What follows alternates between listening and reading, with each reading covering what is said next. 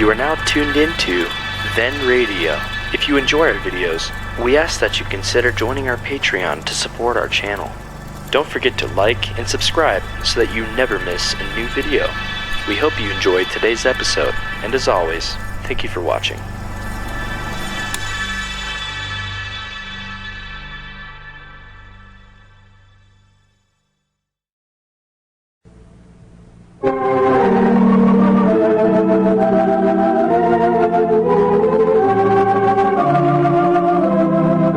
See what's going on down in Pine Ridge. Well, as we look in on the little community today, we find the old fellows in the Jotham Down store, following the end of the pie eating contest. Cedric, a contestant, isn't doing so well. Listen. Cedric, for the land's sakes, please cut out that moaning and groaning. Oh, I don't feel very good, Mr. Abner. Oh, I wonder if it could be something I ate. Oh, I don't think so. All you ate in the contest was just 13.5 pies. I thought sure you'd do better than that, Cedric. Well, I did, too. I don't know what was the matter with me. You ought to be ashamed of yourself.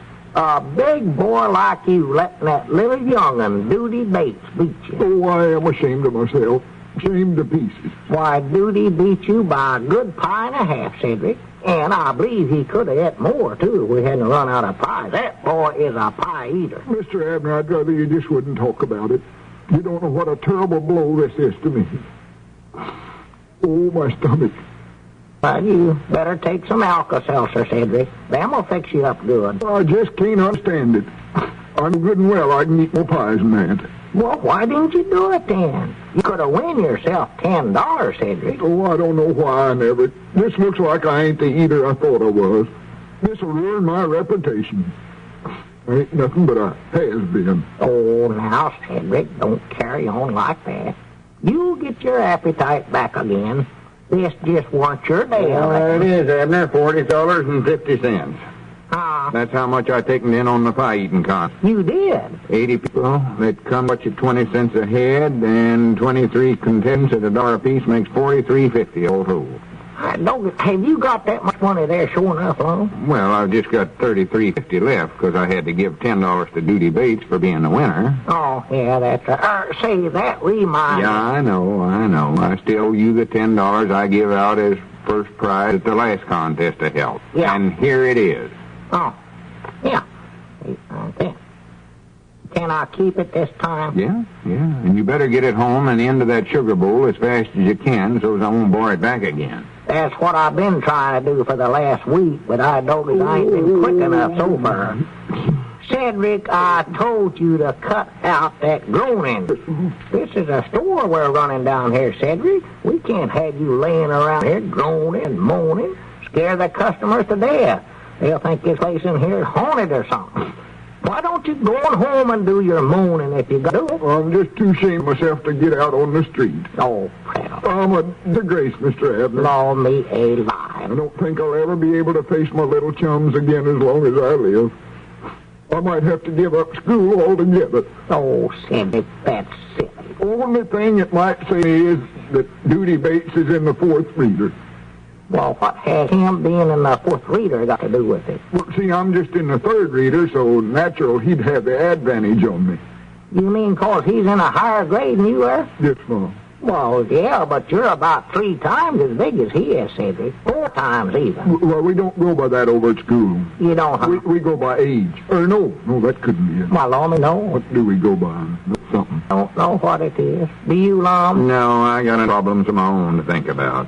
Problems? Yes, problems. Well, I thought you was pretty well straightened out by now. You finally got shut of all the apples, and all them apple pies, too. You got me paid off for now leastways. You got yourself about $23 profit. Yeah, but what good is $23 when you got to raise $300? Oh, I know, 'cause that's right, ain't it? Yeah, you still got to pay for that pie or you give the church. Yeah, and the worst part about it is I've just got about 2 weeks left to do it in. Oh, will your 30 days be about then? Yeah, I got it on 30 days approvals, and that's been about 2 weeks ago. Oh. I ain't figured it up exact. Well, I dog it in. You're going to have to get busy around here long. Hey, Mr. Adner. What is it, Cedric? What do you think is the most important being the winner of a pie contest or being the only feller in the third reader with a Social Security card? Well, law me, I don't know, Cedric. Say it's a feller with a Social Security card. All right, it's the fella with the Social Security card. Oh, you know that you mean that, though. You're just saying it, ain't you, Mr. Abner? No, I ain't. Yes, you are, too. I'm a disagree. Cedric, now stop that blubbering. I just won't put up with it down here. Help it, Mr. You ought to Abner. see yourself, a big boy like you. I'd know he's 6 foot 4 inches tall, standing there blubbering like a little baby. I know it. Tears running down your face there, big as basketballs. Look at yourself. Now, you straighten up. Ought to be ashamed of yourself. That ain't that big. Ain't no bigger than a soda biscuit. Well, you ought to be ashamed. A big blubbering boy. That's all Well, you'd you are. blubber, too, if you'd lost the world. The world? Yes, ma'am. I'm a failure. It's terrible. I'm a failure. Oh, my goodness. For pity's sake, Cedric, hash that up. Yes, right now, I too. wouldn't be so out in public acting the way you are. I know, but you're used to being a failure, Mr. Lum. What was that? Well, this is something new for Cedric Wolfgang Weehunt, holder of Social Security card number 148-79-. All right, Cedric, just cut it out now. I've stood all I'm going to. You don't reckon they'll take it away from me, do you? Take what away from you? My Social Security card. Oh, no, of course not. You won't tell the government about me losing the pie-eating contest, will you? Cedric, the government don't give a hang whether you lose or win that contest.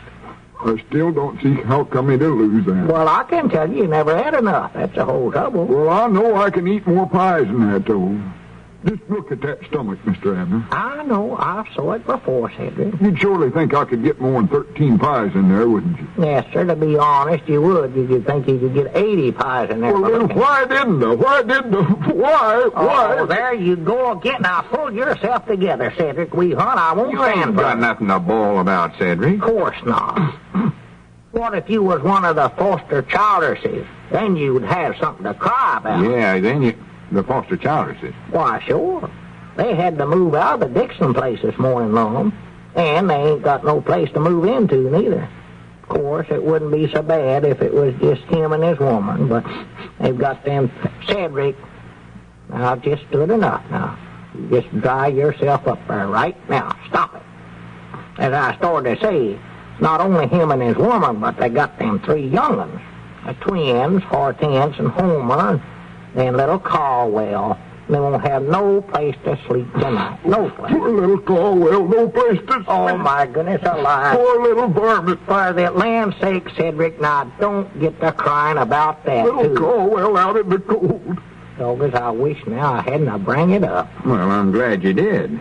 They ain't got no place to live, something more to be done about it. Well, more likely the worst trouble is them children of them. Them's the worst batch of young'uns I ever seen in my life. I know they're misbehaved pretty bad. Oh, Lord, that little Caldwell, he is a sight, that young'un. I know when they're putting up over to Dixon's there, I don't know how they stood it. Me neither. Pan of ashes spilled there in the parlor floor. Yeah, I was over there one morning.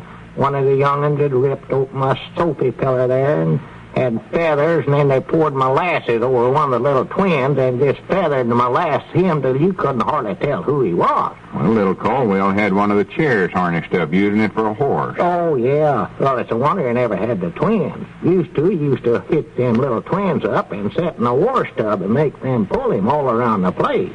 Right through the house. Why, sure, they do it all the time. And that pig of theirs, you know. That pet. Yeah. Well, of course, he follows them every place they go. Yeah, it was cute when it was little, but granny's that thing will weigh 400 pounds. Why, big enough for the youngest to ride now. And that dog gets to chasing the pig, and then the pig will chase the dog, and then both of them will chase the young'uns in the house, out through the back, in through the front. Oh, it's a madhouse over there. Oh, and they sleep with the thing. Oh, I know it. That ain't healthy. I Of course, would. the pig has done well. Oh, yes, he looks good and healthy. Dog is as big as But we everyone can't I have ever a seen. situation like that here in Pine Ridge and not do nothing about it. Well, there ain't a whole lot you can do about it, Lum. There just ain't no place for 'em to move to. They just look everywhere. That's Granny's, there's bound to be some place for 'em, and I ain't going to rest till I find it. Well, now, just whereabouts are you going to look at? Cedric, stop crying about little Caldwell. I ain't crying about him. I'm back on myself again now. Oh, I know I'm a better pie eater than that. Lord me, that boy. I think the first thing I'll do is go over to Squire Scamp's office and see if he ain't got some kind of a little old place he can rent him, even if it's just temporary. Well, you can try, but I don't think you can find nothing, Lum. It just ain't a thing in Pine Ridge. Well, I'm going to find out anyway. While I'm gone, I want you to stack up all them pie pans. I think the women folks wants to get them back. All right. I'll be back directly. All right. Cedric, give me a hand with these pie pans here. Mr. Abner, I don't believe I could stand to look at them things. Just keeps reminding me of what a terrible failures I am. Oh, fiddlesticks. Come on, get up and help me now. It'll do you good, Cedric. Come on now. Mr. Abner, I just know I can eat more pies than that. Cedric, I wish you'd quit saying that. Well, I know I can, though. Well, what makes you think so? You never done it. Well, I can prove it by Mr. Luke Spears. Luke Spears? Yes, Mom. What's he got to do with it? Because he seen me do it. Do what?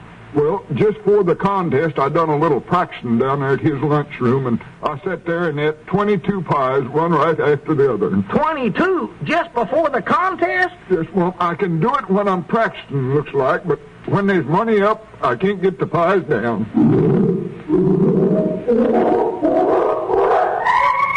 Well, it might just be a case of being overtrained, Cedric.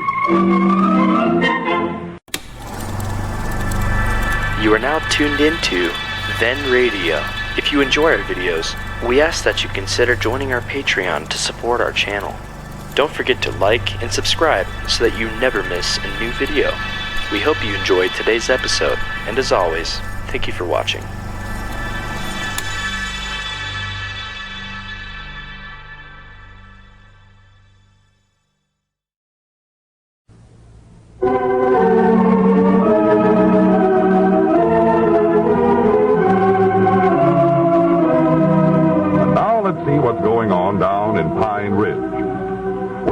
In on the little community today, we find Abner in the Jotham Down store talking to his friend, Grandpappy Spears.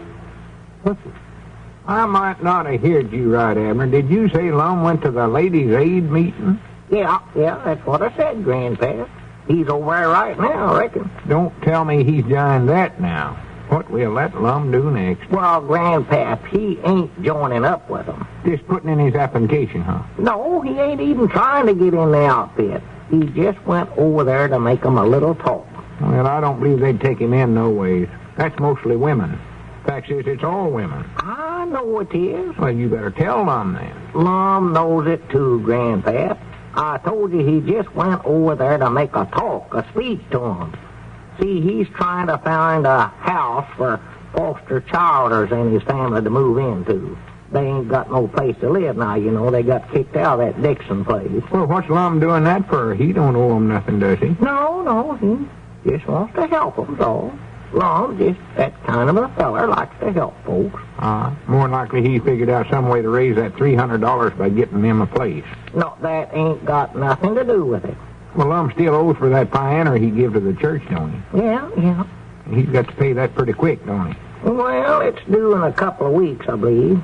But I know that ain't got nothing to do with Lum trying to find them a house. No, I know it ain't either. That's mighty nice of him to get out and try to rustle them a place. Why, sure How come I'm leaving a Dixon place? Well, the Dixons is coming back here, so I heard, and they were just renting the place temporary, so they've got to get out. But there ain't no other place around here. That's the whole trouble. Yeah.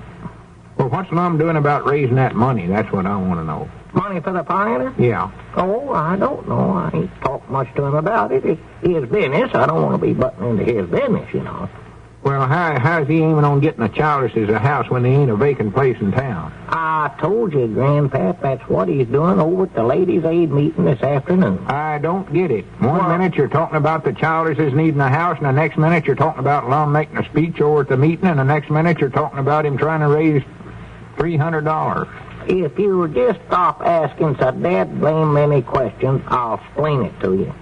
Explain what to me? Oh, my goodness. Trouble with you, Abner. Look, Grandpap, if you don't want to hear this, I don't care. You was the one that brung it up, not me. Well, not don't a man I raise can't talk. talk. Quit raising your voice at me. I'll raise my voice at you any time I want to. Trouble with you is you're always trying to pick a fuss with somebody. If you want to scuffle, just get out here on the front walk. I don't want to scuffle. Now, sit back down there. I don't want to have no trouble with you. My doggy's never seen such a fella. Just skip the whole thing.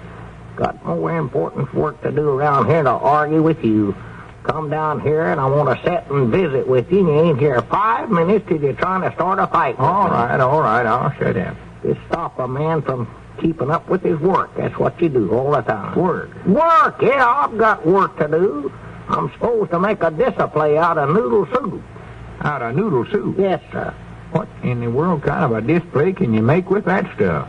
You're going to have an awful mess around here, Abner. It's in the cans, Grandpa. Oh. I just wished I could study up something different for a change. I've been running things over in my mind. Lum always leaves that up to me, to stack the canned goods up and display them. And all I can ever think of to do is just stack them up in a triangle, sort of, I reckon you'd call it. Where they come to a point up at the top. Yeah, why don't you try starting with the point at the bottom and work up? No, I guess that wouldn't hurt. I know it wouldn't. I tried it. That's how I broke that window light out there in the window last year doing that. Over at the ladies' aid meeting, huh? Huh? What kind of a talk's he making them? Huh? Oh, well, see, the main idea is to trap the widder Cobb into asking the foster childerses to come over and live at her place. Leave it to Widder Cobb's place? Yeah, that's what he's got in mind. Oh, she'll never do it. No, she'll never in the world do it. Well, she won't hardly let nobody step in her parlor, let alone live in there. I know it. That's why Lum's got to trap her into it. He'll never do it. Well, I'll admit it's going to be hard, but Lum thinks he's got a pretty good plan studied up. See, he went over there to see the widder this morning and asked her about it, and she just turned him right down flat on the whole deal. Well, natural. I could have told him that before he went and saved him a trip. Yeah, well, he thought his magneto-personalities would win her over, I think. Yeah, if you want my opinion, that magneto of his has always had a short in it. Yeah, well, he tried it anyway, because, see, he looked the whole town over, and that was the only place he could figure out for him to live. Well, that ain't no place for him. I can tell him that right now. Well, no, might not be the best in the world, but there she is, Grandpap, living all alone in that big house of hers, with a couple of extra rooms just going to waste, you might say. Near as I can see, that whole house is going to waste. She don't live in it, she just guards it. Oh, yeah, she's awful fussy about it. How does Lum think he's going to trap her into it? Well, Lum's going to get up at the meeting and go through a long rigmarole about how bad the Childers family needs a place to live in, and how a community like Pine Ridge oughtn't to let anybody be homeless and all that. And then he's going to ask if they weren't somebody there that was living all by themselves that had a couple of extra rooms that they could spare. Well, is the widder Cobb at the meeting? Why, sure, that's the whole point. See, Lum figures that when he asks that, why, everybody starts studying. And right away, they'll all think of the widder Cobb. And she'll know that's what they're thinking, too. So there won't be but one thing for her to do, and that's to just stand right up and say that she'll take 'em in with her. Yeah, put her on the spot, huh? Yeah. I know it might work, too, I'll tell you that. That Lum's pretty smart on that psychology business. Well, it would with anybody else, but with her, I don't know. Yes, She's just too pigeon-toed persnickety with that house. Every spavined-legged thing in that place is just so. Yeah, well, it won't be when little Caldwell gets in there. Little who well? Caldwell. He's the oldest Childers youngin. Oh, yeah. Little tow-headed boy there. That wild little Indian. Yeah, I know him. Oh, he's a terror, that boy. I almost hate to see him come to the store to buy liquor sticks. He generally busts something before he gets out of here, or turns something over. One fell in the pickle barrel here one day. I had to fish him out of there and pump him for 30 minutes to get the breath back in him. Oh, and then he carries that hog around with him. Oh, yeah, that thing follows him every place he Little goes. red shoat. Well, it ain't so little now. It was when they first got it, but that thing weighed 350, 400 pounds now. Follows him every place. Bigger than Caldwell. Yeah, oh. And, of course, them twins is just about as bad, Hortense and Homer. Yeah, but they're younger. They ain't but 4, I believe it is. Yeah, but there's 2 of them to make up for it. Yeah. 2 of them 4, that's 8. I I just hate to think what they're going to do to the widow's parlor over there. Oh, Lord. You know, she has got an awful nice place. Oh, she has. She's got the best place in town. Got that red plush sofa and that flowered carpet on the floor. Ain't nobody else in town to measure up to that, I'll tell you that. No, and that fancy gramophone with the Morning Glory speaker. Oh, yeah. Oh, she's got the latest stuff. There's no doubt about that. And You know, Uncle she- Josh records, she's got to just love to listen to them. You know, she's got that place just chock full of genuine mission oak furniture. Yeah. All regular veneer, too. None of that hardwood junk. Oh, I know. Elizabeth just give anything she's got to get a dining room set like that. Upholstered in genuine leatherette, too. Yeah, but law me, we can't afford nothing like that. I'll bounce you that outfit cost $30. $29.95. Well, I missed it a little there. Charity showed it to me in the wish book 1,000 or 100 times. Yeah. She just loves it. Oh, Elizabeth sits there in front of the fireplace in winter and just looks at that wish book, just drools for that mission oak stuff. Yeah, I reckon the widow's envy every woman in town.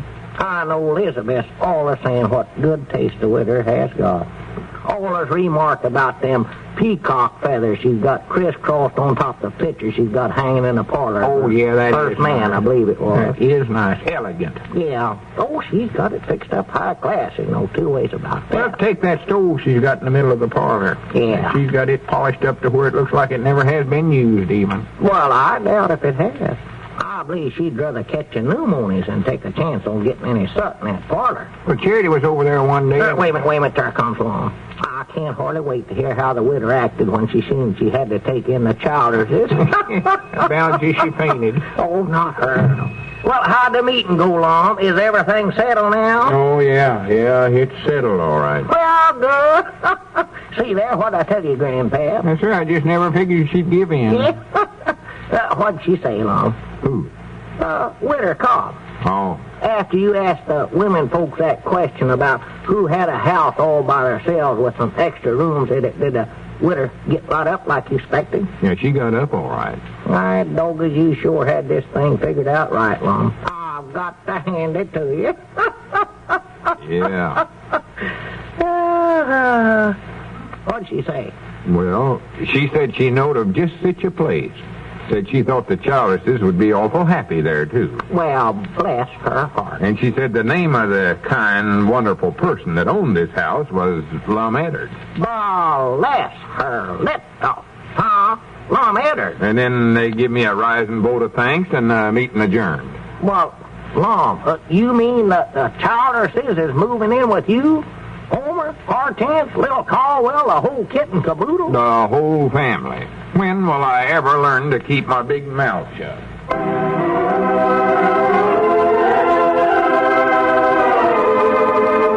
Be it ever so humble, there'll be no place for Lum.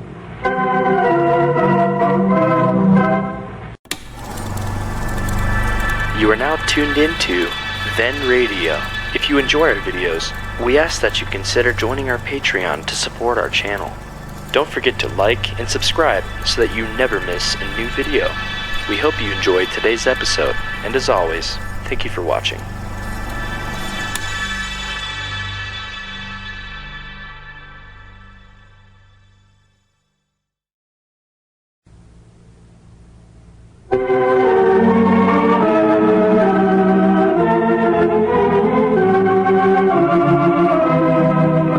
See what's going on down in Pine Ridge. Well, as we look in on the little community today, we find Abner in the Jotham Down store helping Cedric Weehunt make a purchase. Listen. Well, hurry up, Cedric. Pick out the school tablet you want, or you're going to be late to school yourself. Well, let me see all the different kivers you got on them again now. Cedric, I showed you all of them 100 or 1,000 times. Why don't you just take that in there with the picture of the Indian on it? That's all that's good. Well, I've had 2 of them Indian kivers so far this year, and I don't believe you can do problems very good in them kind of tablets. That big chaff is awful popular. I'm feared I'm getting in a rut. I want something different this time. Well, I don't see why it makes no difference, Cedric. What you want them for is the writing paper that's on the inside of them. Well, kivers are importance, Mr. Abner. Oh, Lord me alive. Well, here. Take that one with the picture of the bears in Yosemite Natural Park there. Well, I don't know. Wish Mr. Lum was here to help me pick one out. Well, he ain't here yet, Cedric, and I don't know when he will be, neither. Foster Childers and his family moved in with Lum yesterday, you know. They did? Yeah, they're living over there now. Little Caldwell and the twins and all of them? The whole family. They couldn't find no other place to live, so Lum taken them in with him. And I reckon they're more likely still moving furniture around or something. You know how particular Lum's always been about his place. Had all the furniture sitting in the same place for years. Well, he must not be very particular having them over there. Well, I know Miss Childers being a woman, she's going to move every piece of furniture in the house when she gets over here. But here, Cedric, how about this tablet with the picture of this Indian girl standing up in a canoe there? No, I don't want that one. Well, why not? I think that's awful pretty. There, look at them beads around her head. That's so silly, her standing up in a boat that way. I just keep worrying for fear she's going to tip over. It's just a picture, Cedric. Now, hurry up and pick one up. I can't stand here all day long. I've got work to do. You've been here an hour and a half, Cedric. Well, sit down, then. I don't want to rush into this. I want to be sure and get the right picture. Don't forget, I've got to live with this tablet. How about that and with that Indian there with his hand up to his eyes looking for his horse and he's sitting on it all the time? No, I don't like that one. That's awful pretty. The end of the trail. Duty Bates has got one of them. He has, huh? Let's see now. You ain't got any of them with the movie stars on them, huh? No. That's what I'd really like to have. I'd like to have one of Roy Rogers on there. Roy Rogers? Yes, Mom. Well, he's my hero. He is, huh? Yeah. Oh, he's good, all right. Yeah, he's got a show going on the radio, I believe it is. Starts Saturday night. Sure enough, I want to be sure and listen to that. Reading about it in the paper this morning. A Saturday night roundup, I believe it's called. Who are they going to round up? I don't know, Cedric. I just seen it in the paper. I just can't wait to hear it, though. Who all else is going to be on there? Oh, I don't know. There's a lot of them that's going to be on there. I don't know who all. Gabby Hayes is going to be on there for one, and Pat Buttram. No, old silly Pat Buttram. That country feller, you know. He's a country. He's the ignorantest feller I ever seen. Yeah, that feller's a hillbilly, I believe. Yeah, he's country. There ain't no doubt about it, Cedric. But I ain't got time to talk to you. Now, hurry up. Which one do you want, Cedric? Ain't got none of Lana Turner on there. No. Or Lassie. They're all gone, Cedric. Special Lassie. No, she's come home. Who? Lassie. Well, we never come to this store. Home too. I don't know. No, well, we ain't got none, Cedric. Now, just go ahead now. Pick out what you want. Let's see now. Wait a minute, there comes Mr. Lum. Goody, now he can help me. Yeah, for the land's sakes, I'll sure be glad to let him help you. I can't seem to do no good with you. I kind of favor that one with the buffalo on it. Sort of reminds me of my Uncle Dave. Yeah. Morning, Lum. Morning, Abner. Ain't you supposed to be in school, Cedric? No. He's taking up books as I come past there. He can't decide what kind of a cover he wants on his writing tablet, Lum. What do you say, Mr. Lum, the buffalo or the northern lights? Well, I don't know, Cedric. I believe I'll take Uncle Dave, the buffalo. Well, good. Carry here. That's a nickel, Cedric. Cash. There you are. All right. Thanks for helping me, Mr. Lum. Oh, that's all right, Cedric. Better hurry now. You won't even get there for recess. Yes, Mom. Well, I'll see you after school. Yeah, that'll be fine. Oh, I wish that boy would trade summers else. It ain't worth it. Grannies. Hey, what's the matter with you, Lum? I'm wore to a frazzle. Well, you look just plumb wore out. Wore to a frazzle. What's the matter? What's happened to you now? You look just plumb wore out. Hey, you'd look wore out, too, if you'd have been through all I have. Can that young'un kick? Well, what young'un? Little Caldwell. Oh. That kid's got the sharpest heels I ever seen on a human. Did he kick you? All night long. Me and him are sleeping together, you know. Well. On the Davenport in the parlor. Well, what are you sleeping out there for? Why don't you sleep in your bed? 'Cause Mr. and Miss Childers might object. Ah. That's where they're sleeping. Did they take your room? How come you to give them that, Lum? I never give it to 'em. Everybody started to go to bed, and somehow or other, I wound up on the Davenport with little Caldwell. Well, you ought to be faster on your feet than that. Where'd the twins sleep? On the Davenport. Ah. Down at the foot end. Oh, my goodness. My granny's that arrangement has got to be changed, too. I can't sleep all doubled up that way. I got a whole team of Charlie horses in each leg. Well, why didn't you straighten out your legs? That Davenport's long. Every time I did, I'd shove one of the twins out on the floor. Oh. And I'd have to get up and put them back in bed again. Couldn't they even get back in by themselves? They never even woke up.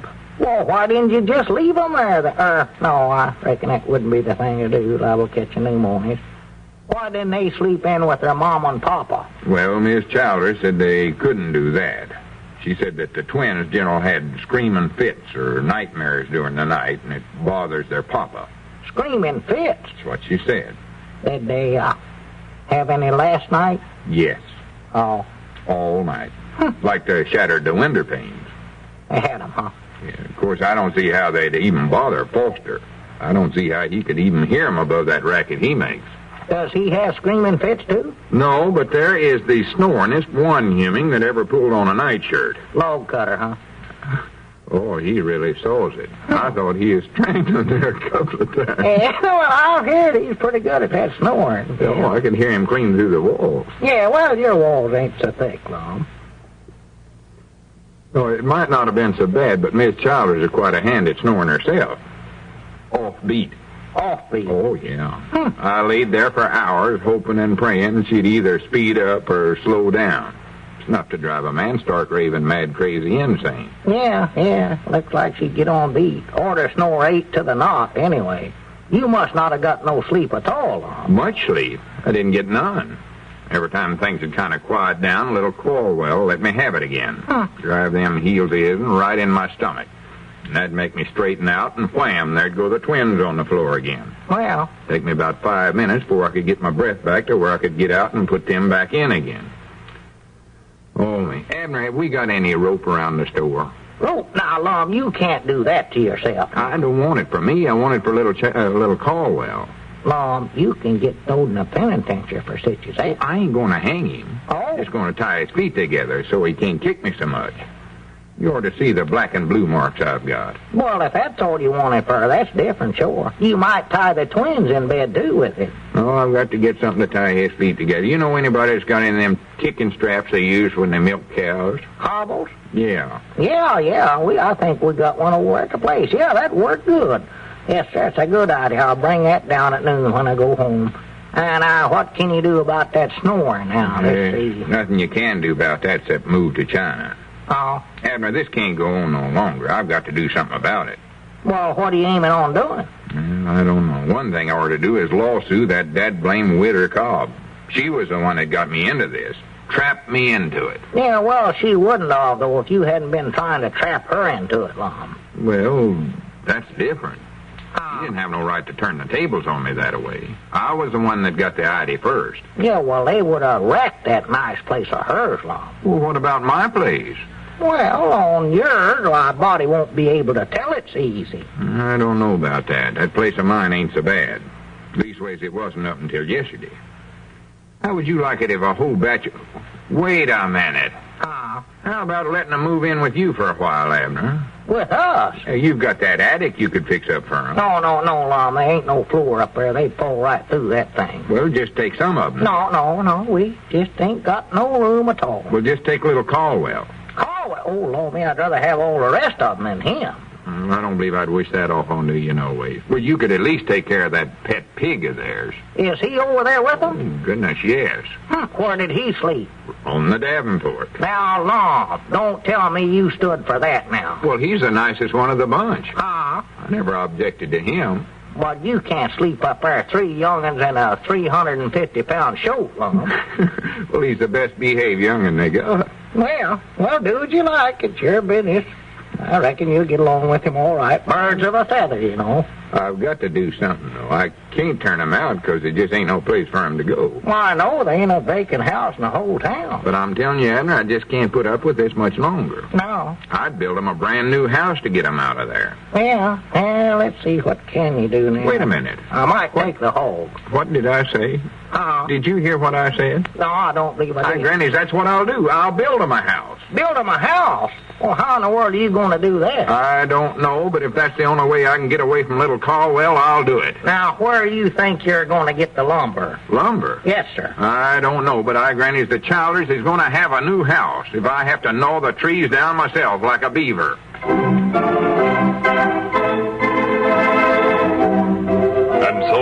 Edwards becomes the building tycoon of Pine Ridge.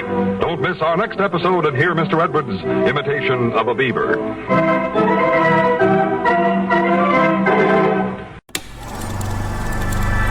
You are now tuned into Then Radio. If you enjoy our videos, we ask that you consider joining our Patreon to support our channel. Don't forget to like and subscribe so that you never miss a new video. We hope you enjoyed today's episode, and as always, thank you for watching.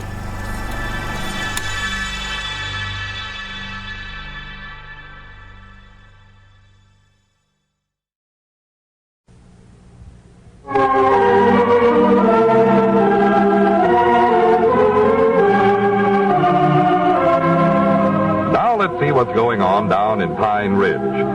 Well, as we look in on the little community today, we find Abner in the Jotham Down store. Lum and the pig are just entering. Listen. Hey, Abner, come here and help me keep this dad-blame pig out of the store. Where'd you get him? Don't ask questions. Just shut the door fast while I shove her outside. Sure. Get out of here. Get out of here. Get out of here. That damn thing follows me everywhere I go. Is that pig that belongs to the Childers young'un? Yeah, that's their pet. Yeah, I thought I knowed him. Yeah. Twice as big as all three of them young'uns put together. Well, how come it's following you around instead of them? I don't know. I reckon I made the mistake of feeding it last night. But the only reason I done that was to get it out of the house. Are they still bringing that pig right in the house? Oh, yeah, the young'uns insist on him sleeping right there in the parlor. Well. But I'm putting a stop to that. 4 of us is enough on that Davenport. Oh. How did you and the twins and little Caldwell get along last night, Lum? Well, it was the best night so far. Well, good. Little Caldwell forgot to take his shoes off before he went to bed. Instead of kicking me in the stomach, he kicked me in the head. The head? Yeah, and I don't recollect a thing that happened after that. Thanks to little Caldwell. Well, bless his heart. Leastway, it's one way for me to get some sleep at night, but I don't know how long my head'll hold out. Well, why don't you try kicking him in the head for a change? That'd break it up some. No, I couldn't do nothing like that. I will admit there's times when I feel like that'd be the best thing for the little terrier, but, well, his mama and papa think the world and all of him. Yeah, natural. His papa's pretty stout, too. Yeah, well, his mama ain't no midget herself, neither. No, but I won't have to put up with them living at my place much longer, I can tell you that. Have you found them another place to move to? No, I'm going to build them a new house, don't you recollect? Lum, are you still serious about that idea? Why, sure I am. Figured out just how I'm going to do it already. Now, Lum, where do you think you're going to get the money to build a new house? Who needs money? Huh? All you need is brains, and I've got a whole head full of them. Lum, you need money, too. You've got to buy a lot, and the lumber, pay a carpenter, I don't know what all. Don't worry, I'll get all of them. If you'll step aside and let me get to the phone, I'll show you just how you can do things if you use your head a little bit. You ought to be thinking about raising money instead of spending. You still got to pay that $300 on the pie-in or you give the church. Who you calling there? No, Widder Cobb. Well, what do you call her for? She told you once, Lum, she don't want none of them Childerses over there at her place. I know it, but she owns some lots, and wait a minute. Hello, is this Miss Cobb? Can't keep up. This is Lum Edwards. Ma? Oh, no, I ain't still mad about that. The fact is, I sort of enjoy having the Childer staying with me. Special little Caldwell. Well, what I was calling you about is them lots you own. I'd like to buy one of them. With what? Well, I want to build a house on it.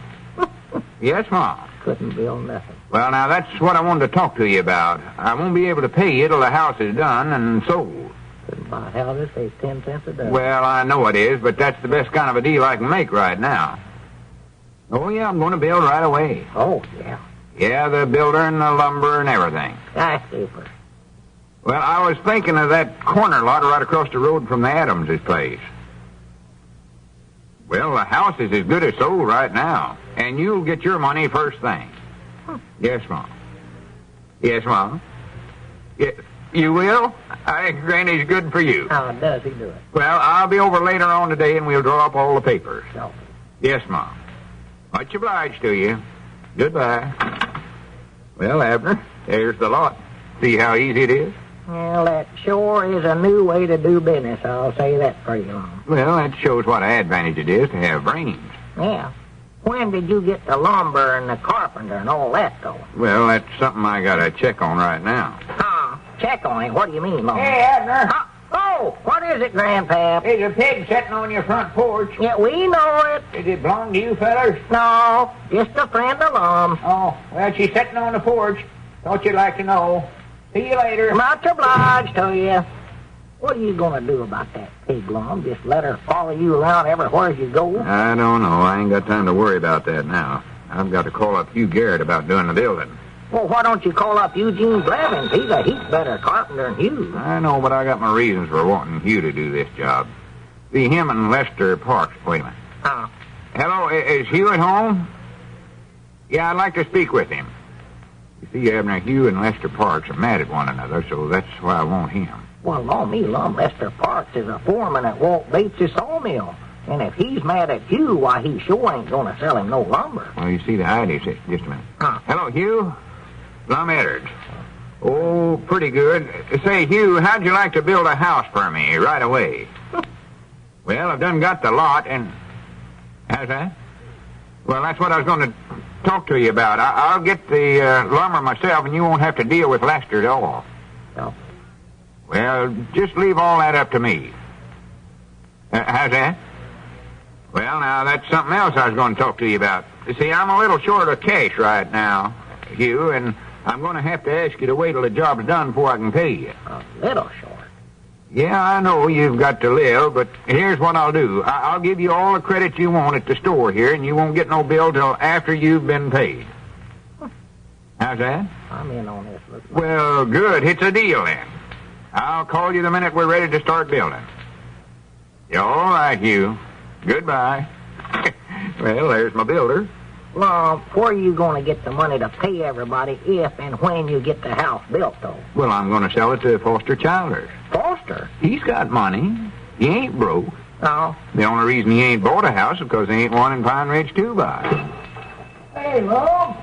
Oh, what is it, Ulysses? Hey, Lum, there's a pig sitting on your front porch. Yeah, I know it. Yeah, okay. It belong to you, Lum? No, I'll say it don't. Yeah, okay. Just thought I'd tell you there's one out here. Mom, you ought to get shut of that pig.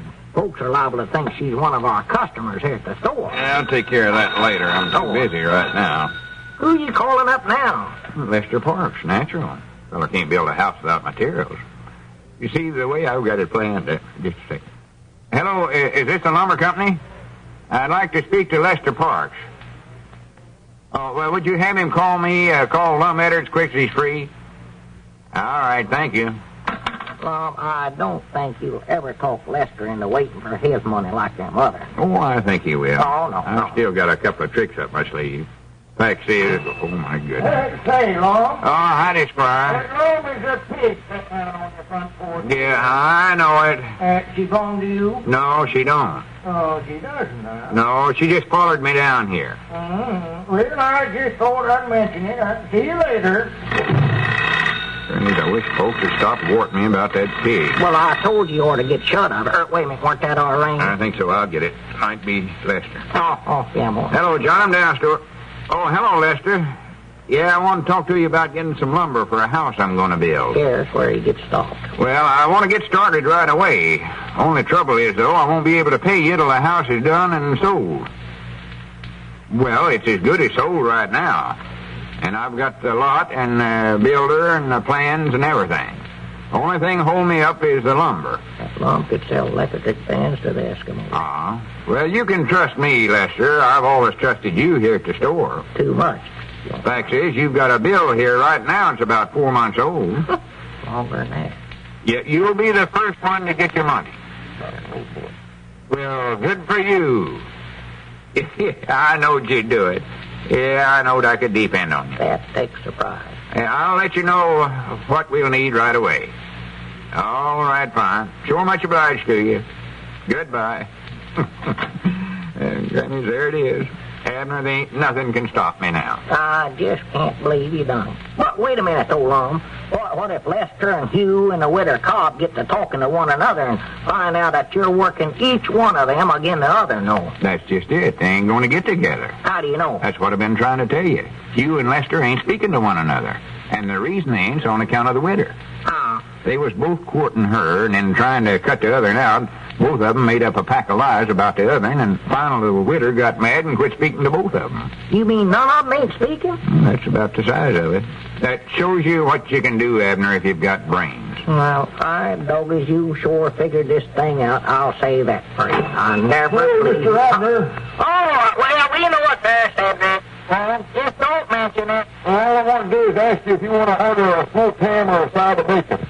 Side of bacon? Yes, ma'am. It'll be about a month or so before you can get it. Are you selling it, Cedric? No, Mom, Mr. Squire Skimp is. I'm just taking orders first. Well, Squire ain't got no home. Now, wait a minute. Cedric, did you see a pig sitting on our front porch there? No, Mom. I don't as long that takes care of the pig. There's one less worry for you. One less worry, nothing. If I go home without that pig, little Caldwell won't stop with kicking me off the Davenport. He'll kick me clean out of the house. Huh? Come on, Abner. We got to save her from Squire Skimp before she gets to be pork chop.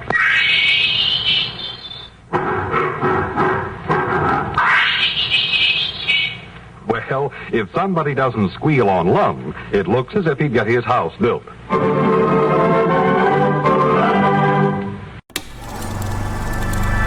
You are now tuned into Then Radio. If you enjoy our videos, we ask that you consider joining our Patreon to support our channel. Don't forget to like and subscribe so that you never miss a new video. We hope you enjoyed today's episode, and as always, thank you for watching.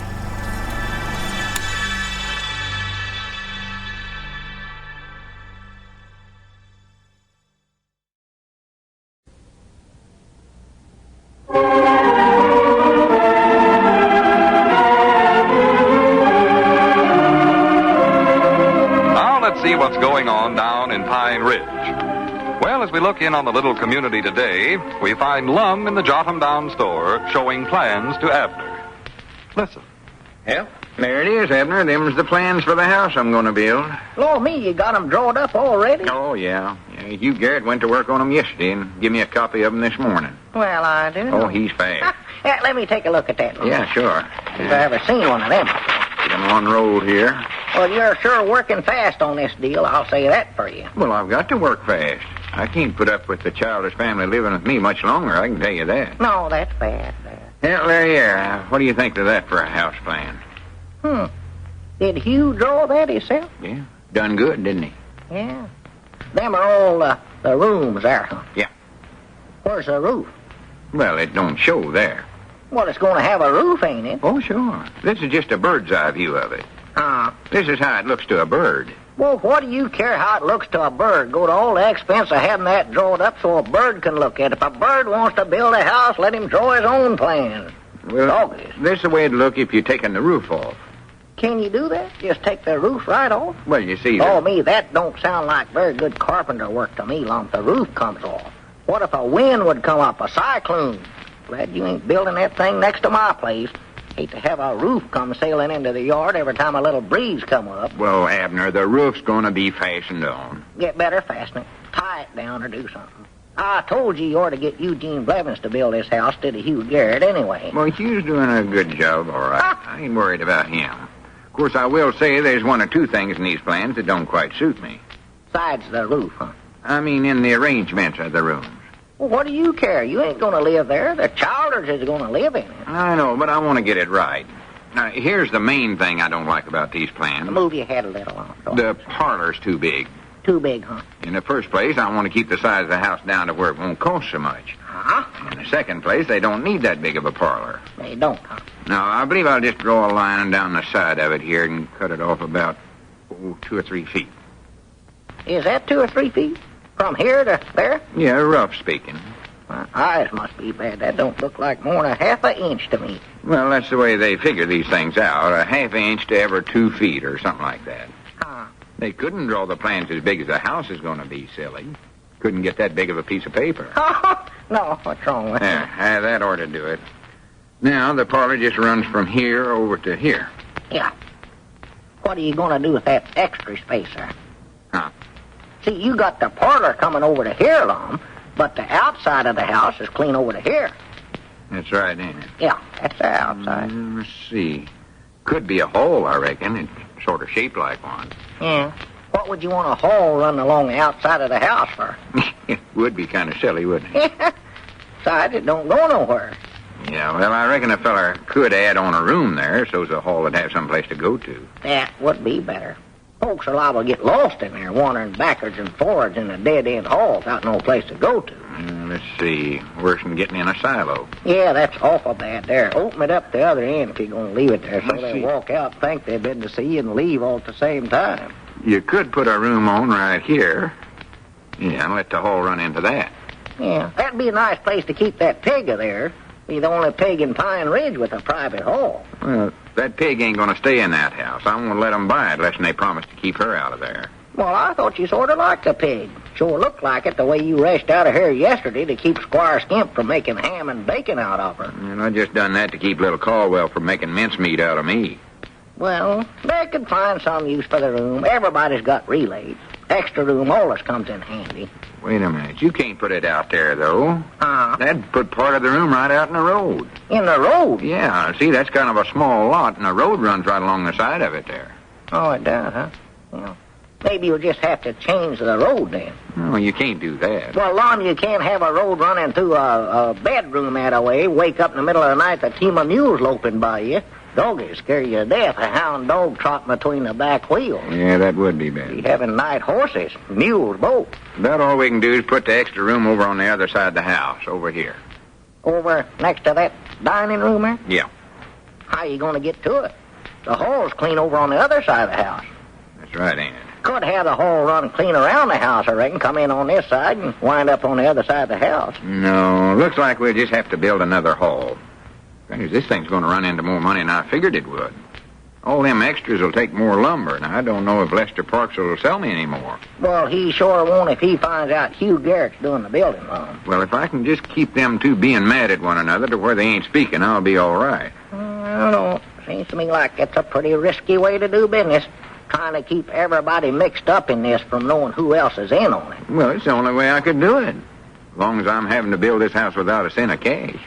See, Lester thinks that I've paid for the lot and that I'm paying the carpenter. Yeah. And Hugh thinks that I've paid for the lot and the lumber. And the widder Cobb thinks I've paid for the lumber and the carpenter. That's what I say. That's a risky way to do business. If any one of them finds out you ain't putting up a cent of money, Lum, they're going to call this whole thing off. Well, I've just got to keep them from finding out, that's all.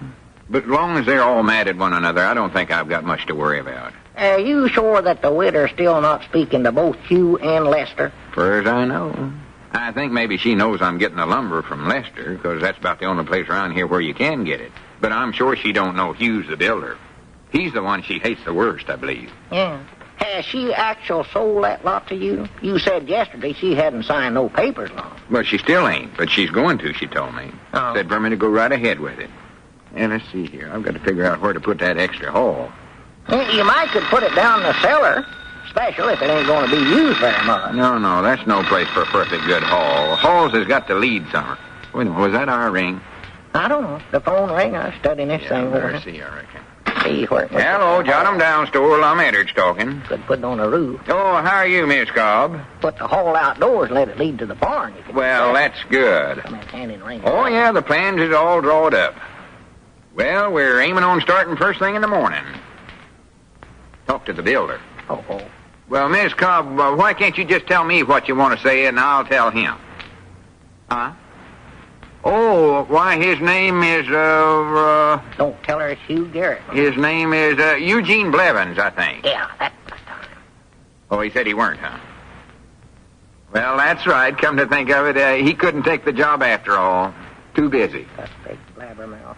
Well, tell you the truth, I'm building it myself. Oh, Lord. Baby. Oh, sure, I know all about building houses. No telling where that hall will wind up. Well, it's a surprise to me, too. I mean, well, just a second, let me check. Abner, let me see them plans. Yeah, sure. What's all the fuss about now? Oh, the widder says she ain't going to sign the paper on the lot till she knows what kind of a place I'm going to build there. Don't want no ramshackle house on it. See here, foundation. You see where it says what kind of a foundation it's going to have? I don't even know where to look. Well, find it. I'm supposed to know all about this. Well, I don't know where it's at. I've got to tell her something. Hello, Miss Cobb. Why, the foundation's going to be down at the bottom. Yep, here it is.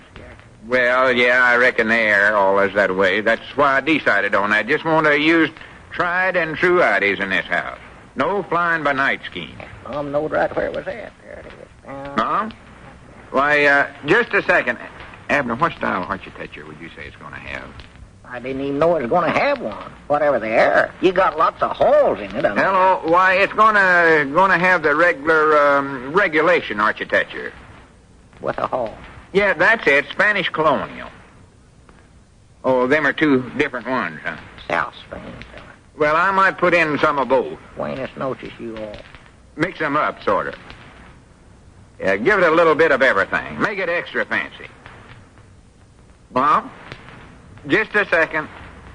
You know, Abner, I don't think she much believes me.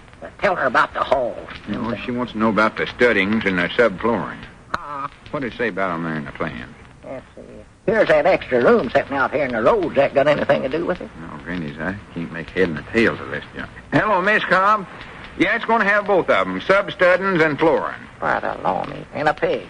Well, whatever size fits. Oh, well, I don't know. Let's see. I'd say about, huh? That Lum knows a bit. Going to do what? Oh, now, Miss Cobb, you don't want to waste your time standing around over there. What? Hello? Hello? Hello? Hang up on you? Yeah. Granny's, how am I going to get around that? Around what, Lum? You know what that old busybody's going to do? That's what I'm trying to find out. She said she's going to be over there in the morning when I start building and see herself what kind of a house I'm putting up. Oh, the minute she sets eyes on Hugh Garrett, Lum. But she ain't going to. How you going to keep her from it? I don't know, but I've got to study up some way to keep that woman away from there. I've got to do it before tomorrow morning.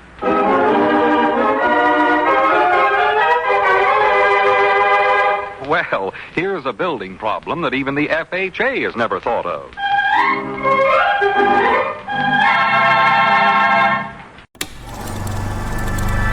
You are now tuned into Then Radio. If you enjoy our videos, we ask that you consider joining our Patreon to support our channel.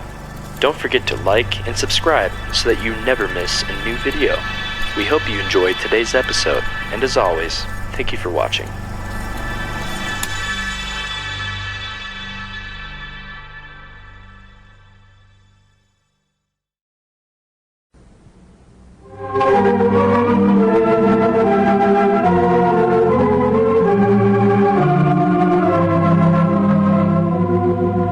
Let's see what's going on down in Pine Ridge. Well, as we look in on the little community today, we find Abner in the Jotham Down store explaining Lum's building arrangement to Grandpappy Spears. Listen. Hey, what's the widder Cobb going to be out there for? Is she going to help build this house? No, Grandpap, she just wants to make sure that Lum's going to put up a decent-looking house, not some little old shack out there. Well, what does she care about that? She ain't going to live in it. The foster childers is there. Why, yeah, but it's being built on her lot. See, Lum bought the lot from her, but he ain't paid her no money for it yet. And she claims it's still her property till she gets the money for it. Well, when's Lum aiming on paying her? Not till after the place is built and sold. Huh. Well, I never heard of a spaven-legged arrangement like that before. Yeah, well, that's the way Lum's building the whole thing. He made the same deal with Hugh Garrett on the carpenter work, and with Lester Parks on the lumber. Lester Parks? Yeah, he's foreman over at Walt Bates' sawmill, you know. Oh, yeah. He handles all the selling and all that over there for Walt. Well, wait a minute. You mean Lum ain't put up a cent of money himself? Not one single red penny. Well, I'll be a monkey spaven-legged uncle. How in the world did all them folks stand still for a deal like that? Well, see, they don't exactly know it, Grandpap. Each one of them thinks that Lum has paid all the rest of them on the job, so it looks like to them they ain't taking so much of a chance, you know. Oh, that Lum. What if they get to talking amongst themselves and find out what old Lum's doing? Well, he figured that out, too. The three folks that's putting up everything ain't speaking to one another. Did old Lum arrange that, too? No, he was just lucky there. See, Hugh and Lester was both sparking at the widder Cobb, and they tried to get the inside track by telling a pack of lies about the other, and finally got to where she just stopped speaking to both of them. Oh, for the pity, Lord, me sakes alive. But I'm afeard Lum's little plan ain't going to work out any too good. Leastways, not after the showdown they're more likely having out there right this minute. Showdown? Well, that's what I'm telling you about. The widder Cobb told Lum last night she's going to be over at the lot this morning, big as life, to see just exactly what kind of a house he's putting up. And natural, the first thing she's going to see is that Hugh Garrett is the builder. Well, don't she know that? Why, of course not. Lum didn't dare tell her that. He finally just had to tell her that he was the builder himself. Him a builder? That's what he told her. Oh, for pity's sake. Lum don't know the first pigeon-toed thing about building a bow-legged house. I know it. He couldn't build a better house than Charles Geiger. Well, he can't build no kind as far as I know. You ought to heard him telling her how he's going to build it. Got himself mixed up something wonderful. Well, he's in a jam again. Oh, yeah, he is. Of course, with him, that ain't nothing new. No. This is the first three-way jam he's ever been in, though. Branching out, huh? Must be. You know, I'm sort of worried about Lum this time, though, Grandpap. He's getting older now. Well, not according to him, he ain't. Well, he is, regardless of what he says. He can't stand many more kickings around, I don't think. He ain't as old as Charles Geiger. Well, I don't know. I know Lum's getting up there, though. He just don't realize what trouble he's got himself into. Well, he never does till it's too late.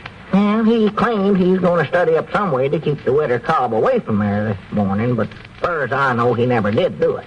Well, I don't know how you could keep the widder Cobb away, no ways. Again, that woman makes up her mind to do something. There ain't no one thing in this knock-kneed world that can keep her from doing it. No, you're right about that.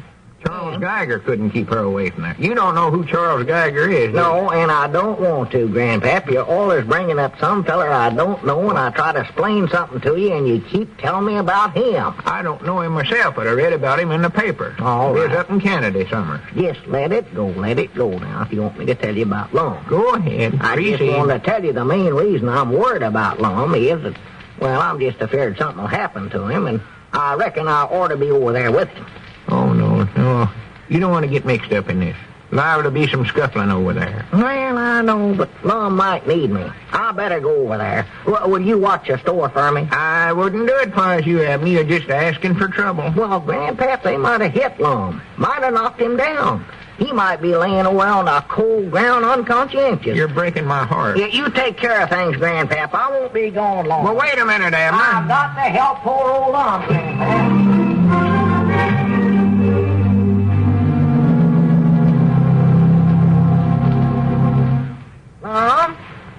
Lum!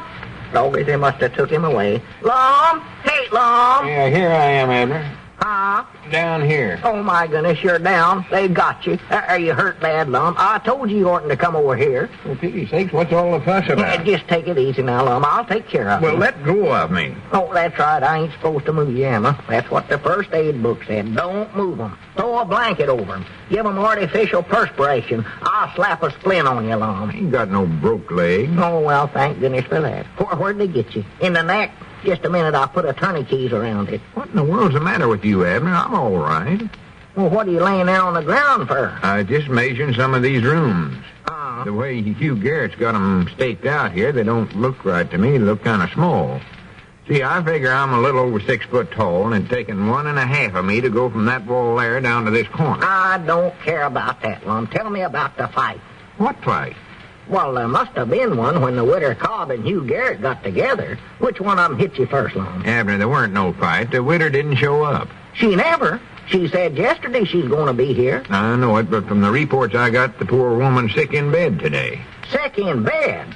Well, if you ain't the luckiest Well, human. now, don't say that, Abner. Here's a poor woman down in bed ailing, and all you can talk about is my good luck. Well, you are lucky. Oh, me, if that hadn't happened to her, you might be the one that's down in bed ailing. Your whole building plans would be ruined, too. Well, that's just the way fate works things out sometimes, Abner.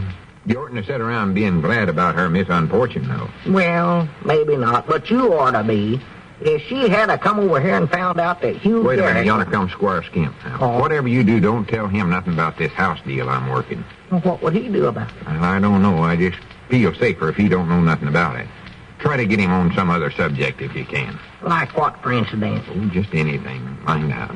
Well, howdy, Squire. Well, gentlemen. Looks like a little construction work's going on over here. Yeah, it does, sorta. Yeah, this must be the place you're building I heard about, Lum. Uh-huh. Lester Parks told me that he sold you the lumber for it, on credit. Evidently, you're trying to build it without putting up much cash. Oh, no, I don't know whatever give you an idea like that. I've got plenty of cash. Well, good. You're just the man I want to see, then. I've just been appointed head of the committee to raise funds for the USO for 1947. The USO, huh? Yes, sir, we've still got a big job to do there, Lum. A lot of people don't realize it, but we've still got 1.5 million men in uniform. And there's a lot that we have to do for those boys. We've got to furnish clubs and camp shows for them. There's an awful lot we've got to do for the veterans in the hospitals, too.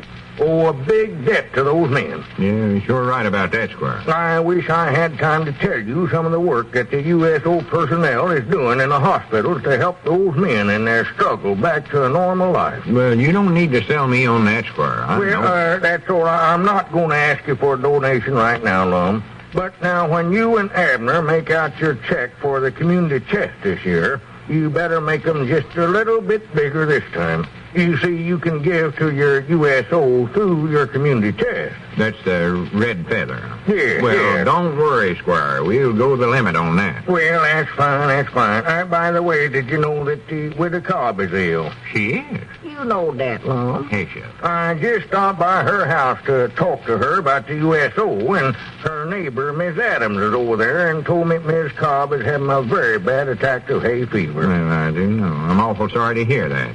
Hay fever, huh? Yes, she's been a long sufferer of that, you know, Lum. Well, that's a shame. Yes, it is. Well, I've got to run along. I've got a lot of people I want to contact yet today. Be sure and make that a good big contribution this time now, man. Yeah, we'll do it, Squire. Glad you brung it up. Yeah, so long, Squire. I don't know where we're going to get the money for that, but we've got to find it somewhere. Hay fever. So that's what you got. Well, if this house ever gets built, Lum, you'll have a good case of hay fever to thank for it. No, I wouldn't say that, Abner. Lum, if that widow Cobb hadn't come down with a hay fever this morning, she'd have been over here throwing a monkey into this whole ranch. Why, she once got to talking to Hugh Garrett. Why, for the land's sake, look at Cedric rushing over here. Huh? Looks like he'd been shot out of a canyon. What's your hurry, Cedric? Hey, Mr. Lum, you've got to get somebody else to take that job from now on. What job, Cedric? Oh, it ain't nothing at all, Abner. I'll talk to you some other time about that, Cedric. Well, I'm telling you, Mr. Lum, I can't sit up there on the roof of the widow Cobb's house and shake goldenrod down her chimney another single minute. Goldenrod down the chimney. Cedric, hush up. So that's how come the widow to come down with hay fevers. Lum, Well, Abner, I've just got to get this house built. Cedric, what's the reason you can't do it no more? Well, the main reason is that I'm getting it worse than she is.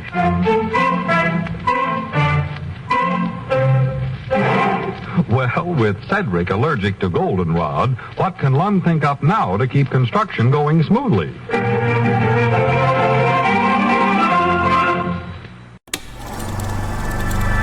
You are now tuned into Then Radio. If you enjoy our videos, we ask that you consider joining our Patreon to support our channel.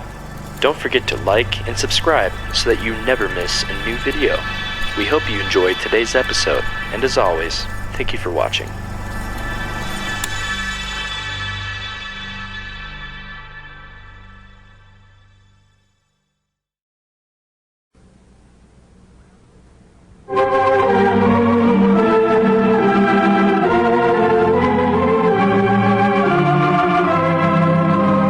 Let's see what's going on down in Pine Ridge.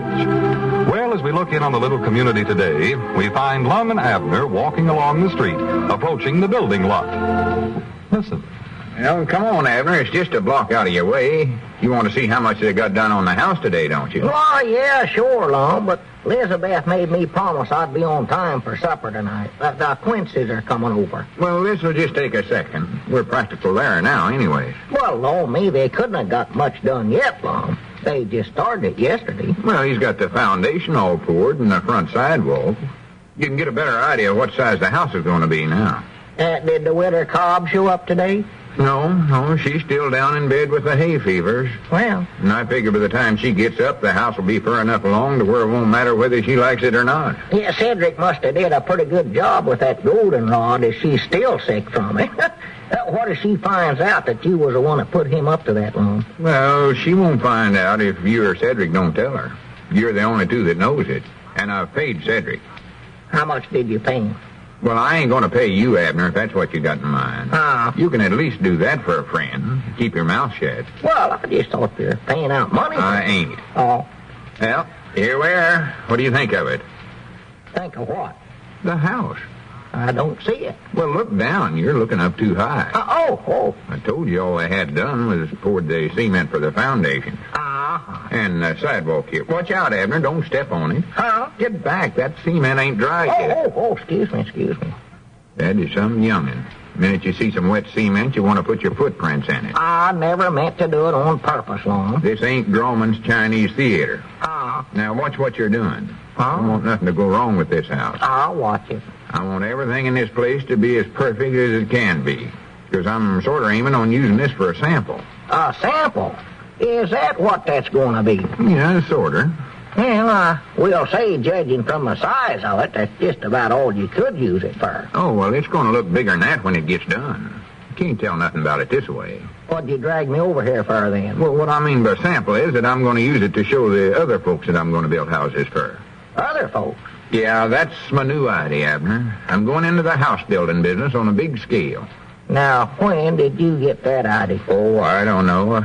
I just got to thinking that if I can build this house here without no cash at all, think what I could do if I had money.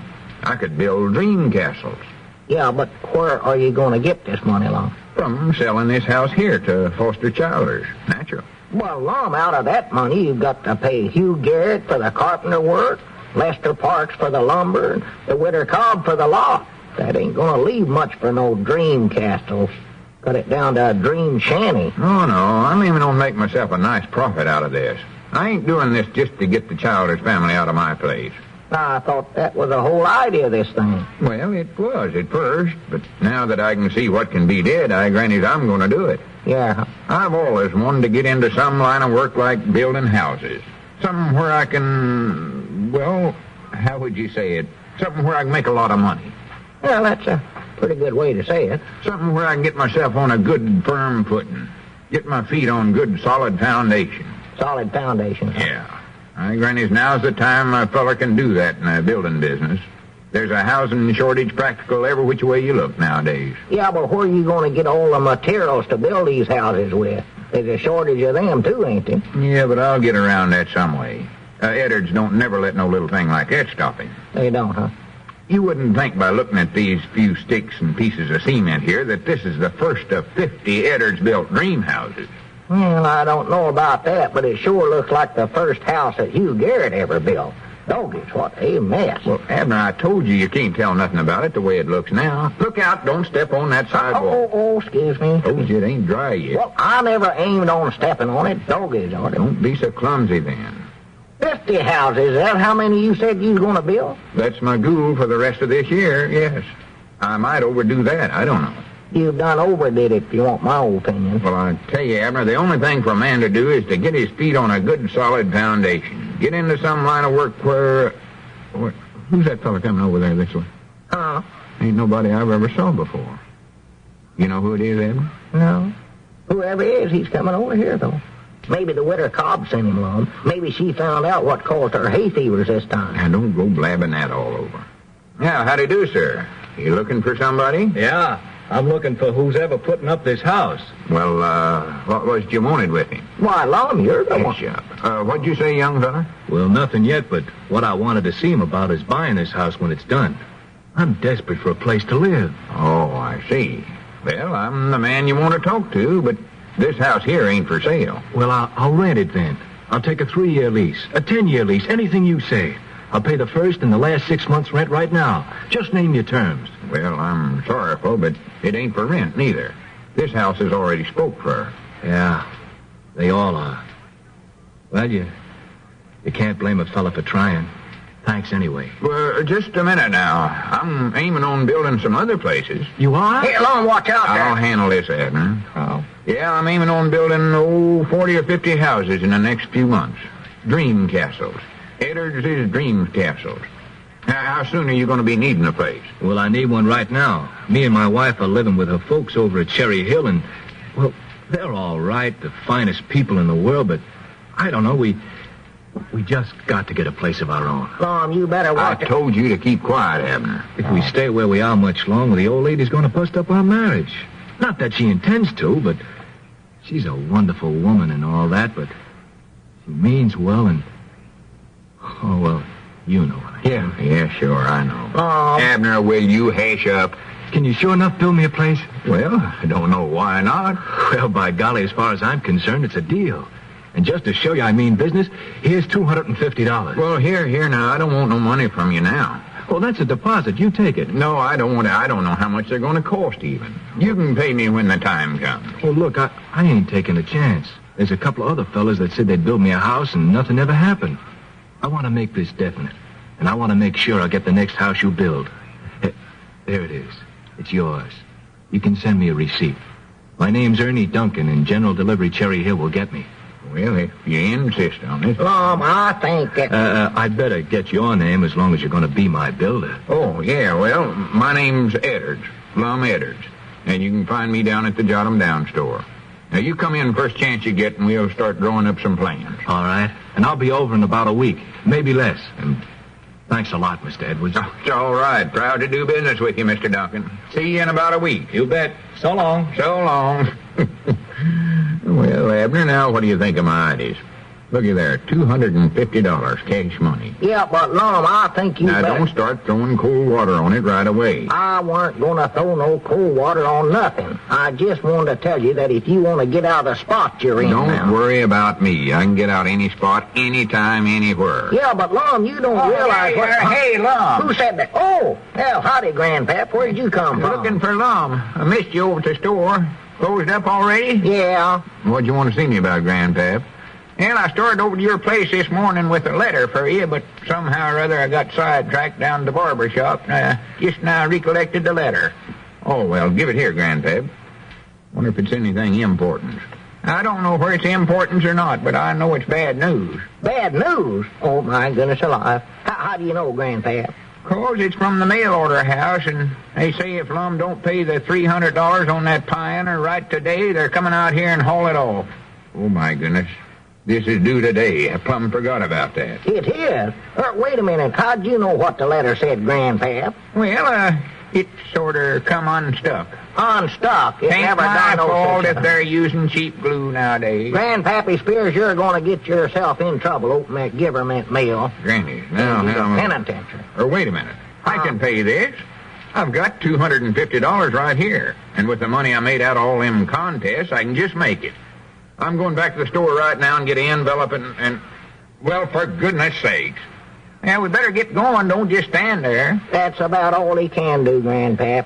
He's cemented in. Abner, why didn't you tell me I stand on the sidewalk? I've been trying to tell you that for the last 30 minutes, and you wouldn't listen to me. Well, get me out of here. This cement will dry to where I can't move my feet at all. Well, what are you kicking about? This is just where you've been wanting. Huh? At last, Lum, you've got your feet in a good, solid foundation.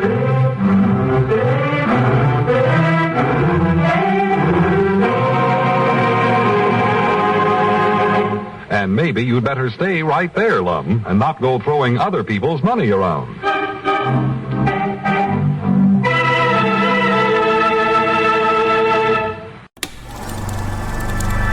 You are now tuned into Then Radio. If you enjoy our videos, we ask that you consider joining our Patreon to support our channel. Don't forget to like and subscribe so that you never miss a new video. We hope you enjoyed today's episode, and as always, thank you for watching.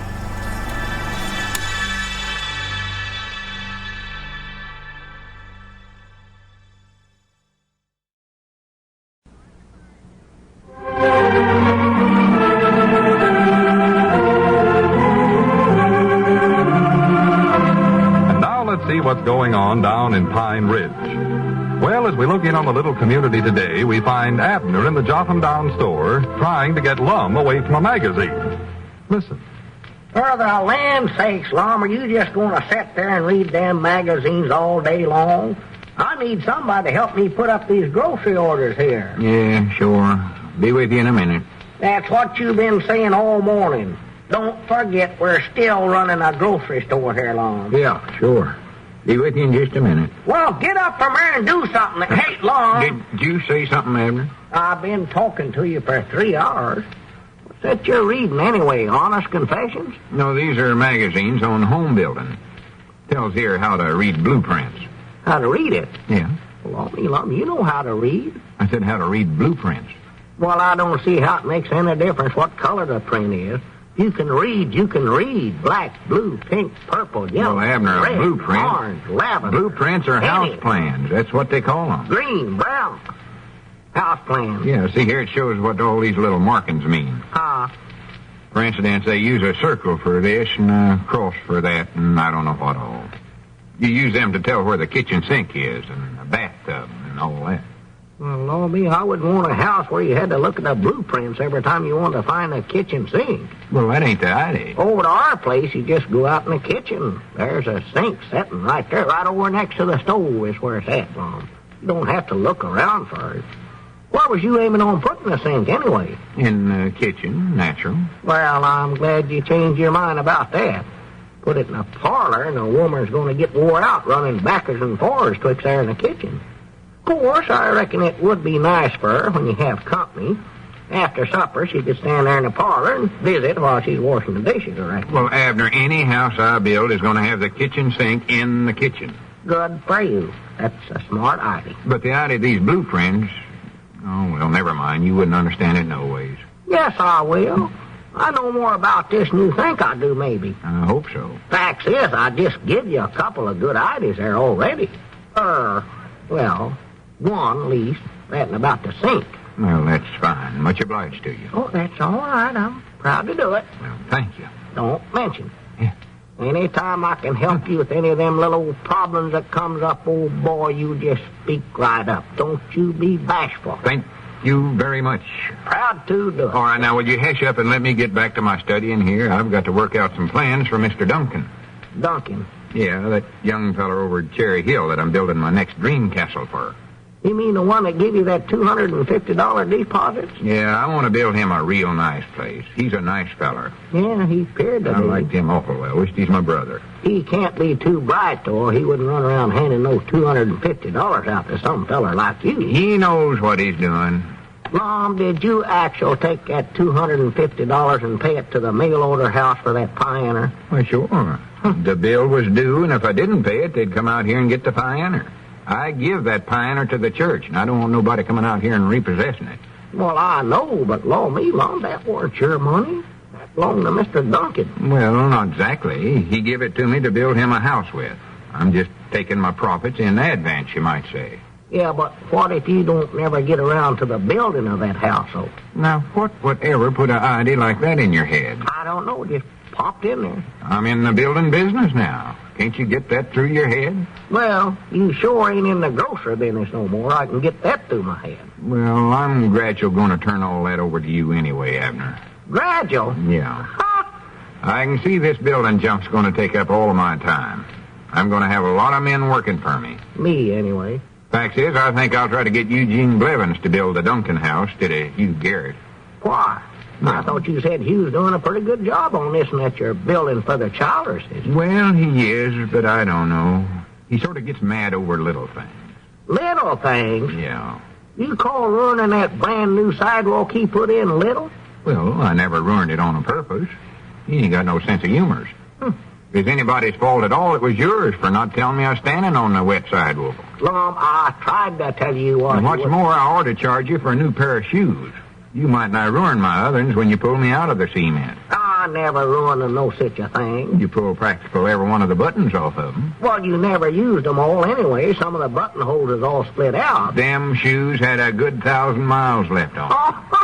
I believe I had them retreaded over 3 times. Well, all there was in the first place was a pair of spats you had half sold. There weren't no such a thing. Well, I was just trying to help you out of cement anyway. Had it been for me, you'd have stood right there all night long with your feet in that cement. Well, anyways, I don't see why you had to get so riled up over it.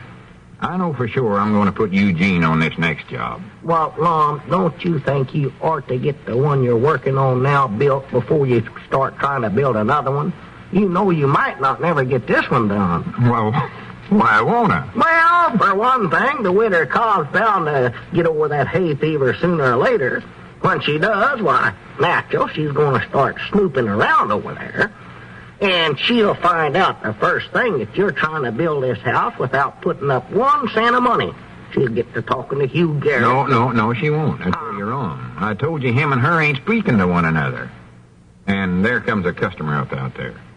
You wait on the trade and leave the building business to me. Yeah, well, I still say, Lum, that the way you're trying to work this deal without putting up... Oh. Howdy, Ulysses. How are you today? Yeah, come in, Ulysses. Howdy, Lum. Oh, I'm okay, I reckon, Abner. What can we do for you? Okay, I want to get a box of raisins and... Well, here, Abner, you take the list. You can read better than I can. Yeah, sure, yeah. I can read anything. Printing's my special. Give it here. Well, a woman Carrie don't write as plain as she used to. Oh, by the way, Ulysses, that house of yours is getting pretty old, ain't it? How's that, Lum? I say your place is getting pretty old. I expect it's got termites in it. More than likely on Oh, dear, we're the only ones that live there, Lum. Well, these is little bugs that work on the wood. No. More than likely, the only reason it's standing up, them termites is holding hands. Don't you think it's about time you was building a new house? I don't know, Lum. I can't hardly keep up with you, but I figure quicker to get my barn painted over there. Well, my place will look about as good as new. Well, what's painting your barn got to do with your house? Well, it sort of makes the whole place look nice, Lum. How do you know? Well, I like a nice painted barn. And I will admit that mine needs a little paint. I've got to get that done one of these days. Well, Ulysses, you've been laying off to paint that barn for over 30 years that I know of. 32 now, Lum, I believe it is. That's what it is, huh? Well, you know good and well you ain't never going to get to it. Yeah, I'm figuring on it most any day now, Lum. I'm getting around to it, sort of gradual. Well, I'm in the building business now. I can build you a nice house with the barn already painted. Save you all that trouble. Look at some of these pictures here. Give you an idea of the new kinds of houses they're putting up nowadays. Yeah, okay, but I think I'll just paint the old barn, Lum. Now, I bound you're a woman like to have a dream castle, wouldn't you? Yeah, we got a sleeping porch now. Just take a look at this one. It's called Pennsylvania Dutch. Yeah, it looks a little like my barn, don't it? Of course, now, I could change that up a little bit for you. Make it an Arkansas Dutch house. Now, my woman carries Scotch, and I'm sort of Irish, I think. Sorter. Well, my pa said something about it one time. All right, I'll make it an Arkansas Scotch-Irish then. I'll build you anything you want. I know you'd like this style here. Note the dormant window sticking out the roof there. It's just grand. Says so right there. Lum, I believe I'll just paint the old barn. Just slap a coat or two on it when I get around to it. Well, how would you like a nice riverside home? Yeah, I like it fine, but too far to the river from here, Lum. Well, here's a rambling ranch house.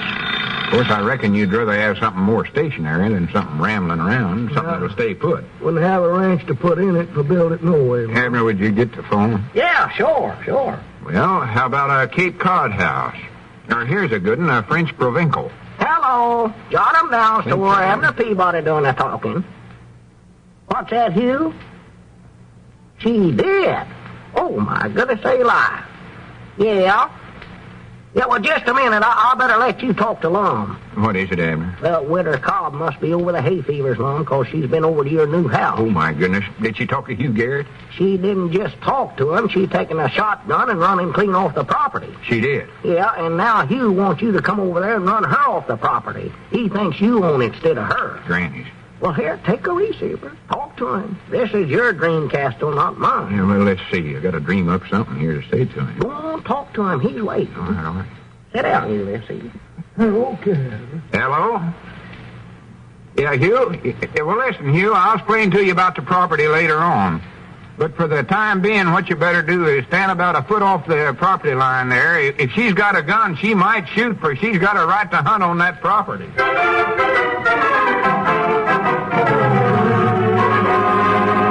And, Lum, you'd better stand even farther away if you ever expect to get this house finished.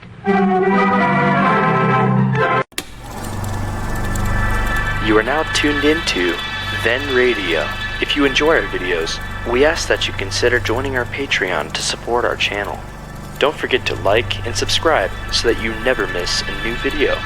We hope you enjoyed today's episode, and as always, thank you for watching.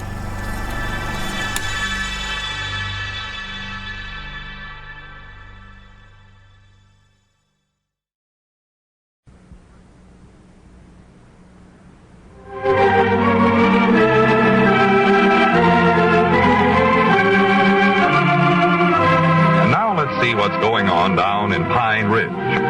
Well, as we look in on the little community today, we find Abner in the Jot 'em Down store explaining Lum's latest predicament to Grandpappy Spears. Listen. Oh, is that Lum in a mess now, Grandpap? A-M-E-S mess. Don't doubt it. I don't doubt it at all. If he ever gets that house built now, it'll be the 17th wonders of the world. Well, what's happened now? Everything. Well, give me some of the details. Don't be so pigeon-toed stingy with your jaw flapping. I'm coming to it. Give me the spabbing-legged lowdown. I'll tell you if you'll hush up for a minute. Ain't prying nothing loose from you with a crowbar. Well, what happened is the widder Cobb got over the hay fevers yesterday and went over to the lot to see what kind of a house Lum was putting up. And natural, the first thing she seen over there was Hugh Garrett. And she found out Lum hadn't paid him or nobody else on this job, huh? Well, I don't know about that, but I do know that she taken the shotgun and run old Hugh right off in the property. Run him off? Right clean off. Oh, my goodness. And then Hugh tried to get Lum to run her off. 'Cause he thought Lum had done paid her for the property, you know. And was old Hugh mad when he found out the widder still owned it. He throwed down his hammer and quit right then and there. Quit the job, huh? Plum quit it. Oh, my goodness. Said he wouldn't even build a little rabbit hutch on any piece of property that belonged to her. And the widder said if you ever did build a rabbit hutch on any of her ground, she'd burn it down, rabbits and all. You know, I don't believe them twos as fond of one another as they used to be. Fond of? They hate and despise one another the worst way. And to think not so many weeks ago he was courting her. Yeah. The course of true love don't never run smooth. Shakespeare made that up. Well, I thought Lum did. Leastways, that's what he told me. That's one of his old edited sentences. Yeah, maybe Shakespeare picked it up from him. I don't know. He must have. What's old Lum going to do now? I don't know. Just looks to me like he's lost out every which way. Hugh Garrett wants to be paid off for what work he's done on the house before he quits, you know. Well, natural. And the widder says Lum's got to tear down what's there now and get it clean off in the property. Oh, my. So that'll cost him money. Down to. Well, how about Lester Parks? Is he jumping all over Lum, too? Not yet. But Lum's going to have to pay him for what lumber he's used so far. The rest of it's sitting over on the lot. He can take that back, I reckon, but it's still going to cost him some money. Yeah, I can see that. And the worst part of it is that Lum ain't got no money. He got $250 from some feller named Duncan for a deposit on a house that Lum thinks he's going to build for him, but Lum sent that to the mail order house to pay for that pioneer he give the church. Yeah, you told me that. This is without a doubt the worst one jam he's ever got himself into. Yeah, he's outdid himself this time. And with the foster childresses still camping over at his place, little Caldwell kicking him in the stomach every night, I just don't see how he can keep from taking a Wait a minute, Abner. There he comes. Little Caldwell? No, Lum. Oh. Look at him. He don't look downhearted at all. Well, he looks happy. Marching in here like he was leading a parade. Little Caldwell must have got him on the head this time. He don't recollect what all's happened to him. He's got the amnesia sure as a whirl. Better be careful what we say. Well, howdy, Lum, old boy. Good morning, Abner. Hello there, Grandpa. Say, Lum, me and Grandpap here were just sitting here talking. I ain't got time to talk to you right now, Abner. I've got a lot of phone calls to make here. Got to get that construction job going again. Time means money to me. Well, how are you going to get that job going again? It's simple as ABCD. All I have to do is buy the lot outright from the widder, and then you'll go back to work for me. Buy it? Lum, don't you know it takes money to Wait go a minute. Hello, is that you, Ezra? Buy. This is Lum. Oh, tolerably. Say, Ezra, a couple of weeks ago you were saying that you'd like to get a hold of some lumber. Are you still wanting some? Well, I've got some I'll let you have. Hey, it's sitting on that vacant lot a couple of blocks from your place. You can look it over. Yeah, I'll let you have what's there for $500. Lum, you can't sell that lumber. Oh, you saw it? No, that's my rock bottom price. It's actually worth more than that. He's going to wind up in a penitentiary. No, it's $500, not a cent less. More likely have me in there with him. You will. Well, good for you. Yeah, it's a deal then. Well, I wonder if you could let me have a check right away. Sort of need it. Sort of. Yeah, I'll send somebody over to pick it up. Well, fine. Yeah, much obliged to you, Ezra. Goodbye. Lum, have you lost your reasoning? You ain't paid Lester Parks for that lumber yet. You can't sell it. I don't know why not. Lester sold it to me on a credit, so it's mine to do whatever I want to with it. Yours? Yeah, we do business that way here in the store. Buy stuff on a credit from the wholesale house and sell it. Yeah, but now, Lum... Grandpap, would you do me a big favor and run over to Ezra's and pick up that check for me? Well, I don't know, Lum. I guess so. Now, I'd do it myself, but I've still got so dead blame much phoning to do here. Bring it back as quick as you can, Grandpap. Lum, you oughtn't to do this now. Yeah, I'll be back directly. Lum, Edders, I don't know what's got into you. First you say you've got to get the building job going again. Then you turn right around and sell the lumber. That don't even belong to you. Abner, I'll explain this whole thing to you later. I've got to call the widder Cobb right now. And I don't want to be interrupted. I've got to work fast here. Well, you're sure working too fast for me to follow you, I'll say that. How do you expect to build a house when you Just a second, Abner. Hello, Oh. Miss Cobb. This is Lum. Well, now, don't start jumping on me about Hugh. That's all done and finished. So are you. The reason I'm calling you is to buy that lot from you outright. Buy. Well, I don't have the cash right this second, but I'll have it in 10 or 15 minutes. Well, Granny, she's going to sell it to me on a credit the other day. You ought to be willing to sell it for cash now. $350. I thought the price was $300. Oh, she's sure come down. All right, then, $350. Yeah, I'll send the money over as quick as I get it. And then you can sign them papers we drawed up the other day. Yes, Mom. All right, Miss Cobb. Goodbye. That highway robber. $350 for that little lot. $350? Well, I thought it was... Oh, nothing. What did you think? Nothing. Well, now, let's see. $3. Now that I've got shut of that old battle axe, I better call Squire Skimp. Well, now, wait just a minute, Lum. What good has it done you to buy that lot off in the Widder Cobb? I've done told you. Now Hugh Garrett will be willing to come back and finish the house. What with? What do you mean, what with? You ain't got no lumber left. You just sold it to Ezra Seastrong. Oh, well, I'll get some more lumber. Some more? Why, sure. What with? After you pay the widder $350 out of that $500 you're getting from Ezra, you won't have but $150. You sure can't buy enough lumber with that. No, I know it. Besides, I got to use most of that to pay Hugh Garrett for what work he's did so far. I don't think he'll finish the job unless I do that. Well, there you are. Now you ain't got no money. No, but I've got a way now where I can get some. You'll see what it is. You'll just let me make this phone call here. Well, you sure better get some money. Lester Parks ain't going to let you have a second batch of lumber on a credit. I'll tell you that right now. Facts is, with the shortage of lumber, I doubt if he'll let you have any more cash or credit even. Well, what I'll do is order the lumber for Mr. Duncan's house and use that on this one. Hello, Squire. Oh, there he goes, man. This is Lum. Noise in the pen. Oh, just fine. Say, Squire, I just bought that lot I'm building on, and... Yeah, the one on the corner there. I was wondering if you'd be willing to make a loan on that, take a mortgage on it. Oh, so that's it. Well, I want to get as much as I can. Oh, I see. Uh-huh. Yeah. Well, yeah, why don't you try that?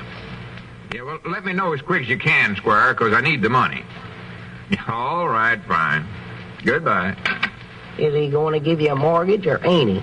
No, he ain't. Uh-oh. Says his cash capital's all froze up right now, but he's got a client that might take the mortgage. If he can work that, I'm all set. Yeah, but, Lum, if you use the lumber for Mr. Duncan's house to build this one, what are you going to use to build Mr. Duncan's house with? Abner, the way I see it, the important thing for me to do now is to get this person built and sold. That'll give me a big cash profit to operate with, and that's all I'll need. That'll solve any problems that come up in the future. Yeah, but, Lum... And the big thing was getting shut of the widder Cobb. She was the thing that was jamming up the whole works. Yeah. The fly in the ointment. With her out of the way, it's all smooth sailing ahead. Well, I'll admit it's going to help a lot having the widder Cobb not mixed up in it no more, but what's Lester Parks going to say when he finds out you're going around selling lumber he let you have on a credit? Yeah, but... And what's Mr. Duncan going to say? Will you hash up? Can't you hear that fire ring? I never paid no... Hello, jot 'em down, store. What? Better buy yourself a little ball. Oh, hello, Squire. What'd you find out? Well, good. Good for you. How soon can I get the cash? Lum Edwards, convict number 678. Well, get it to me as quick as you can, Squire. Yeah, I'm sure much obliged to you. All right, fine. Good. By the way, Squire, who taking the mortgage? What? Oh, no, are you sure? Who taking it, Lum? The widder Cobb.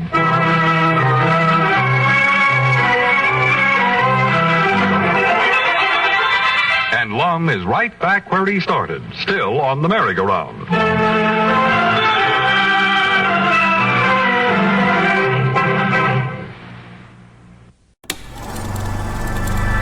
You are now tuned into Then Radio. If you enjoy our videos, we ask that you consider joining our Patreon to support our channel. Don't forget to like and subscribe so that you never miss a new video. We hope you enjoyed today's episode, and as always, thank you for watching.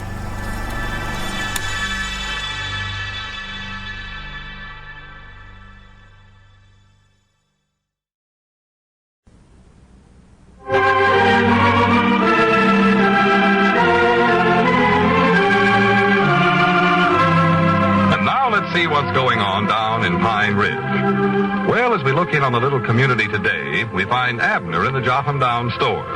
Lum is just entering. Listen. Come in. Oh, say, Lum, you're supposed to get on the phone right now and God go. blame Hugh Garrett. I don't believe that man's got a brain in his head. I believe I could build a better house than he can with my eyes shut and one arm tied behind me. What's he done now? Oh, that idiot. Where you walk in the front door from the front porch. Well, what's wrong with that? That's the way our place is, Well, too. wait a minute. You go in the front door, and there's a little clothes closet he's put in. You step into that and come out the other door, and you're back out on the front porch again. You there? Yes, sir. Well, what's he putting a clothes closet right there for anyway? Well, it's one of them hall closets, you know, where folks are supposed to hang their overcoats when they come to visit you and all that. So, you walk through that and you're right back outdoors again, huh? That's exactly what happens. Dogged, I'd love to have one of them things over at my place. Believe I'll get Hugh to build me one of them. I know a lot of folks I'd like to use that on. Well, that ain't right, though. It might not be right, Lum, but it'd sure be handy. Special when some Elizabeth's relates come to visit us. Open the door for 'em, shake hands with 'em, tell 'em to go in there and hang up their coat, and that'd be that. Well, I can tell you one thing. I ain't Of course, gonna have the only much- trouble their coats would still be in the closet. You'd have to study up some way to get them things out of there for 'em. Well, don't start worrying about that, because it ain't going to be built that way. I'm talking about my place. Well, you can have it in yours. I don't care about that. Yes, sir. Hugh Garrett weren't around there, so I left him a note to call me. He ain't called me, has he? No, wait a minute, he did call too, but that's some time ago. He said the widder Cobb was still bothering him, trying to keep him off the property so as he couldn't work over there at all. Well, she can't do that. I own that property outright now. All she's got's a mortgage on it. She won't own it again till the mortgage comes due. No. Or, I mean, if I don't pay it. Yeah. I better call up that old biddy. Yeah, you better do it. Hugh said you'd have to do something about it, or he's going to quit again, he said. Well, I'll take care of her right now. I'll tell her a thing or two, or three. I could mail him their overcoats. Of course, that'd run me into expense, too. Might put one of them laundry chutes in the closet so when they're hung up their coats, why, they'd slide right out on the front porch and meet them when they come out. Wait a minute, Abner. I think she's talking. Good. Hello, Miss Cobb. This is Lum Edwards. Now, I want you to leave Hugh Garrett alone. Well, now, that's just where you're wrong, Miss Cobb. That mortgage don't give you no property rights at all. If you come around there one more time, I'm going to have to get out of an injunction again you. Wish I knowed law like that, Mom. All right, get a lawyer. He'll tell you I'm right, too. Well, now, I'm warning you for the last time, Miss Cobb. You stay away from there. All right, fine. We'll see. Goodbye. Thanks. No wonder they never found Mr. Cobb. Is she actually going to get a lawyer? Well, I hope she does. Maybe he can pound some sense in her head. I know I can't tell her nothing, just like arguing with a stump on the bar. Oh, she's stubborn as a blue-nosed mule, ain't no doubt about it. Wait a minute, that sounds like our ring. Maybe that's her lawyer calling right now. I wish it was. I'd tell him a couple of things, too. I'm in my fighting mood today. Well, you sure are. Oh, Hello, Jotham Down store. Mr. Edwards talking. don't get too rough now, Lum. Who? Oh, Lester Parks. How are you, Lester? Is he a lawyer? Thought he worked over the sawmill. Can't get me no what? What's that? Oh, that stuff they put the plaster on, huh? I see him. Yeah, I know. Well, when do you reckon you can get some? Granny, well, ain't there nothing else we can use instead of that? Laughs, huh? Laughs? Well, send us some of them then. Oh, Well, we can't get them neither. Well, what am I going to do then? All right, I'll try that. Yeah, much obliged for calling, Lester. Goodbye. Well, there's something else to hold us up. Huh? Lester says he can't get me no button board for the house. Yeah, well, I told you there's a shortage on might not everything. Button boards? Is that what you said? Yeah? Is that how they build houses nowadays, just button the boards together? No, that's Lord just... me, what will they think of next? Well, Abner, button No board... wonder the houses don't stand up good nowadays. I believe you'd be a heap better off to go back to the old-fashioned idea using nails, Lum. Nails is a lot stronger than buttons. Abner, they don't button the boards together. Well, how do they do it then? Seems to me like you'd have to have an awful powerful button hook. Button board ain't actual no lumber at all. It's some kind of a competition material. A lot of holes in it, and you... Well, natural. Them are the button holes. No, they ain't. They put plaster on this button board stuff, and it covers up all them holes. Well, what'd they go to all the trouble to put the holes in there for then? I still say the old-fashioned way of building a house is a heap better, Lum. Next thing you know, they'll be having zipper boards. Well, it don't matter much then what they're using. I can't get none of it no way. Come over and help me button up my house. Lester said I might try someplace at the county seat. Of course, you know now that might be a good idea, Lum. Huh? That might be a good idea. Calling the county seat? No, having zipper boards. Huh? You could illuminate having doors in your house that way. Just walk to the corner of your house, unzip it, walk in, zip yourself up inside again. Granny, such imagination. You get some of the craziest ideas in your Oh, head. I If you'd say, work pardon as me, hard Mr. trying Johnson, to study your up house is serious a- ideas as you do these idiotic ones, why, you'd be one of the biggest geniuses. Was that our ring? I don't know. I never paid no attention. I was listening to you Hope this brag ain't on some me. more bad news. Hello, jot 'em down story. L. Edwards talking. Button, who's got my house? Oh, yeah. Yeah, Hugh. Yeah, I wanted you to call me. No, it ain't about the Widder Cobb this time. I've done got that fixed. Yeah, you don't need to worry about her no more. Well, now, if she comes around there anymore, just let me know and I'll get out of Interjunction again her. Well, first of all, do you know where we can get any button boards? You know, that junk could save the termites a lot of trouble. You don't, huh? Instead of knowing a piece of it, they could just unbutton the whole side of the house. Well, we're going to have to get some summers. Lester ain't got none. But the main thing I want to talk to you about is that hall closet. Now, the way you've got it, you walk into it and wind up on the front porch again. No, I said the hall closet. They ain't. Well, what's that you go into when you come in the front door there and turn to your left? Dining room? Goodness, that's kind of little, ain't it?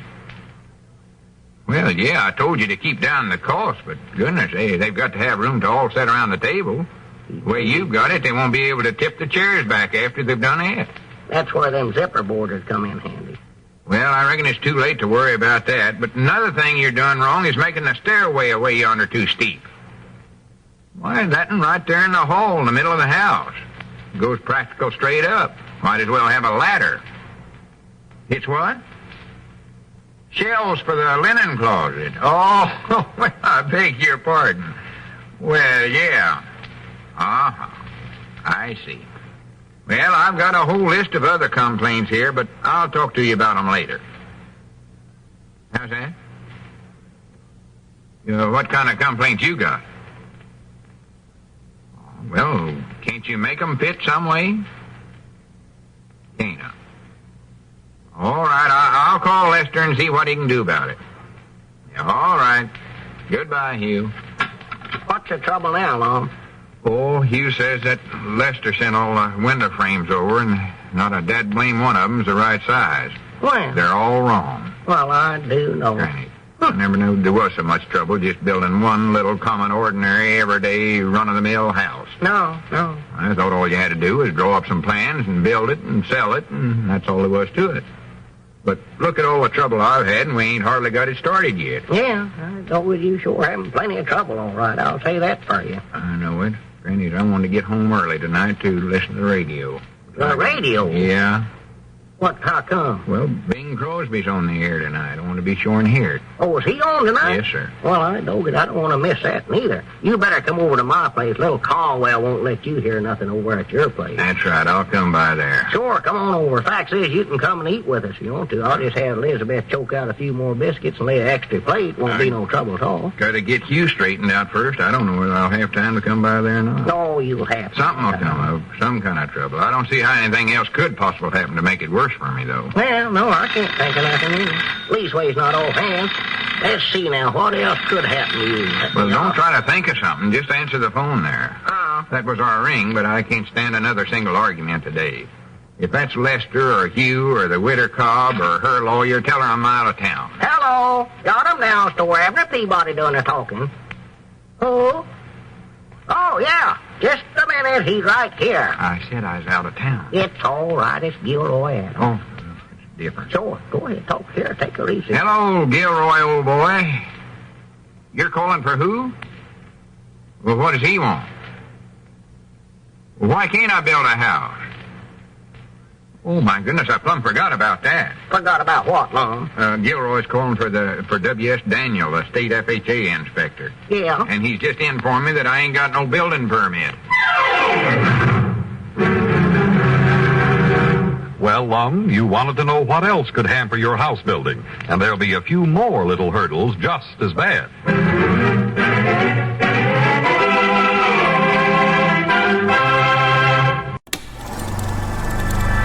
You are now tuned into Then Radio. If you enjoy our videos, we ask that you consider joining our Patreon to support our channel. Don't forget to like and subscribe so that you never miss a new video. We hope you enjoyed today's episode, and as always, thank you for watching.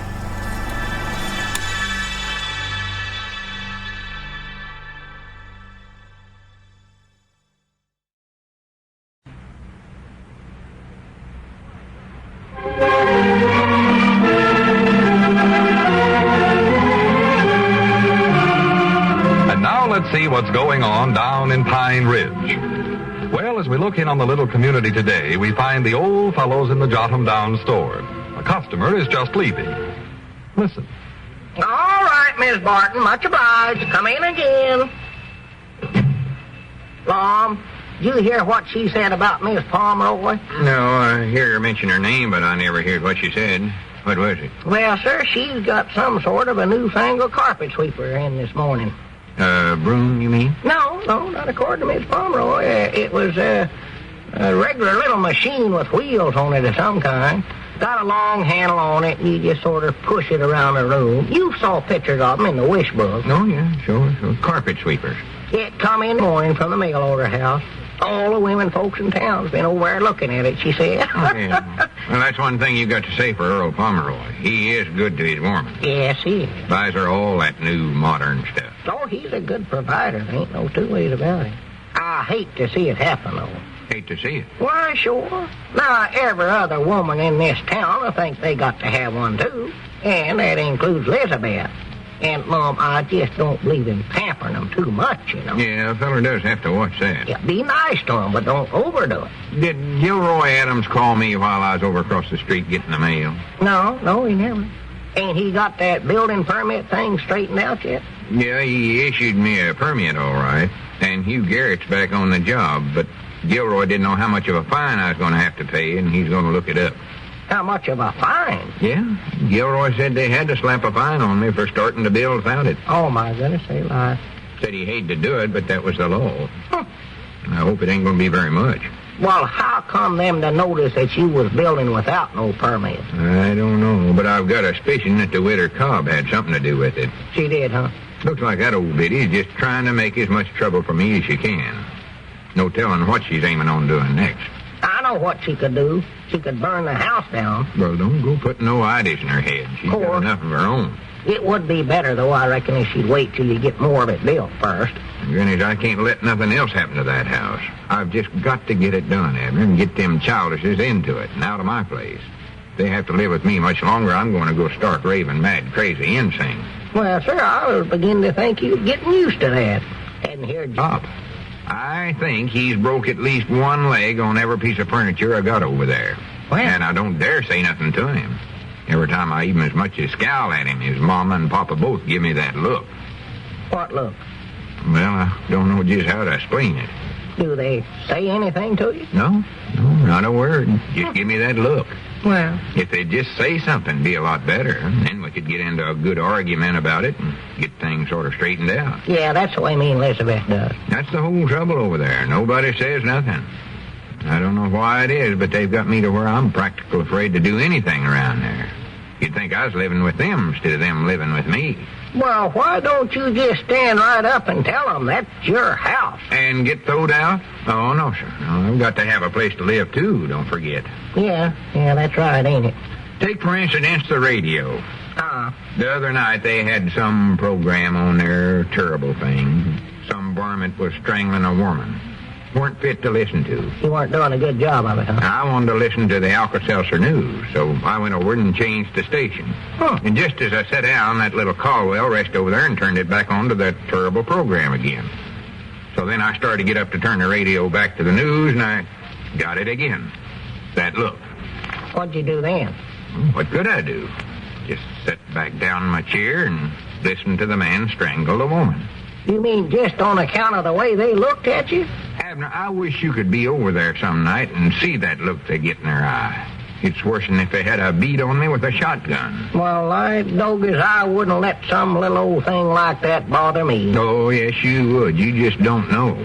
Well, how did it come out? Did they catch the feller that strangled her? I don't know. I got it all mixed up with the 2 shows we had to listen to after that. You mean you sat up there all that time just to listen to 2 more shows? Well, what else could I do? The radio's in the parlor, and half of them was sitting on the Davenport, and that's where I sleep. Oh, yeah, that's right, ain't it? Well, couldn't you sort of just hint around that you wanted to get to bed? Like, for instance, getting up and winding the clock or something? I tried that. I wound it so many times I finally broke the spring, and the whole thing flew all over the living room floor. Then they all jumped up and told me to keep quiet so they could hear the show. Well, And you already heard them other 2 shows. They was worse than the first ones. Ghosts, murders, fist fights, and I don't know what all. Heard 2 old fellers running a store. Talking that hillbilly talk. oh, goodness, glad I never heard that. Worst thing, one of them was the silly one, put me in mind of you right smart. Oh, well, good for him. What night are them shows on? Every night, seems like. Well, And the worst part of it is you ought to see the way them young'uns eat that stuff up.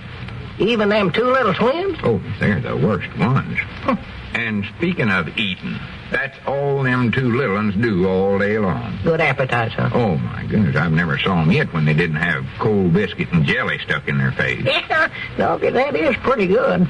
I wouldn't mind so much if they actually eat it, but they always leave part of it laying around the house summers.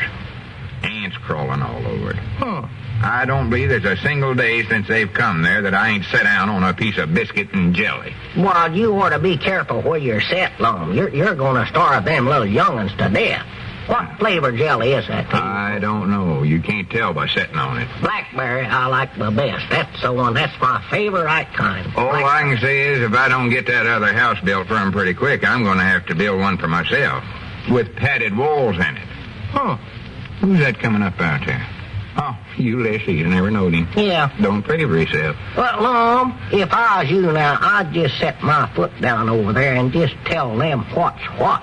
Well, every time I set down my foot, it winds up on a piece of biscuit and jelly. Or else, one of little Caldwell's roller skates. Well, I still know. Howdy, Ulysses. Yeah, come on in, Ulysses. Yeah, okay. How are you today? Oh, okay, Lum. Uh-huh. What can we do for you? Well, my woman, Carrie, sent me down here for a bowl of dress goods. Oh, have you used the other enough already? Yeah, it's all gone. Ain't been but about a year since you got that last one. No. Yeah, let's see. I reckon you want something pretty fancy. We got some new patterns in. Lay a couple out on the counter there, Abner. Yeah, I'm getting them right now. I see that, and he's getting out there now, Ulysses. That's a nice one. How'd that do? Yeah, okay, I guess, Lum. Or that next one there is nice, too. How about that? The one with the tulips on it. Yeah, okay. Or, let's see, what else would be good? Okay. You wouldn't want no Alton flannel, would you? Okay. Well, let's see. Abner, get that out on the bottom of the stack there. No, he don't want that, Lum. The Blevins has got a bolt of that a couple of weeks ago. Oh, yeah, that's right. I seen him at church last Sunday, all diked out. Oh, the whole wagon load of them, yeah. Made up into a nice dress for Miss Blevins. Yeah, and the young ones look nice, too. I did think it had a little too many flowers in it for Eugene's shirt, though. Oh, I don't think so. I was looking at them over in the pew, and I couldn't tell whether I was looking out the window or still inside the church. All them flowers and grass-looking stuff on it. I thought it looked right nice. However, I will say it was a little too light-colored for little Woodrow's overhauls. Now, you'll have them things dirty inside of 2 days. Yeah, you're right about that. But it made up into uncommonly nice-looking underwear for them. Underwear? How'd you know that? Well, I seen it hanging on the clothesline this morning when I delivered the groceries over there. Oh, well, Ulysses, what'll it be, green or orange? Yeah, orange is okay, I guess, Lum. Well, that's a good selection. That's pretty. I was just sort of thinking to myself, though, want to get your ideas on it, Lum. Will that be okay for the window curtains, too? Oh, yeah, lovely. That's a good idea, having all the children dressed alike, and your shirt and the woman's dress and the window curtains. Yeah? Okay, then. Yeah, let's see now. You're going to want about 10 spools of thread with that, too. For the land's sakes, look at Grandpappy Spears ration in here. Hey, Lum. Yeah, what is it, Grandpap? What's the matter? I think the widder Cobb's up to some trick again. The widder Cobb? What makes you think that, Grandpap? Well, I just went by the sawmill and I seen her over there talking to Lester Parks. Lester Parks? Has them two made up again? Well, I don't know. They sure had their heads together, talking like a pigeon-toed parrot. Oh, well, that don't particular mean nothing, Grandpap. Well, sir, I'll bet you Lum don't get that house built for way in the middle of the winter. Now, what give you that idea? 'Cause I heard the widder say it'll be a cold day before that house is built. Oh, my goodness. Grannies, I better get on over there right now. I've just got to get that house built.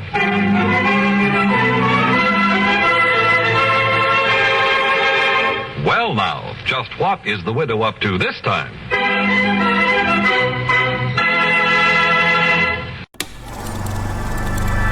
You are now tuned into Then Radio. If you enjoy our videos, we ask that you consider joining our Patreon to support our channel. Don't forget to like and subscribe so that you never miss a new video. We hope you enjoyed today's episode, and as always, thank you for watching.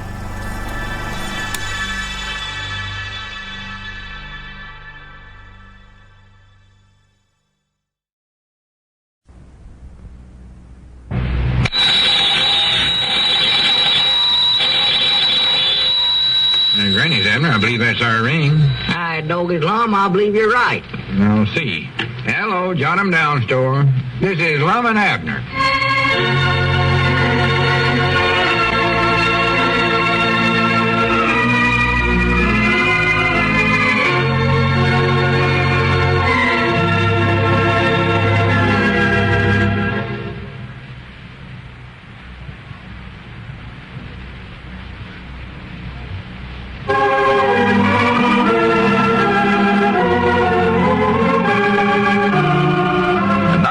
What's going on down in Pine Ridge.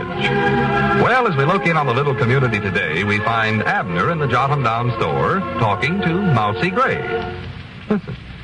Under the counter? Now, listen here, Mousy Gray. We ain't got no soap powders under the counter nor nowheres else. No, sir. If we had any, it'd be sitting right out here in plain sight, see? Yes, sir. So don't come around here accusing me of hiding stuff. Well, Gussie said... I don't care what Gussie said. You tell that woman of yours to mind her own business. Yes, sir. Well, it was all her idea to ask if you had any soap powder. Howdy. Oh, well, howdy, Grandpa. Anything else you wanted, Mousy? No, sir, that was all. Hey, you leaving, Mousy? Yes, sir, I guess so. Yep, so long, then. Come in again, Mousy. Yes, sir. Oh, as I get that blame sick of folks coming in this store trying to tell me what I got under the counters. Practical make a storyteller out of you is what they do. Did Mousy do that? Why, yes, he done that. Of course, in his case, though, it was that woman of his, Gussie, had put him up to it. Worst part of it is she don't even trade over here at this store. She gets all her merchandise from Dick Huddleston, then sends Mousy over here to try to get some soap powder. Doggone, it makes me so mad. Don't blame you, Abner. Don't blame you a bit. The way they accuse you of holding out merchandise. Soap powders, you say? Yes, sir. Have you got any? Why, no. I mean, sort of stashed away somewhere. Now, you listen to me, Milford Avery Spears. Don't get your back up. Charity just wanted me to ask you, so. Whereabouts is Lum at? If you think you can come in here, Lum's over at that new house he's trying to build, and accuse me of hiding What's he doing over there? I don't know. I never accused you of nothing. You did done it. What do you want to see him for?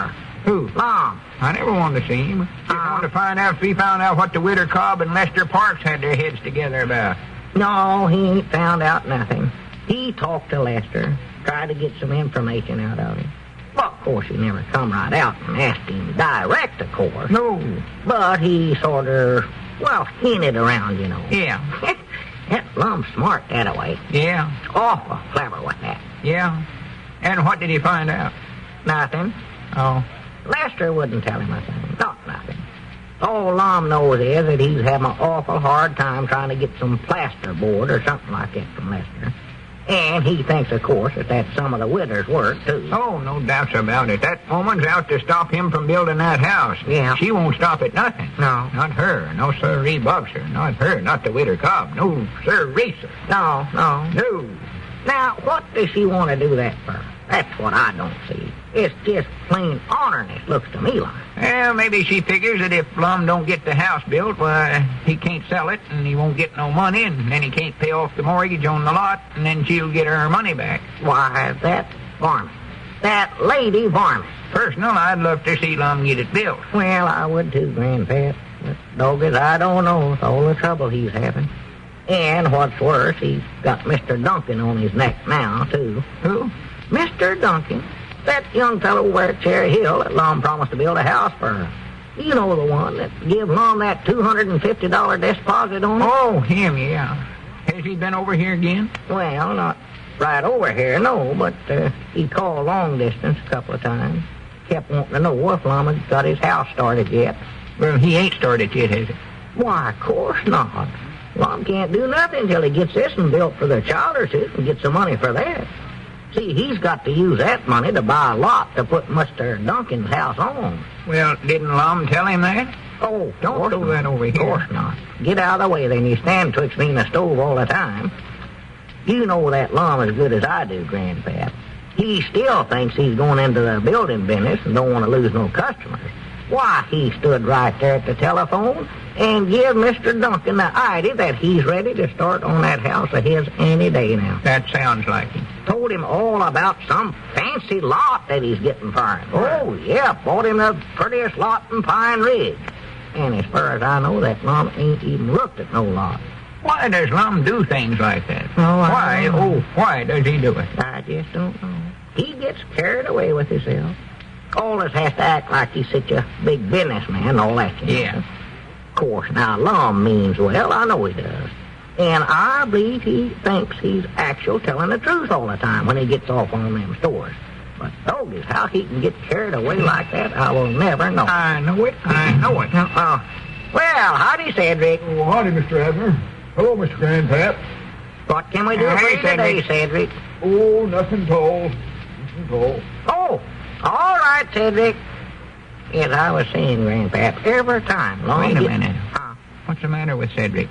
He walked right on past us like we wasn't even here. Oh. Look at him. Standing over there in the corner staring.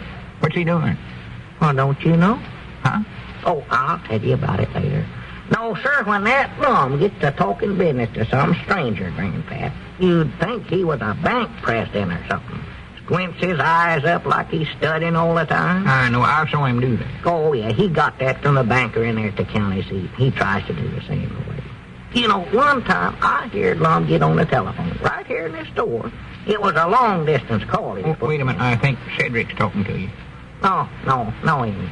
He's talking to himself. Just don't pay no attention to him. Well, what's he saying? Nothing that amounts to anything. Just ignore him. Let's see, what was I telling you, Grandpa? Well, you were saying that something interesting about, let's see, Don't believe I can recollect what it was myself now. But interesting, though, I know that. Yeah, I'll say that for you, Abner. When you do say something, it's interesting. Well, it must not have been nothing important, I recollected. By the way, are you and Charity going over to the Quincy's Friday night? Friday. Yeah, they invited me and Elizabeth over there. Gonna pop up a batch of corn, they said. Think they got a new corn popper they want to show off, electric gadget or some sort. More than likely. Worst show-offs in town. I wouldn't go even if they was to ask me. Well, Elizabeth said that Miss Quincy said something about you and Charity was going to be there. She did, huh? Yeah, that's what Well, she bless said. her heart. You know, I've always said the Quincy's are some of the nicest folks we got in this town. I thought you just got done saying what the worst show-offs there was in town. You wouldn't go over there even if they did invite you. Much obliged, Mr. Abner. Oh, you leaving already, Cedric? Yes, Mom. I'll see you later. So long. So long, Cedric. Well, what in the world was that for, anyway? What was that boy doing? Don't you know, Grandpa? He's starting to buy his new spring shoes. Spring shoes? In the fall of the year? Why, sure. It takes him that long to make up his mind which one he wants to buy. He'll do that for 2 or 3 months now. Come in, stare at the shoes, look at this pair, look at that pair, and stand there with his eyes closed for a while studying. Well, don't he try 'em on? Oh, no, not yet. He don't get around that till about the 3rd or 4th month. Oh? And that's what I dread. He always makes me try 'em on. Walk backwards and forwards across the floor there so as he can look at 'em. And they're so dad blame big for me, I can take 2 or 3 steps before the shoes move at all. Well, why don't you just tell him if he wants to buy a pair of shoes to take him? Well, howdy, Lum. Oh, howdy, Lum. Grannies, I never knowed one human could have so dadgum much trouble. What's the matter now? Has the winter Cobb closed in on you? No, worse than that. Huh? I taken Miss Childers over there to look at the house. Told her I was going to let her in on a big surprise. Told her I was building that house for her and her family. Oh, doggies, I bet she was just tickled silly when she found that out. Well, yeah, she was. Oh, I can just see her. And then she started finding a few little things wrong. Things she wanted to change, you know. Yeah, natural. And then she started finding big things wrong. Before she got done, her and Hugh Garrett got into the out-captainest fight you ever seen. They did. Oh, I'm sorry I missed that. Who won? No, I don't know. I think Miss Childers did. I'd have put my money on it, yeah. All I know is that Hugh up and quit again. Now I don't know what I'm going to do for a carpenter. Oh, well, you don't need to worry about that. He'll be back long. He's quit at least once every day since he started on that job. Yeah, but I'm sure he means business this time. No. He'll be back, don't worry. Grannies, if he don't, I don't know what I'm going to do. Well, just don't worry about it now. There's your ring there, wasn't it, Abner? Oh, I don't know. It might have been. I'll see. Yeah, answered, Abner. Grannies, I'm tired. Hello, jot him down, store. Abner Peabody doing the talking. Trouble. Oh, That's a shame, Lum. oh, just a minute. Ain't 6 of one thing, it's half a dozen of something else. Lum, it's Mr. Duncan calling from Cherry Hill again. Oh, my goodness. You better talk to him. Me? Yeah, I'm all having all the trouble I can stand with this other house. Tell him I'll call him next week. Hello? Lum said that he'll... What'll I do for you? Oh, yeah. Oh, yeah, well, all right then. Yeah, I'll tell him. Be quiet, Granny. I don't hear what they're saying. Yeah, all right, Mr. Duncan. Goodbye. Well, that'll save you a call, Lum. Save me a call. Yeah, Mr. Duncan's coming over here to Pine Ridge tomorrow. Here? Tomorrow? Yeah, he wants to take a look at that fancy lot you've got for him.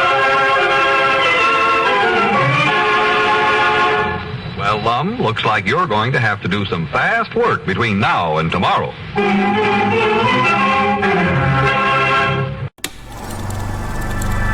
You are now tuned into Then Radio. If you enjoy our videos, we ask that you consider joining our Patreon to support our channel. Don't forget to like and subscribe so that you never miss a new video. We hope you enjoyed today's episode, and as always, thank you for watching.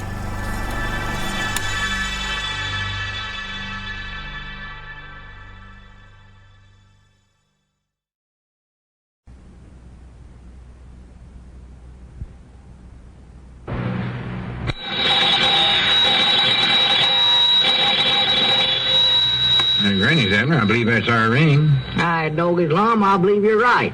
I'll see. Hello, jot 'em down, store. This is Lum and Abner.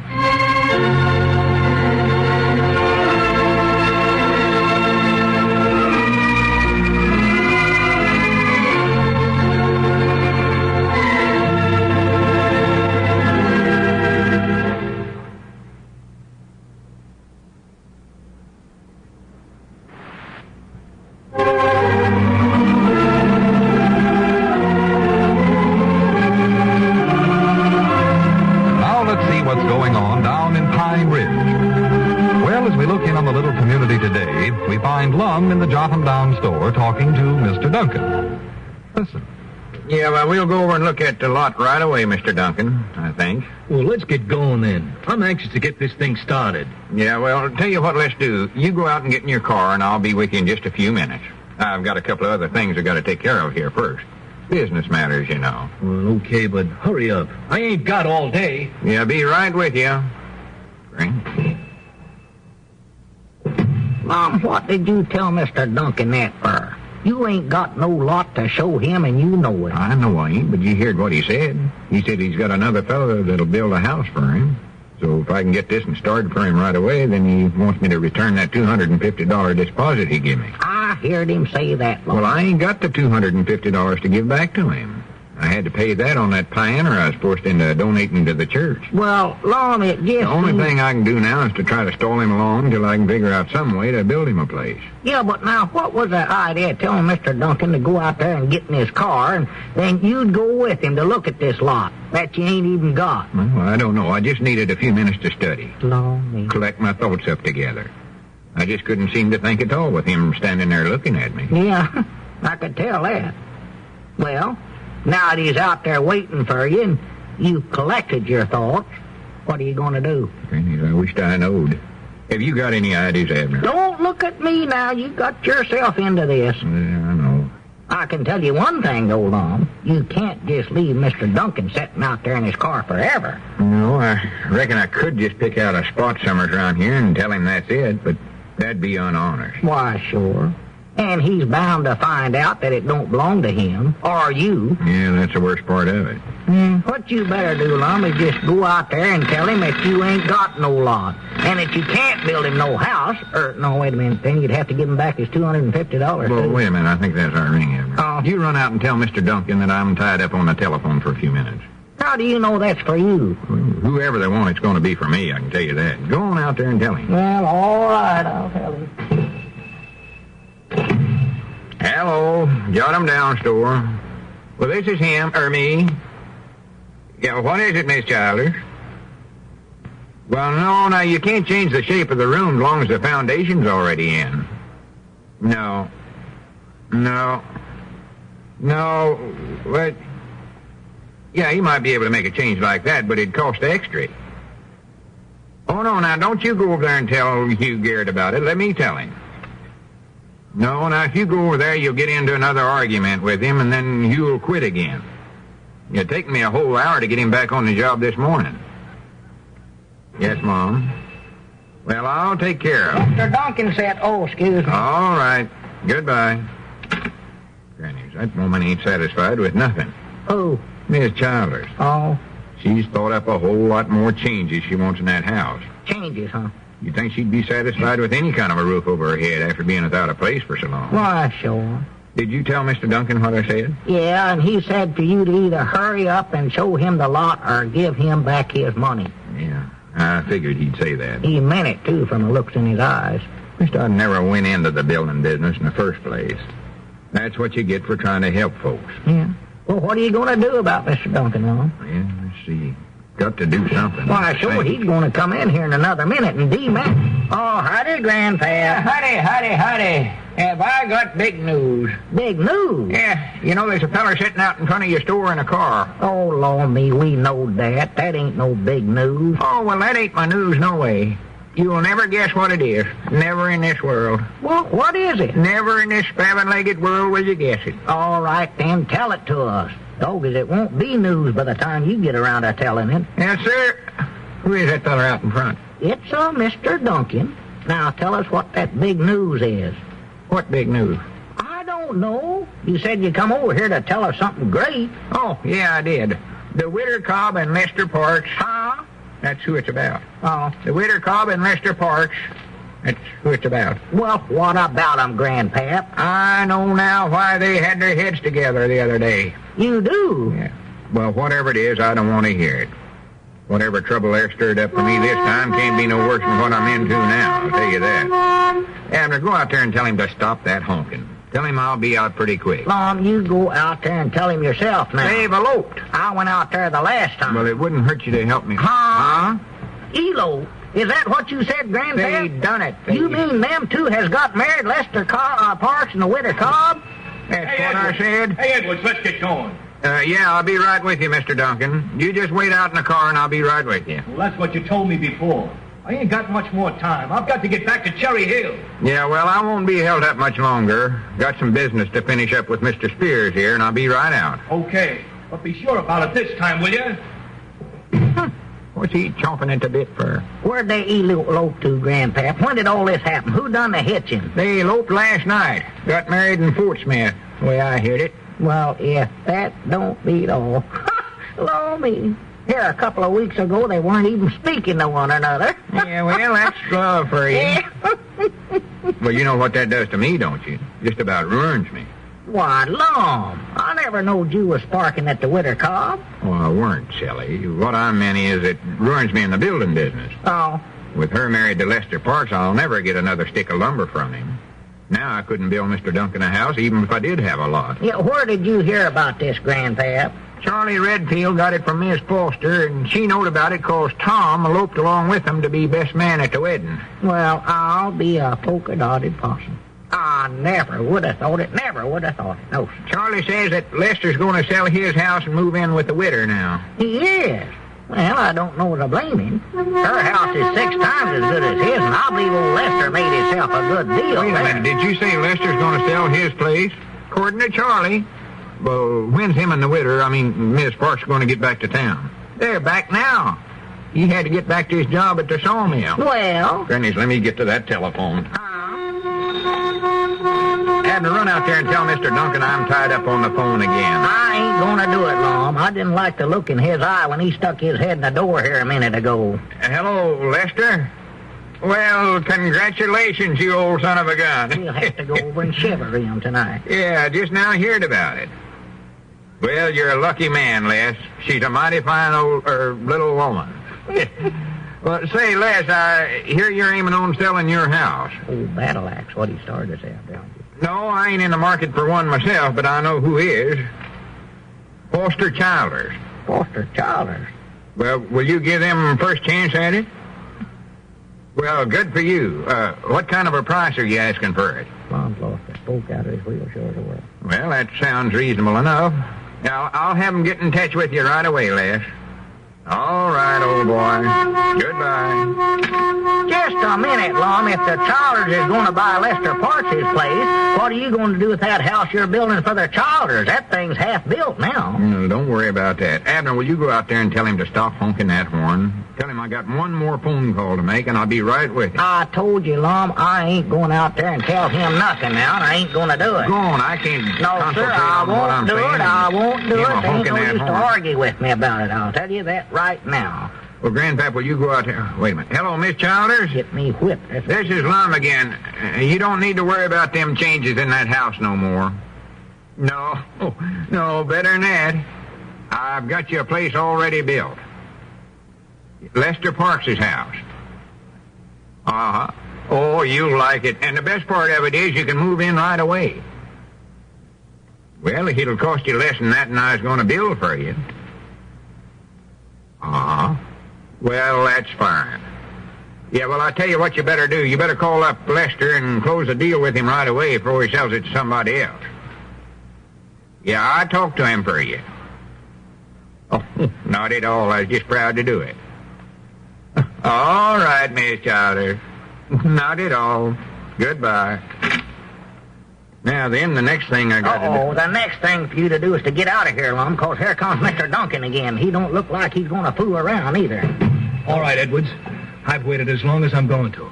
I don't know what your game is, but I want my $250 back, or else you're going to pay me right now. Or else what? Or else you're going to go over and show me that lot right this minute. Well, all right. What are we waiting for? Let's go. Huh? You mean that? Why, natural. What's more, I've got a surprise for you. Your Eddards-built dream house is half built. Come on, son. I'll show you through it. Well, for once, things turned out well for Lum. But how long will that last?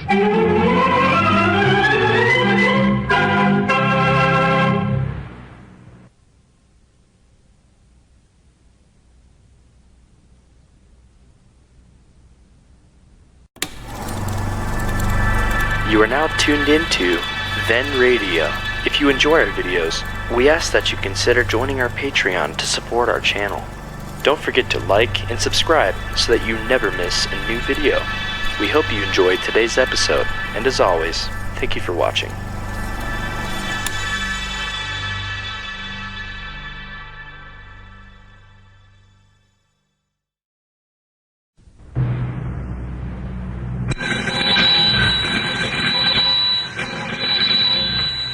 Granny's, Abner. I believe that's our ring.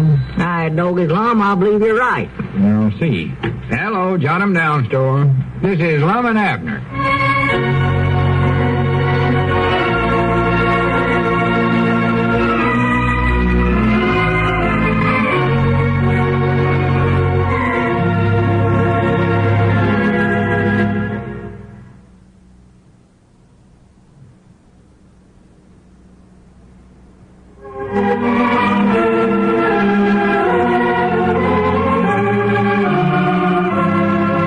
See what's going on down in Pine Ridge. Well, as we look in on the little community today, we find the old fellows in their jot 'em down store. Abner is talking to Ulysses S. Quincy. Listen. No, Ulysses, I've told you 100 times we ain't got no soap powder hid under the counter. Now, do you understand that? We ain't got none. No. Abner, for goodness sake. Is that clear to you, Ulysses? Okay. Abner. Can you get that through that thick head of yours now? Hi, Granny's. Abner, will you hush that up? Well, Lum, I don't care. I just get so sick and tired of everybody coming in here accusing me of hiding soap powders under the counter. I don't know how many folks has did that in the last few days. Other day it was Mousy Gray and then Grandpappy's beard. All right, just simmer down. Well, you haven't got any soap powders, have you, Abner? Why, no, I told you we ain't. Come on back here. Don't you just take a look for yourself. I'm going to get this thing settled once and for all. Come on, Ulysses. Step back here and see for yourself. Okay. Well, Ulysses, you don't have to do that. You can take our word for No, it. sir, now just let him go ahead, Lum. Go on, search the whole place. Turn everything upside down. Tear the whole place apart. Abner, I wish you wouldn't carry on that way in front of customers. Customers? Snoopers, that's what I call them. Well, you finding anything, Ulysses? No. You satisfied now? Okay. Ulysses, I hope you'll excuse Abner, and I hope you'll keep on trading Yeah, with well, us. wait a minute. You ain't leaving yet, are you, Ulysses? Here's a couple more boxes you ain't snooped into. You better look through them, too. Abner, he said he was satisfied. Now let it go. Well, Lum, he wants to be sure. You don't want to take nobody's word for nothing. Here, I'll open this one up for you myself. Just prove Cut it out, Abner. Don't pay no attention to him, Ulysses. Yeah, okay, Lum. He gets these spells. See? Ain't nothing in there, but... Well, I'll be dad blamed. How'd them get in there? What? Oh, nothing. Wait a minute. That looks like boxes of soap powders. Yeah? Where in the world do you reckon them things come from? I don't know. Must have been sitting there all the time. Yeah? Must have. Ulysses, did you say you wanted a box of soap powders? Yeah, okay. Yeah. Here you are. Yeah, okay. Just put it on my bill. Okay, all right, Ulysses. Come back again. Yeah, okay. Well, Abner, it looks like that you've learned something. All right, Lum. Just don't rub it in. You never knowed them soap flakes are under there neither. I weren't even talking about that. Huh? As far as that goes, you ought to have learned your lesson good enough that I wouldn't have to say nothing to you. Maybe now you won't go around popping off to customers when you don't know what you're talking about. Well, Lum, I've looked under that counter 1,000 or 100 times. All right. I told you, just forget it. Somebody put them under. I've got something worse than that to worry about. Looks like I'll lose everything I've got on that house building deal. Lose? I thought everything was working out good for you. Well, I thought so, too. Long as the widow Cobb and Lester Parks got married and he moved into her house, why, that gives you a chance to get Lester's place for the Chalderses and then sell that in your building to Mr. Duncan. Ain't that it? Yeah, that's right. Well, what's wrong then? Can't the Chalderses get Lester's place after all? No, that deal's all set. That worked out fine. They're moving out of my place today. Oh. And a good shuddings, too. But the trouble is with Mr. Duncan. Duncan, huh? Well, it ain't him so much as it is that pop-in-law of his. Oh. Is he going to move in the house, too? No, but he come over from Cherry Hill this morning with Duncan to check over this deal, and all that man could do was find fault. Well, the house ain't but half built now, Lum. They can still make all the changes they want to, can't they? Well, it ain't that so much. It just don't like the finance arrangements on it. Finance? Yeah, he never liked the way I was getting lumber from Lester on a credit. And he never liked the idea of the widder Cobb holding the mortgage on that lot. Fact is, don't seem like he liked nothing about it. Well, And from the way he talked, I'm feared they're going back out of the deal.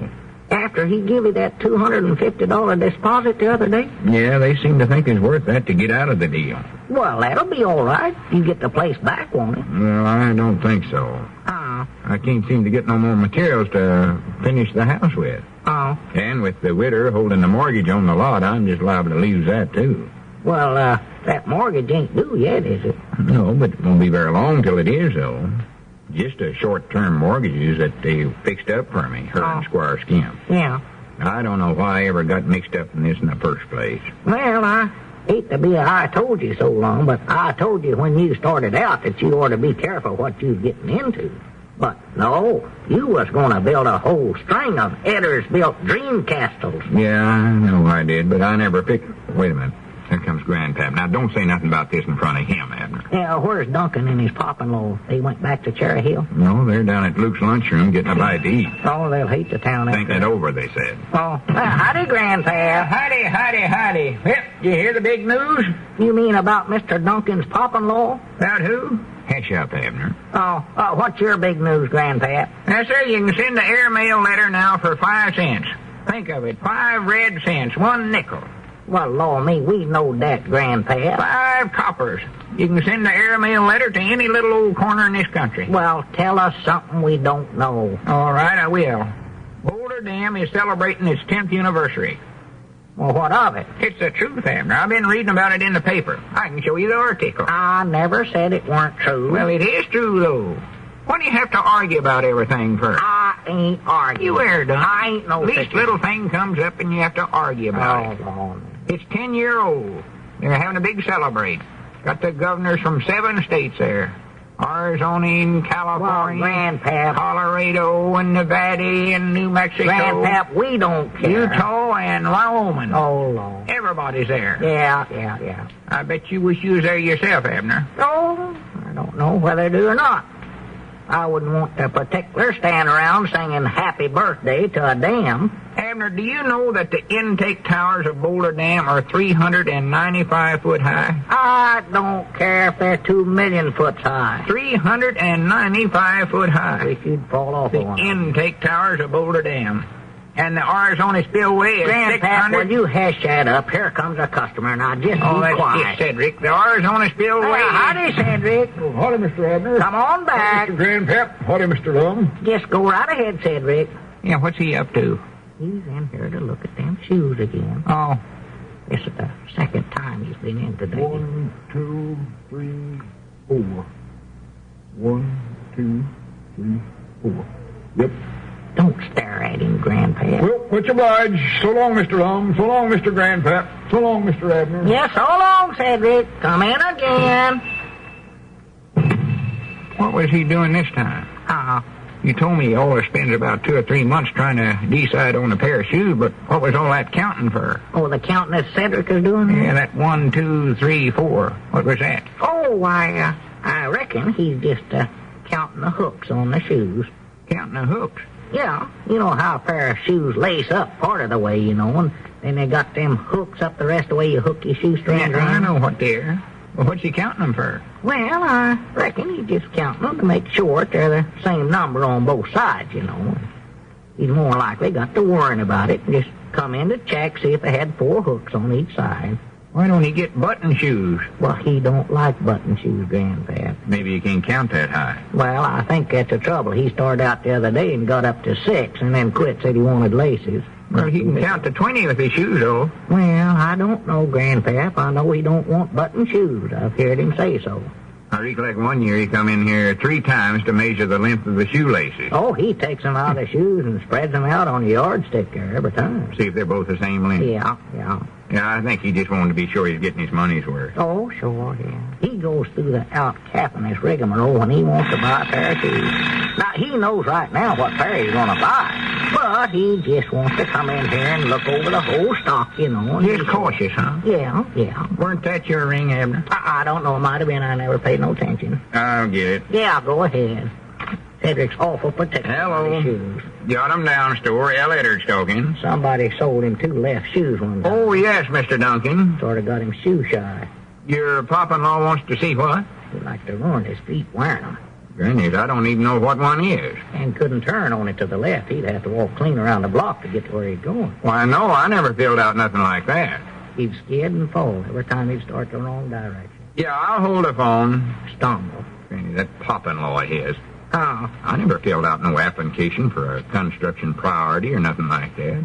Leastways, not that I know of. Is that what he wants now? Yeah, I didn't never fill out something like that, did I? I never seen you fill out nothing that I know of, Lum. I ain't paid no attention. You're handling this. You said you knowed all about building construction. I think he's just making up stuff to stall around. Oh, hello? He said what? I have. Oh, my goodness. What's the matter, Lum? He says I violated the federal building law and I can get sent to the penitentiary for it. The penitentiary? Now, don't worry, Lum. I wouldn't worry a minute about it. Wouldn't worry about going to the penitentiary? Wherever they send you, Lum, we can always send you an airmail letter for just 5 cents.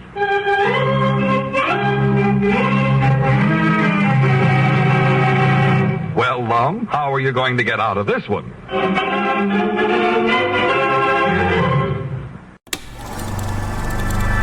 You are now tuned into Then Radio. If you enjoy our videos, we ask that you consider joining our Patreon to support our channel. Don't forget to like and subscribe so that you never miss a new video.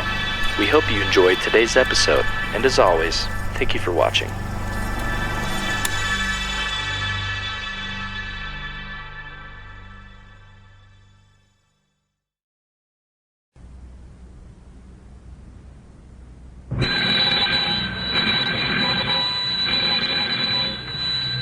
Granny's, Abner, I believe that's our ring. I dog his Lum. I believe you're right. Now, see.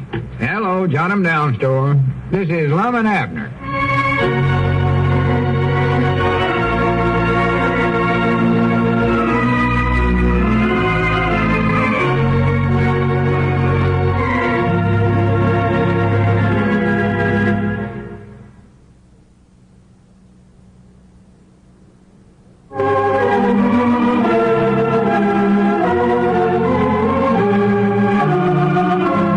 Let's see what's going on down in Pine Ridge. Well, as we look in on the little community today, we find Grandpappy Spears in the Jot 'em Down store about to make a purchase from Abner. Listen. You say you want to look at a hat, Grandpap? Yeah. Well, now, we ain't got no regular felt hats right now. Got some nice caps. Sort of hunting caps, I reckon you'd call them. Got nice fur-lined ear flaps on them. No, that ain't what I had in mind. Well, now, these are nice. If you don't want the flaps down, why, just fold them up and tie them with a nice bow on top there. I believe you'd look nice in it, Grandpa. Oh, well, I don't want this for myself. I want it for my woman, Charity. Oh, well, why didn't you say so? Well, I was trying to if you just give a man a chance to talk around here. A hat for Charity, huh? That's her birthday or something? No, but she thinks she needs a new one. That's all I hear around our place all day long. Oh, this shabby old hat I got. Oh, how terrible I look. Well, Thinks she can't go nowhere because she ain't got a decent thing to put on her pigeon-toed head. yeah, I know what you've been going through. You don't need to tell me. I'm married too, you know. Well, have you got any women's hats? Yeah, sure. Or leastways, I think we have now. Unless Lum sold them. Just a minute, I'll get them out for you here. I don't know what she needs a new one for, no ways. Got a perfect good one. Ain't but 3 or 4 year old. Ain't a hole in it nowhere. Yeah, I thought sure them hats is back of the horse blankets here. Oh, wait a minute, I know we changed them over here back to the courthouse. Yeah, I'll get them for you. Well, here they are, both of them right here. With a woman, it's always something new. They're a little dusty, but I believe we can blow most of that off of there. Mind now, where you blowing? Oh, excuse me, dog, is that fogged up, don't it? Hay fever. Yeah, sorry. Them are just like some you had in here a year or so ago, ain't they? Well, these are the same ones, Grandpa. Those right there, they're good hats. Women's been trying these hats on for over a year now, and they don't show a speck of wear. They'll stand up, I'll guarantee that. Yeah, that's what I want, a good stouting. Yeah. I want no flimsy contraption that's going to fall to pieces in a couple of years. Yeah, well, these will give her good service. Which one you want now? The one with the feathers on it, or this one here with the flowers on it? Oh, I don't know. Which one you say, Abner? Well, all depends, I reckon. Whatever type she favors, feathers or flowers. Yeah, let's see. They're both pretty. Oh, yes, sir. Hard to decide which one. Grandpap, why don't you just send Charity and let her pick out the one she likes? No, she gets the wrong one. Women folks don't know values. No, you're right Can't there. trust them with the buying. No. You see, don't want to have one that come down over her ears a little more heavy. No. These two is all we got right here. Uh-huh. I just thinking with winter coming on and all, she'd liable to freeze her seven-legged ears off with one of them things. Yeah, well, he ain't built for cold weather, I'll admit that. But them's all we got. Only thing we got now that'd keep a body's ears warm is them hunting caps I mentioned to you. With the fur-lined ear flaps? Yeah. Well, them's more for men, ain't they? Well, yeah. I don't know why a woman couldn't wear one of them, though. Got them strings that you can tie up into a bow on top there, you know. Yeah. I reckon she could sort of decorate it up herself, put a flower or two here and there on it. I think she'll take about a 7 3/8. Fine. You want that wrapped up? Oh, yeah. Put some of that red string on it, you got any. Like to make it look fancy. Yeah. Well, we don't get that red string till the Christmas rush starts. I'll fix it up nice for you, though. Yeah, give it a gift wrap. Yeah, that's what I'll do, fix it up. I believe one of these white sacks here would be nicer than that brown paper, too. That's a good idea. Yeah. Want it to look nice. Yeah. Whereabouts is Lum at today? Oh, no telling. More likely out somewhere's trying to figure out how to keep losing that house he's building. Losing it? Can't he find it? Well, he knows where the house is at, but see, Lum never got no prior orders to build that place. So everything he's done so far is unlegal on him. Yeah, I know that. I was in here when he found that out yesterday. They ain't sent him to the penitentiary yet, have they? No. Well, there's your hat. That'll be $1.79. $1.79? Jiminy, prices are sure going up, ain't they? Yeah. Inflation, you know. It's terrible. A year ago, we could have sold you that same hat for $1.69 easy. Yeah. Yeah, howdy, Lum. Oh, hello there, Grandpap. Grandpap just bought a hat for his woman Charity, Lum. Well, good. Which did you take, the one with the feathers or the flowers? Neither. The one with the fur-lined ear flaps. Huh? Well, I gotta be going. I'll see you fellers later. All right, Grandpap. I hope Charity likes a hat. So long. I know she'll love it. Yeah. Nice of him to get that fur away. And we ain't got no women's hats with fur-lined ear flaps on them. Why, sure we have, Lum. Them hunting caps. Hunting caps? For goodness sakes, Charity don't want nothing like that. Oh, I think time she gets that bow tied up around the top of it, it'll look right nice. Keep her ears warm, too. What's that paper you got there? Oh, this paper here, Abner, is the thing that's going to keep me from losing that property and what I've got built on the house so far. Is that what a priorities looks like? This ain't no priority, but it's the thing that'll get me one. Oh. It's an application for residential construction. I think that's what it's called. All I got to do is fill it out. I got it through Mr. Daniels. He works for the National Housing Agency, you know. Just have to fill it out, huh? Yeah. It'll take me 5 minutes, and then I'll be all set. All right, Doggy, that sounds good. I sure thought you got yourself into a pack of trouble this time, Lum. Well, I'm too smart for it. Let's see. Name and address of applicant. That's me, Lum Edders. Oh. No, that's good. Yeah. City, zone, state. Zone. Reckon what zone we live in, Abner? Zone? Well, I saw pictures in that geography book of Little Pearls, Lum, but I don't recollect just what them things are now.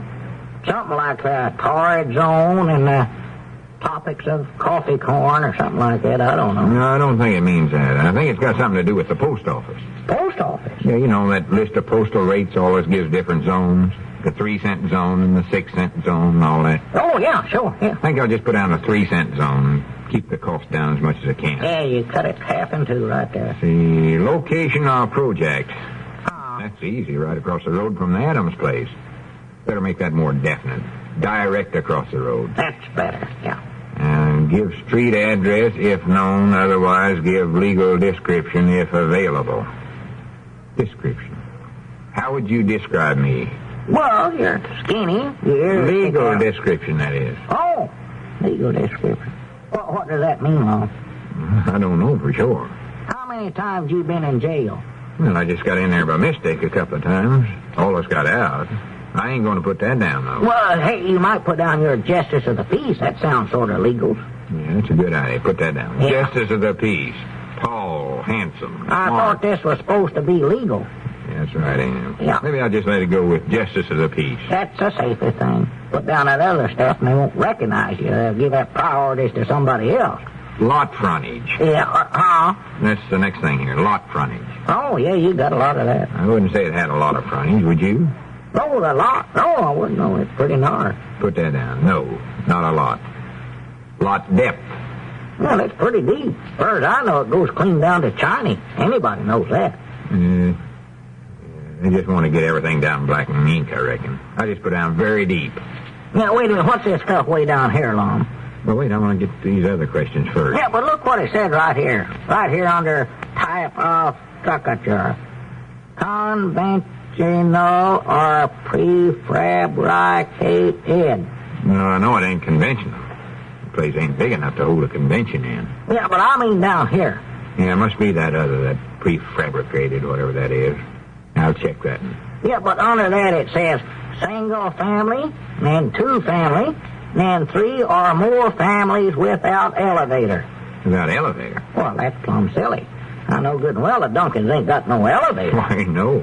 Even if they had one, there wouldn't be room to put it in that house I'm building for 'em.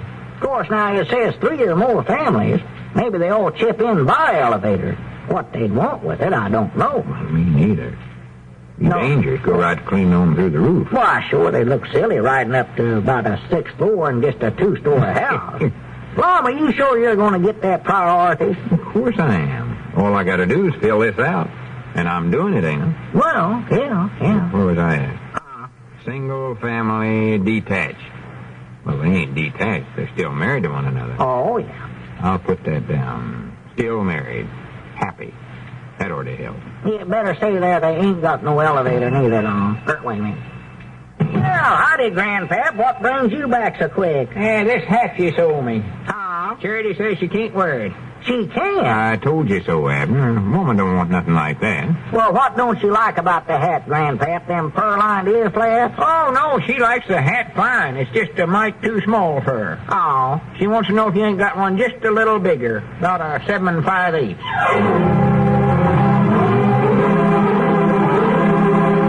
Lum, you'd better get one of those fur-lined jobs, too, because it's going to be a cold day when you get that building priority.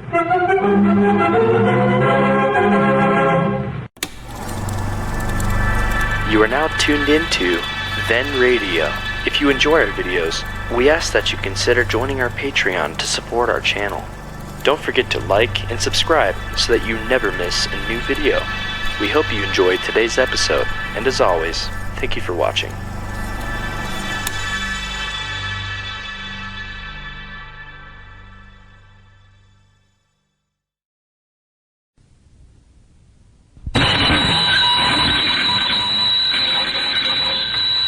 Granny's, Abner. I believe that's our ring. I dog is Lum. I believe you're right. Now, see.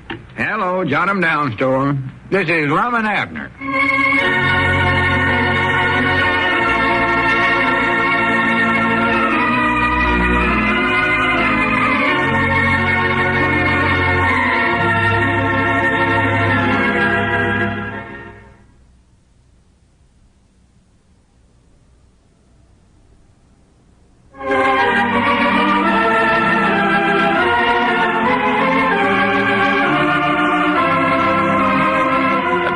See what's going on down in Pine Ridge. Well, as we look in on the little community today, we find the old fellows in the Jot 'em Down store. Lum is examining his returned application blank. Listen. Granny's, they've got their nerve turning me down for priorities. Ain't I as good as the next feller? Ain't I a citizen of this country? What do they think I am, anyway? Bag of prunes. Abner, will you stop putting up that grocery order and listen to me? I just want you to hear what they wrote down on my application. Lum, you've been reading that thing to me for the last 2 hours. Listen to this. No authorization is granted for the construction described herein because The applicant apparently understands neither the questions in the application blank nor the fundamentals of house building. Uh-huh. How can they say a thing like that about me? Well, Lum, you admitted yourself you couldn't figure out what some of them questions meant. Oh, there might been one or two, but I never got all of them wrong. I know that. Take this in here where it says attic, floored or unfinished. I put down unfinished, natural. Ain't even got the downstairs finished yet. What's wrong with that? Well, that'n's all right, I reckon. And they say I don't understand the questions. They don't understand the answers. That's the whole trouble. Didn't they say something in there about that you couldn't get a priorities no ways 'cause you ain't no war veteran? Well, I was too old. I wanted to enlist, but I knowed good and well they wouldn't take me. I was a area warden for 3 years, hand running. I still got my card.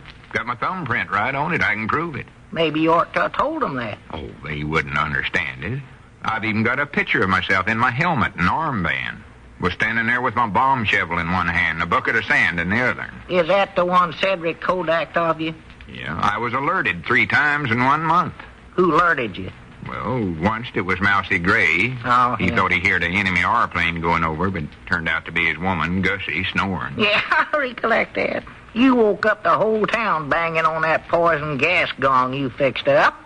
Well, nothing much come of that incident. But I was on my toes, Johnny on the spot. And they say I ain't a veteran. Well, I wouldn't say nothing come of it. You scared Ulysses S. Quincy's dog to where it run out and bit old man White. I slapped a splint on his leg, didn't I? Yeah, the wrong leg. Then he might nigh got the pneumonias 'cause you made him lay on the damp ground for 2 hours with a blanket throwed over him. That's what the first aid book said to do. Yeah, but you got the wrong page. That weren't for dog bite. All right, you can just keep them smart remarks to yourself, Mr. Peabody. Splint for dog bite. There's a customer coming up out there. You better wait on him. Oh, that's just Cedric. He don't want nobody to wait on him. He just wants to stare at them shoes he's going to buy in a couple of months. Oh, ain't he bought them things yet? No, he's still in a looking stage. Howdy, Cedric. The shoes are right over there. Well, Go on, Cedric. It's all right. You can look at them. yes, Mom, but, would you wait on me, Mr. Abner? Wait on you. Why, sure. You're working fast this year. Yes, Mom. Sure, I'll wait on you. Yes, sir. Just sit right over there on that apple box, and I'll be right with you. Lum, would you mind to fill this grocery order I started here? Yeah, in a minute. I want to study this blank over some more. Well, all right now, Cedric. Just slip your shoe off here and get you all fixed up in a jiffy. Yes, Mom.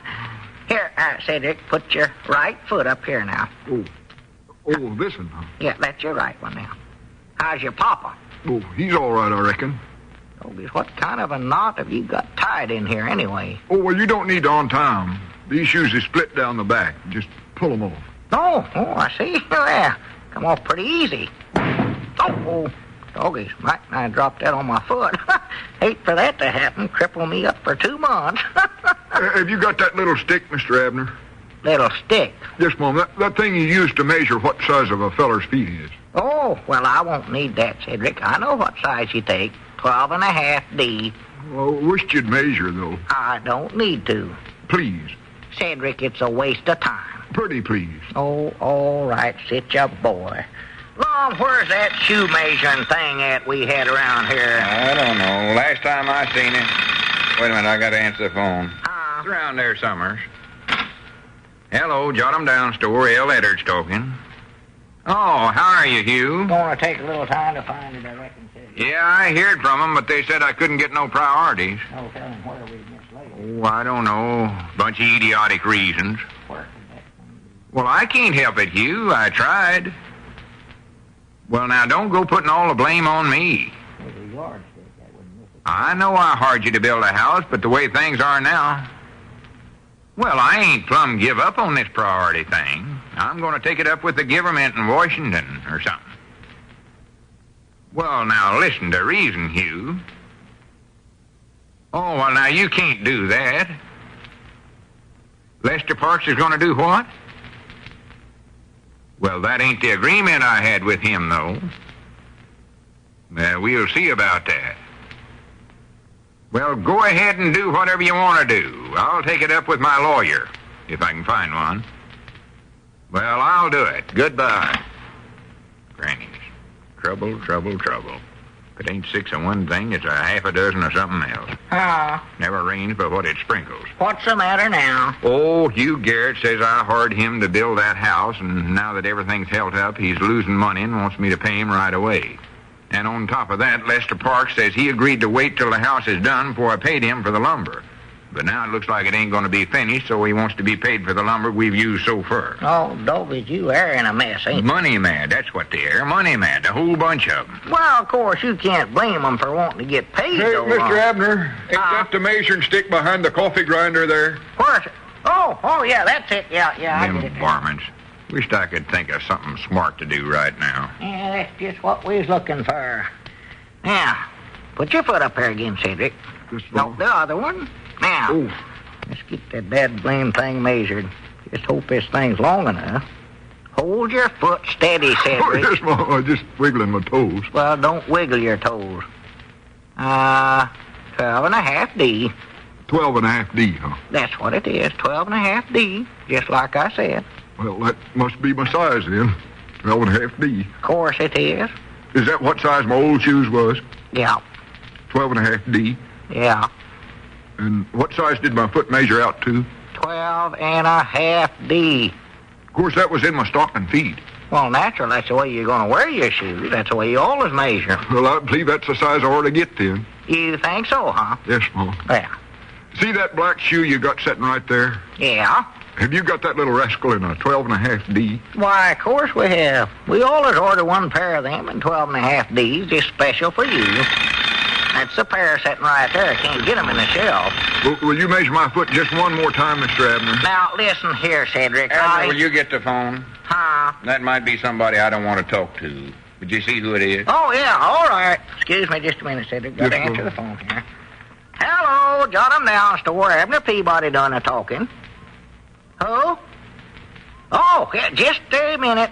Mr. Duncan, Lum. Duncan? Yeah. Oh, my goodness, he's the last person I want to talk to. Huh. Tell him I'm out of town temporaries and won't never be back. Go on, tell him that. Hello? Lum said, Lum had to go out of town temporaries, and he won't never be back. That's what he said. Not what he said. Oh, I see. Uh-huh. Uh-huh. Yeah. Yeah, well, it's a shame he's out of town, all right. Oh, no, it ain't. No, I can't tell you where he went to, 'cause he never told us. That's the time, Abner. Well, I'm just sorrowful I can't help you, Mr. Duncan.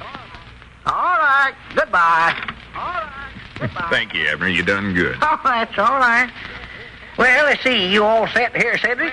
Well, are you sure these new ones are size 12.5 D? Why, sure there. I told you we ordered them special for you. Here, look inside them right there. See that printing?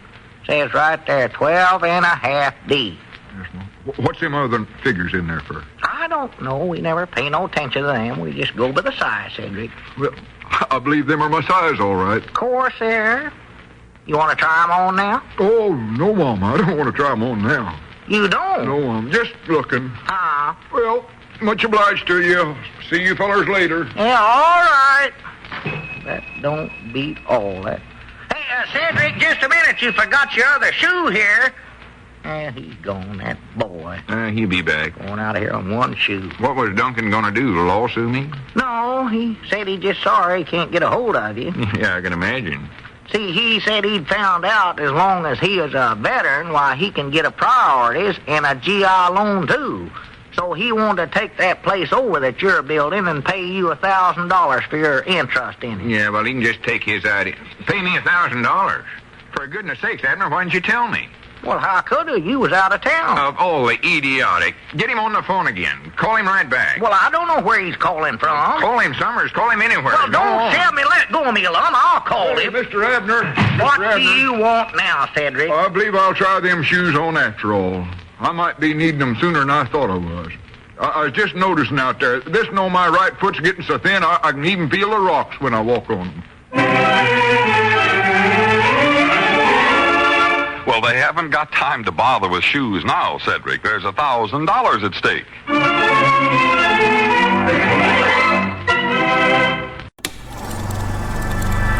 You are now tuned into Then Radio. If you enjoy our videos, we ask that you consider joining our Patreon to support our channel. Don't forget to like and subscribe so that you never miss a new video. We hope you enjoyed today's episode, and as always, thank you for watching.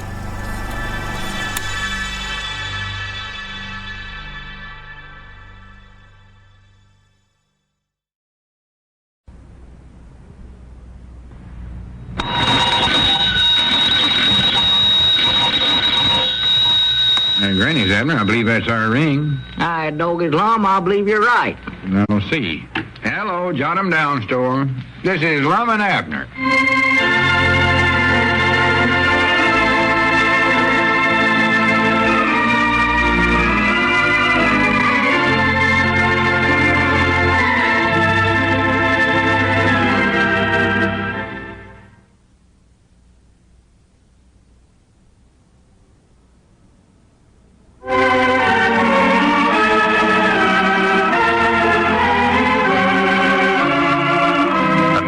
See what's going on down in Pine Ridge.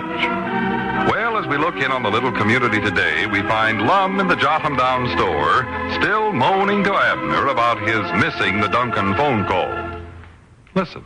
$1,000. Throwed right out the window.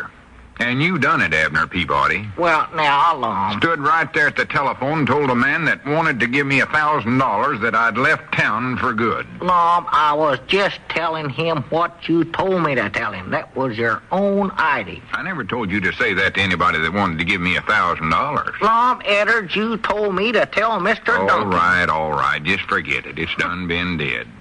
I've lost a fortune, but what's that to you? Well, now, Lum, you might not have lost it yet. Mr. Duncan might still want to go through with the deal.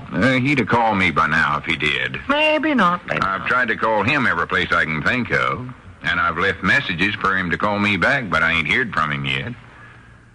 More than likely, he's give up the idea by now. Well, here's what he said to me. I know what he said. He said as long as he is a veteran, he could get a priorities and a GI loan to finish building that place. So what he I know all of that, Abner. He wanted to buy what you had got did on the house so far for $1,000. Just buy it outright and finish it himself. I'm trying to forget all of that. And he said he'd pay off that mortgage that the widder Cobb holds on the lot, too. Abner, ain't it bad enough that I'm losing out on all of this without you rubbing it in? Well, Lum, I ain't. I'm just... Well, whatever you're doing, just cut it out. Let's just not say another word about it. Well... Just forget it. All right. Don't even bring up the subject again. I won't. Don't even think it. No, sir. $1,000 throwed right out the window. Now, Lum, there you go again. I was just doing what you told me to do now. All right. I told you not to bring up that subject no more. Besides, that's our ring. You better get it. Yes, sir. $1,000 throwed down the well. Hello, jot 'em down, store. Oh, Old dumb Abner Peabody doing the talking. Oh, how you, Squire? Squire. Oh. Yeah, just a minute. He's right here, Squire. Here, Lum, it's for you. No, it ain't, Abner. I don't want to talk to him. He's going to lawsuit me. Tell him I'm out of town. Oh, no, you don't. I told that to Mr. Duncan yesterday, and I ain't heard the last of it yet. Now, you tell him yourself. Abner, please do this for me. Just tell him I'm out. I've done told him you're here. Oh, me? Well, tell him I'm sick, then. Tell him anything. Yeah. All right. Recollect, though, this is your ID now. Ain't able to creep to the phone, even. Hello, Squire. Why, Lum can't creep to the phone. He's sick. Why, he's got the, I'm baffling. He's got baffling. Huh? I don't know what it is. I've even got the doctor stumped. Even got the doctor stumped. Oh, no, he couldn't possibly come to the phone. That's the idea. You just want him to what? Sign something. Oh, no. I got the shakes in my right hand. Got the writer's cramps. Why, I'm afeard he couldn't sign nothing the way his writing hand shakes, Squire. He's terrible sick. Make it sound good. Oh, yes, he's awful sick. Looks a whole lot like that widder Bates's man did before he passed on. Yeah, it is too bad, I reckon. Never had noticed that. Oh, yeah, we're hoping he'll pull through. Most of us. Yeah, well, much obliged for calling, Squire. Goodbye. Granny, that was an RSK permit.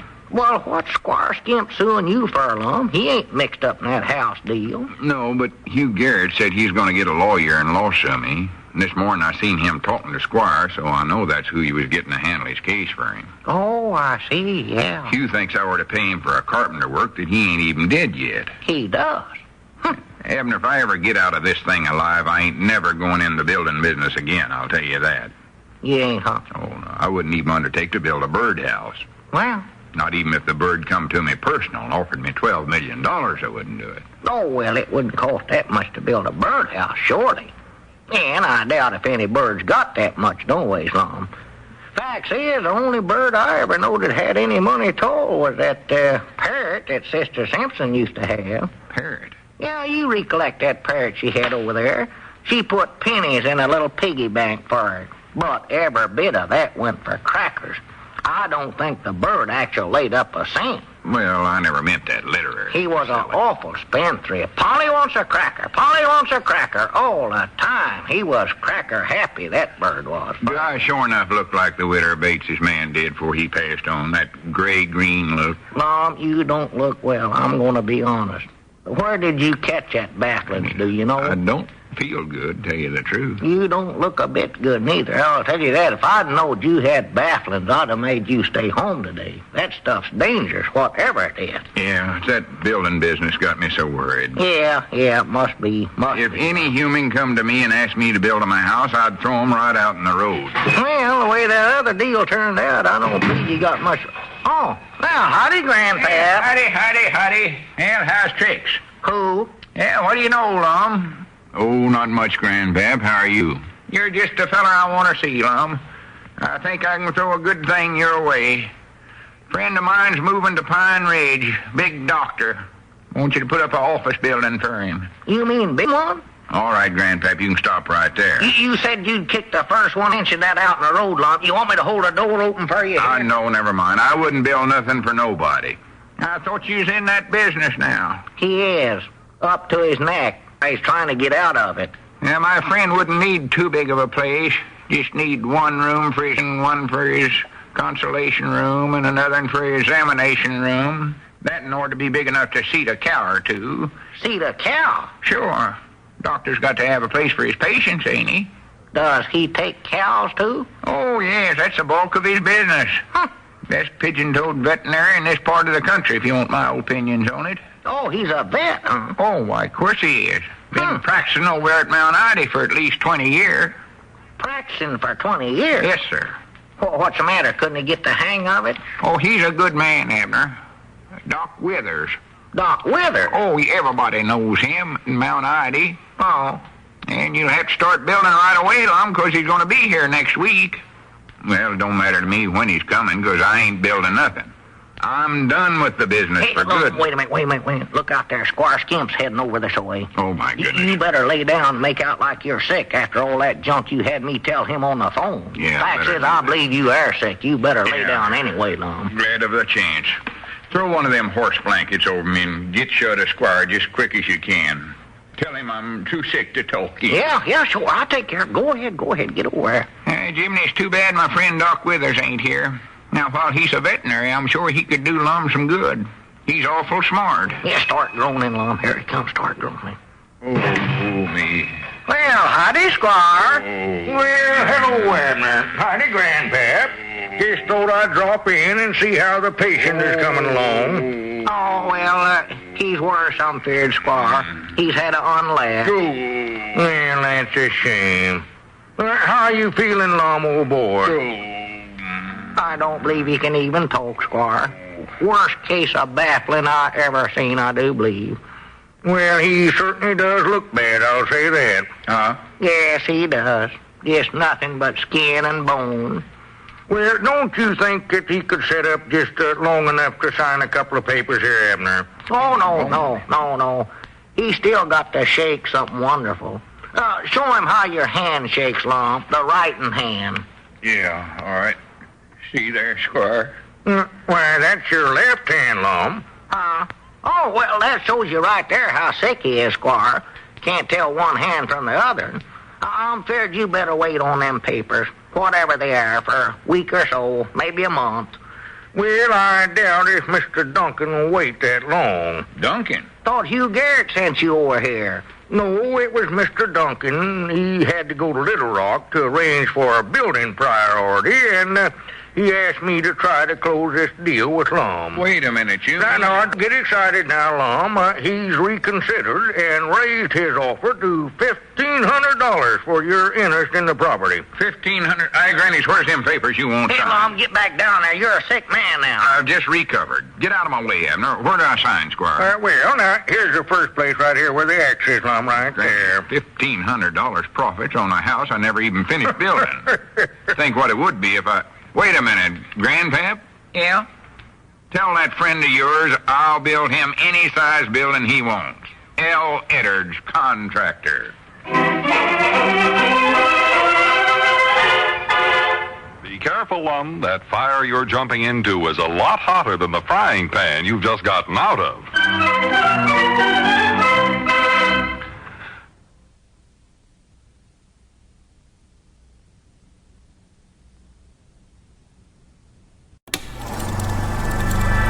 You are now tuned into Then Radio.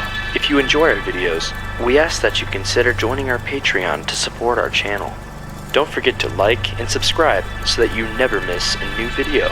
We hope you enjoyed today's episode, and as always, thank you for watching.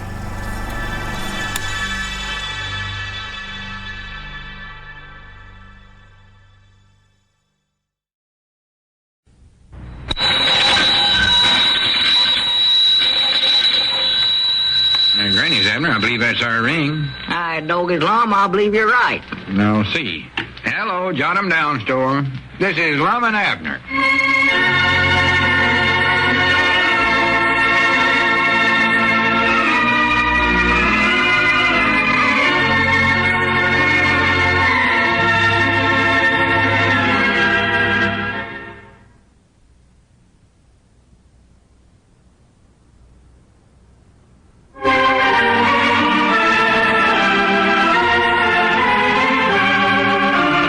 See what's going on down in Pine Ridge.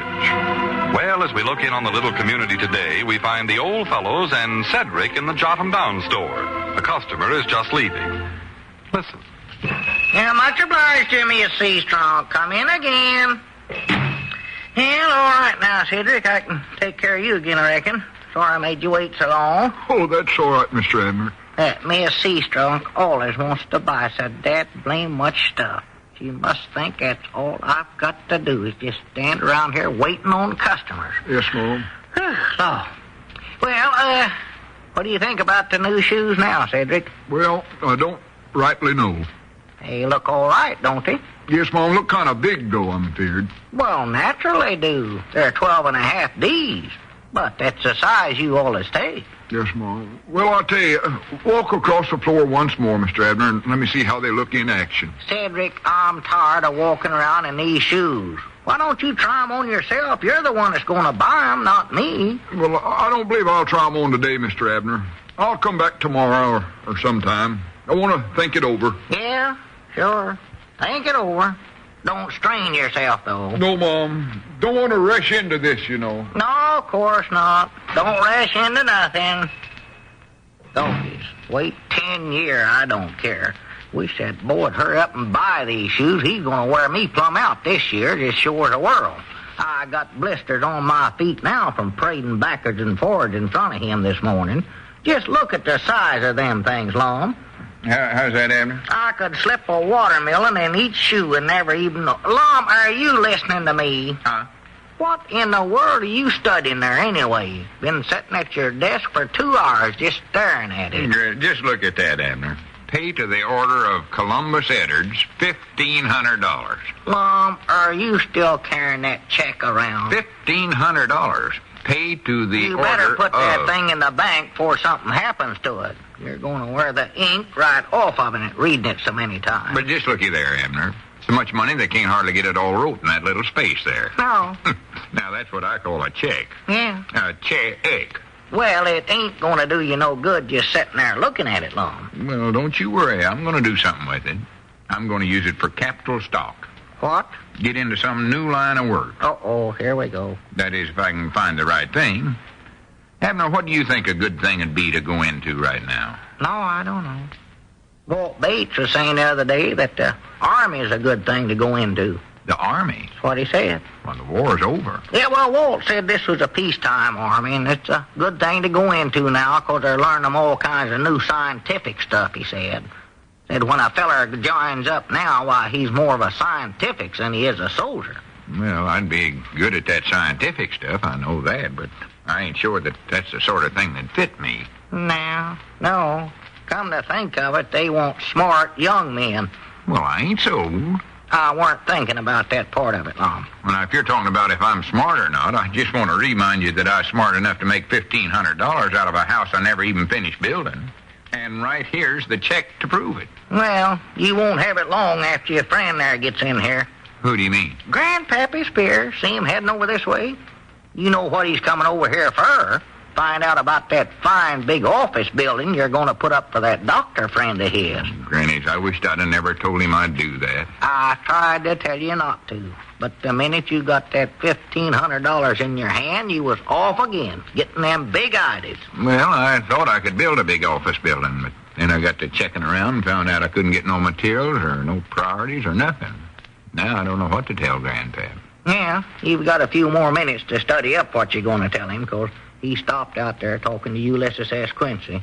I wished he'd talked to him all day. Well, Lum, I don't see what you're so worried about. Looks to me like all you got to do is just tell Grandpap you can't put up the building for his friend, and that's it.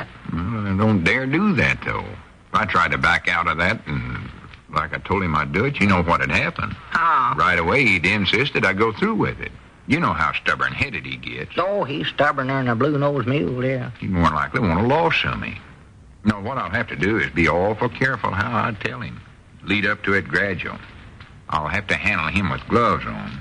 But I ain't going to build that building.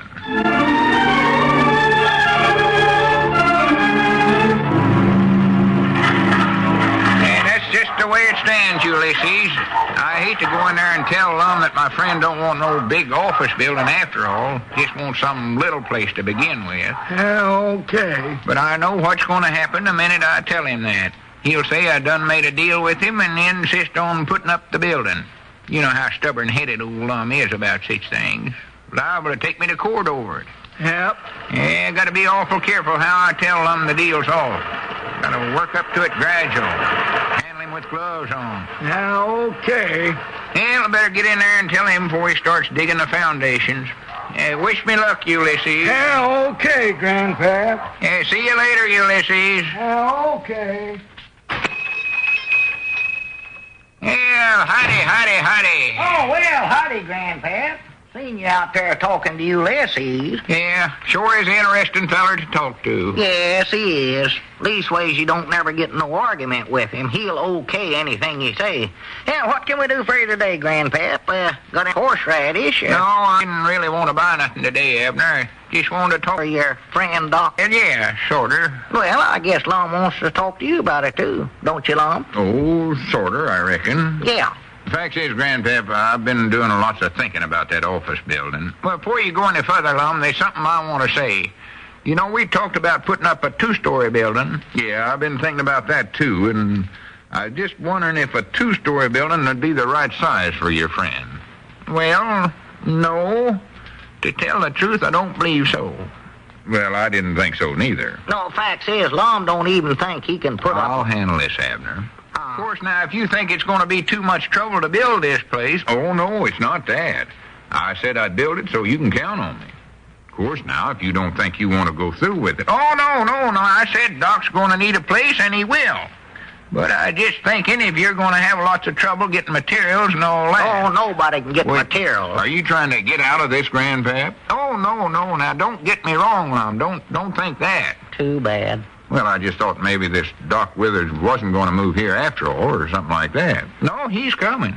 Yeah, said right in his letter that he was moving here. Well, Wait a minute. You ain't wanting to back down on this deal, are you? Yeah, Grandpap. Abner, hush up. Oh. Why, no, Grandpap. You know me. I never back down on nothing. My word's as good as my bond.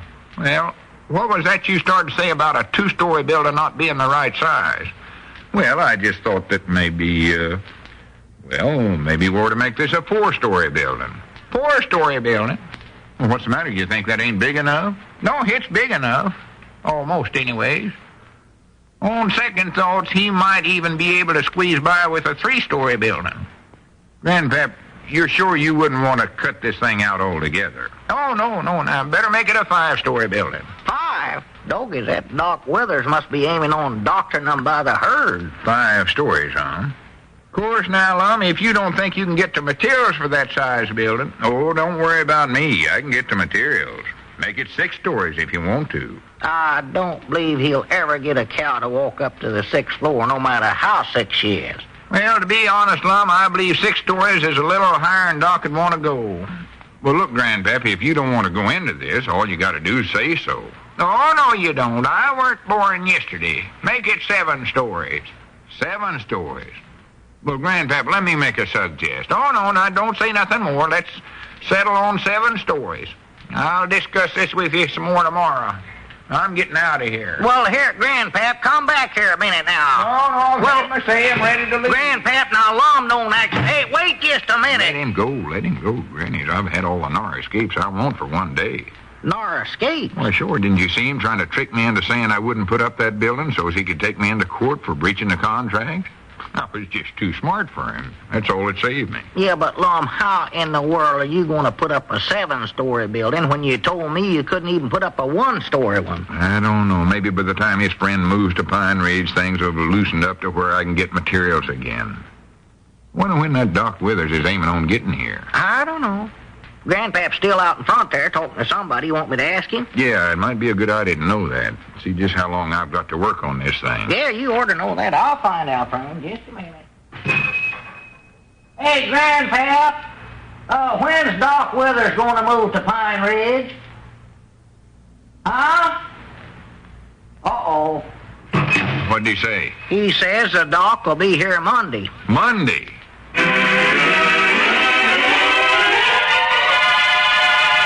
Well, Lum, that gives you 3 days, or 2.5 stories a day.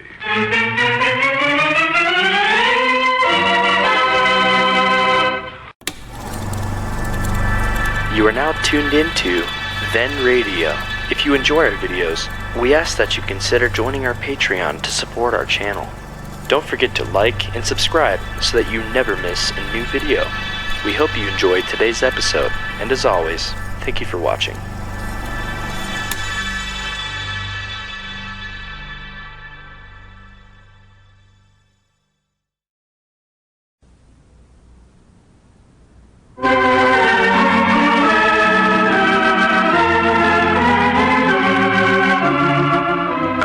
See what's going on down in Pine Ridge. Well, as we look in on the little community today, we find Grandpap in the Jot 'em Down store talking to Abner. Listen. Abner, are you sure that Lum ain't mad at me over that building deal? Of course not, Grandpap. I've been trying to tell you that he was tickled to death when he found out you wanted to get out of the deal. See, he never wanted to put up no office building for that friend of yours any more than you wanted to have one built. Well, I hope you're right. If both of you hadn't have been so stubborn-headed, you wouldn't have got into this mix-up. Why didn't you just come right out flat-footed and tell Lum you never wanted no building built? I don't know, Abner. Seemed like all I done was just sort of mention that Doc Withers was going to need a place to work in when he come to town, and before we got done, Lum had it up to a 7-story office building. 7-legged skyscraper. Yeah, well, it's all straightened out now. But next time, say what you mean. Don't go beating around the brush that way. Oh, wait a minute, there comes Cedric. Now I've got to go through some more of that rigmarole with them new shoes he's aiming on buying. Ain't he bought them things yet? No, he's going to have them wore out before he takes them out of the store. Well, howdy, Cedric. Hello, Mr. Abner. Howdy, Mr. Grandpap. Howdy, Cedric. The shoes are sitting right over in a regular place. You've got to try 'em on yourself today, though. I can't, Cedric. My feet are still blistered from yesterday. Oh, I don't want to look at the shoes today. Thought I'd lay off for a day or two on that and get a fresh outlook on them. Well, that'll be a nice rest for me, too. What was it you wanted, then? Peanut butter? Oh, no, Mom. Mama wanted me to bring this back to you. Bring what back? I can't see what it is. You got it all wrapped up with. It's this orange juicer you sold us a couple of weeks ago. It don't work. It don't? No, Mom. Did you take hold of this handle here and push it down like I told you? Yes, Mom, I done just exactly like you said, but I couldn't get it to work. Well... So Mama says, take it back and get her 79 cents. Well, wait a minute now, Cedric. If something's wrong with that, then why, let me give you another, and you take it home and try it. We sold one to the Sea Strunkses, and they said theirs worked just fine. Here, now, you take this one and try it. All right. Recollect now, just take hold of that handle and push it down good and hard. Yes, Mom, I know how to do it good. So long. So long, Cedric. Are them orange juicers actually any good, Abner? I don't know. The Sea Strunkses like theirs all right. It's supposed to be a lot handier than squeezing them out by hand. Yeah. Or leastways, that's what the drummer said that sold them to us. Natural. Wonder what's wrong with this that Cedric brung back. Looks all right as far as I can Wait a minute, see. there comes Lum. Are you sure he ain't mad at me no more? No, I told you he's glad about it. Practical loves you for backing out of the deal. It saved his life. He couldn't have built a one-story hen house. Yeah, howdy, Lum. Howdy. Oh, hello, Grandpap, old boy. I think I'm getting things pretty well lined up to welcome your friend Doc Withers. Well, good. Is it definite now that he's going to get here on Monday? According to the last hearing I got from him, that's when he'll get here, Monday. Packing everything in his car. Going to drive straight through from Mount Ida. Has he got a car? Oh, sure. Big veterinarian like him, he's got to have one. Doggies. More than likely one of them big limousines. Driving straight through, huh? Yep. Well, Direct.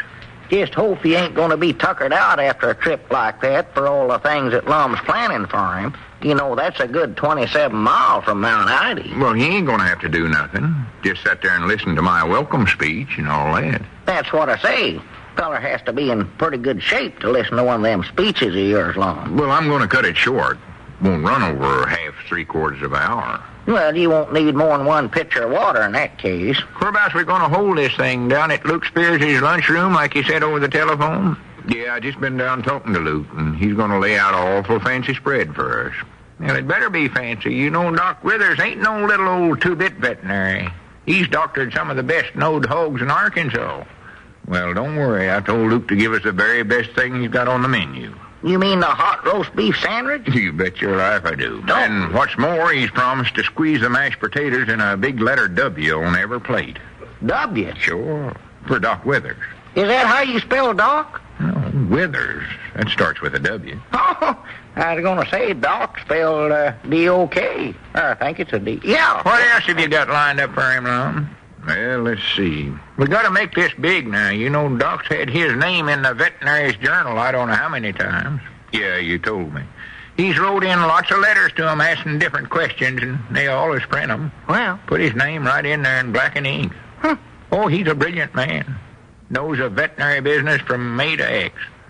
Fact is, he knows might nigh everything about every pigeon-toed subject there is. That man's got a well-rounded head on his shoulders. Yes, sirree, Bob, sir. Doggies, I'll get a fair artist complexion being around a feller like that. Well, you ought to be used to that by now, Abner. You've been around me for 30-odd years. That's what I say.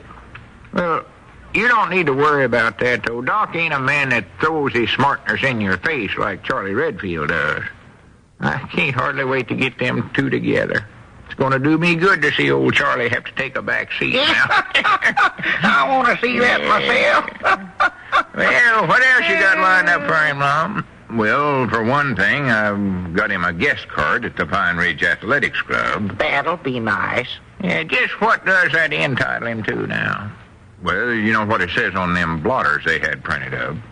Golf, tennis, bowling, hand, foot, base, and volleyball. Is that lawn or hard court tennis? Well, it don't specify. Member's choice, I reckon. Yeah. Yeah, but actual, what does it entitle him to? Horseshoes. Oh. Gives him free use of the stobs. Of course, he has to furnish his own shoes. Well, natural. Big doctor like him wouldn't want to play barefoot. I mean horseshoes. Does he wear them? Doggies, he sure must be rocked up in that veterinary business. What else have you got lined up for him? Well, Larry Hodgson's going to hitch up a team to that Surrey he's got on back of the liver stable there and take him on a sightseeing trip right after lunch, showing the interesting points of Pine Ridge. I'd like to get in on that myself. What do you want to go for? You've rode around Pine Ridge 1,000 or 100 times. Yeah, but I never seen nothing interesting. What else you got, Lum? Gonna make this good, you know. Well, Lodge is going to present him the key to the city. The older girls' woodcraft and leather tooling club's going to make him a leather wallet with his initials tooled in it. How sweet. And the Pine Ridge Boy Scouts are going to name a knot after him. A knot? And I'm going to have Will Spencer print up a big welcome sign to hang up in front of the lunchroom, as long as that'll be the first place we'll take him to when he gets here. Yeah. Like says, I better call up Will right now and tell him to get to work on that. Doggies, all that ought to make a good impress on your friend. Don't you think, Grandpap? I hope so. He's a big man, Abner. Hate to have anything second-rate for a feller of his caliber. Yeah, sure. Just a minute, Bill. Hello, Will. This is Lum. Yeah, you know that sign I was talking to you about? Well, you better get started on it right away, because we'll need it on Monday. Lum's pretty good on arranging things like that. Oh, just say, welcome, Doc Withers. I bet putting... Here, just a minute, Will. Say, don't you fellas think it'd be a good idea to put his full name down on that sign? Yeah, that'd be nice. What is his name, Grandpap? Dr. Withers. Well, there must be more to it than that. Oh, Dr. B.F. Withers. Yeah, but what does them initials stand for? Benjamin Franklin. Don't change the subject. Lum wants to know what the doc's name is. But that's it. Dr. Benjamin Franklin Withers. Oh, dog. Hello, Will. Make that sign read, welcome, Dr. Benjamin Franklin Withers. That's a fancy name. Yeah, reckon how much that'll cost, Will? Oh, I see. But just a minute. Don't you fellas think that it might look like we're kind of showing off if we use his whole name that way? No, I don't. I think it sounds good. Well, Will charges by the letter. Oh, well. Don't you think just welcome Dr. B.F. Withers would sound better? Oh, heap better. Could make it just welcome Dr. B. Withers. Hello, Will. Better just make that welcome Doc Withers. That's the best yet, yeah. Yeah, or just a minute. Abner, which has the least letters in it, welcome or hello? Well, let's see. Welcome spelled W-E-L-L. Wait, hello, Will. Make that high Doc. Yeah, that's all. Yes, sir. Make it fancy. Yeah, me or Abner will pick it up early Monday morning. All right, fine, Will. Goodbye. That's the Will I was talking to. Oh. Well, that takes care of the sign.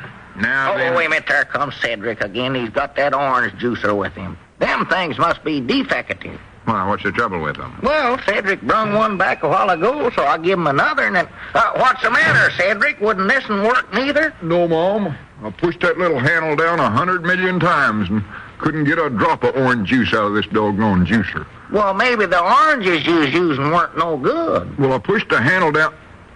Mom? I say maybe you weren't using good oranges. Oh. You have to use oranges in it?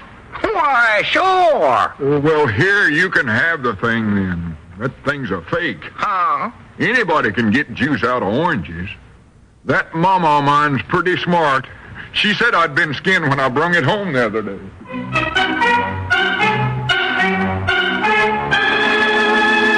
Well, who has time to bother with an orange juicer anyway, when Dr. Benjamin Franklin Withers is coming to town Monday?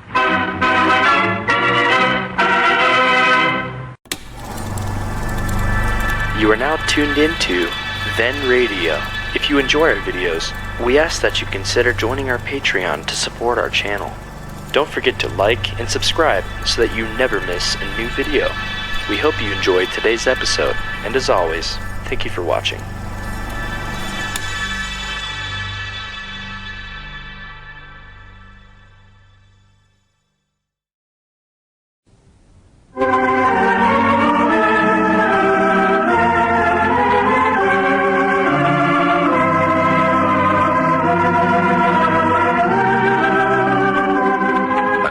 See what's going on down in Pine Ridge. Well, as we look in on the little community today, we find the old fellows in the Jotham Down store. Abner's talking to Cedric.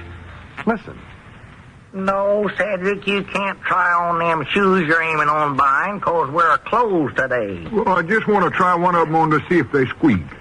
Them you sold me last year never squeaked hardly none at all. Nobody could tell they was new. Yeah, well, you can't do it. We've got to get down to Luke Spears' lunchroom, 'cause we're throwing a big banquet for that friend of Grandpappy Spears that's moving to Pine Ridge, that Dr. Wither. Yeah, and we got to hurry, too. Cedric, would you mind to run down to the liver stable and see if Ari Hodgkins is getting a team hitched up to that Surrey? He's going to take the doc on a sightseeing trip around Pine Ridge right after lunch. Yes, Mom, I'll do it. Abner, let me fix that tie of yours. It looks terrible. Yeah, just a minute. See you later, Cedric. You can try on the shoes tomorrow. Yes, Mom. So long. Well, stand still, Abner. I can't tie your necktie if you jump around that way. Well, it's all right like it is, ain't it, Mom? No, it ain't all right. Oh. You ain't going to make no impress on Dr. Benjamin Franklin Withers the way you got it tied. Look at there. You got the short end about 3 times as long as the big end. Now, stand still. Yeah, nobody'd notice it with my coat button. Yeah, they would have. The way you had it, part of the tie was hanging way down below your coat. What do? Tie it with your feet? Oh, Lum, you're choking me, Lum. Why didn't you get Elizabeth to help you? She was busy ironing my breeches. Besides, she said I was getting old enough to learn how to tie my own necktie. Well, I think she's right, too. Yeah, there. You look a little more respectable. Why is it you got to be uncomfort to look respectable? Now, don't start complaining about being uncomfort. You can put up with it leastways till after the lunch banquet's over. Fact is, you look pretty good dressed up this way. First time I've ever saw you with any color in your face. Well, no wonder. You got my necktie cinched up there to where I might lie choking to death. I have to loosen that up a little bit so that I can swallow my victuals over at that lunch. Can't get my Adam's apple down where it belongs. You caught it right at half-mast there, Lum. Well, just leave it alone. You'll get used to it. Try to swallow, I'll pull my shirt tail out. Don't forget, we're going to be knob-hobbing with a high-class feller today. Well, if this is what you got to go through, I'd rather associate with fellers like you. Now, there's another thing. You better mind the way you talk. Talk? I'll have all I can do just trying to breathe. Doggy, that thing is tight. Abner, will you take that clothes brush there and dust me off a little? This dead blame blue serge suit picks up everything for a radium of 6 miles. Yeah, all right, let me get the brush here. Oh, my goodness, there comes a customer out there. Thought I told you to put up that sign about the store being closed for the day. I did. It's hanging right there on the door. Maybe it's somebody that can't read. Who is that fella, anyway? I don't know. Whoever it is, he sure looks country, I'll say that for him. Yeah, we ought to lock the door, I reckon. We're closed. Closed up for the day. Sorry. Yes, sir. How to do, sir? Awful nice day. I said we're closed. How's that? He said we ain't open today. No, I seen your sign out there. Some sort of a holiday, is it? Well, yeah, sorta. You might say that. Well, that's nice. Holidays are nice.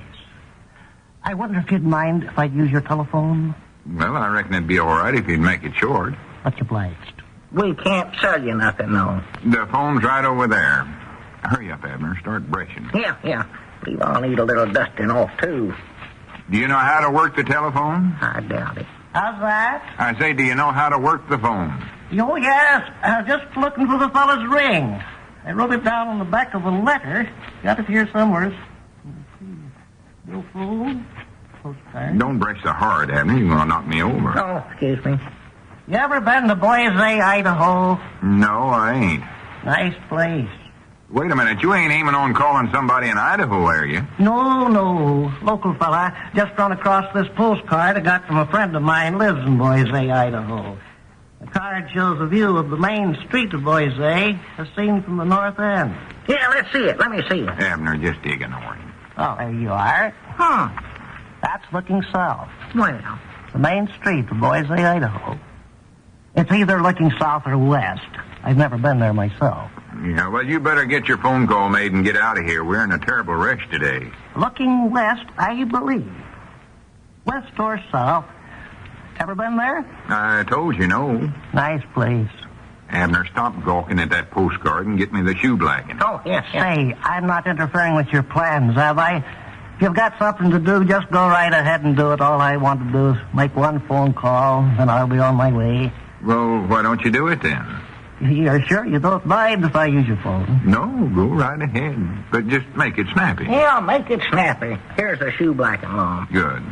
Will you slap a little on my shoes there, Abner? Yeah, sure. I got such good creases in my breeches today, I hate to bend down and get them knee sprung again. I got this fella's phone ring wrote down on a letter here somewhere.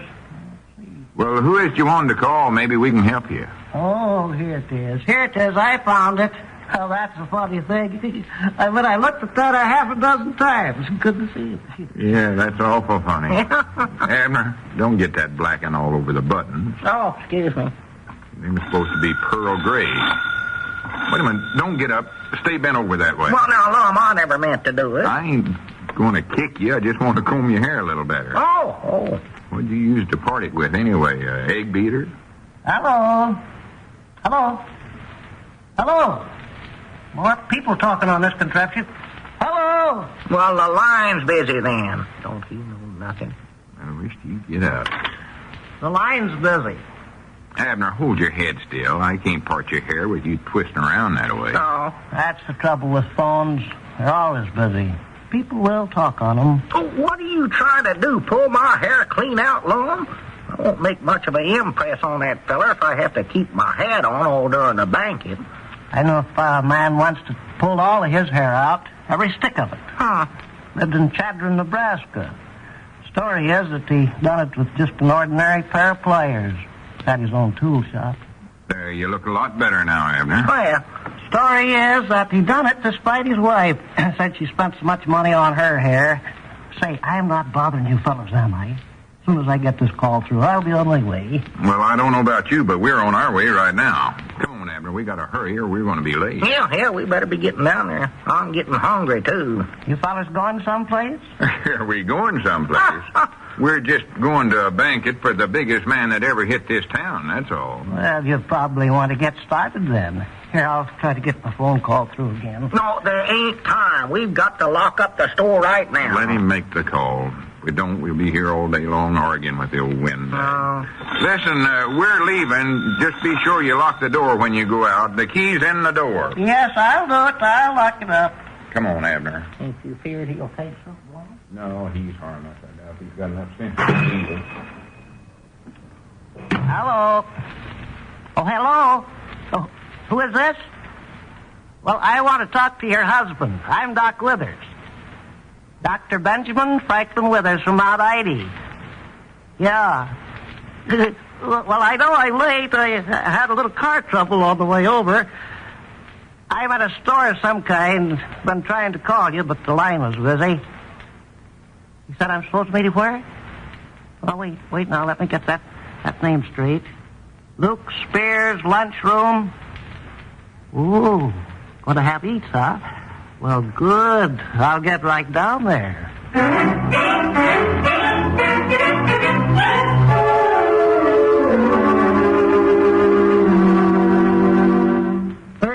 No, you're not late, Lum. That's all right. Our guest of honor hasn't arrived yet. That's your place right next to Walt there, I believe. Oh, well, good. Right next to Walt. Yes, that's right there, Lum. Yeah, howdy, Tom. Tom? Hey, fellas, the doc's in town. In town? Yeah, it was Charity that called me on the phone. Well, good. She said he just called her, and she told him to come right down here to the lunchroom. Yes, well, I'm glad to hear that he made it all right, yes. I better go back and tell Luke to get ready to start serving the victuals. Yeah, that's a good idea, Grandpap. Tell him to have everything all set. Have you got your big welcome speech all ready, Lum? Oh, you bet your life I have. Rehearsed it for a couple hours last night. Now, how are you, Ulysses? Okay, Lum. That's good. You know, Squire, this is one of the biggest things that ever happened to Pine Ridge. No, there's no doubt about it at all, Lum, no. Having a big doctor like D.F. Withers moving to town? Yes, we should be justly proud. Pine Ridge is coming to the front, there's no doubt about it. Oh, my, yes. I just hope this reception we got up for him is going to measure up to the thing. Lum. There comes that varmint that was in the store. He followed us right down here. Oh, my goodness. Well, I better go out and stop him. Yeah. We don't want him around here when Doc Withers gets here. Oh, no. Give the town a bad name. Yeah. Excuse me, fellas. I'll be right back. Just forgot something, I think. Now, what did Lum forget, Abner? Some note for his speech? No, he's got them right. Yeah, that's what he forgot, I think. Well, I just hope that Lum cuts his speech kind of short today. Yeah, he said it weren't an extra long one. Yeah, we don't want the doctor to get the wrong impression of our fair city. Wonder how that doctor's fixed on insurance. And Luke's all set. Got the hot beef sandwiches all ready to go. Has he got the mashed potatoes squeezed out in a W on each plate like he was going to? Wait a minute. Who's going out there in front there? That's Lum. Just take your seat there, Grandpap. Wait a minute. There, Lum's coming back in right now. Just sit down, Grandpap. Well, that takes care of that. Good. Lum, why'd you bring him inside?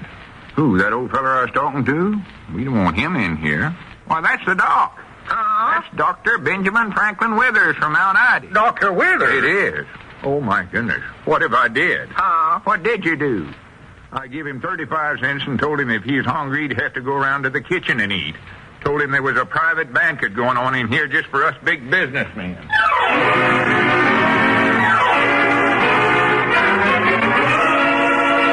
Well, Lum, I don't think there's any doubt but what you've created a definite impression on the guest of honor.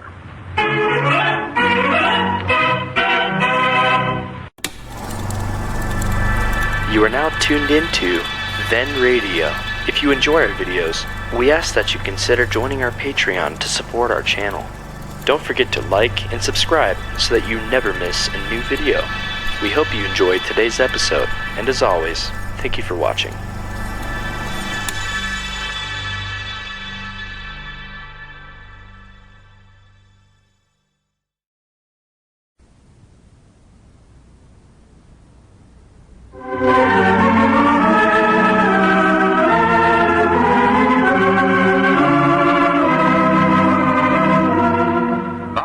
What's going on down in Pine Ridge. Well, as we look in on the little community today, we find Lum and Abner in the Jotham Down store discussing the results of yesterday's banquet for Doc Withers. Listen. Grannies, what a idiot he must think I am. Here we all outdo ourselves to make a big impress on Dr. Withers and try to give him a big welcome, and what happens? I stand there like an empty-headed numbskull and tell him to keep away from the banquet. Make him go around to the back door and eat in the kitchen. Well, Lum, you never knowed who he was. Well, you never knowed who he was, neither. I never said I did. You're just as much to blame for this as I am. Lum, I ain't denying. Don't sit there and argue with me. Oh, me. I feel bad enough as it is. Oh, what an idiot he must think I am. Why limit it to him? And as I'll never be able to live this down. I might have to move to some other town and get a fresh start in life. Oh, Lord, me alive, Lum. Stop worrying. Everything always happens for the best. I've always said that. Well, I was so embarrassed when Grandpap brought the doc out of the kitchen and set him down, and I couldn't give a word of my speech I'd studied up. That proves what I said. Everything happens for the best. Oh, such a dumb trick. Me telling the guest of honor to go around the back and eat in the kitchen. Well, Lum, Grannies. I don't see why you're so upset about it. It never seemed to bother the doc none. He just appeared to be happy about everything. Just being polite, more than likely. Oh, I don't think so. Grandpappy Spears told me later that when he went back in the kitchen to get the doc, why, he was sitting there just happy as you please. Had his napkin tucked in his collar, waiting for Luke to get done serving the banquet so he could fix him a plate of hash back there. All right, don't give me the details, Abner. It's bad enough as it is. And then when he come into the banquet there, he was just as jolly as he could be. Yeah? Never seemed embarrassed at all to me. Sat there and ate hearty. Fact is, he ate more than anybody else, I believe. Yeah, I did notice he had uncommonly good appetite. Oh, that feller can eat more grub than any human I ever seen pull a chair to a table. Oh, yeah. He better than mine, I know that. I couldn't eat nothing. Well, he weren't bashful about his talking, neither. Practical, talk steady. You know, it's still a mystery to me how a man can do so much eating and talking at the same time. Abner, do you think I ought to apologize to him? No, of course not. We all passed it off as a joke. Told him you was just pulling a josh on him. I don't think he'd hear you if you did apologize to him, no way. He don't listen to half of what you say, I don't believe. Well, it weren't exactly my fault, no ways. He never looked nothing like Grandpap's been describing him. No. He never looked like no big, famous vet doctor to me. Yeah. Well, he had me fooled, too. He just looks like another one of Grandpap's old cronies. Well, that's about what he is, you might say. Yeah, just about. Only difference is he talks about twice as much. Talk. Yeah, he is a talker, all right. Oh, me. I'd hate to have to be around him very much of the time. Oh, me too. He's nice, but annoying. Yeah. Now, I guess the best thing to do is just forget about it. Why, sure. We got plenty of work around here to take up our time. Have you put up that order for Miss Pomeroy yet? Well, I got about half of it put up, and then Miss Goshen come in, and after she went out...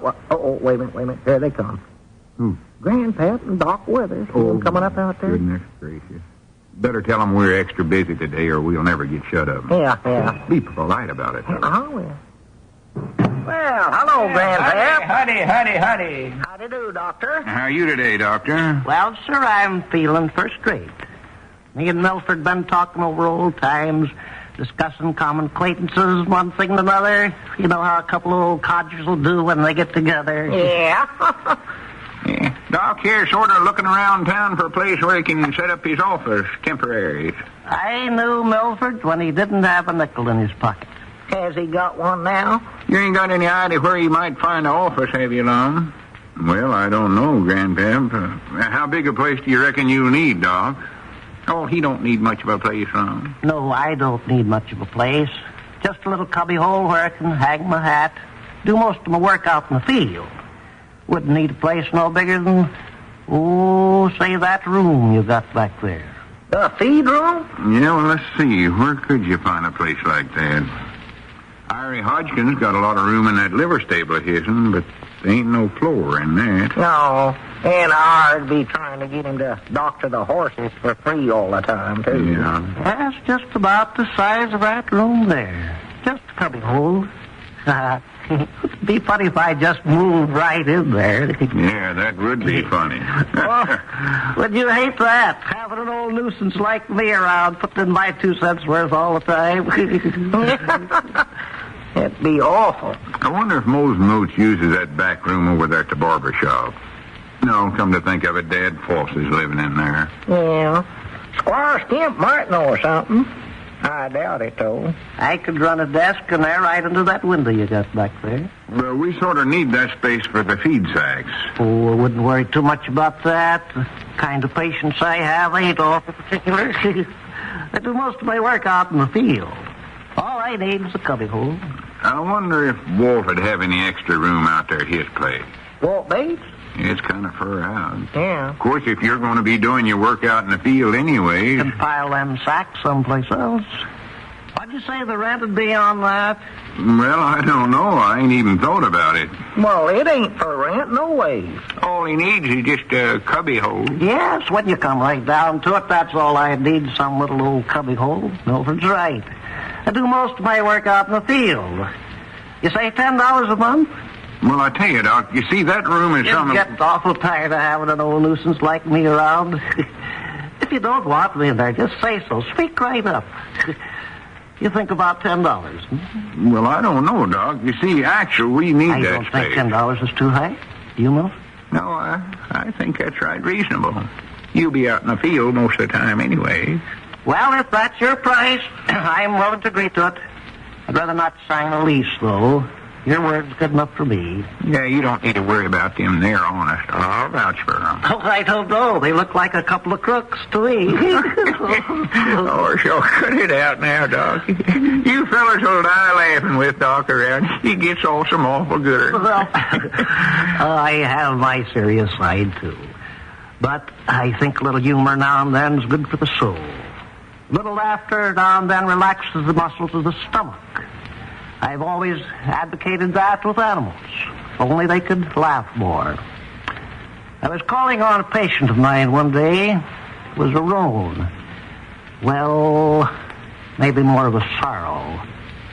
Well, you might say a sorrow roan. Out at the Jenkins place, just south of Mount Ida there. Had a nice personality. Wasn't really a serious case. Horse is more neurotic than anything else. It was a hard case. For the longest time, I couldn't find out exactly what was ailing that horse. Well, what was it? Well, sir, I don't know. Horse up and died. I don't think it was anything serious, though. He was more the neurotic type, as we say. Yeah, well, about you renting a feed room, Doc, I'm feared we're going to have to use Ask me that. for the rent in advance. Well, no, what I was going to say... I'll pay it in advance if you want it that way. Or at the end of the month. You just name your terms. Place I had over at Mount 80, I paid by the semi-weekly. $4.50 every 2 weeks. You just name your terms. Yeah, well, I'm feared we're Now, going to... here's something I want you to be sure and recollect. Any time you fellas don't want me back there, just throw me out. Just pick me up with the scruff of the neck and toss me right out in the street. Well, we wouldn't want to do that. Wouldn't we? And don't be bashful about it. Just toss me out like an old tomato can. Ain't that the thing to do, Milford? Yeah, that's the thing to do, Doc. Toss me out. Well, come on, Milford. You better go along with me and help me move my things in. Can't do it by myself. I ain't no flop-eared elephant, you know. Well, I'll help you. You know, they use elephants in circuses to move things with tent poles, wagons, everything. Beasts of burden. That man knows everything. He does, huh? He'll astonish you. Well, come on, Milford. Can't stand here all day and expect to get anything done. Just a minute now. Fur's renting that room to you. Me and Abner ain't agreed to We can iron out the details when I get back. We'll have plenty of time to talk then. You'll find me a regular old nuisance, won't we, Milford? Oh, bound to.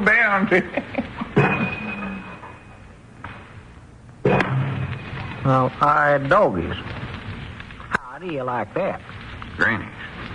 Lum, we ain't actually going to rent the feed room to him, are we? That place back there, we need that for the feed and the flour and stuff like that. We can't give that to him. Well, what are we going to do? Looks like it's done been rented. Done been rented. I never said nothing about it now. You heard him go out of here to get his things. Well, doggies, he must have said it then. I never said it was rented, I know. Did he say he'd rented it? I never was talked into anything so fast in my life. Talked into it.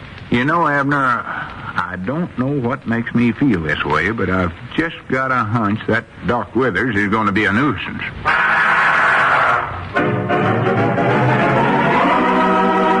No, I can't imagine what would ever give you an idea like that, Lum.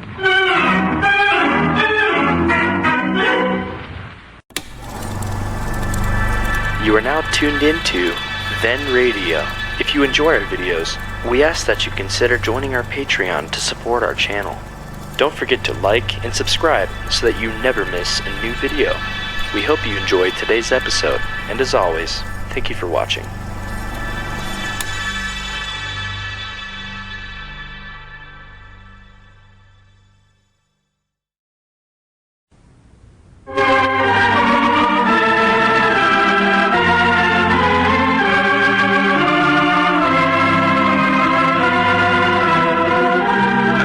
See what's going on down in Pine Ridge.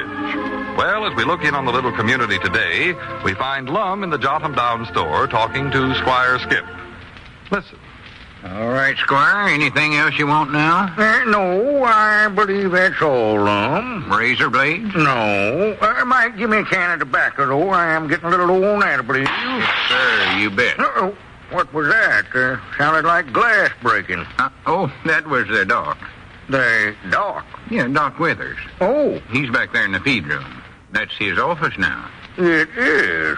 Well, I didn't know you rented him the feed room, Lum. Well, we never. He just rented it himself. How do you mean, Lum? Well, him and Grandpap come in here yesterday. Grandpap said the Doc was looking for a place to set up his office. Just a little cubby hole, he said. Mm-hmm. I ain't sure just how it happened, but before we got done talking, he'd taken over the feed room. Me and Abner never did agree to it. You didn't? Oh, no. He even set the price himself. $10 a month. Then said that that was our price, well, that was good enough for him. Well, Lum, if you didn't want him to rent the place, why didn't you speak up and say so? Squire, with him, it don't do no good to speak up. You can stand there and holler things at him, and somehow or other he can make you feel like you never said nothing. I don't know how he does it. Well, I think perhaps it was as much you as it was him, Lum. Trouble with you is you're too soft-hearted. Well, that weren't the case yesterday. Well, I'm afraid it was. Never let anybody out-talk you, Lum. I've always said you're just too good a fella. That's your trouble. You ought to be a little more firm in your business deals, Lum. Be hard-headed. Even a little ruthless at times. Well, I don't know. Yes, that's why you've never gotten rich right there. Who ain't never got rich? I've got $1,500. Made it out of that house I started building for Mr. Duncan. Or have you still got that money, Lum? I thought you had to pay out most of that on bills you'd run up. No, that was clear profit. Oh, well. And you can get that look right out of your eye right now, Squire, because that money's in the bank. And that's where it's going to stay, every cent of it. Yes, well, I think you're smart there, Lum. Yes, indeed. Yes, very smart. If I were you, I wouldn't even consider investing any money at this time. Well, I ain't going to. No. A bad time to make investments, yes. Tis Oh, yes, Lum. If I were you, I'd wait until... I'd wait until at least next week. Next week? Yes, at least.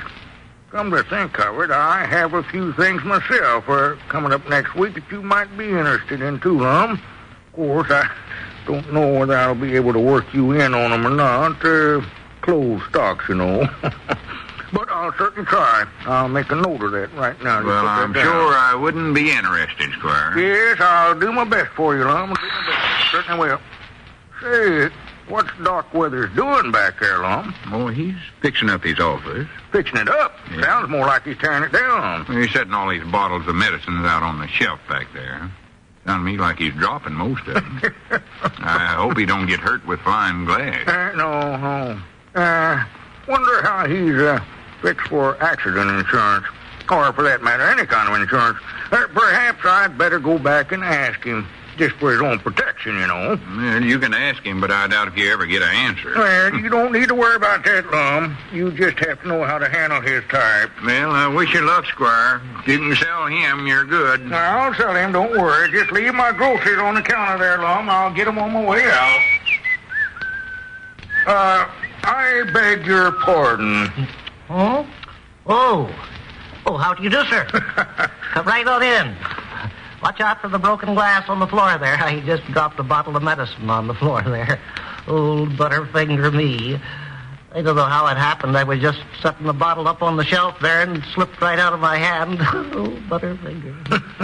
I don't know if you remember me or not, Doctor. I met you at the luncheon the other day. Oh, sure. Certainly I remember you, sure, Mr. Weestrong. No, I believe you're a little confused there.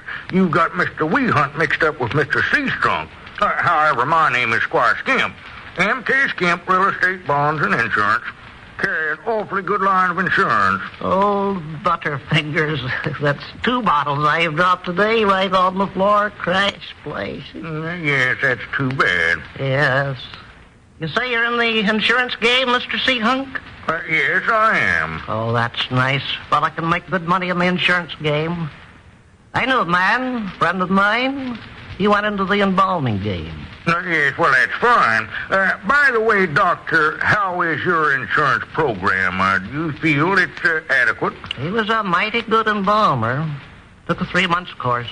What'd you say? I said, do you think your insurance program... It was a 3-month course, and Howard finished it in 4 months. That was his name, Howard Sutler. Howard K. Sutler was the way he always signed himself.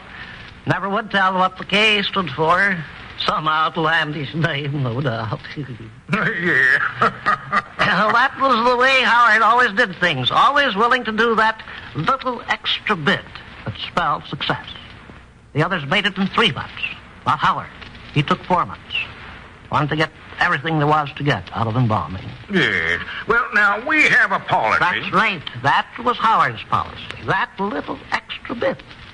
When he went into business, he wasn't satisfied just having his name printed on the door. He had it printed on both windows and the weather vane. Howard K. Sutler and Balmer. Oh, you've probably heard of him. No, I haven't. Had a place right there on the main street of Mount 80. Popular young clubman. Went broke in 2 months. Place is still there, though. You say you're in the insurance game, Mr. Pre-Shrunk? Skimp is the name. Now, speaking of insurance, Doctor... Oh, no. I'm not an insurance doctor. I'm just a veterinarian, just an old vet. Horses and pigs. They say the only reason I stayed in business so long was because my patients couldn't talk back to me. I like a good joke now then. Yes. Well, now, we have a policy that a lot of the businessmen around town have been buying lately. Carries a nice retirement feature with it. Yes? No double indemnity, but the premiums are quite reasonable. Mm-hmm. We don't issue dividends on it, but now it has a good air travel clause. Yes. Designed especially for the business and professional man. They say the reason Howard went broke was because he never had any customers. Of course, it's true that he did gamble, whist, euchre, one thing and another. It was in his blood, they say. Yes. Well, now, here, Doctor, let me show you a sample copy of this policy. Yes, love to see it. Watch out, don't step on that medicine I spilled there. Old butterfingers, why don't you call me? Yes. Well, now, here. You know what that medicine is there on the floor? No, I don't. What is it? I don't know either. I ought to label those bottles. Might be a mixture of camphor, ammonia, and sweet spirits and niter. I prescribed that for thumps. Ever had a horse with the thumps? No, I never did. It's not awfully serious. Plenty of salt and rest will generally put a horse back in tip-top shape. Well, I'm glad to know that. Now, then... Plenty of salt and rest.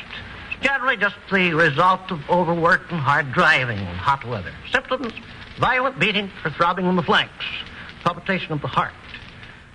I can generally tell just by looking a horse in the eye.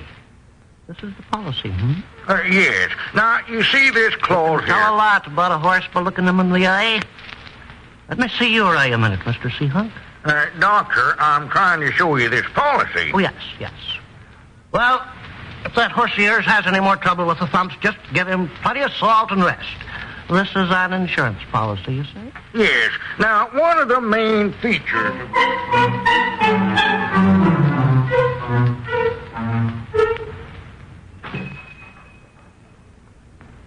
Come in. Oh, it's you, Abner. Granny's, where you been? Oh, just making a deal ever. Doggy, you had me loaded down to where I couldn't see where I was going, Lum. Kept getting lost. How have you and the doc been getting along? Well, I ain't had to put up with him very much, thank goodness. No. He's been stacking up his medicine bottles, and Squire Skimp's back there selling him some insurance now. Oh, Lum, doggy, that squire don't lose no time, does he? He's got an eye for business, I'll say that for him. No. I hope he don't sell him too big of a policy, though. Well, he better watch him or he will. Just twixt you and me, I don't believe Doc Withers has got a whole lot of money. No, of course, you never can tell about fellers that dress the way he does. Sometimes they'll fool you, you know. Yeah, you're right. You can't tell how fat a rooster is by looking him in the face. Sometimes... Well, the sale must be over. There comes Squire. Oh. Did you sell him the policy, Squire? No, Lum. I'm in no condition to handle any business of any kind.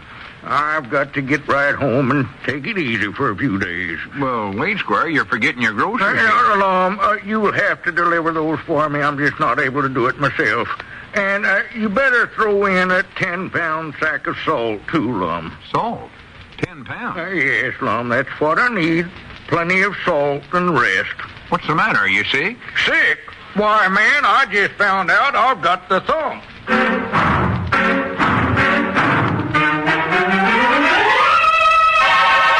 Well, if you're going to be around the dock very much, Squire, you better sell yourself that insurance policy.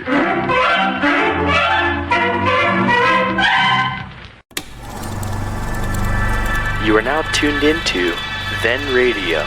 If you enjoy our videos, we ask that you consider joining our Patreon to support our channel. Don't forget to like and subscribe so that you never miss a new video. We hope you enjoyed today's episode, and as always, thank you for watching.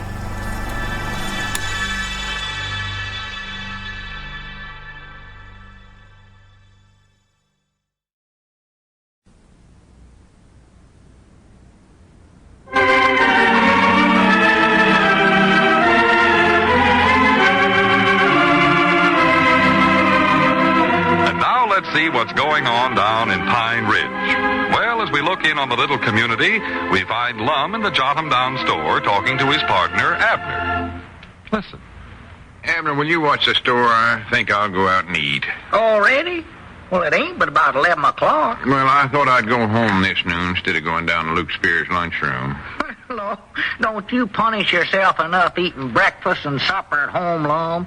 Are you mad at yourself or something? All right now, Abner. My cooking ain't so bad as you try to make it out. Oh, no. I'm a heap healthier than lots of fellers that eats their woman's cooking day in and day out. Well, you'd have to be healthy to stand up under them hotcakes you cook, or vulcanize, or whatever you do to them.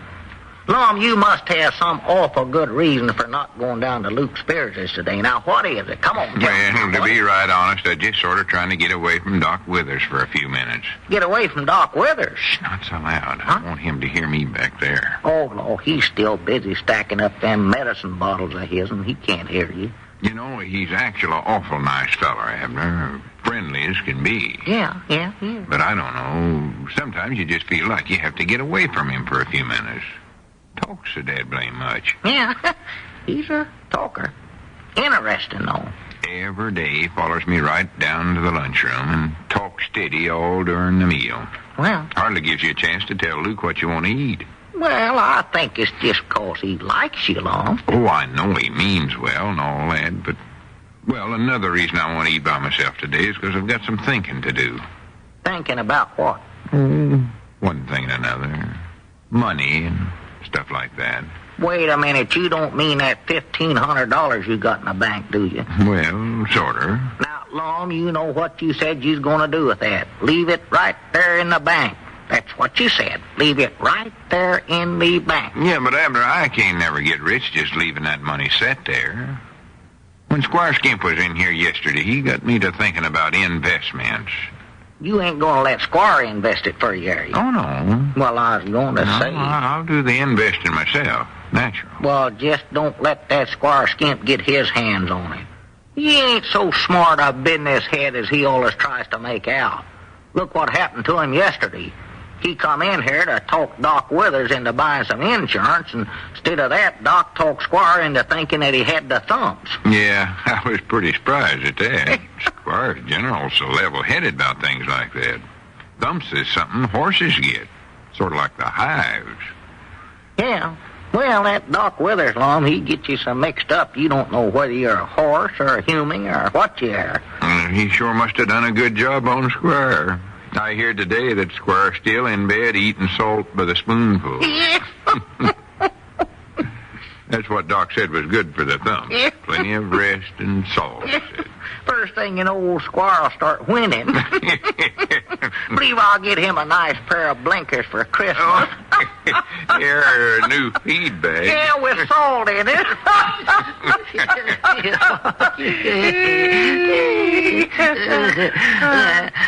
What's the big joke? Oh, howdy, Doc. I was back in my office there, and I heard you laughing. Did somebody get off a humorous remark? No, we just talking here, dog. Yes. Well, I've got to be getting along to dinner. I'll see you fellers later. Well, wait, Lum. I'll get my hat and go along. Slip on the old feed bag with you. Well, I ain't going down to the lunchroom today, Doc. Oh? Say, Abner, if Miss Barton calls, tell her them bolts of oilcloth come in from the wholesale house this morning. Yeah, all right. I'll tell her, Lum. Now, where'd I put my hat? I said I weren't going down to the lunchroom today, Doc. Well, that's all right with me. I'm not particular where I slip on the old feed bag. Any place you say is good enough for me.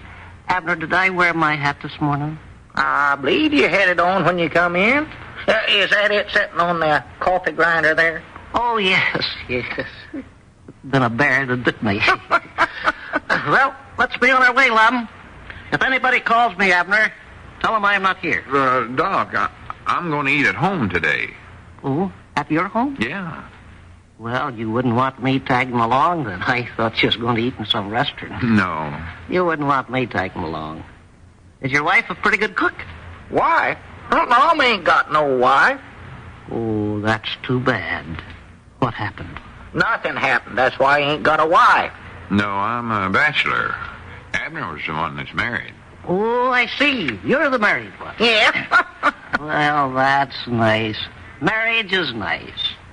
Two souls traveling the road of life together. Matrimonial bliss. I went with a young lady once. Went steady for, 4 or 5 years. Well, I've got to be going. Myrtle. Myrtle Travers. Had a nice talent for music. Had a well-trained eye. Well-trained eye? Yes, sir. She could recognize, name, and identify more than 5 musical instruments by just looking at them. Her specialties were the piano, the saxophone, the cornet, the drum, 2 kinds of drums, bass and snare. Well, there's your 5 right there. Well, good for her. Now I've got to go. Myrtle Travers. Well, don't be gone long, Lum. Well, here, wait. I'll get my hat and go with you. Oh, what's the matter with me? I've already got it. Well, absent-minded me. Myrtle always used to make the remark that I was absent-minded. Then she'd say, you're absent-minded. But she had her good side. I've often felt that maybe I shouldn't have broken up with her. Well, why'd you do it, Doc? Oh, I don't know. Impulsive, little things, you know. Yeah. One day she went to a picnic with another fella. Then later on they got engaged. Then they got married. Oh, I don't know. Somehow or other after that, we just seemed to drift apart. Oh, well, that was a shame. Well, you ready, Lum? Well, I said I was eating at home, Doc.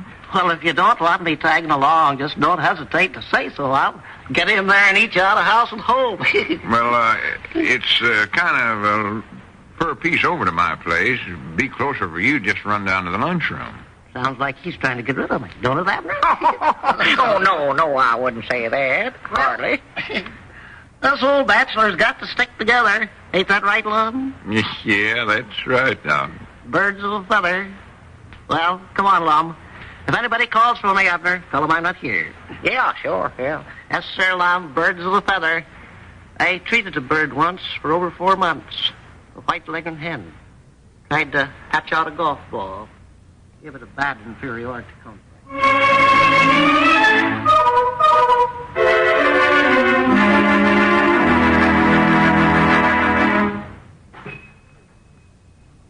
Come in. Oh, well, howdy, Grandpap. Howdy. All right, Doggers, I'm glad you're here. I need somebody to watch the store for me while I go get something to eat. I'm just sitting here starving plumb to death. What's the matter? Ain't you yet? No, I ain't yet.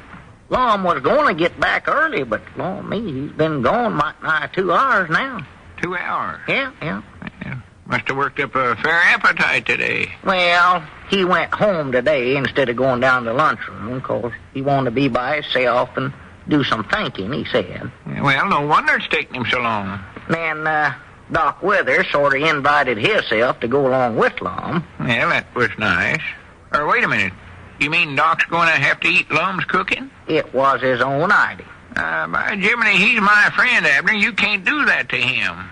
No man can stand up under them kind of victuals, except Lum. He's used to it by now. Well, Lum tried his best to talk him out of it. But you know Doc, he don't never listen to more than half of what you say to him. That's a mean, ornery trick to play on a feller. Well, maybe it'll learn him a lesson. It's all right to learn a feller a lesson. You don't need to kill him, though.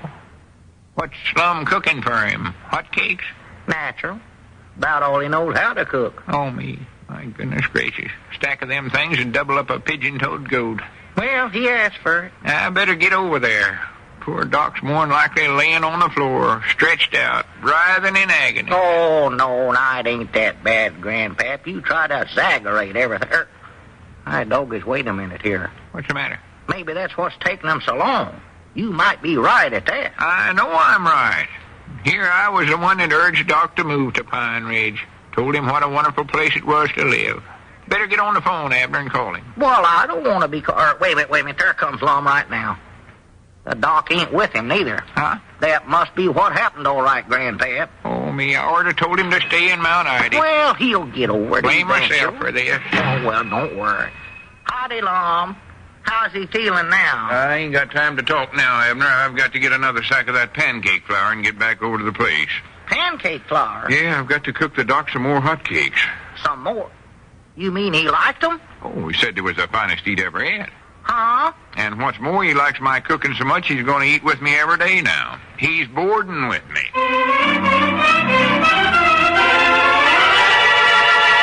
Yes, but how long can a man stand up under a steady diet of hotcakes and, hotcakes?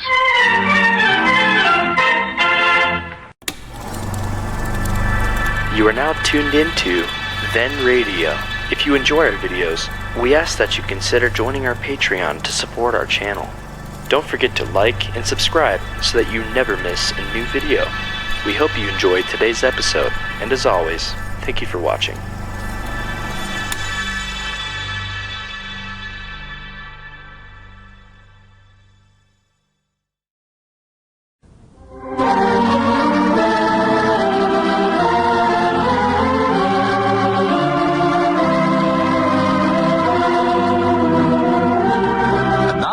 What's going on down in Pine Ridge? Well, as we look in on the little community today, we find the old fellows in their Jotham Down store. Lum is getting ready to leave. Listen. Well, now, wait a minute, Lum. Whereabouts you going? We got a lot of work to do at the store here. Well, I won't be gone long. Well, now, don't forget we got to mark up all our prices again today. Well, let's just run for a day or so on yesterday's prices. We won't lose much. We've been spending so much time changing prices here lately, we don't have time to wait on the customers. I'll be back after a while, Abner. Well, whereabouts are you going? Now, somebody might come in here and want to get in touch with you. Well, I'll be over at Charlie Redfield's. I want to get a little more information from Charlie on a plan I got in mind. What kind of a plan? Oh, it's a money-making plan. Uh-oh. See, Charlie mentioned to me the other day that now was a good time to pay up debts. Charlie said that? Yeah, he said that with dollars inflated the way they are now, a feller can make money paying up old bills. Well. So I figured as long as I got that $1,500 in the bank, I might just as well take advantage of the situation and make myself a profit. Come over that again now, Lum. You mean you can make money out of paying up debts? According to Charlie. I ain't sure just exactly how it works myself. That's why I wanted to talk to him some more before I plunge into it. Well, here, though, wait a minute. You ain't got any debts right now, Lum. This is the one time in your whole life that you're pretty well paid up with everybody. I know it. Ain't that just my luck? Yeah, that is a shame. But I figured what I can do is just run up a batch of debts and take that money and pay them off. What kind of debts? Oh, I don't care what kind. That don't matter. Just so they're big uns. I reckon the bigger they are, the more money I can make.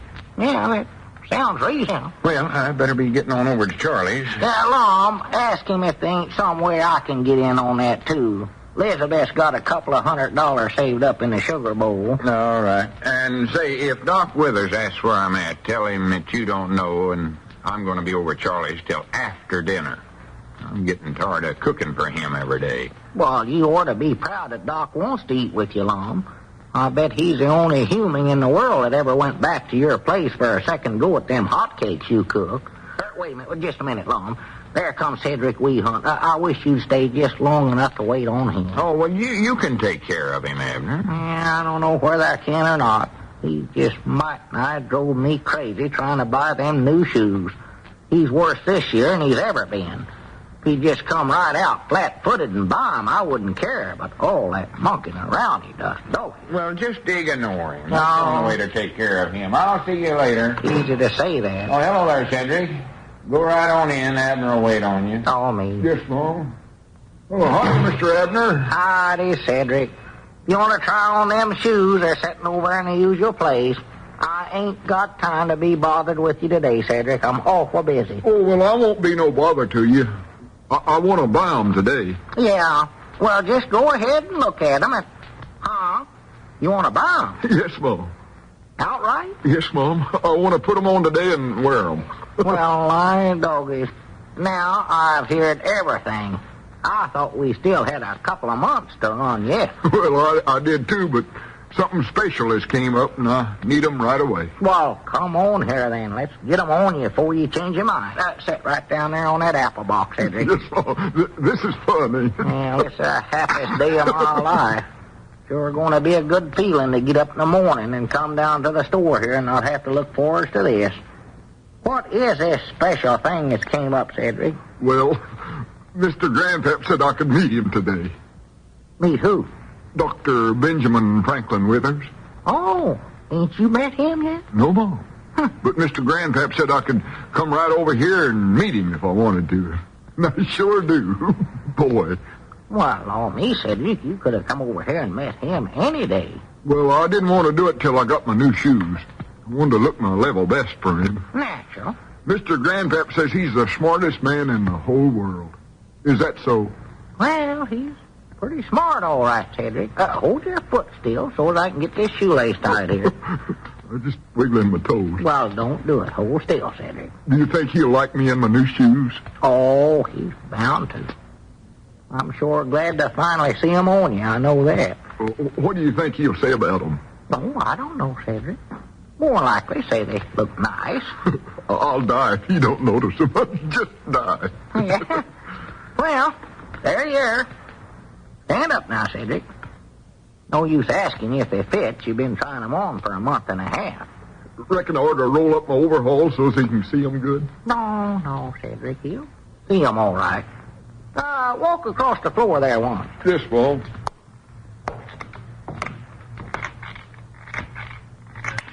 They sure sound good, don't they? Boy. Yeah, sound nice, Cedric. Well, I'll call the doc. He's back in his office. Hey, Doc! Wait a minute, Mr. Abner. What's the matter? Oh, I don't know. Feel all kind of funny inside. Well, you want to meet him, don't you, Cedric? Yes, Mom. I don't know what to say to him. Well, he'll take care of that. Hey, Doc! Doc Withers! Would you come in here a minute? There's a fella in here that wants to see you. Oh, golly. Be calm, Cedric. Somebody call me? Yeah, I did, Doc. Come on in here. All right. Doc, I want you to shake hands with Cedric Weehunt here. Oh, how do you do, Cedric? Put out your hand, Cedric. No, the other. Local boy, are you? Yeah, he's a local boy. Mm-hmm. Big family, but he's a flower of the flock. His papa runs a blacksmith shop here in town. Caleb Weehunt. Oh, yes. Well, that's nice. You live here, do you? No, Mama. I live over home. I got something new on, too. I know a boy over at Mount Ida just about your age. How old are you, Cedric? Oh, How old am I, Mr. Abner? Well, let's see. This is 1946, and how old was the boy that you knew, Doc? No, come to think of it, I believe he was just a little older than this boy here. Yeah. Well, Cedric's just a little younger than him, then. Yes, that would make it just about right. Yeah. That's a good age, too. Shoes. How's that? Oh, nothing. Cedric wants you to look at his shoes, Doc. Oh. Well, let's have a look at your shoes, Cedric. Yes, Mom. Well, they look all right. Where do they seem to hurt you? Oh, they don't hurt, I don't think. Mm-hmm. Trouble might be right in the foot, then. The bones, perhaps. Of course, now, you understand my work's been principally with hooves and paws. But on the other hand, there's not a whole lot of difference between a man's foot and a cow's hoof.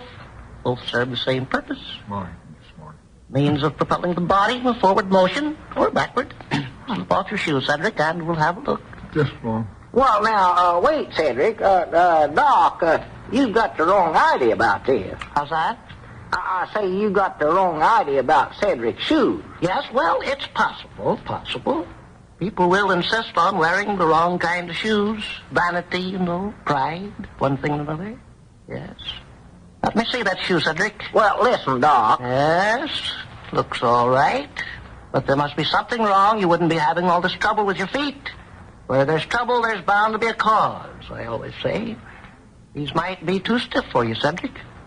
Try that pair on over there. These here? Yes. Yes, Mom. Well, now, Doc, if you'll just listen to me for a half a second. This reminds me of a case I had over in Mount Ida about, must have been 6 years ago. A goat. Had foot trouble, yes. Ed Stoddard called me out to his place. Ed is Mabel Frawley's brother-in-law by marriage. Ed called me out to his place and said, Doc, I got a goat here that's got cold feet. The trouble was the goat couldn't keep his feet warm. Does that shoe fit you, Cedric? Yes, Mom. Try on the other one then. Well, Doc, I want to tell you Doc, something. he says, I've got a goat here that's got cold feet. Well, sir, I tried everything. What'd you say, Abner? I said that Tried everything in the book. Tar and tallow, turpentine, fennel seed, oak bark, I don't know what all. But you know, what I finally used was just a simple home remedy. I've always held that doctoring animals, that is goats, cows, horses, such as that, should be 9/10 medicine and 9/10 common sense.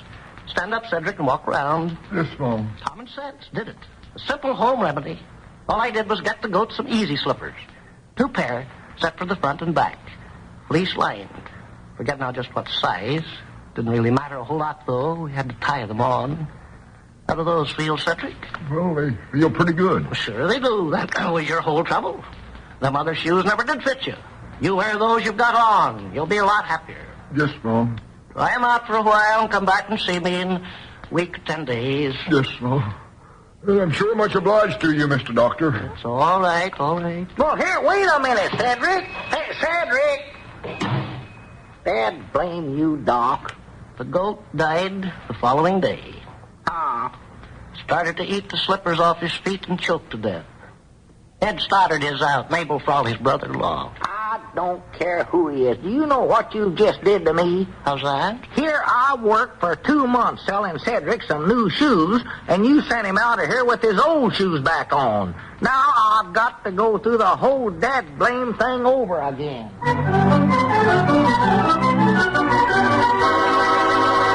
Well, I didn't know Ed Stoddard was Mabel Frawley's brother-in-law.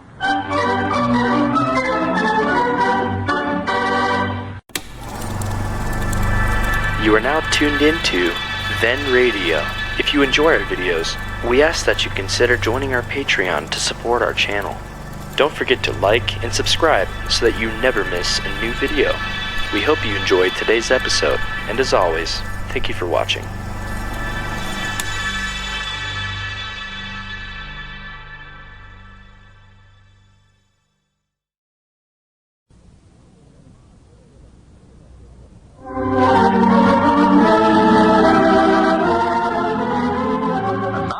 What's going on down in Pine Ridge. Well, as we look in on the little community today, we find the old fellows in their Jotham Down store. A customer is just leaving. Listen. Much obliged to you, Miss Johnson. Come in again. Well, Abner, open the door for her. Oh, yes, Steve. There you are. Come in again. Granny's, where are your manners today, Abner? When a woman's toting a sack of flour and a block of salt and a can of cool oil and a peck of sweet potatoes, a gentleman should always open the door for her. Yeah. Well, I was going to. Don't forget, they're the weaker sex. I was just so groggy smelling all that perfumery that she had on, I couldn't hardly see the door even. My eyes puddled up there something wonderful. I was just sort of waiting for the air to clear up. Did you get a whiff of that junk? Yeah, but don't call it junk, Abner. I'm halfway thinking of getting into that myself. You start that and you can get yourself a new partner, too. Or buy me a gas mask one. Now, I don't mean I'm going to douse myself with it. I'm going to sell it. There's big money in the perfume game. Big money? I was looking at a magazine last night, and the thing was half full of advertisements for perfume. Well, I wish you could just see some of the prices they get for that junk. Clean up to $35 a bottle. $35? Yes, sir. What woman would want a 10-gallon bottle of perfumery sitting on a bureau? Quart of that stuff would be enough for anybody. Quart? This wasn't even a pint. Now, nobody's going to pay $35 for a pint of perfumery. You're right, they ain't. This was a 1-ounce bottle. Oh, well, I was going... 1 ounce bottle? Yes, sir. Well, surely you must have read that wrong. Must have been 35 cents an ounce. Even that's pretty high. No, I never read it wrong. The cheapest one I seen in there was 75 ounce. $7.50 an ounce, I believe it was. Oh, what do they put in that stuff anyway? Champagne? Well, that's just it. Near as I can tell, all they put in is just water and artificial flavoring. I don't see how I can keep them making $2 or $3 million out of it. Well, are you going to make this perfumer yourself? Naturally. Oh, no. And while I'm thinking about it, I want you to tell Elizabeth not to throw away any of her old pickle and mustard bottles. Wait a minute, I think that was our ring, wasn't it? It might have been. I never paid no attention. I was listening to you. You better get it. I'll see. Lum Eddard's the Perfume King. Sounds good. Hello. Got him now, Store Abner. Peabody doing the talking. I don't know why I never thought of that before. Who? Yeah, I believe he's here. Just a minute. Is Doc Withers back there in his office room? Yeah, I think he's back there. Somebody want to talk to him? Yeah. Yeah, he's here. Just hold the phone. We'll call him for you. Hey, Doc. Doc, you're wanting on the telephone. If that's Grandpappy Spears, tell him to stop calling up Doc so much. It's supposed to be a business phone. Well, it ain't Grandpap Lum. Somebody wishes to speak to me on the telephone, you say? Yeah, I don't know who it is. Well, much obliged. Yeah. Hello? Hello? Hello? I can't hear a thing on this confounded contraption. Well, pick up the receiver. Oh, yes. Hello? Yes, this is Dr. Withers. Oh, I see. Yes. Mm-hmm. How old is the pig? Oh, must be a case. Yeah, good. Dangerous age. And a pig, that is. Not so much for a horse. When did you first notice this? I'll get to the bottom of it. No, I can't say offhand, but I treated a cow once that had symptoms like that. It belonged to W.J. Hornsby, well-known community leader in Mount Ida, retired draft board member. Nice fellow. Lum, did you ever know W.J. Hornsby? No, I don't believe I did. Nice fellow. Married the oldest Potter girl. Well... Doc, I think you're supposed to be talking on the telephone there. Yes, it's Mr. Pomeroy. Oh, Earl, yeah. Wants me to come out there and look at one of his animals. This is my first case since I moved here, and I want to make a good showing. It's the first impression that counts, you know. Yeah, well, you better get on the phone there and talk to him then. Yes, sir. Yes, sir. Hello. Now about that cow of yours, Mr. Pomeroy. Oh, excuse me just a minute, Mr. Pomeroy. No, Lum, I was wrong. It was the next to the oldest Potter girl. The oldest one married Frank Vollmer. But they moved to Eugene, Oregon. Does that straighten you out, Lum? Yeah, that clears it all up for me. Good. Hello, Mr. Pomeroy. Who's Frank Vollmer? Hey, shut up. Now about this cow of yours. How's that? Pig. Is the pig sick, too?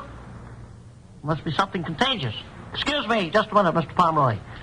Did somebody ask who Frank Vollmer was? No, we never. Frank Vollmer moved to Eugene, Oregon. Nobody really seemed to know much about him. Secretive sort of man. Closed mouth. They say, though, that he was an actor. However, I never actually saw him do anything wrong. Yeah, that's fine, Doc, but you better get right on. Excuse me, Lum. I've got a man waiting for me on the telephone. Hello, Mr. Pomeroy. Now about that cow of yours. Pig. I thought it was a cow. Well, sounds like you've got a regular epidemic out there. I'd better come out and have a look for myself. Sir, I'll be right out. Goodbye. My, how people do get confused. That man is so upset he doesn't know who's sick out there. That's the trouble with people. The minute they get a little illness in the family, they go to pieces. Well, I'd better rush right out there. Yeah, you better do that, Doc. This is my first case, you know, and I want to make a good impression.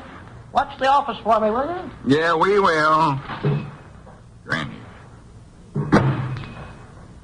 Lum, when did you know Frank Vollmer? I never knowed him. Well, how did you know that he married the oldest Potter girl then? Now, listen, Abner, don't you start that. I've got enough trouble with Doc Withers around here. I never will get to be a perfume king if I've got to stand around here and listen to you two all day long. Oh, yeah, that's right. Well, how soon are you going into this perfumery business? Oh, just quick as I can. I've got the capital at $1,500 in the bank. I thought you was going to use that on some deal Charlie Redfield was telling you about. Running up a lot of debt so as you could pay him off with that money you got. You said you could make a profit doing that on account of the inflation or something. Yeah, well, I give up that idea. I pointed out to Charlie the drawbacks of his plan, and he... You pointed them out. When you left out of here yesterday to go over and see Charlie, why, you was all for the idea. Well, one of us pointed out the drawbacks to the other, and forget just which way it was. Anyways, I could see right off the bat his idea weren't going to work. Besides, I want to get into the perfume business. There's where the big money's at today. Well, it must be if all that junk you was telling me is the truth. Well, it's true, Abner. Here, I'll show you the magazine. Let you see them prices for yourself. Well, I'd sure love to see them, yes, Where'd sir. I put that thing? Oh, here it is. Here on the candy counter. Here, I'll just show you. Yeah, let me see it. I'll more likely have to put some advertisements in different magazines, but near as I can see, that's about the only expense I'll have. The water and artificial flavoring ain't going to cost me much. And I ought to be able to find enough old bottles to run me for quite a while. All right, here's one of them advertisements, see? Let me see. Move your head back. All right. Oh. That's just $17.50 an ounce. Well, that's one of the cheaper ones. Dangerous Evening. What does that mean? Well, that's the name of it. All these perfumes got them kind of names. I'll have to study up something like that to call my perfume. That sounds plumb silly to me. Dangerous Evening. Nobody's going to buy nothing with a name like that. People have enough trouble as it is. Well, see, they sell this junk to women, and they don't know what they're buying. Rosewater'd be a better name, I believe. Yeah, but they've all got names like exciting and startling and thrilling and moody, dusky, hilarious. I don't know what all. They're all there in the magazine. What they want silly names like that for? Well, near as I can figure out, they're trying to make the women think that all they need to do is douse themselves with some of this stuff, and the minute some fella gets a whiff of it, he's going to start sparking at them right then and there. Oh, I was sort of thinking I might name mine Risky. Risky? Yeah, or maybe just Help. What's the matter, Lum? Nothing. That's just a name I was studying up for the perfume. Help. Well, don't name it that. Well, my legs couldn't stand up under nothing like that. Your legs? What they got to do with it? Well, folks would keep calling up here asking for help, and I'd rush out of here and get halfway over to their place before I happened to think all they wanted was a little bottle of perfume. Don't use that name. Call it Rosewater, Lum. No, that sounds old-timey. Sounds like something Mose Moose puts on your hair after he gets done cutting it. Yeah. The kind of name I want is a modern up to... Well, I'll swan to goodness. What's the matter? Here comes Doc Withers back already. Must have forgot something. Well, he must have. He couldn't have got clean out to the Pomeroys and back in this short of time, I know. Maybe he come back for more medicine and tools so as he can make an extra good impression on his first case here. Yeah. You forget something, Doc? No. I got everything was over there. Advertising circular for you and a postcard for me. It's from a friend of mine. Wait a minute. You mean you've been over to the post office all this time? Yes. Saw your friend Caleb Seahunk over there. Well, just a second. What about Mr. Pomeroy? No, he wasn't over there. Just Mr. Seahunk. Nice fella. Well, here, let me read you my postcard. It says... Hey, Doc, Mr. Pomeroy's got an ailing pig out to his place. Ailing pig? Why, sure. Why don't they call me? Don't folks know they got a veterinarian in town? I can see right now I'm going to have to advertise.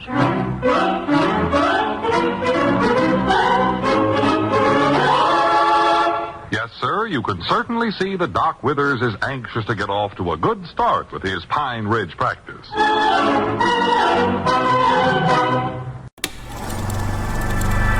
You are now tuned into Then Radio. If you enjoy our videos, we ask that you consider joining our Patreon to support our channel. Don't forget to like and subscribe so that you never miss a new video. We hope you enjoyed today's episode, and as always, thank you for watching.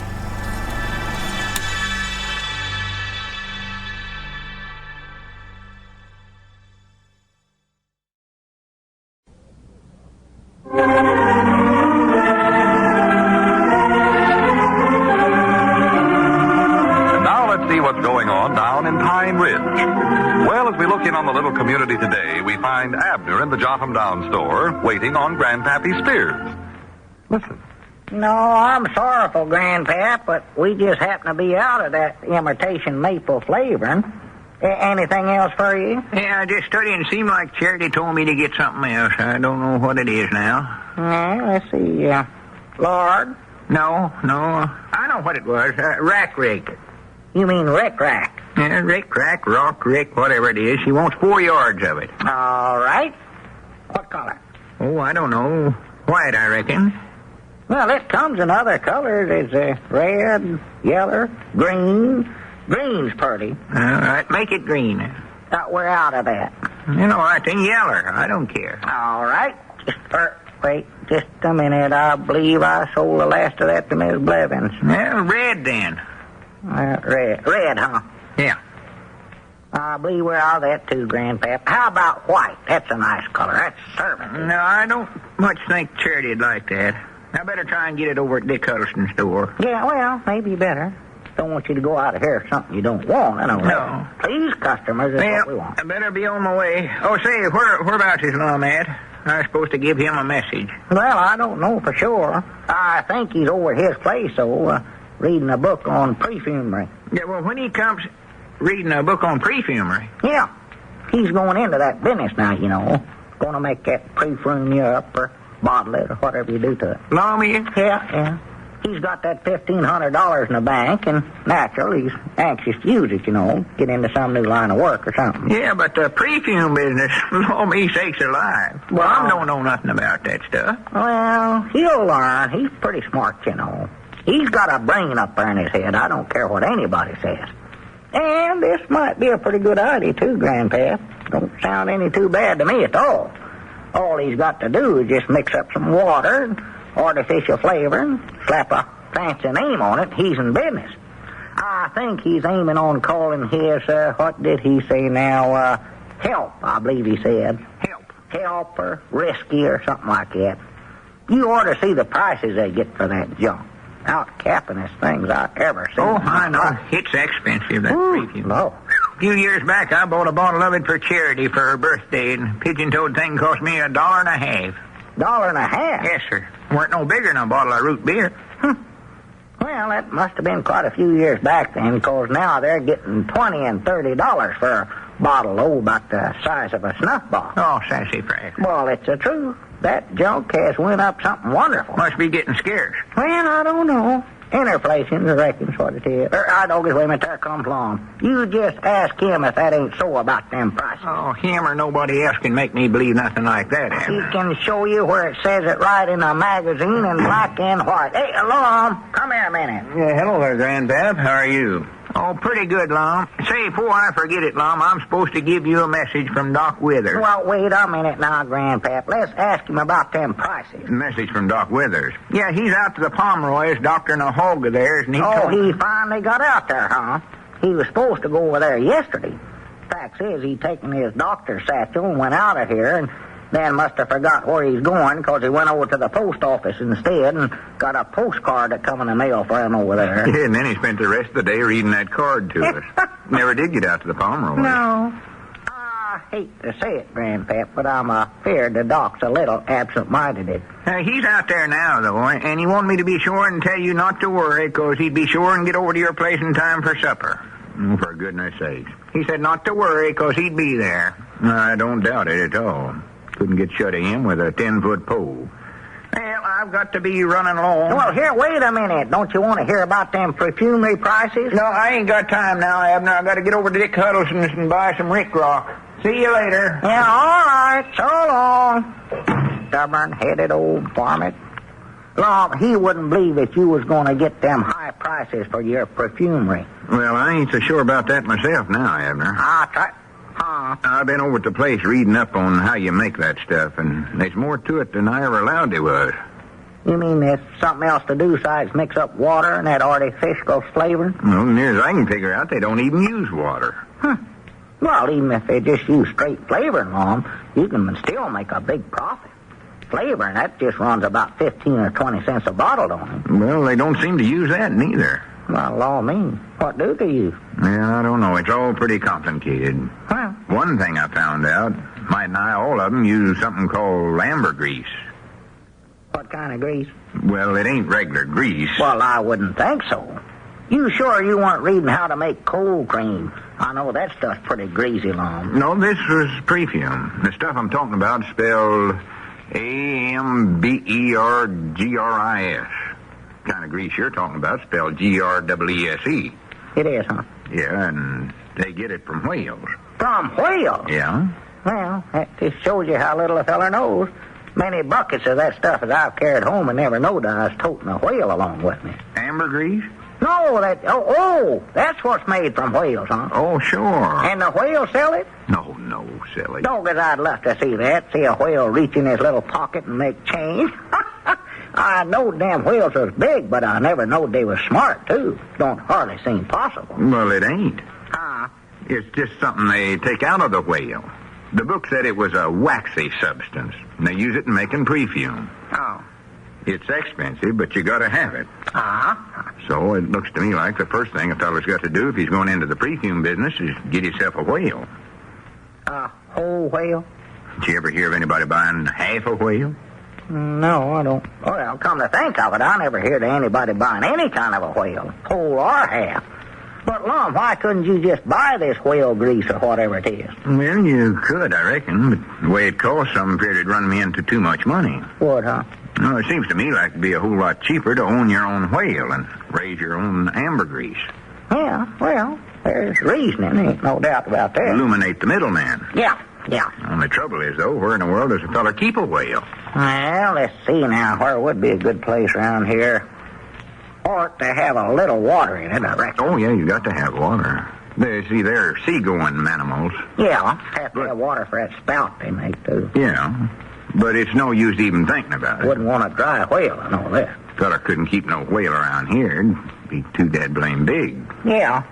Now, we could put him down in our well. That's a pretty deep well over there. Of course, he might get tired of standing up all the time, though. No, it's got to have some place big enough where it could swim around. Yeah, stand him on his head, the blood run to his head, and stand him on his tail, he'd get tired. That wouldn't work out. Even the mill pond ain't big enough. It ain't. I'm feared I'm going to have to study up some other kind of a business to invest my money in. Yeah, well, maybe better not. Looks like. You'd always have that problem of what to do with the rest of the whale after you've taken that ambergris out of him, too. Yeah, I'm giving up that idea. Good. I might open up a second-hand automobile place, I don't know. Call myself Crazy Man Eddard's, the Grinning Irishman. Is whale meat good to eat? Yeah, I reckon so. Eskimos eat it. Eskimos? Yeah. You know, live up in Alaska. Don't ask me. I don't know nothing about it. I say Alaska. What's that? Alaska. What's that, Mom? You mean where's that? It's a country. I do, huh? Yeah, that's up in the frozen north. Frozen north? Oh, you've heard of Alaska, undoubtedly. I don't know. Seems like to me that name's familiar. I just can't place it. The Eskimos live around them little jigaloos, little round things on the ice. On the ice? Mm-hmm. Lord, me alive. All the time? It's cold up there. They have to. Well, it'd be cold anywhere living in an ice house. I'll tell you that right now. Well, they get out and eat whales and one thing and another. Yes, see, now, seems to me like I do recollect seeing a picture of them and that little geography Pearl had over at the house there. Yeah, they generally have them. Yeah, sitting there on the ice, fishing, I reckon they do. And they look a heap like Elizabeth's brother-in-law down there in Texas. Got them two big, long teeth hanging down in front. No, them's walruses. Walruses? Eskimos has got fur all over them except their face. Oh, yeah, I suppose. You might make some money going up there and trapping them things, you know it. Bring one back alive, Lum. Get me an old Eskimo woman that can make them pies they make. I just love that stuff.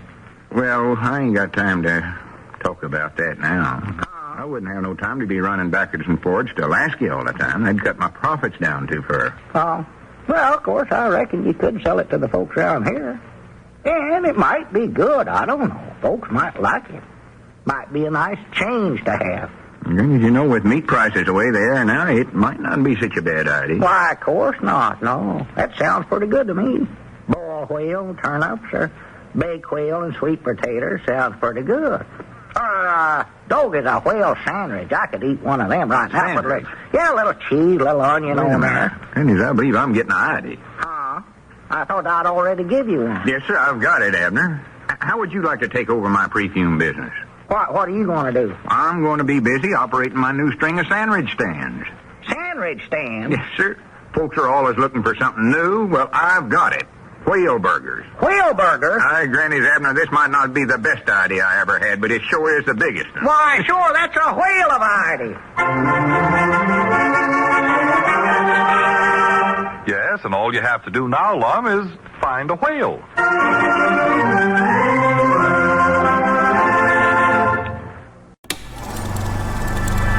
You are now tuned into Then Radio.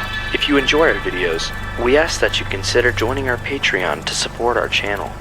Don't forget to like and subscribe so that you never miss a new video. We hope you enjoyed today's episode, and as always, thank you for watching.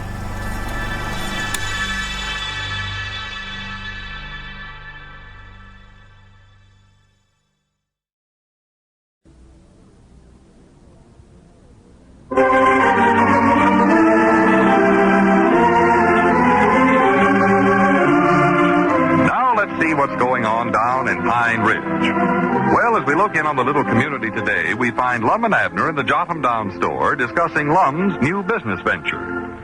Listen. A restaurant? Is that what you said, Lum? That's exactly what I said. You mean you're going to put in a restaurant besides that Whaleburger stand you was talking about yesterday? Oh, well, I'll give up that idea. Give it up? Yeah, I'm feared it'd just be too dead blame much trouble getting whales to Pine Ridge. Oh. And after I got 'em here, I wouldn't have no place to keep 'em. Besides that, I'm feared that business would be too seasonal. I think that's a word. Yeah, it's a word, but what does it mean? Well, see, all that seafood's just good to eat in certain seasons, I found out, and I don't even know what the seasons for whales is. Well, I reckon the whales have the same seasons we do. Summer, winter, spring. Only theirs is wetter, I reckon. Well, I ain't going into it. Too big of a risk. Well, are you giving up the perfume business too, then? Yeah, this restaurant's going to keep me so busy I won't have time to monkey around with that. Well, just where are you going to put in this restaurant? Why, no, Abner, I've looked at this from every angle, forwards and backwards, upwards and downwards, and I know it's a good, safe, and sound business to go into. I never asked that. Everybody's got to eat, no matter whether he wants to or not. That's one of the fundamental bases of life. All humans eat. The whole gastromonocal system is based on that fact. And so, what's the answer? You ain't even got the question yet. I said, whereabouts... The answer, my friend, is this. Victuals is one of the main industries of the whole world. Millions of dollars is thrown away on food every year.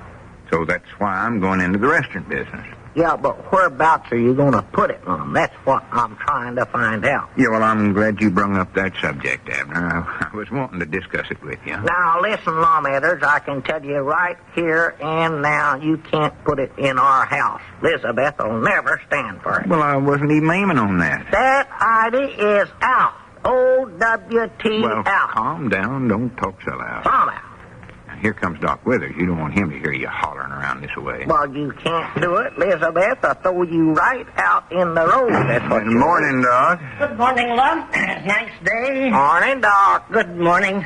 Sorry I can't stop and chat a while, but I'm working on a very interesting case. I'd like not to be disturbed. Yeah, all right, Doc. Very interesting case. Well, I'm proud to see Doc starting to do some business around here. Yeah, that's fine. But now, as far as that restaurant is concerned, Lum, my place is out. I never said it was in. Why don't you wait till I get done talking before you go flying off the handlebars? Now, where I was aiming on putting it was here in the store. Oh, well, that's different. I thought you... In the store. Now, just calm down. Lum, you know good and well we ain't got no room for nothing like that Well, in now, here. just wait a minute, Abner. Lord me, we got a veterinarian back there in the feed room. Had to move out half the stuff out of there so as he'd have enough room. Now you want to put in a restaurant.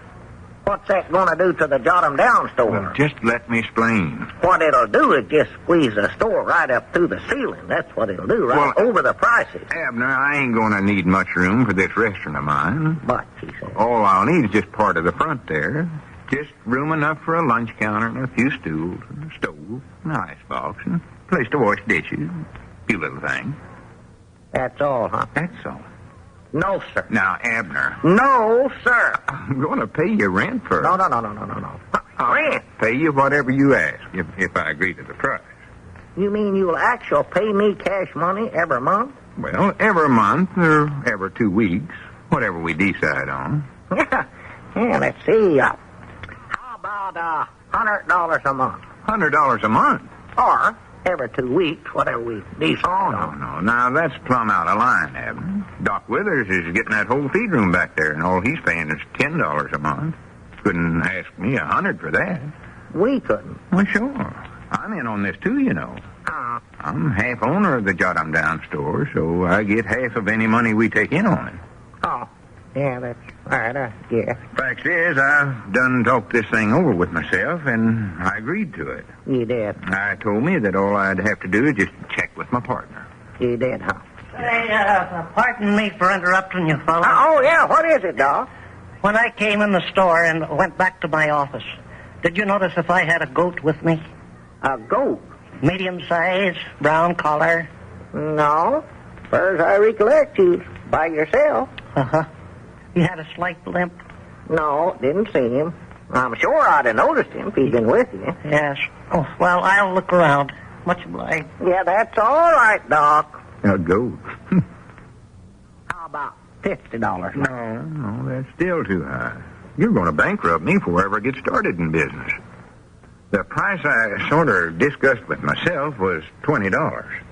Oh. Well, I don't know, $20. Let's see, half of that. Give me, 2 goes into 2. Doggies, that just give me $1. It wouldn't be $10. You forgot to pull down the alt. Oh, well, I never thought the alt was worth nothing. Wait a minute, I was just thinking here. Oh. As long as I'm getting half of that, maybe we ought to raise it. I want to get as much as I can out of this. Yeah, let's raise it. Raise it. Everything's going up nowadays, anyway. Well, wait a minute, though. No. As long as I'm paying it, I don't believe I can afford it. Uh-oh. I believe it'd be cheaper in the long run for me to pass up that profit. Say, I hate to him keep again. interrupting you fellas, but I wonder if you'd mind if I'd use your telephone. No, go right ahead, Doc. Much obliged. I hate to be an old nuisance. No, Abner, I think $20 is just about the right price for that. Well, I still think the way prices is raised on, we ought to be able to get at least, $25 or $30 rent. See, the way Is this the barber shop? Oh. Well, this is Dr. Benjamin Franklin Withers speaking. Want to get a little information. Was I down there this morning? Uh-huh. Well, did you notice if I had a goat with me? A goat? Yes. Medium size, brown collar, slight limp. That Moshe the goat. Mm-hmm. Well, much obliged anyway. Goodbye. Thanks for the use of the telephone. No, it's perfect all right, Doc. No, Abner, $20 is my top price. It is, huh? Yeah. Well, all right, I reckon. I'll still be making pretty good money out of it. Well, sure you will. Yeah, that's pretty good for me. Fact is, I was trying to figure out a while ago just how the payments would work out. The payments? It's a little bit complicated. Well, I don't care what it is. I had to get into algebra. Yeah, well, just get my money. That's all I care about. Yeah, let's see. Now, as owner of the restaurant, I owe you and me $20. That's right, ain't it? Yeah. Yeah, that's right. That's right. Now, let's see. Doc pays us $10 for the feed room, and we each get half of that, or $5 apiece. Half of 10, yeah, that's right. $5, yeah. All right, now I'll apply my $5 on the restaurant rent, so I'll owe you and me $15. Now, you follow me? I follow, yeah. Now then. Well, what you got your hat on for, Doc? You going somewhere? Yes. I'm going out for a while. Well, whereabouts will you be in case somebody calls up for you? Well, that's hard to say, Lum. Better let me call you instead. Yeah, all right. Oh, and say, if a medium-sized goat with a slight limp comes in, tell him to wait. Yeah, you bet, Doc. You bet. Now, where was we at, Abner? Dog has been interrupted so much. I believe you was just owing me $15. Yeah. Deduct my $5 from Doc, from the $20 I owed you. Now then, half of that $20 from the restaurant goes to me because I'm half owner of the store, right? That's right. I believe. All right, now, as long as that's coming to me, I'll just apply that 10 on my restaurant rent, too. And that'll cut that $15 I owe you down to $5. Have you got that? Let me see now here. $10 from $15 is $5. Yeah, that's right. You sure you got that? Yeah. I don't think I'll have it long. Now then, there's no sense of my paying me half of the $20 rent to myself, so we can just knock that 10 out right now. Yeah, knock it out. Get it out. Now, that'll cut it down to, let's see, 10 from 5. I wish I'd have went to school more. According to this, I've overpaid you, and you owe me $5. I owe you $5. That's the way the figures work out. Uh-huh. But you ain't got a thing to worry about, Abner, because you can pay that with the $5 you get out of Doc Withers' rent. You're lucky. Doggy. Good thing I had that coming in. So it looks to me like the simplest thing to do is to have Doc pay his rent direct to me, and we'll all be square. Oh, that's the way to do it. Yeah? Well, just a minute now, Lum. There's one point there I want to get straightened out a little better. Well, it's all in the figures, Abner. Yeah, but there's something I don't quite understand. You say now, if Doc pays you his rent direct, well, I won't owe you a thing on the restaurant rent. Is that what you said? That's the way it works out. Uh-huh. Well, now, here's what I want to get straight then. Yeah? Is that once a month or every 2 weeks?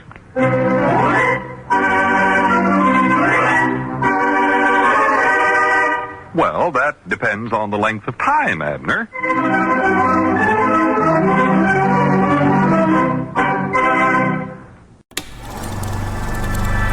You are now tuned into Then Radio.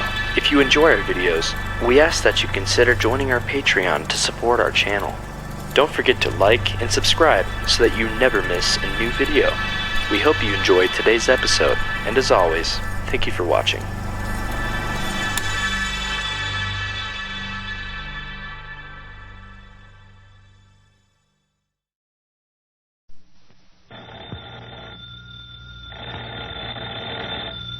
That's our ring time for Lum and Abner, brought to you by the makers of Alka-Seltzer.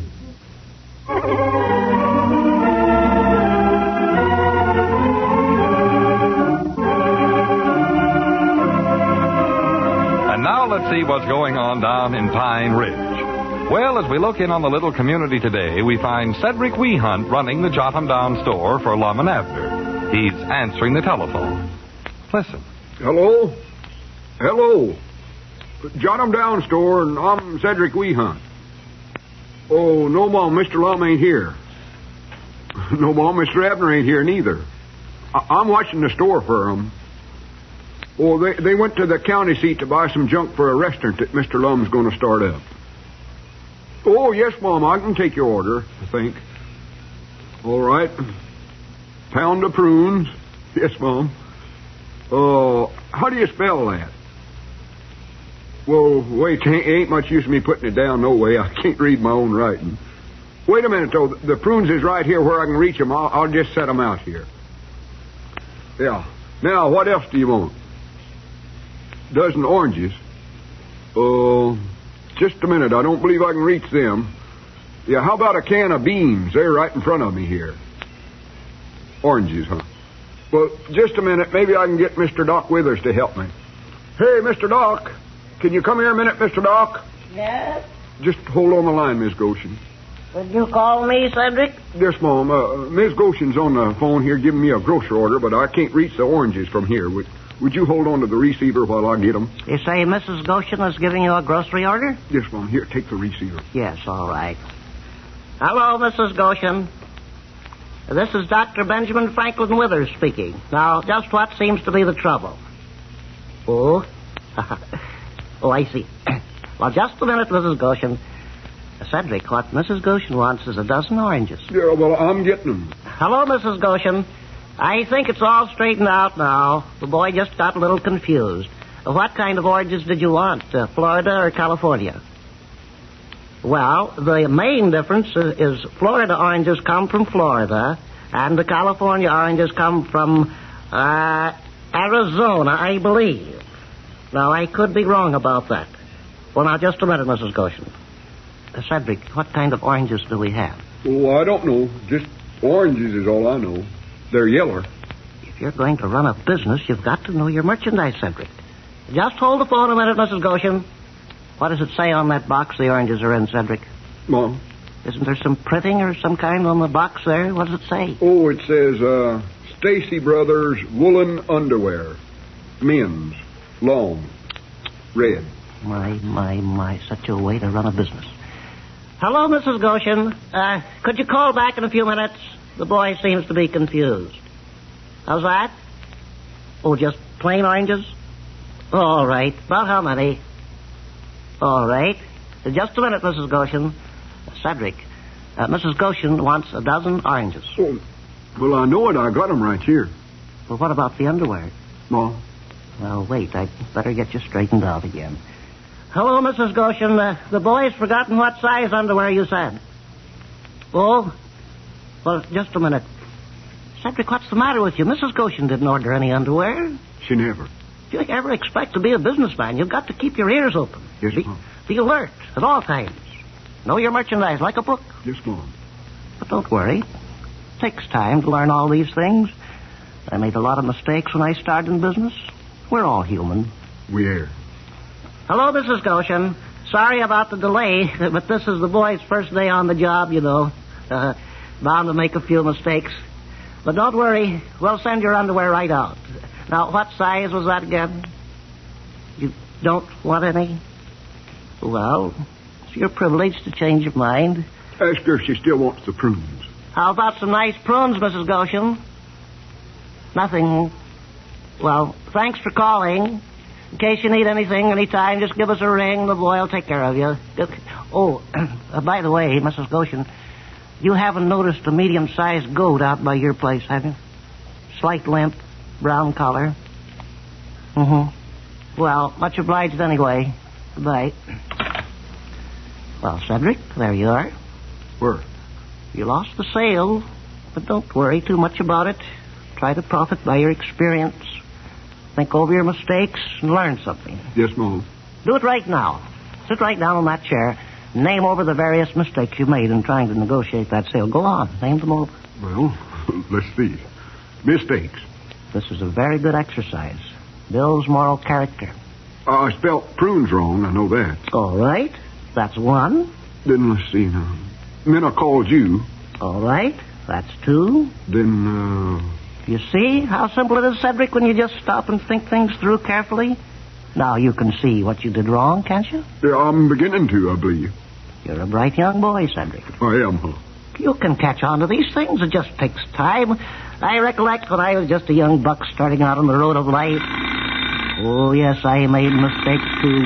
Plenty of them.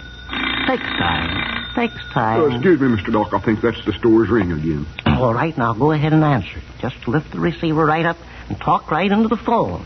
Keep calm. Like this?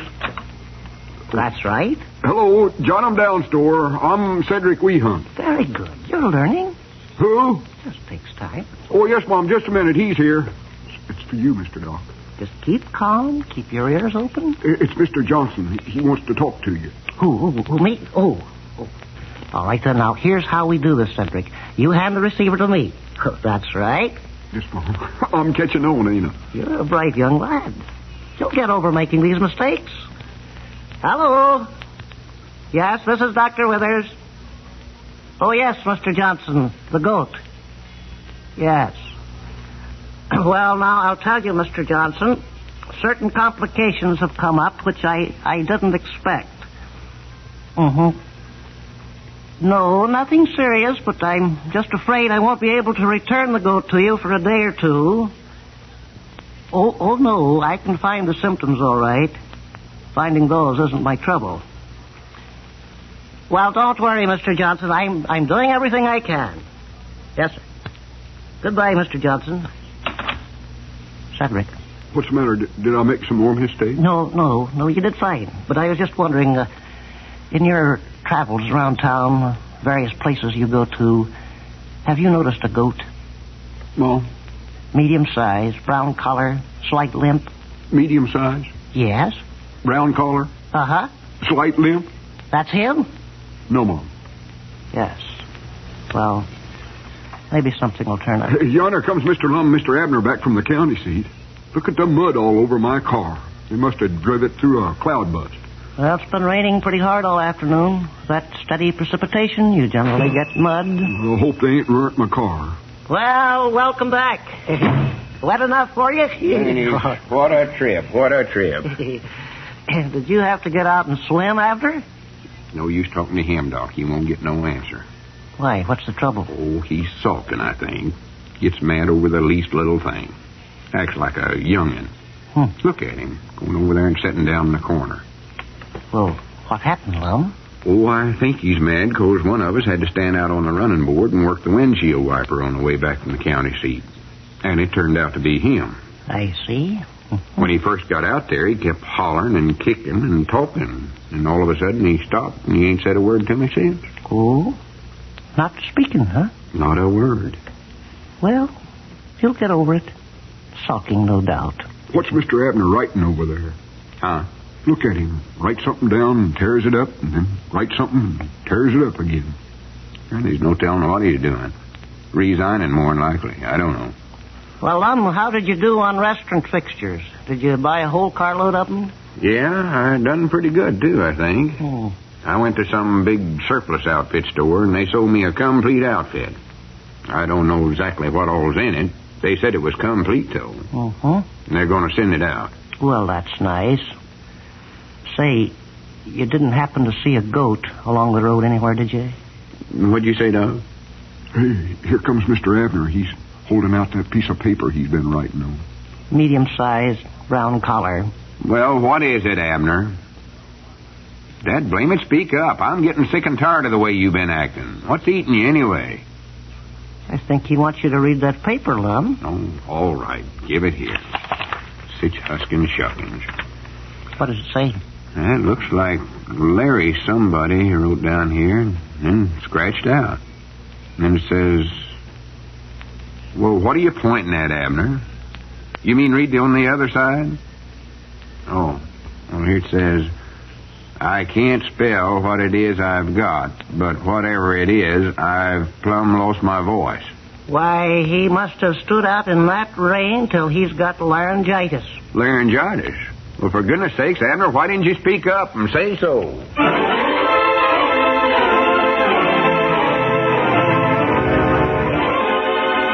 Well, no, Abner, you shouldn't keep a thing like that to yourself.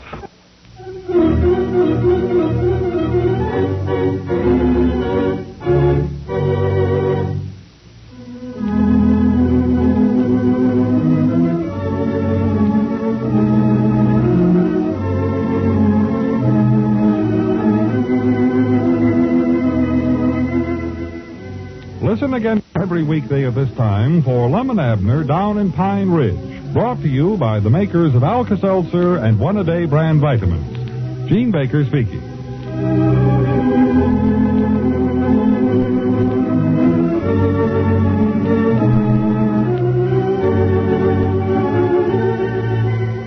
This is CBS, the Columbia Broadcasting System.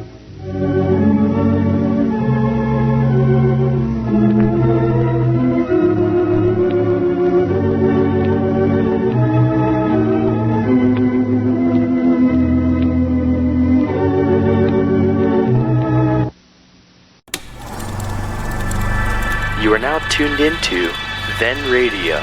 If you enjoy our videos, we ask that you consider joining our Patreon to support our channel. Don't forget to like and subscribe so that you never miss a new video. We hope you enjoyed today's episode, and as always, thank you for watching.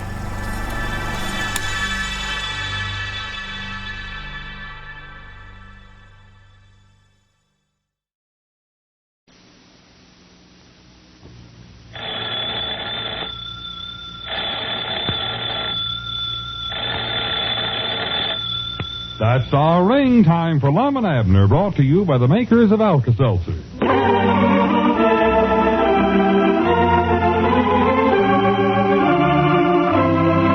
Now let's see what's going on down in Pine Ridge. Well, as we look in on the little community today, we find Lum and Doc Withers in the Jotham Down store. Lum is talking to Abner's wife on the telephone. Listen. Elizabeth, you tell Abner not to worry about a thing. I'll take care of the store. Is that Mrs. Peabody on the telephone? Yeah. What'd you say, Elizabeth? I'd like to speak to her before you hang up. Oh, well, tell Abner that I'll take care of all the delivers. Fact is, I don't believe we'll make any delivers today. It's raining so hard. It's raining cats and dogs. Just a minute, Elizabeth. Doc Withers wants to talk to you. Yes, Mom. Just a minute. Here you are, Doc. Yes, thank you. Does Abner still have laryngitis? Yes, he must have. Elizabeth says he still can't talk. Can't make a sound. Yes. Well, I just happened to recollect a case where I cured a mule of practically the same thing. Used mustard. Well, if it worked on a mule, it ought to work on Abner. Better tell her that. Yes, I was going to. Hello, Mrs. Peabody. This is Dr. Benjamin Franklin Withers. How are you? Well, that's nice. How's that patient of yours? Uh-huh. Have you tried mustard? On your husband? Oh, you have? Well, now, I've found that if you add a little camphor, you'll get better results. Yes, I found that true in mules. Well, I've got some camphor here. Be glad to run over with it. Oh, it wouldn't be any trouble. Well, yes, it is pretty wet out, but... Well, all right. Whatever you say, Mrs. Peabody. How's that? Oh, no, there won't be any charge. I only charge for animals. Not at all, Mrs. Peabody. Yes. Goodbye. Nice woman. Oh, yeah, Elizabeth is nice. She wouldn't think of letting me go out in the rain with that camphor. She's going to send somebody over after it. Oh, yeah, there's a thoughty woman. Thoughtiest one human in this town. Abner's lucky he's got somebody like her to take care of him. Yes, nice woman. I wonder if she's seen a middle-sized goat out by their place. What'd you say, Doc? Goat, nothing. Just mulling over a very peculiar case. Oh, say, that reminds me. Before you come in this morning, Mr. Johnson called up here asking about some goat of his or something like that. Yes, nice woman, Mrs. Peabody. A little camphor ought to do the trick. Fix Abner up as good as new. Well, I hope so. I hate for him to be laid up. Especially right now when I'm trying to get this restaurant of mine started. Wish Cedric to hurry up and get you here. Cedric Weestruck? Weehunt. Bright young boy. Is he going to work for you in the restaurant? Well, I don't know. I hadn't thought much about that. But I told him to borrow the Macmillan boy's truck and go over to my place and pick up the stove and bring it over here. Stove? The one you cook on? Yeah. There weren't no stove in that restaurant stuff I ordered in at the county seat yesterday, so it looks like I'll have to use mine. For the time being, leastways. Can't run a restaurant without a cook stove. No, you're right. Of course, that'll mean you can't board with me no more over at my place. But then you can eat here at the restaurant. You get the same cooking.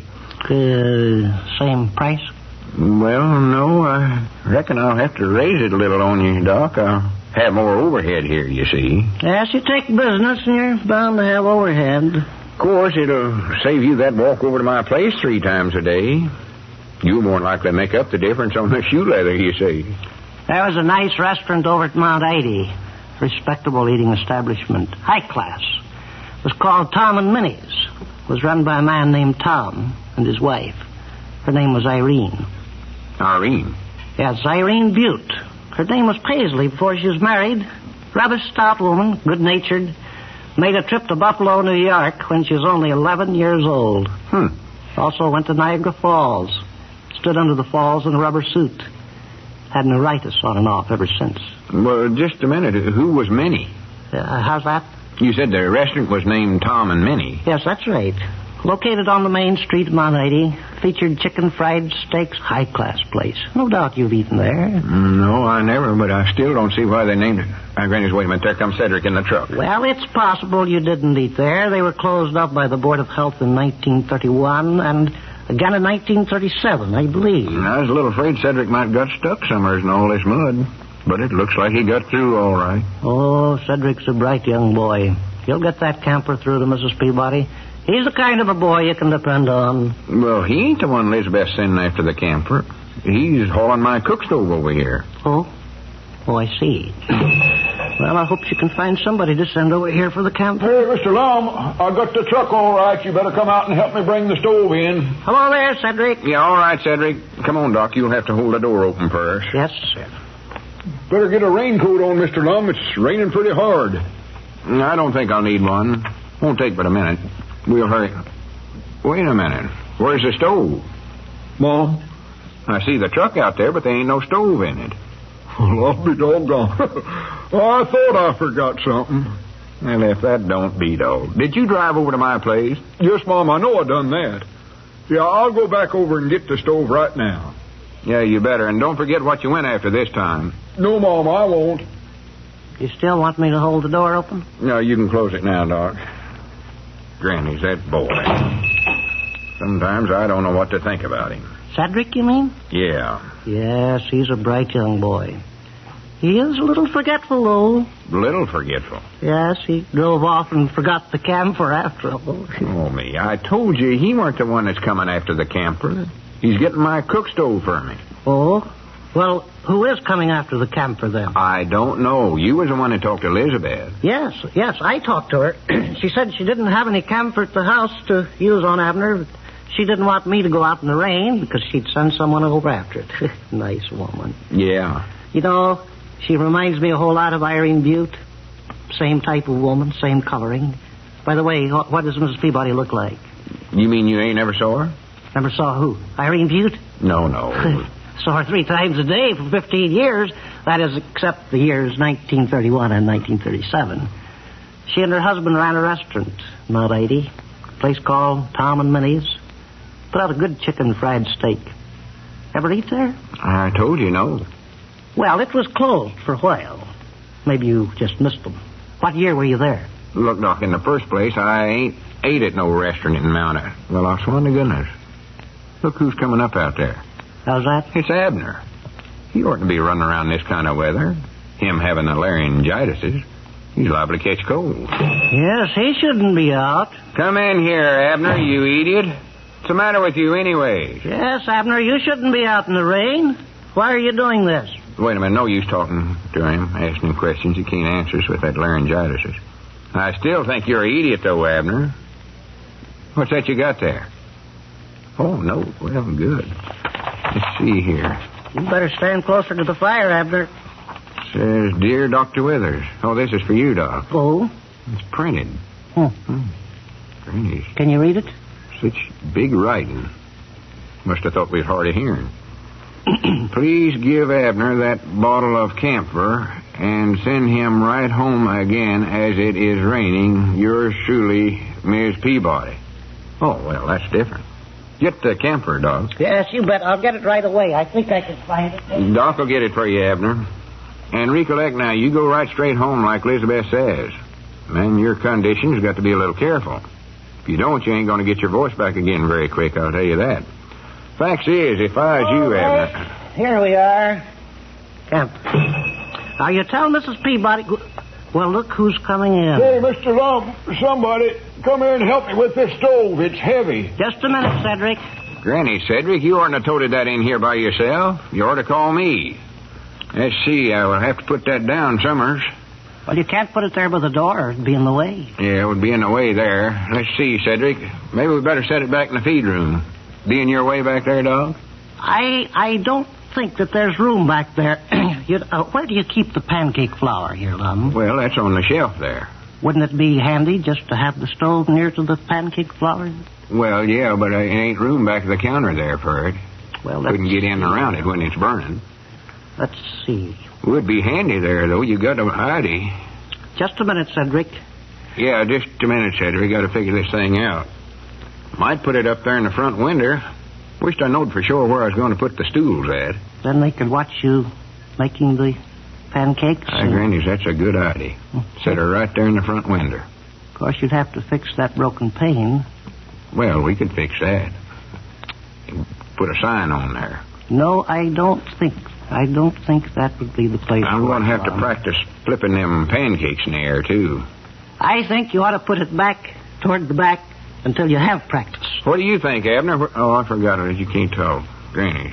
Just a minute, Cedric. Now, Just a minute, Cedric. This all. Let's see. Well, let's see. Just set it down there where you're at, Cedric. Yes, Mom. That's it, Cedric. Boy, you know that thing's heavy. Yes, it's made of iron. Iron is a heavy substance. It's slippery, too, in all this rain. Doggone thing slipped off my back three or four times on the way over here. That'll happen. Wait a minute, slipped off your back. You mean you carried that stove over here? Well, natural. Well, what happened to the truck? The truck. Well, doggone me. I thought I forgot something.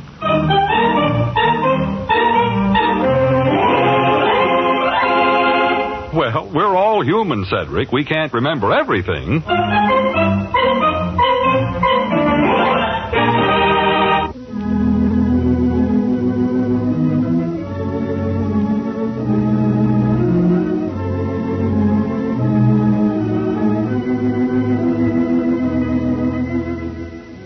Listen again every weekday at this time for Lum and Abner Down in Pine Ridge. Brought to you by the makers of Alka-Seltzer and One-A-Day brand vitamins. Gene Baker speaking.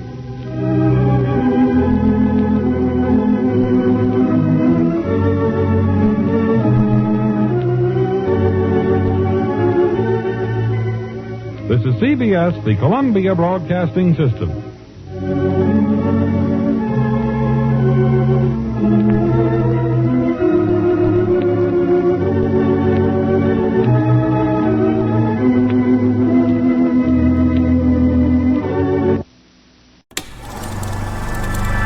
You are now tuned into Then Radio. If you enjoy our videos, we ask that you consider joining our Patreon to support our channel. Don't forget to like and subscribe so that you never miss a new video. We hope you enjoyed today's episode, and as always, thank you for watching.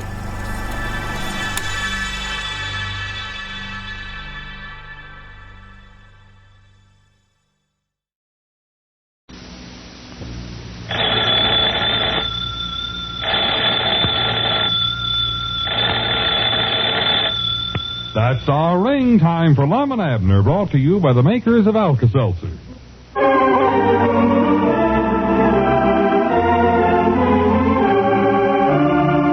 And now let's see what's going on down in Pine Ridge. Well, as we locate on the little community today, we find Lum in the Jotham Down store giving instructions to Abner and Cedric. Listen. All right, now, Cedric, you and Abner listen close to this so that I don't have to tell you 6 or half a dozen times what I want you to do. Yes, Mom. I'm going to have the cook stove sitting right here.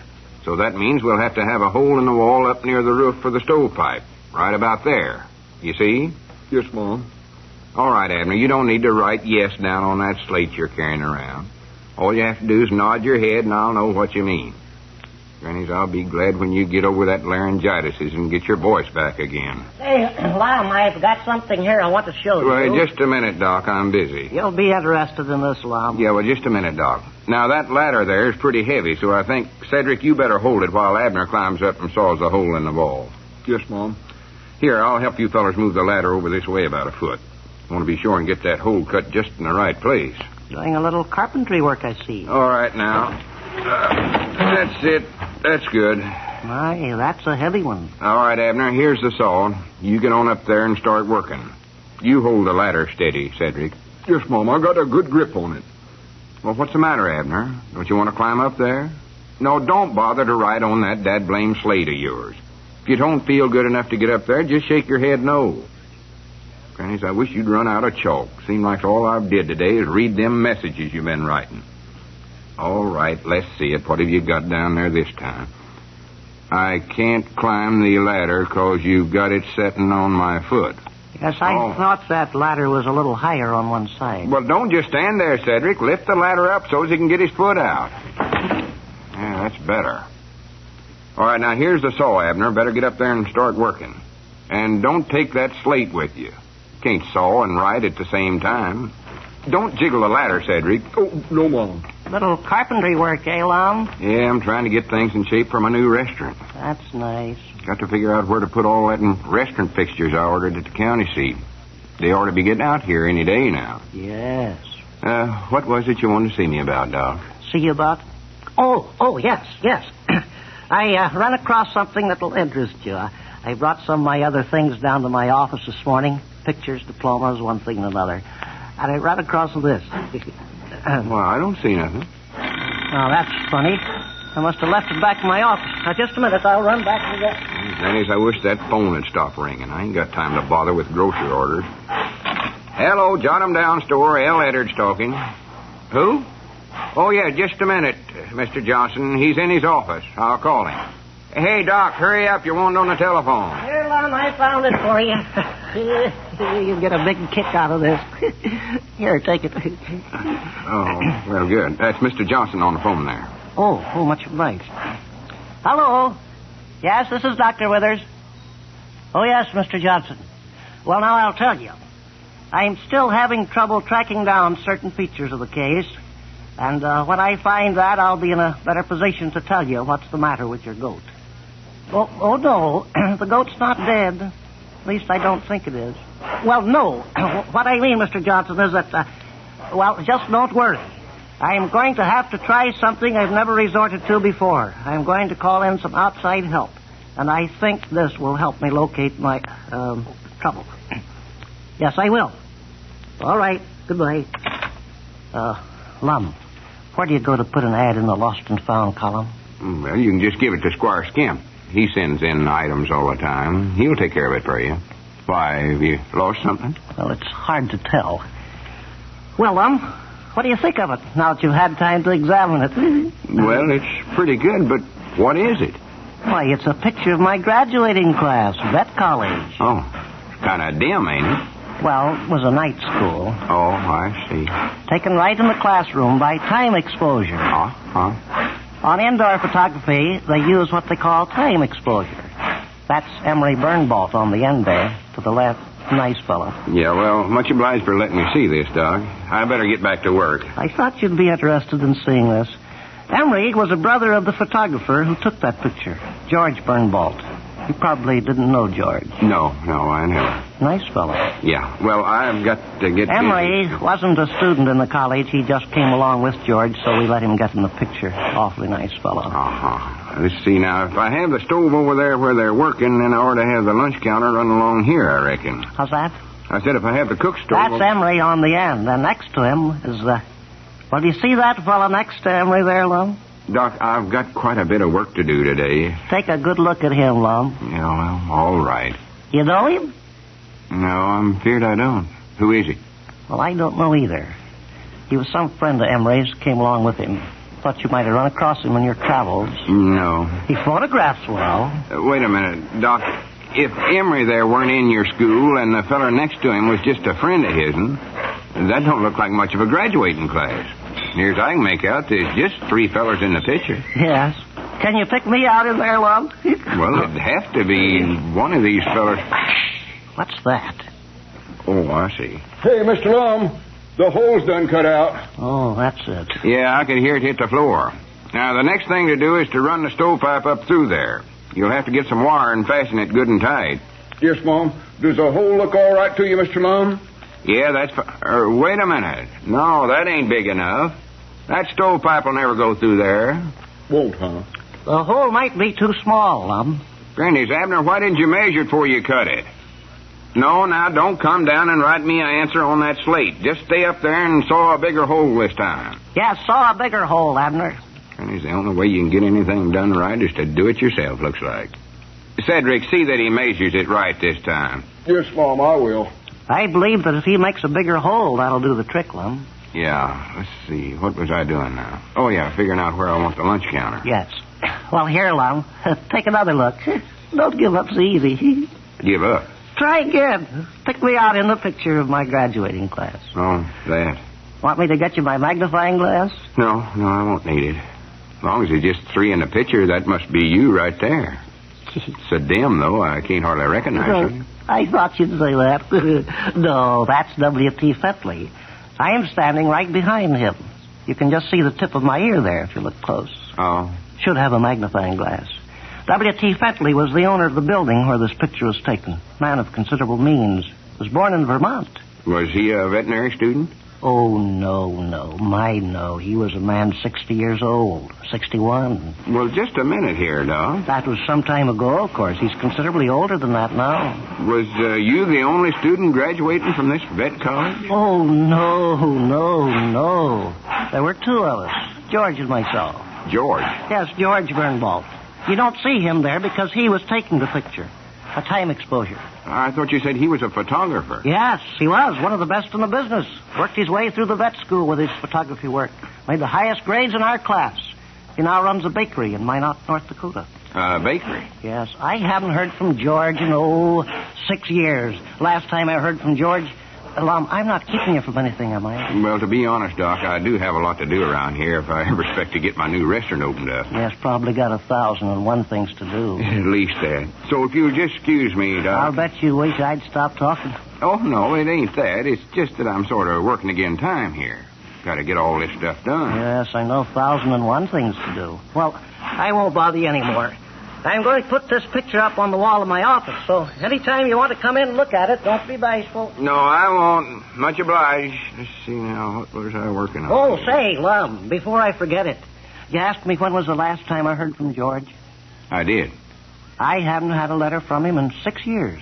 But right after Pearl Harbor, Emery sent me a newspaper clipping telling all about George. Yeah, well, that's Told nice. how he was among a list of 73 people in and around Minot, North Dakota, who'd signed up to buy war bonds regularly. Well... Those bonds are called U.S. savings bonds now. Yeah, I know, Doc. Now, if you don't mind... I'd better write to George and tell him that he can still buy them. No, I You know, do lots that. of people don't know that, Lum. They think because the war's over, they can't get those bonds anymore. But they can. Yeah, well, you write him, Doc. I've got to get to work. Putting your money in U.S. savings bonds is a good way to fight against inflation. Now, here's how it works, Lum. Yeah? I'll tell you. Hey, Mr. Lum, Mr. Abner's got the hole sawed. Want to come and see if it's all right this time? Yeah, I sure do. Excuse me, Doc. Yeah, how's that? Mr. Abner measured around the stovepipe before he done the sawing this time. Well, good. That's the way to do it, all right. Yeah, that looks like it ought to just about fit. Oh, for goodness sakes. Abner, you idiot. Look what you've did. You've cut 2 holes there. Well, you told us to cut a bigger hole. Well, I know, but all you'd have to do was just make that first one a little bigger. Now what are we going to do with the other hole? Wait a minute. Hey, Doc. Doc, can I see that picture of yours again? Oh, yes, sure. You want me to go get the magnifying glass? No, just the picture. I believe I've found a good place to hang it.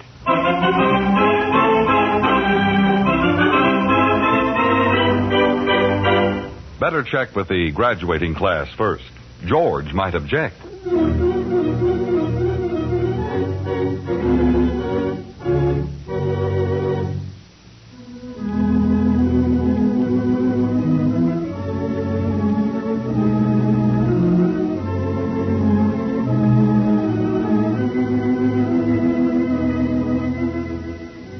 Listen again every weekday at this time for Lum and Abner Down in Pine Ridge. Brought to you by the makers of Alka-Seltzer and One-A-Day brand vitamins. Gene Baker speaking.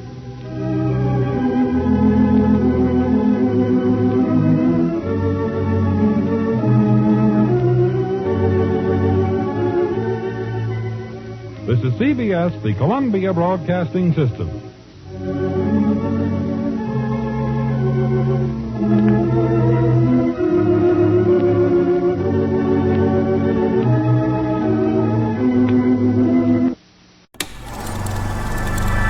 You are now tuned into Then Radio. If you enjoy our videos, we ask that you consider joining our Patreon to support our channel. Don't forget to like and subscribe so that you never miss a new video. We hope you enjoyed today's episode, and as always, thank you for watching.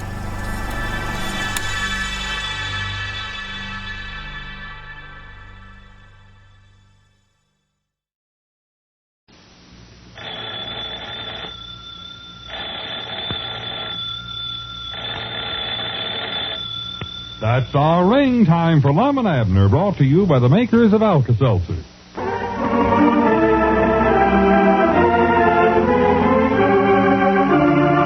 And now let's see what's going on down in Pine Ridge. Well, as we look in on the little community today, we find Lum in the Jotham Down store talking on the telephone. Listen. Yeah, well, I didn't really think you'd want to sell your Icebox, Tom, but I'm having a hard time finding one from a new restaurant, so I figured there weren't no harm in asking you. Oh, no, I know how you feel about it, Tom. I wouldn't sell it neither if I was in your place. Yeah. Well, if you do hear one, I wish you'd let me know. Yeah. Well, much obliged, Tom. Goodbye. Excuse me, Lum, but I overheard your telephone conversation. Oh, howdy, Doc. I was sitting back in my office, and I overheard your remarks on the telephone, and it sounded like you're looking for an icebox. Yeah, can't find one nowhere. Looks like I never am going to get this restaurant of mine started. Them fixtures ain't got here from the county seat yet. Abner's worse, so he's staying home today, and that means I got to spend practical all of my time waiting on a trade. Granny's, I can't get nothing done. Well, now, I'll tell you, Lum. I have a suggestion to make. Cedric was going to help me today, but he ain't showed up.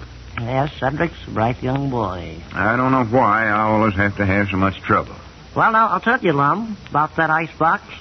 I know a man over in Mount Ida, a friend of mine, and I think he's got an icebox that he wants to sell. Does he sure enough? Why don't we jump on the phone and give him a ring? That's a good idea. Call him up right now. It's long distance, but I'm willing to pay the charges. I've just got to get an icebox. Go ahead and call him up, Doc. Don't talk no longer than you have to, though. Now, what do I do? Call the operator? Yeah, just give one long ring and you'll get Mamie Phillips. She's the central girl here. Oh, yes. That's enough. She'll ask you how you're feeling, even if she don't know who you are, so just ignore her. Mm-hmm. Tell her you're in a hurry. If you don't, she'll keep you there all day long asking you how everybody is. Hello? This is Dr. Benjamin Franklin Withers. Oh, just fine. Oh, me. Well, now, just a minute, Miss Phillips. Lum, how are you? Here, better give me that receiver a minute. I want to get this icebox before next summer. She was inquiring after your health. Yeah, I know. Hey, hello, Mamie. Doc wants to put a call through to Mount Ida, and he's in a terrible wreck, so hurry it up, please. All right. Here you are, Doc. Yes. Hello? Yes, that's right. Mount Ida. O.J. Watford. The O stands for Oren. You can reach him at the Ace High Snooker Palace. That's right. You can tell it by the sign across the front of the building. It says Morton's Livery Stable. Well, she can't see it. Don't let that confuse you, though, Miss Phillips. Morton isn't there anymore. He died. Oh, must have been 13 years ago. Ed Camden took the place over after Morton passed on. He put in a soft drink parlor. He went out of business in 32, and the place was vacant for 3 years. Now, she don't have to know the history of the place to get a call through. Just tell her to hurry it up. Just to hurry the call through, Miss Phillips. Yes, I'll wait. She's going to hurry it up. Well, good. How big of an icebox has he got? Who? Well, this fella you're calling, whoever it is. Ed Camden? I don't believe he's got an icebox. He went broke in 1932, lost everything. The fella I'm calling was O.J. Watford. You got a little mixed up there, Lum. Well, who wouldn't? How big an icebox do you want, Lum? Well, as big a one as I can get, I reckon. I'll have to keep a lot of stuff in there. Meat and gravy and pickles and bread, ice, all that restaurant junk. Yes. Well, now, as I recall this box that Orrin has, that's O.J. Watford, as I recall the box he had was about... just a minute. Hello? Hello? Is this the Ace High Snooker Palace? Hello? Who's speaking? Hello? I want the Ace High Snooker Palace in Mount Ida. Oh, it is. Well, I want to speak to Orrin Watford. Fine. He's right there. Oh, well, that's good. Try to keep the price on it down just as much as you can, Doc. Hello? Orrin? Guess who this is? No. No. Doc, this is a business call. He thinks I Russell Fillmore. Try again, Orrin. Tell him who you are and let's get down to business.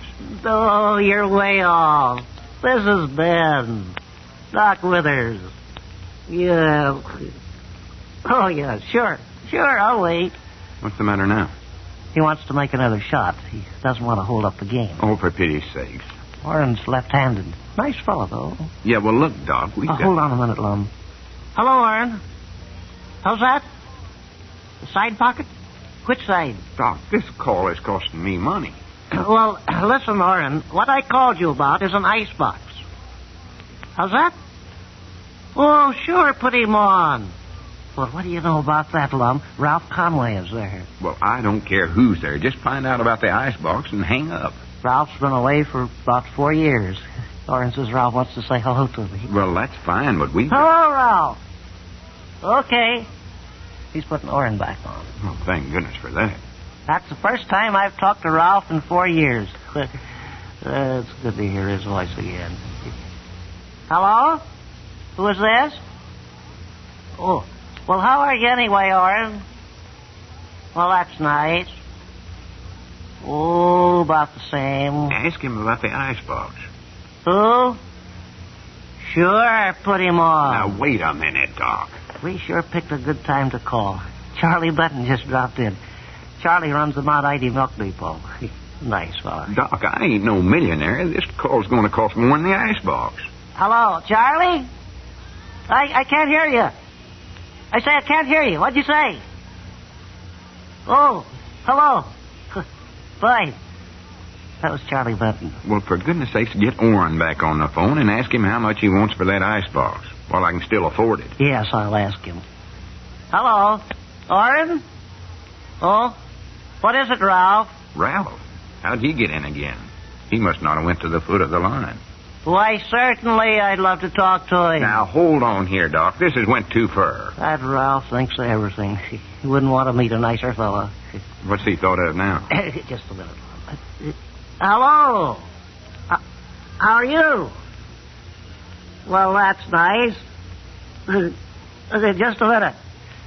Here, Lum, you take the receiver and talk to him. I don't want to talk to him. Go on, he'd love to hear from you. I don't even know him. I wouldn't know what to say. Oh, just say anything. Ask him how he's feeling. Here, take the receiver. Go ahead. Granny, this is silly. Hello? How you feeling? Well, good. Just a minute. Here's Doc again. Here, take this dad blame thing and get Orrin on there and talk to him about that icebox. Yes, I will. Hello. Will you please put Orrin Watford on the telephone? Orrin Watford. Much obliged. Lum, how'd you like that fellow's voice you talked to? Oh, it was all right, I guess. Couldn't hardly hear him, though. Who was it? I don't know. Huh? He was some acquaintance of Ralph's, relative, perhaps. Ralph said he was 87 years old and had never talked long distance before. Ralph thought it'd be nice. You mean we wasted time and money just for that? Now, listen here, Doc Withers. Wait, hold on. I've got to hurry this call through. Hello? Who is this? Oh, yes, Orrin. Now, ask him about the icebox. Well, Orrin, the main reason I called you today... How's that? Well, why didn't Ralph say so? Put him back on again. Now, wait, Doc. You ain't going to talk to Ralph again. Oh, no. This isn't Ralph. It's the old gentleman you talked to. Orrin says it's his birthday, and that's why Ralph wanted him to talk on the long-distance phone. That's Ralph's present to him this year. Ralph's present? Who's paying for this? Hello? Granny. Happy birthday, sir. Just a minute. Here, Lum. Do you want to say happy birthday to him? No, I don't. Lum sends you his greetings, too. Lum. Lum Edwards. He runs a store over here in Pine Ridge. All right, just a minute. He wants to talk to you, Lum. Well, I don't want to talk to him. All I want's an icebox. Oh, well, Orrin J. Watford is the man you want to talk to about that. Oh, hold on a minute and I'll ask him for you. Yeah, you better just hang up, Doc. I'll get one someplace else. Oh, I'll handle it for you, Lum. I'll handle it. Just hang it up. Now, just a minute, Lum. I'll handle it for you. Hello? Who is this? Milton. Oh, me. It's Milton. Well, where is Orrin, Milton? Oh, I see. Just a minute. Orrin's gone home, Lum. He has. But this is his brother, and he can take care of it just as good as Orrin. Hello, Milton. Say, I was talking to Orrin about an icebox. Well, a pretty good-sized one. I see. Yes. Mm-hmm. Well, that's fine, Milton. Don't forget to ask him about the price. Well, say hello to your sister, Milton. Fine. Goodbye. Well, what did he say? Said he was awful glad I called. Yeah? But he said they've already got an icebox. Well, I know that. And you know, it's a funny thing, Lum. He said they were even thinking of selling the one they've got.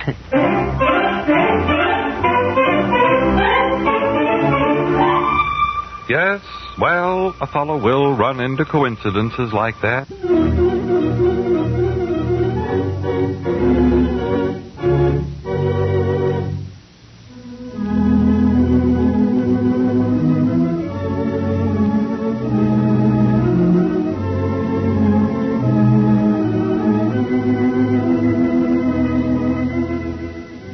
Listen again every weekday at this time for Lum and Abner Down in Pine Ridge. Brought to you by the makers of Alka-Seltzer and One-A-Day brand vitamins. Gene Baker speaking.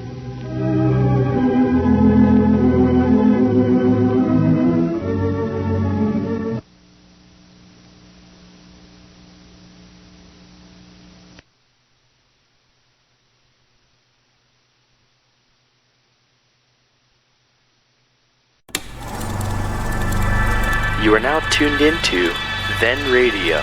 If you enjoy our videos, we ask that you consider joining our Patreon to support our channel. Don't forget to like and subscribe so that you never miss a new video. We hope you enjoyed today's episode, and as always, thank you for watching.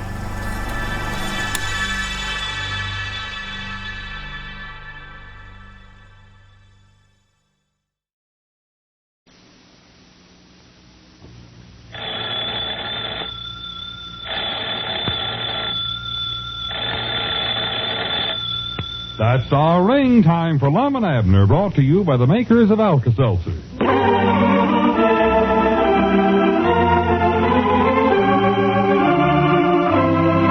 Now let's see what's going on down in Pine Ridge. Well, as we look in on the little community today, we find Lum and Doc Withers in the Jotham Down store. Lum is talking to Abner's wife on the telephone. Listen. Elizabeth, you tell Abner not to worry about a thing. I'll take care of the store. Is that Mrs. Peabody on the telephone? Yeah. What'd you say, Elizabeth? I'd like to speak to her before you hang up. Oh, well, tell Abner that I'll take care of all the delivers. Fact is, I don't believe we'll make any delivers today. It's raining so hard. It's raining cats and dogs. Just a minute, Elizabeth. Doc Withers wants to talk to you. Yes, Mom. Just a minute. Here you are, Doc. Yes, thank you. Does Abner still have laryngitis? Yes, he must have. Elizabeth says he still can't talk.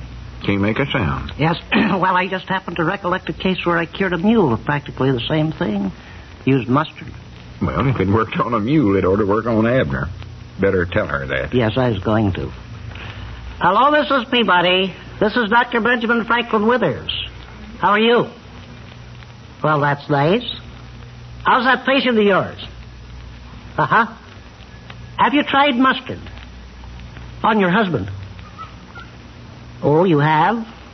Well, now, I've found that if you add a little camphor, you'll get better results. Yes, I found that true in mules. Well, I've got some camphor here. Be glad to run over with it. Oh, it wouldn't be any trouble. Well, yes, it is pretty wet out, but... Well, all right. Whatever you say, Mrs. Peabody. How's that? Oh, no, there won't be any charge. I only charge for animals. Not at all, Mrs. Peabody. Yes. Goodbye. Nice woman. Oh, yeah, Elizabeth is nice. She wouldn't think of letting me go out in the rain with that camphor. She's going to send somebody over after it. Oh, yeah, there's a thoughty woman. Thoughtiest one human in this town. Abner's lucky he's got somebody like her to take care of him. Yes, nice woman. I wonder if she's seen a middle-sized goat out by their place. What'd you say, Doc? Goat? Nothing. Just mulling over a very peculiar case. Oh, say, that reminds me. Before you come in this morning, Mr. Johnson called up here asking about some goat of his or something like that. Yes, nice woman, Mrs. Peabody. A little camphor ought to do the trick. Fix Abner up as good as new. Well, I hope so. I hate for him to be laid up. Especially right now when I'm trying to get this restaurant of mine started. Wish Cedric to hurry up and get you here. Cedric Weestruck? Weehunt. Bright young boy. Is he going to work for you in the restaurant? Well, I don't know. I hadn't thought much about that. But I told him to borrow the Macmillan boy's truck and go over to my place and pick up the stove and bring it over here. Stove? The one you cook on? Yeah. There weren't no stove in that restaurant stuff I ordered in at the county seat yesterday, so it looks like I'll have to use mine. For the time being, leastways. Can't run a restaurant without a cook stove. No, you're right. Of course, that'll mean you can't board with me no more over at my place. But then you can eat here at the restaurant. You get the same cooking. Same price? Well, no, I reckon I'll have to raise it a little on you, Doc. I'll have more overhead here, you see. Yes, you take business and you're bound to have overhead. Of course, it'll save you that walk over to my place 3 times a day. You'll more likely make up the difference on the shoe leather, you see. There was a nice restaurant over at Mount 80. Respectable eating establishment. High class. It was called Tom and Minnie's. It was run by a man named Tom and his wife. Her name was Irene. Irene? Yes, Irene Butte. Her name was Paisley before she was married. Rather stout woman, good-natured. Made a trip to Buffalo, New York when she was only 11 years old. Also went to Niagara Falls. Stood under the falls in a rubber suit. Had neuritis on and off ever since. Well, just a minute. Who was Minnie? How's that? You said the restaurant was named Tom and Minnie. Yes, that's right. Located on the main street of Mount 80. Featured chicken fried steaks. High-class place. No doubt you've eaten there. No, I never, but I still don't see why they named it. Granny's, wait a minute. There comes Cedric in the truck. Well, it's possible you didn't eat there. They were closed up by the Board of Health in 1931 and again in 1937, I believe. I was a little afraid Cedric might got stuck somewhere in all this mud. But it looks like he got through all right. Oh, Cedric's a bright young boy. He'll get that camper through to Mrs. Peabody. He's the kind of a boy you can depend on. Well, he ain't the one Elizabeth's sending after the camper. He's hauling my cook stove over here. Oh, I see. Well, I hope you can find somebody to send over here for the camper. Hey, Mr. Lum, I got the truck all right. You better come out and help me bring the stove in. Hello there, Cedric. Yeah, all right, Cedric. Come on, Doc. You'll have to hold the door open first. Yes, sir. Better get a raincoat on, Mr. Lum. It's raining pretty hard. I don't think I'll need one. Won't take but a minute. We'll hurry. Wait a minute. Where's the stove? Mom? I see the truck out there, but there ain't no stove in it. Well, I'll be doggone. I thought I forgot something. Well, if that don't beat old. Did you drive over to my place? Yes, Mom, I know I done that. Yeah, I'll go back over and get the stove right now. Yeah, you better. And don't forget what you went after this time. No, Mom, I won't. You still want me to hold the door open? No, you can close it now, Doc. Granny's that boy. Sometimes I don't know what to think about him. Cedric, you mean? Yeah. Yes, he's a bright young boy. He is a little forgetful, though. Little forgetful? Yes, he drove off and forgot the camper after all. Oh, me. I told you he weren't the one that's coming after the camper. He's getting my cook stove for me. Oh? Well, who is coming after the camper, then? I don't know. You was the one that talked to Elizabeth. Yes, I talked to her. She said she didn't have any camper at the house to use on Abner. She didn't want me to go out in the rain because she'd send someone over after it. Nice woman. Yeah. You know, she reminds me a whole lot of Irene Butte. Same type of woman, same coloring. By the way, what does Mrs. Peabody look like? You mean you ain't never saw her? Never saw who? Irene Butte? No. Saw her 3 times a day for 15 years. That is, except the years 1931 and 1937. She and her husband ran a restaurant, Mount 80. A place called Tom and Minnie's. Put out a good chicken fried steak. Ever eat there? I told you no. Well, it was closed for a while. Maybe you just missed them. What year were you there? Look, Doc, in the first place, I ain't ate at no restaurant in Mount 80. Well, I swear to goodness. Look who's coming up out there. How's that? It's Abner. He oughtn't to be running around this kind of weather. Him having the laryngitis. He's liable to catch cold. Yes, he shouldn't be out. Come in here, Abner, you idiot. What's the matter with you anyway? Yes, Abner, you shouldn't be out in the rain. Why are you doing this? Wait a minute, no use talking to him, asking him questions he can't answer us with that laryngitis. I still think you're an idiot, though, Abner. What's that you got there? Oh, no. Well, good. Let's see here. You better stand closer to the fire, Abner. Says, Dear Dr. Withers. Oh, this is for you, Doc. Oh? It's printed.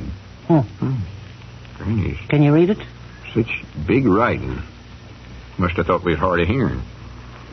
Please give Abner that bottle of camphor and send him right home again as it is raining. Yours truly, Ms. Peabody. Oh, well, that's different. Get the camphor, Doc. Yes, you bet. I'll get it right away. I think I can find it. Doc will get it for you, Abner.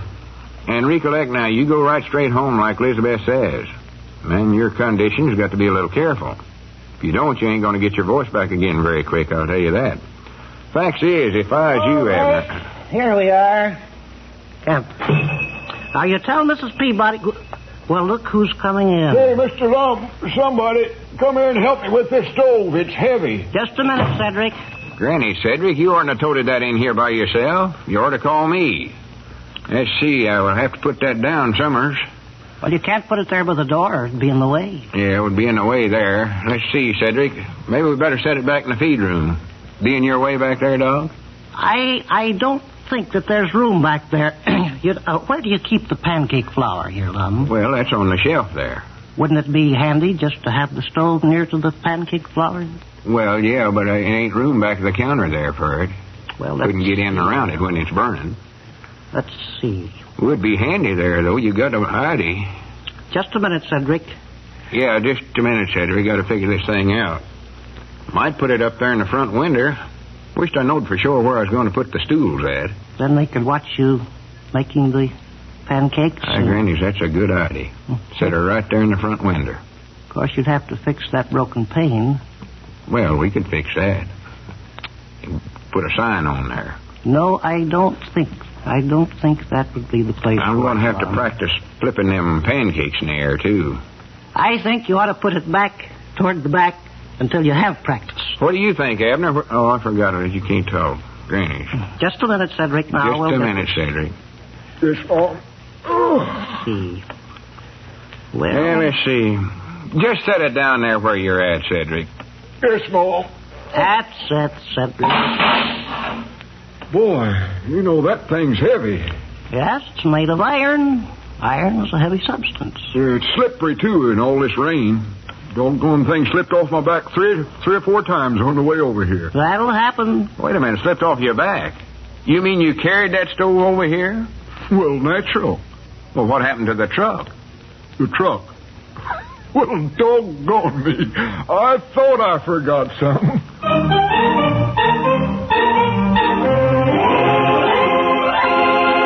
Well, we're all human, Cedric. We can't remember everything.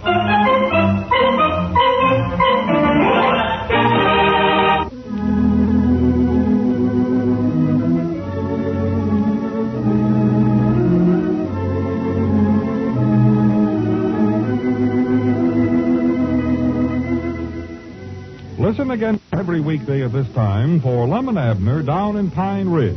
Brought to you by the makers of Alka-Seltzer and One-A-Day brand vitamins. Gene Baker speaking.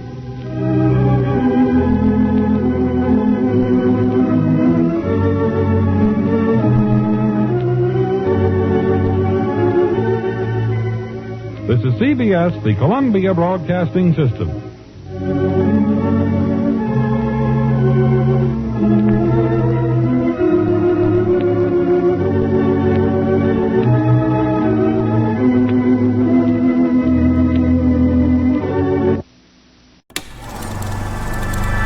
You are now tuned into Then Radio.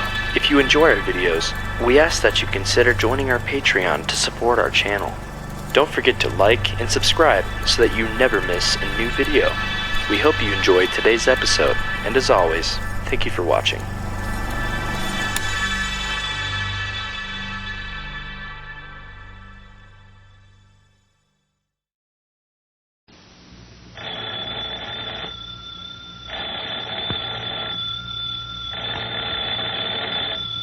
That's our ring time for Lum and Abner, brought to you by the makers of Alka-Seltzer. And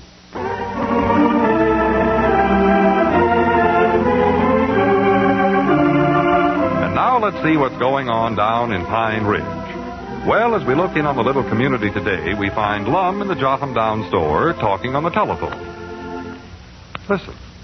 Yeah, well, I didn't really think you'd want to sell your Icebox, Tom, but I'm having a hard time finding one from a new restaurant. So I figured there weren't no harm in asking you.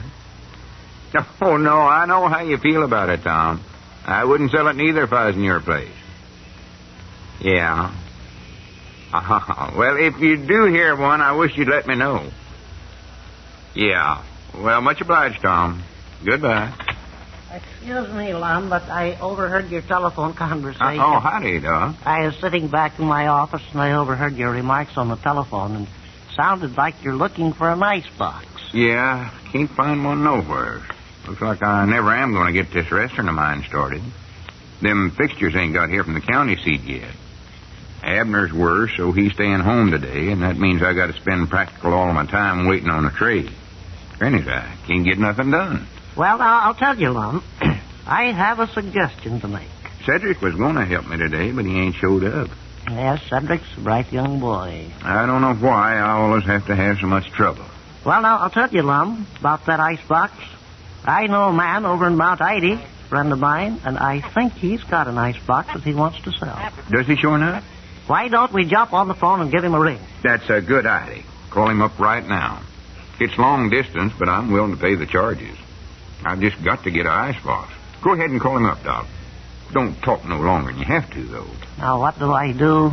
Call the operator? Yeah, just give one long ring and you'll get Mamie Phillips.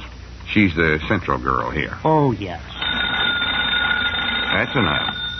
She'll ask you how you're feeling, even if she don't know who you are, so just ignore her. Mm-hmm. Tell her you're in a hurry. If you don't, she'll keep you there all day long asking you how everybody is. Hello? This is Dr. Benjamin Franklin Withers. Oh, just fine. Oh, me. Well, now, just a minute, Miss Phillips. Lum, how are you? Here, better give me that receiver a minute. I want to get this icebox before next summer. She was inquiring after your health. Yeah, I know. Hey, hello, Mamie. Doc wants to put a call through to Mount Ida, and he's in a terrible wreck, so hurry it up, please. All right. Here you are, Doc. Yes. Hello?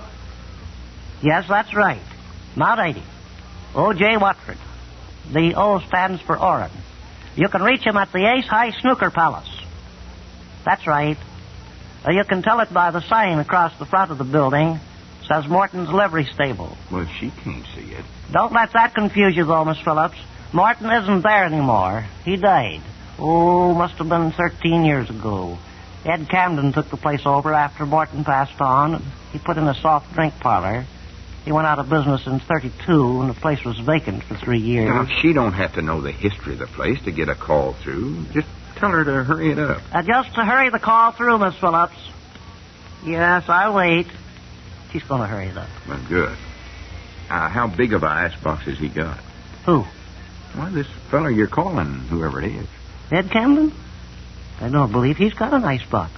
He went broke in 1932, lost everything. The fella I'm calling is O.J. Watford. You got a little mixed up there, Lum. Well, who wouldn't? How big an icebox do you want, Lum? Well, as big a one as I can get, I reckon. I'll have to keep a lot of stuff in there. Meat and gravy and pickles and bread, ice, all that restaurant junk. Yes.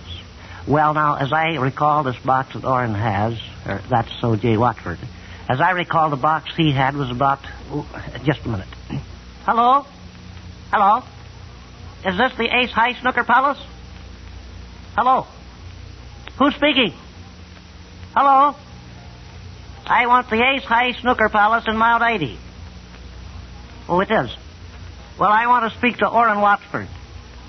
Fine. He's right there. Oh, well, that's good. Try to keep the price on it down just as much as you can, Doc. Hello, Orrin? Guess who this is? No. No. Doc, this is a business call. He thinks I Russell Fillmore. Try again, Orrin. Tell him who you are and let's get down to business. No, you're way off. This is Ben. Doc Withers. Yeah. Oh, yeah, sure. Sure, I'll wait. What's the matter now? He wants to make another shot. He doesn't want to hold up the game. Oh, for pity's sakes. Orrin's left-handed. Nice fellow, though. Yeah, well, look, Doc, we got... Hold on a minute, Lum. Hello, Orrin. How's that? The side pocket? Which side? Doc, this call is costing me money. Well, listen, Orrin. What I called you about is an icebox. How's that? Oh, sure, put him on. Well, what do you know about that, Lum? Ralph Conway is there. Well, I don't care who's there. Just find out about the icebox and hang up. Ralph's been away for about 4 years. Orrin says Ralph wants to say hello to me. Well, that's fine, but we... Hello, Ralph. Okay. He's putting Orrin back on. Oh, thank goodness for that. That's the first time I've talked to Ralph in 4 years. It's good to hear his voice again. Hello? Who is this? Oh, well, how are you anyway, Orrin? Well, that's nice. Oh, about the same. Ask him about the icebox. Who? Sure, put him on. Now, wait a minute, Doc. We sure picked a good time to call. Charlie Button just dropped in. Charlie runs the Mount Ida Milk Depot. Nice fella. Doc, I ain't no millionaire. This call's going to cost more than the icebox. Hello, Charlie? I can't hear you. I say I can't hear you. What'd you say? Oh, hello. Bye. That was Charlie Button. Well, for goodness sakes, get Orrin back on the phone and ask him how much he wants for that icebox. While I can still afford it. Yes, I'll ask him. Hello, Orrin? Oh, what is it, Ralph? Ralph? How'd he get in again? He must not have went to the foot of the line. Why, certainly I'd love to talk to him. Now, hold on here, Doc. This has went too far. That Ralph thinks of everything. He wouldn't want to meet a nicer fella. What's he thought of now? Just a minute. Hello. How are you? Well, that's nice. Just a minute. Here, love, you take the receiver and talk to him. I don't want to talk to him. Go on, he'd love to hear from you. I don't even know him. I wouldn't know what to say. Oh, just say anything. Ask him how he's feeling. Here, take the receiver. Go ahead. Granny, this is silly. Hello? How you feeling? Well, good. Just a minute. Here's Doc again. Here, take this dad blame thing and get Orrin on there and talk to him about that icebox. Yes, I will. Hello. Will you please put Orrin Watford on the telephone? Orrin Watford.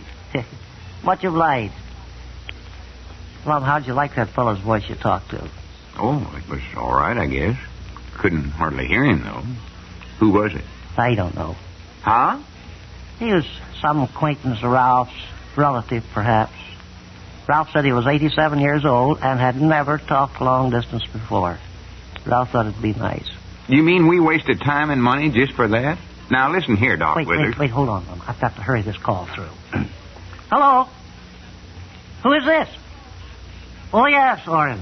Now, ask him about the icebox. Well, Orrin, the main reason I called you today... How's that? Well, why didn't Ralph say so? Put him back on again. Now, wait, Doc. You ain't going to talk to Ralph again. Oh, no. This isn't Ralph. It's the old gentleman you talked to. Orrin says it's his birthday, and that's why Ralph wanted him to talk on the long-distance phone. That's Ralph's present to him this year. Ralph's present? Who's paying for this? Hello? Granny. Happy birthday, sir. Just a minute. Here, Lum. Do you want to say happy birthday to him? No, I don't. Lum sends you his greetings, too. Lum. Lum Edwards. He runs a store over here in Pine Ridge. All right, just a minute. He wants to talk to you, Lum. Well, I don't want to talk to him. All I want's an icebox. Oh, well, Orrin J. Watford is the man you want to talk to about that. Oh, hold on a minute and I'll ask him for you. Yeah, you better just hang up, Doc. I'll get one someplace else. Oh, I'll handle it for you, Lum. I'll handle it. Just hang it up. Now, just a minute, Lum. I'll handle it for you. Hello. Who is this? Milton. Oh, me. It's Milton. Well, where is Orrin, Milton? Oh, I see. Just a minute. Orrin's gone home, Lum. He has. But this is his brother, and he can take care of it just as good as Orrin. Hello, Milton. Say, I was talking to Orrin about an icebox. Well, a pretty good-sized one. I see. Yes. Well, that's fine, Milton. Don't forget to ask him about the price. Well, say hello to your sister, Milton. Fine. Goodbye. Well, what did he say? Said he was awful glad I called. Yeah. But he said they've already got an icebox. Well, I know that. And you know, it's a funny thing, Lum. He said they were even thinking of selling the one they've got.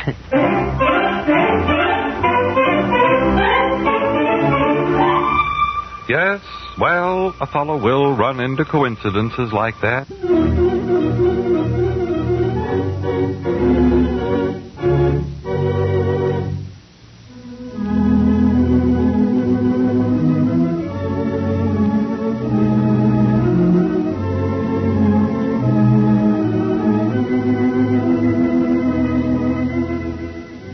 Listen again every weekday at this time for Lum and Abner Down in Pine Ridge.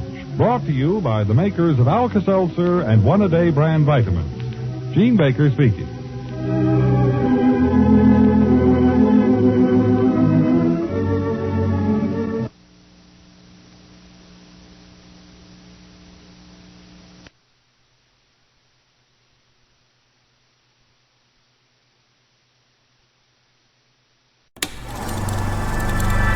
You are now tuned into Then Radio. If you enjoy our videos, we ask that you consider joining our Patreon to support our channel. Don't forget to like and subscribe so that you never miss a new video. We hope you enjoyed today's episode, and as always, thank you for watching.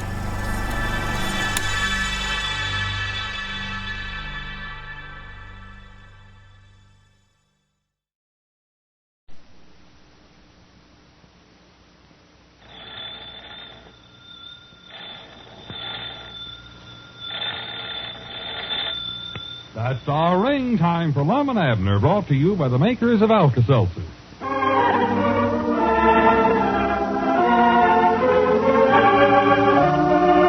And now let's see what's going on down in Pine Ridge. Well, as we look in on the little community today, we find Lum, Abner, Cedric, and Doc Withers at the Jotham Down store, getting ready for the first busload of customers for Lum's new restaurant. Listen. What time is it, Abner? That clock up there stopped again. Well, let's see here. Have a look right now. I might have forgot to wind it. I don't know.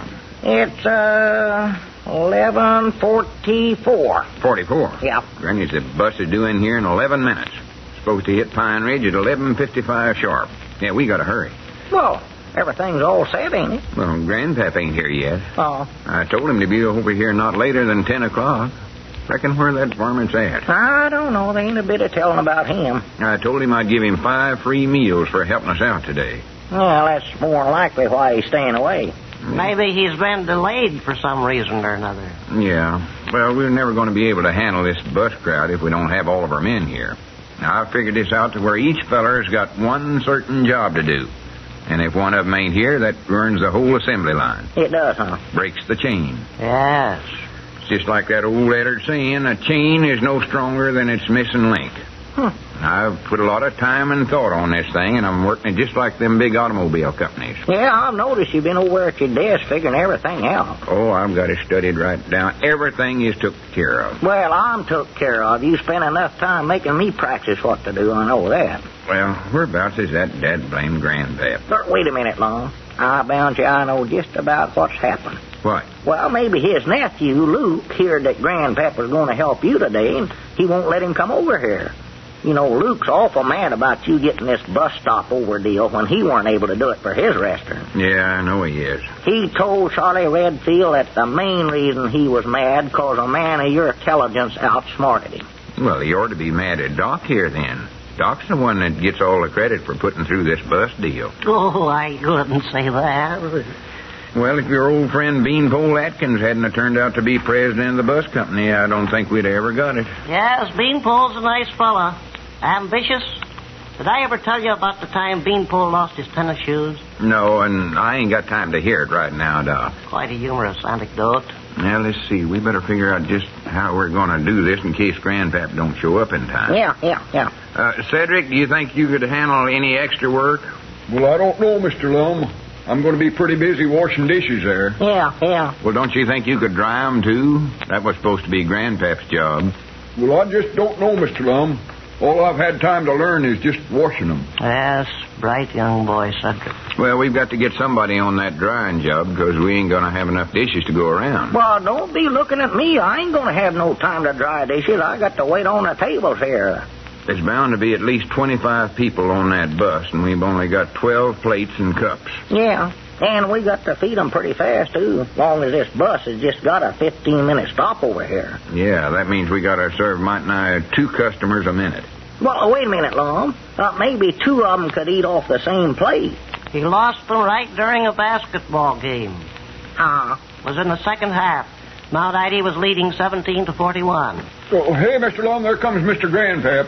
Huh? Oh, well, thank goodness. Yeah, there he is. Now we ain't got nothing to worry about. They were brown-colored, non-skid soles, cushioned heels. Hurry up, Grandpap. Get in here. We've been waiting for you. Yeah, I was feared you wasn't going to make it. And I started over here once and forgot the spaven-legged dish towel, and I had to go back and get it. Hello, Milford. Yeah, howdy, Doc. Lum was just asking me about the time Beanpole Adkins lost his tennis shoes. Well, we ain't got time for that now, Doc. I think all of you better get to your positions now, and I'll check over the assembly line and make sure we're all set. When that busload of people pours in here, we can't have no slip-up. No, sir. No slip-up. Stack of wheat. Not yet, Abner. Who's Beanpole Atkins? Why, you remember him. His sister married Walter Greggins. She did. Played the violin. Marthy? No, Rosemarie. He played that all the time. He used to hold the bow between his knees and move the violin up and down on it. Excuse me, Doc, but we ain't got time to be monkeying around now. I want you fellas to all get to your positions. Cedric, over to your wash tub. Abner. Oh, wait a minute. I got to check Barrel Leg's sprockets. You gotta do what? Yeah, you men keep your positions now. This phone call just take me half a second. Mount Ida was leading 17-41. Beanpole took the ball and started to dribble. On his new tennis shoes? Hello? Barrel Legs? This is Lum. I just wanted to check and see if you was at your post there. Well, that's fine. Yeah. Now, recollect, the minute you see the bus coming by your papa's pool hall, you call me on the phone. You got it? Good. Check. Well, that checks Barrel Legs. What happened then, Doc?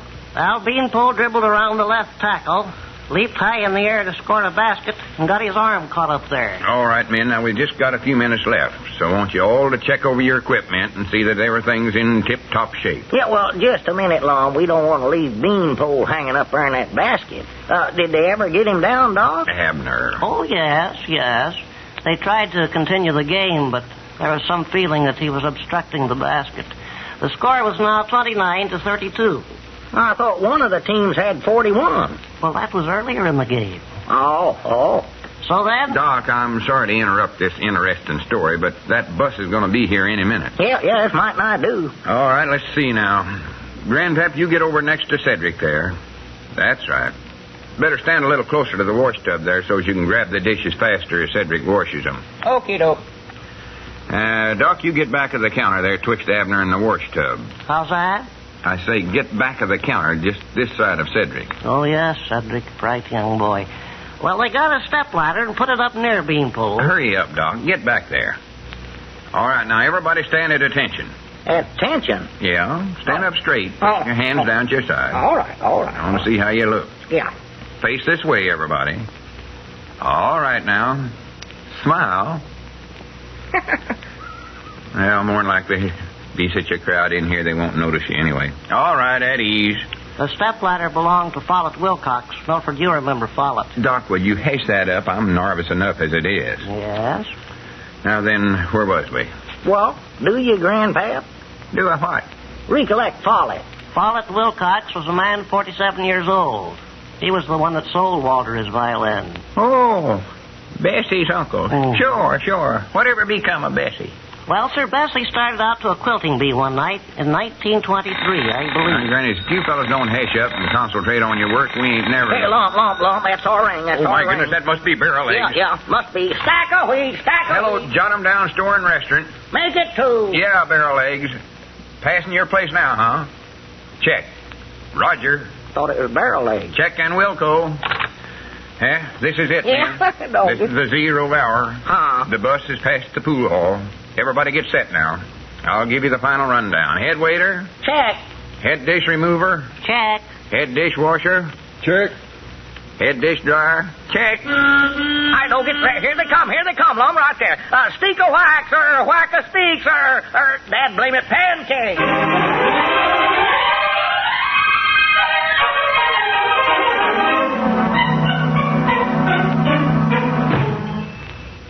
Oh, grannies. Well, there goes the last of them. Yeah. What a time that was. Oh, me alive. Let me sit down here. I'm wore to a frazzle. Wore to a frazzle. Oh, me too.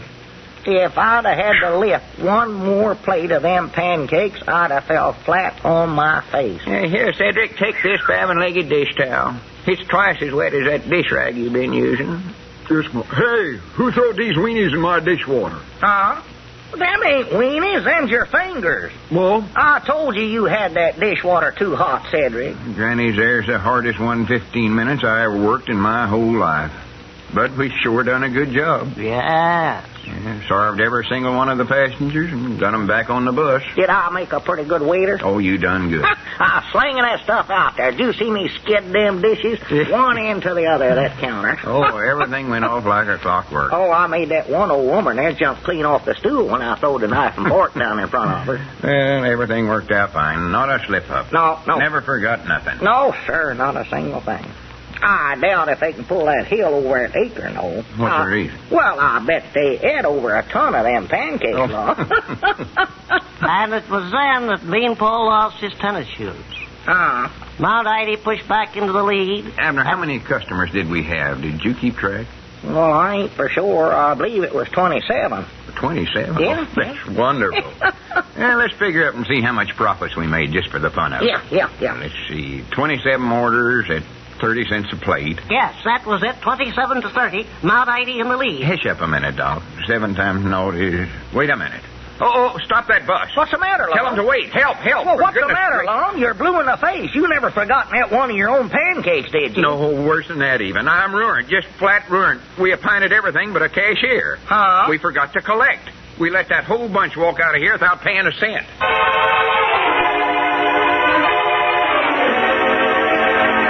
Well, don't feel too badly, Lum. Look at Beanpole Atkins. He lost a new pair of tennis shoes.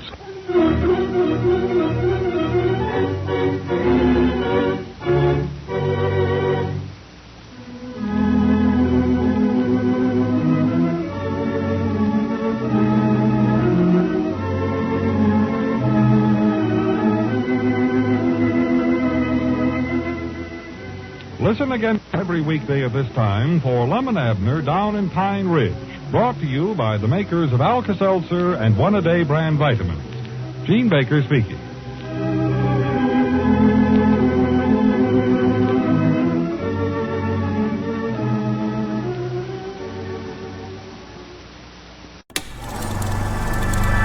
You are now tuned into Then Radio. If you enjoy our videos, we ask that you consider joining our Patreon to support our channel. Don't forget to like and subscribe so that you never miss a new video. We hope you enjoyed today's episode, and as always, thank you for watching.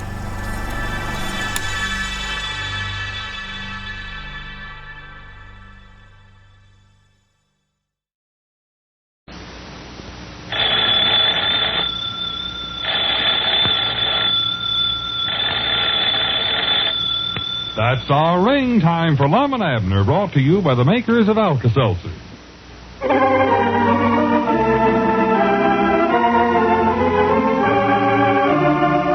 And now let's see what's going on down in Pine Ridge. Well, as we look in on the little community today, we find Lum in the Jotham Down store and restaurant giving some instructions to Abner. Listen. Abner, you can stop putting up them grocery orders for now, because I've got a great idea and I need your help on it. Well, Lum, I've got to get these orders out. I'm way behind in them now. Have to spend half of my day being head waiter in your restaurant. Well, the grocers can wait. This is more important. Well, now, Lum, we're going to start losing customers here in the store shores of the world. Well, I don't care if we do. This new idea of mine's going to build up business in the restaurant to where we might not need the store no more. What are you going to do, get another bus line to come through Pine Ridge? No. Now, listen. Here's the way I look at the situation. We've got that bus business now. We know we can depend on that. Yeah. The passengers have got to eat here because this is the official stopover now. Yeah, but, Lum, I've been wanting to talk to you. I noticed a lot of the passengers today never hardly ate none of them pancakes we served them at all. Yeah, I noticed that, too. Maybe I'm making the pancakes a little too rich for them. Too rich? Yeah, I think I'll try making them a little plainer. Plainer and thicker. You get 'em any plainer and thicker, you might just as well set a loaf of bread in front of the customers. Well, anyway, we got the bus business, but we still ain't getting the local business. I told you why that is, too. We haven't had a single Pine Ridge person in here since we opened up. But this new idea of mine is going to change all that. Gonna set traps for 'em? No, we're going on the party line with spot announcements. Well, Lum, I still believe if That's been our whole trouble. We ain't done no advertising. We ain't made the Pine Ridge folks restaurant conscious. Restaurant conscious? Yeah. Well, that ain't the trouble. What the folks around here are afeard of is you're just gonna make 'em plumb unconscious. All right, now I can get along fine without them smart remarks. Well, what's this thing you're going on a party line with? Spotted what? You ain't bought a talking leopard, have you? No, silly. I said spot announcements.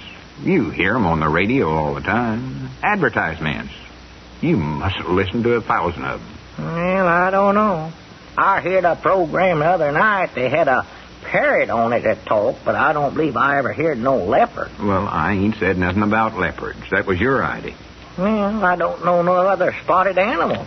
Well, excepting zebras. No. They're black with white stripes.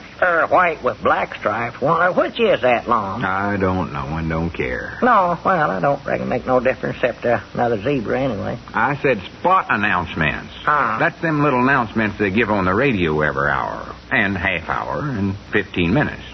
Try to sell stuff. Oh, them things. Sometimes they run programs in betwixt them so's you'll know when one spot announcement stops and another begins. Break 'em up that way. Is that what you're going to do? Go on the radio? No, I told you I was going on the party line. We ain't got no radio station here. You're right, we ain't, no. Every 15 minutes, me and you and Cedric and Doc Withers will get on the party line and give a spot announcement telling how good my restaurant is. Well, Lord, I wouldn't know what to say on them things. I ain't never did none of them spotted announcements before. Well, you don't need to worry about that. I've done got 'em all wrote out. All you got to do is just read 'em. I have to read 'em? Yeah. Obviously, there must be some easier way than that, Lum. Well, I never put no big words in the lines you're going to have to read. Oh, good. Good for me. Hooray, hooray. Grannies, I wish Cedric could get here. I want to get started on these. I want to get a big crowd in here for supper tonight if I can. Tonight? Yeah. You mean we're going to do this spotted junk today? Well, sure. Just as quick as we rehearse 'em over a couple of times. Oh, Lord. We're right on the air with 'em. Every 15 minutes. Dog is nervous and jumpy to rabbit's nose already. I hope Cedric recollects to bring his bird whistle with him. Bird whistle? Yeah, we're going to need a little music to start these things off. Yeah, but what's Cedric bird whistle for, Lum? All he can blow on that is the meadowlark and the whippoorwill. And both of them sound just alike. Yeah, well, I've decided to name this the Whaleburger Restaurant. You have? That'll sort of tie it up with the bird whistle. Oh, yeah.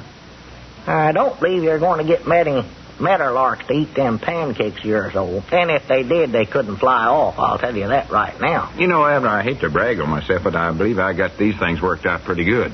You have, huh? Yeah, I listened to the radio all last evening, and I sat up half the night writing these announcements. Yeah, but you're going to ground every meadowlark in the country if you get to feed them pancakes, Lum. If they don't get me more local customers than I can handle, I'll never know what will. Local customers? Locale customers. The ones that live here. I never knowed we had any of them before. Granny's, wait a minute. There's Cedric. Go back to Doc's office and tell him to come up here, and then we can get started rehearsing. Yeah, all right. I'll get him up there. If we hurry, we can get our first announcement on at 1:30 sharp.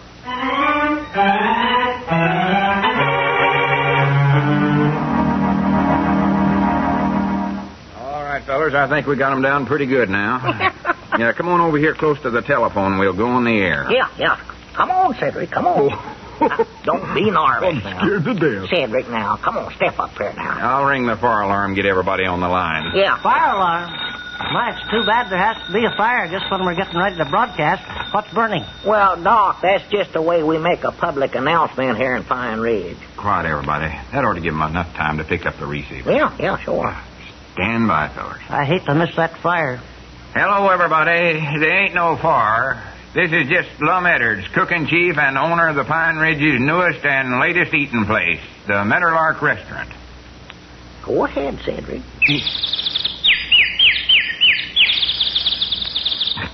That was the familiar call of the meadowlark. Calling all ladies and gents and kiddies to beautiful Meadowlark Restaurant overlooking scenic Main Street right in the heart of downtown Pine Ridge.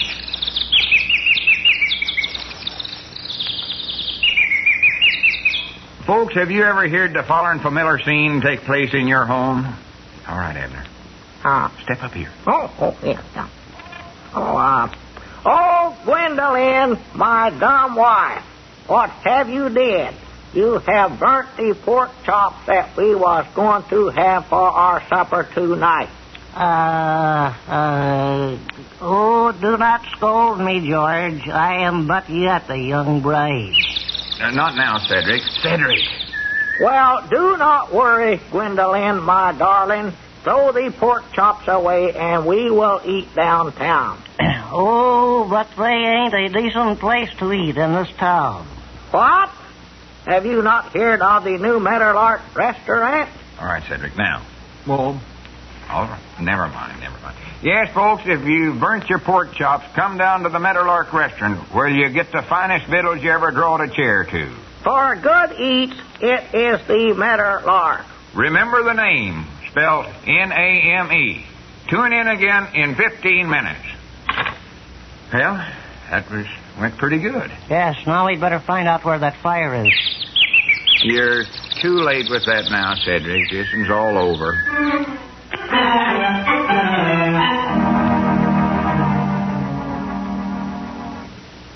All right, fellers, stand by.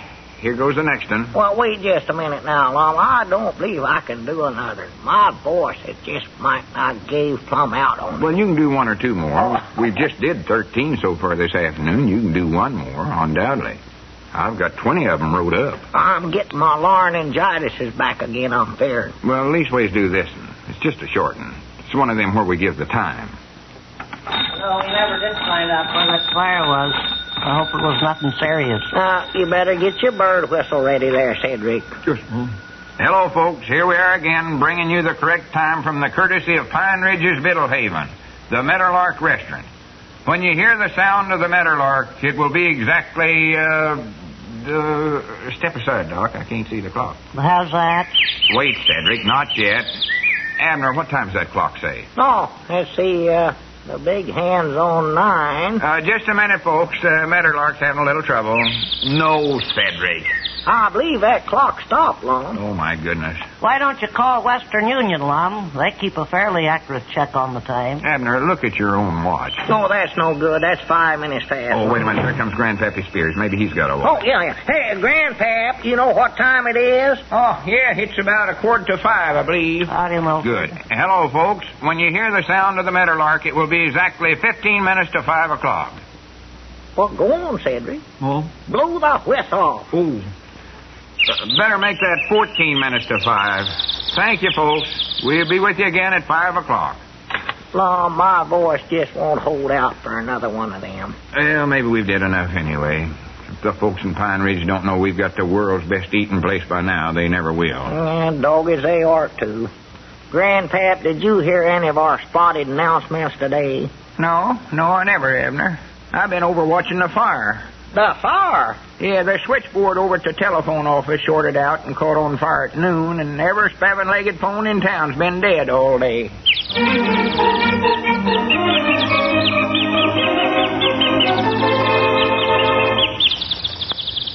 All right, Cedric, you can stop now.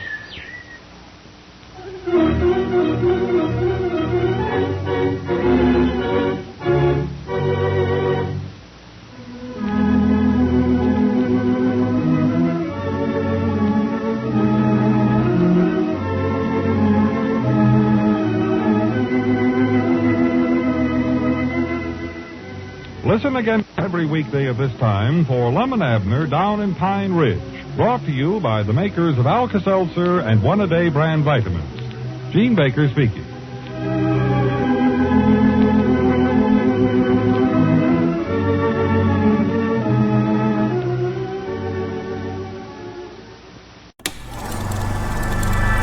You are now tuned into Then Radio. If you enjoy our videos, we ask that you consider joining our Patreon to support our channel. Don't forget to like and subscribe so that you never miss a new video. We hope you enjoyed today's episode, and as always, thank you for watching.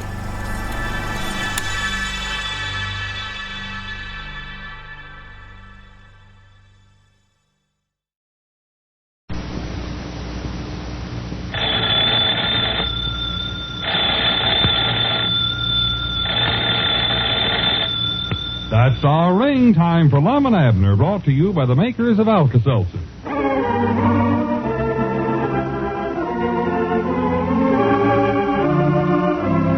And now let's see what's going on down in Pine Ridge. Well, as we look in on the little community today, we find the old fellows in the Jotham Down store and restaurant. Lum is serving a customer. Listen. You sure now you don't want nothing else, Ulysses? No, this is okay, Lum. Well, how was the pancakes? Okay. Was the coffee all right? Okay. That'll be 20 cents, Ulysses. Okay. And it cost you twice as much down at Luke Spears. Okay. Well, much obliged to you, Ulysses. And be sure and come in again. Yeah, okay, Lum. Wait a minute, Ulysses. You still got the napkin tucked in your collar. What? Just throw it on the counter there. Okay. That's fine. So long, Lum. Okay. Well, there you are, Abner. I sure got the local trade coming in here now. Local trade? Yeah, it's this advertising that's doing it. Them spot announcements.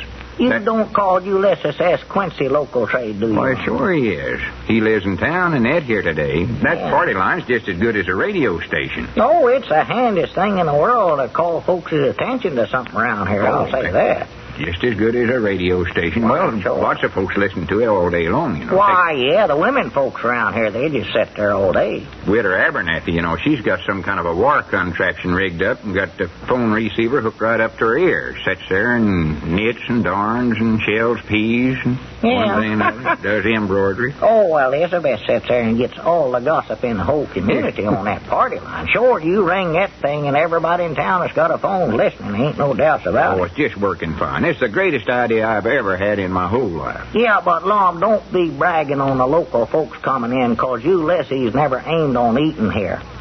Never aimed on? Why, no, and you know it. He come in here to buy groceries. You asked him if he wanted to eat some pancakes, and about the only thing that Ulysses knows how to say is okay. So there he was, stuck. You trapped him into that. I never done no such a thing. Lum, Edders, now look at me. I could tell what you was doing. You knowed what you was doing. Nobody drug him in here. He done it himself. Lum, he come in to buy groceries, and then you got him over there on the restaurant side and started making him eat. That's what you done. Well, he was hungry. Anybody could tell that. Ulysses will eat anything. He must have been hungry. And I was just doing him a favor. He's worse than a goat. Besides, he ain't the only local customer I've had today. Don't forget that Grandpap and Charlie Redfield ate breakfast here. Yeah, I know they did. I still think, though, they was just looking for a place to play checkers. Grandpap's woman, Charity, was cleaning the house today, and she run him out over there, wouldn't let him play checkers at the place. They ordered food and ate it and paid for it. Nibbled around on it. That makes them customers. I don't care about nothing else. Yeah, well, I ain't going to start no argument. I reckon you're right. We'll say they was customers. Well, I can't tell folks how they're going to eat something. I know you can. You ought to fix something they could eat. That's the trouble. Little by little, I'm building up the local trade. And with the bus business on top of that, I don't see how I can keep from making a fortune out of this restaurant. You'll make two fortunes if you put in an undertaking place along with it. Well, maybe so. Are you sure, though, that you're going to keep that bus business, Lum? Oh, yeah, nothing to worry about there. Well, how about that long-distance phone call from the bus company? They said the passengers was beginning to complain about the meals you were serving. Said all they could get in here was pancakes. Well, beginning today, I'm sort of branching out. Well, I'm putting in a whole line of vegetables. Are you sure enough? Yeah. Well, good for you. Hold on, what you going to have? What you canned beans and canned peas and canned corn. Just name it and I'll serve it. That is, if we got it in stock. You mean you're going to get all that canned goods out of the store here, huh? Well, natural. The restaurant will pay the store for it. Oh, well. It's mostly a matter of bookkeeping. Juggling of figures and all that. Paper transfer, we call it. You mean that you ain't going to pay no money for it, is that it? Well, of course I'm going to pay for it. You'd rather I'd buy it here than go over to Dick Huddleston's store and get it, wouldn't you? Yeah, but, Lum, when you start that juggling stuff and that paper business, I can't keep up with you. I know you're up to something. I'll explain the whole thing to you. I wish you would. When I get more time. Besides the vegetables, I'm going to put in some meat, too. Real meat? Yes, sir. Weenies and bologna. Oh, is that all? Well, that gives them a choice of two right there. What more do you want? Yeah, I'd like a couple of pork chops in there summers. Well, I'll work up to fancy stuff like that later on. I'll have about all I can do, boiling the weenies and slicing the bologna. Well, I still think you ought to have the kind of meat that's got bones in it, though, Lum. Well, what for? You can't eat bones. You can gnaw on them. That's just the extra expense that I'm cutting out. I'm trying to keep my prices down to where the common man in the street can afford to eat here. Well, Lum, the price ain't your problem, it don't look to me like. Your problem is getting a common man to come in here off of the street. Well, don't worry. With them new spot announcements we're going to do today, I'll get 'em in here by the dozens. Yeah, all swinging clubs, too. The trouble with them announcements we started out on yesterday was that they never had enough singing in 'em. I thought the trouble was that all the phones in town was out of order. Well, even after they got the phones fixed, the announcements wasn't still quite right. They weren't, huh? Now, I listened to the radio some more after that, and all of them had music in 'em. Well... That's the thing you've got to have nowadays to sell something. Just got to have music. Well, was that music that we was rehearsing this morning? Well, sure. Them's called singing commercials. Well, I never knowed what they was, but I sure enjoyed singing them, I know that. I'd still love to know who made them things up. I told you I done it. Oh, Lum, you never. I did. No, sir, no. And I think they sound pretty good, too. I do, too. That's why I don't think you done it. Well, I wrote 'em all right. I sat up half the night doing it. Well, I dog it if you did. You got talent, Lum. Oh, I wouldn't go so far as to say that. Yes, you have. Hardly. I'm just what you might call gifted. Part genius, you might say. I dog as you must be if you can study up stuff like that. I'll say Am I that. too late? Oh, well, howdy, Cedric. Am I too late for the spotted commercials, Mr. Lum? Why, no. We don't go on the air till... Oh, my goodness, it's 2 o'clock right now. Never had no idea it's getting to be that time. Me neither. Stand here talking our heads off. Cedric, run back to the feed room and call Doc Withers. Yes, Mom. Tell him to hurry. I want to get this first announcement on at 2 o'clock sharp. I think Doc's got a patient back there, Lum. I seen somebody taking a cow around to the back door a while ago. Yeah, the cow will have to wait. Doc promised he'd help us out today. You know, he's got a good singing voice. Yes, he has. Sort of a bass altory. Yeah. I better start ringing the fire alarm and get everybody on the party line. Yeah, get out the singing parts. I'll get to stand right in front of the phone. Now, don't forget, Lum. You promised me I could. Just for your solos is all. Yes, see, where's that little box I'm going to stand on now? I want to get that. Hurry up, Mr. Doc. Yes, I'm coming, Cedric. I'm coming. Yeah, here's your singing part, Doc. All right. Here's yours, Cedric. Have you got your bird whistle? Oh, yes, Mom, right here. Has anybody saw that little box I'm going to stand on? I've just got to have that. Oh, you're standing on it. Wait a minute. What kind of writing is this? Oh, I see. I've got it upside down. Oh. Could stand on your head and read it. No, well, you can't hear him over the phone if you done that. That mouthpiece is too high there. Yeah, that's right. All right, fellas, get ready now. Yeah, let's Let me get that plow point right here where I can hit it. Yeah. Frying pan. I can't wait. Oh, this is going to be good. I can hear them picking up the receivers all up and down the line. Sure. Yeah, we better get started. All set now? Oh, just a minute, Lum. Me. All set, Lum. Good. Hello, folks. There ain't no fire, but stand by for a spot announcement from the Meadowlark Restaurant. All right, let's go. Listen to the Meadowlark. Listen to the Meadowlark. And here is what your little friend has to say. If a body needs some fiddles, need a body cry. No. All a body needs to do is eat at the Meadowlark Cafe. You can get such food as the following. Take it, Abner. Pancakes, hotcakes, sack of wheat. Even got a little meat. Right in the heart of downtown Pine Ridge, overlooking Main Street. beans and corn and succotash. Every Thursday you get hash. Right in the heart of downtown Pine Ridge, all our vegetables are fresh. Hello, Sam. Hello, Joe. I'm hungry, Sam, but I ain't hardly got no money, hardly. Then listen to me, Abner. I know a place, Joe,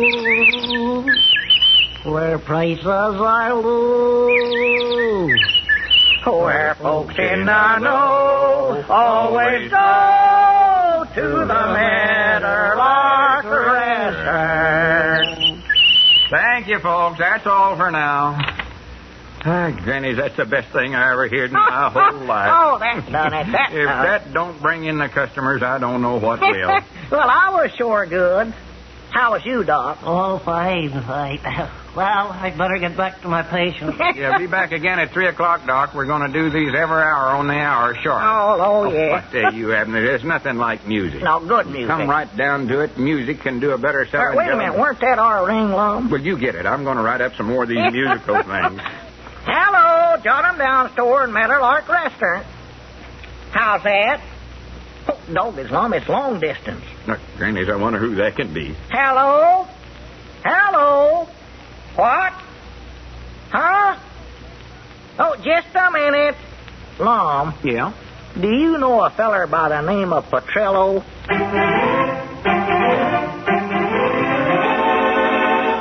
Well, judging from what I heard, it must be a wrong number.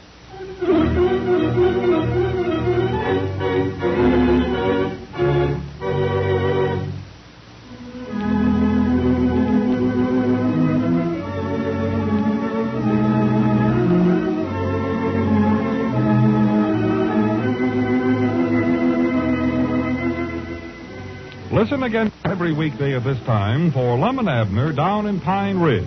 Brought to you by the makers of Alka-Seltzer and One-A-Day brand vitamins. Gene Baker speaking.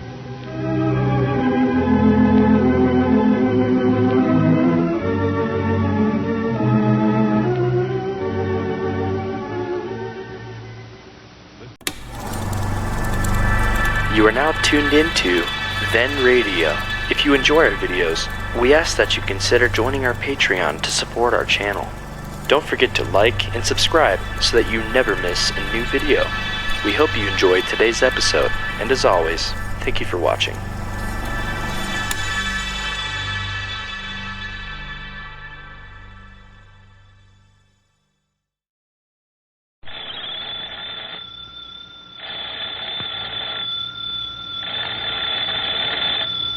That's our ring time for Lum and Abner, brought to you by the makers of Alka-Seltzer.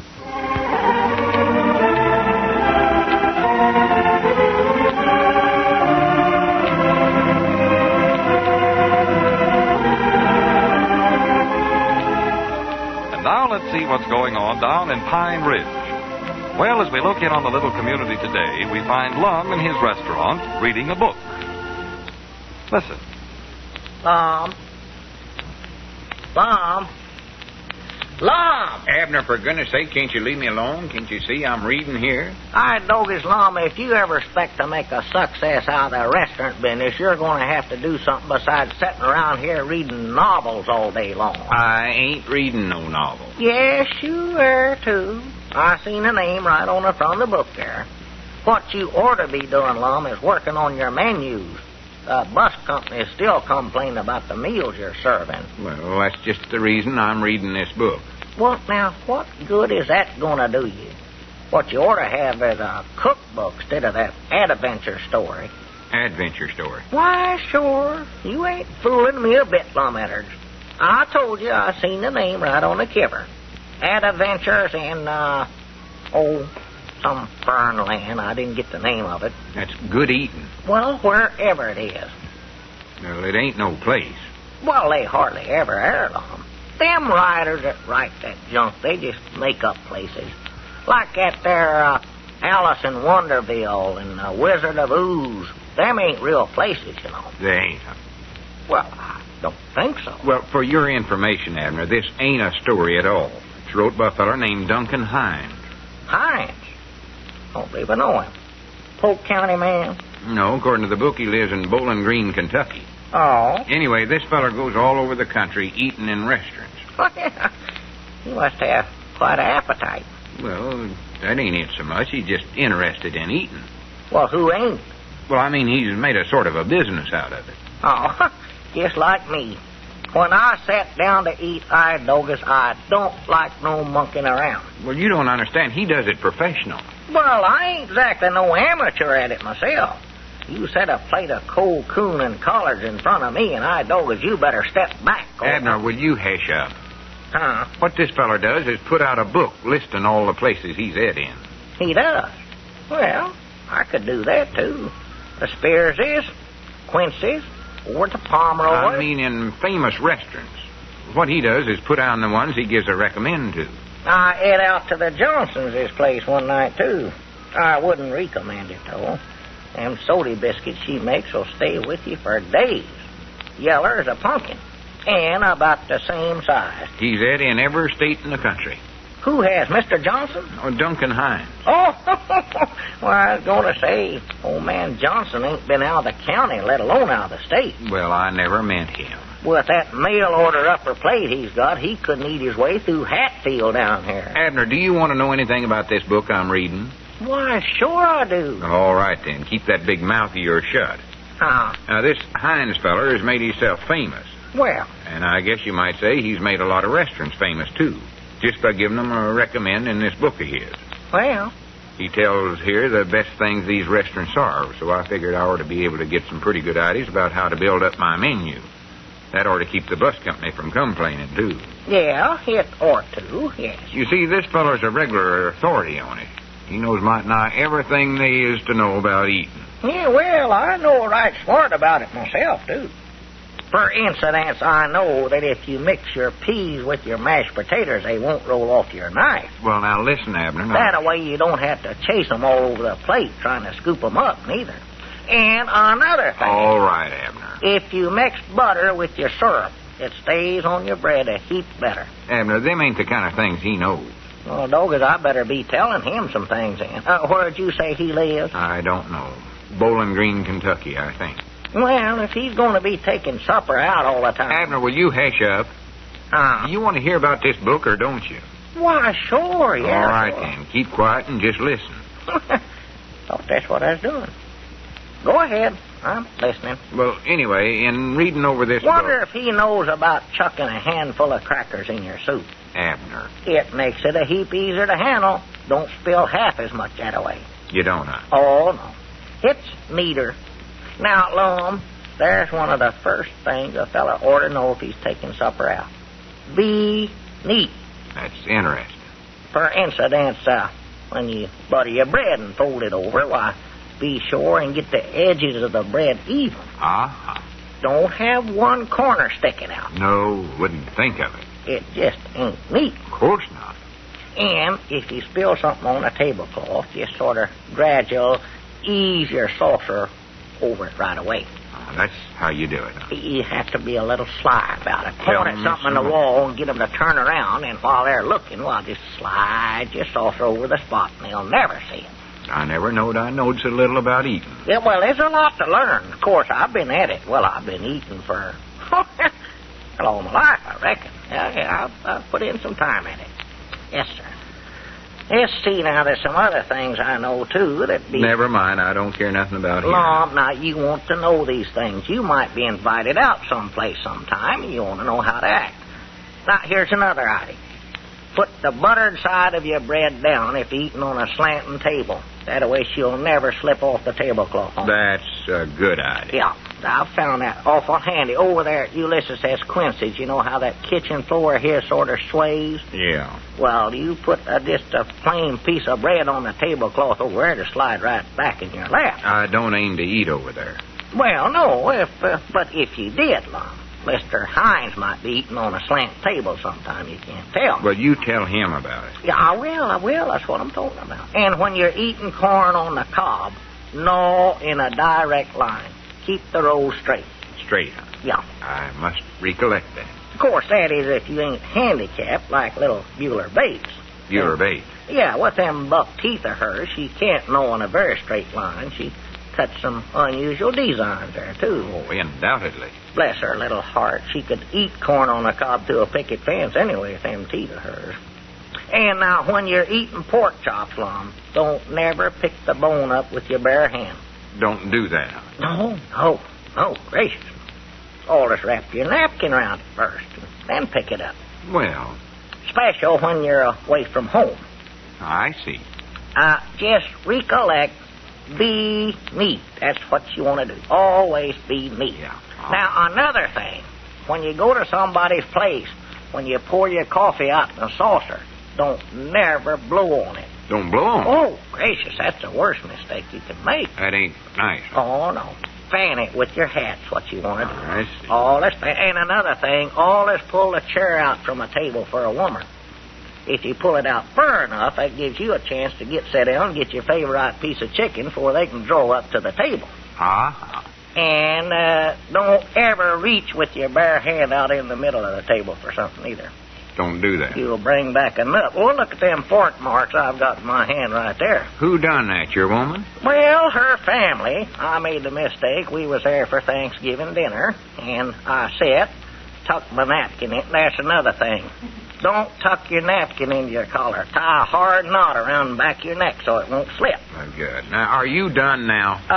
And I believe so. Well, that's enough for you to work on right now. Good. I'll see you later, then. All right. Here, wait. Where are you going, Lum? I don't know. Crazy, I reckon. Just any place to get away from you. Well, if anybody comes in and wants anything in the restaurant, why, you take care of them as long as you know so much about eating. Yeah, well, here, wait a minute, Lum. Hey, Lum. Now, what in the world could have got into him?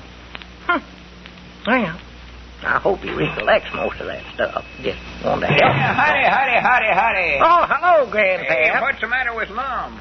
I said hello to him out there on the porch, and he never even answered me. I don't know. Beats me. Is he mad at somebody? Oh, no. He was standing here telling me all about a book he was reading, and all of a sudden he just stopped right in the middle of it and walked out. He did? Yeah. What was the book he was telling you about? Oh, it was just a book on restaurants. Awful interesting. He was trying to get some ideas out of it for his own restaurant here. Well, that don't sound like nothing for him to get his pigeon-toed back up over. No, I just don't understand it, though. Yeah. What kind of ideas was he trying to get? Well, let's see now. What did he say? I know he said that this feller that wrote the book gives recommends to different restaurants. Recommends them? Yeah. That helps make the restaurant famous or something like that. Is that what Lum's aiming on doing, getting a recommend? Well, I don't know. I don't recollect him saying that that's what... Just a minute now. What's the matter? Dog as I bound you, that's it, Grandpap. He was hinting around to get me to do it. Do what? Give him a recommend? No, he wanted me to ask this feller, Duncan Hines, to give his restaurant a recommend, and he got mad because I never catched on to what he's hinting at. Old thick-headed me. Well, I do know. Just like old Lum, too. Well, wait a minute. Who's this Donald Hines you keep talking about? Duncan Hines. He's the feller that wrote the book. Dog as I better get busy and write him a letter right away, too. I don't blame Lum for being put out at me. I'm all of that blame ignorance about everything. Hand me that writing tablet there, Grandpa. Which is this one right there? The one with the lines on it so I can write straight. Here. That's it. Dog it, I'll get that Duncan Hines here to Pine Ridge. I'll make him eat in Lum's restaurant if I have to hold a gun on him to do it. Fact is, I'll get him to hold a gun on me and make me eat. Come on.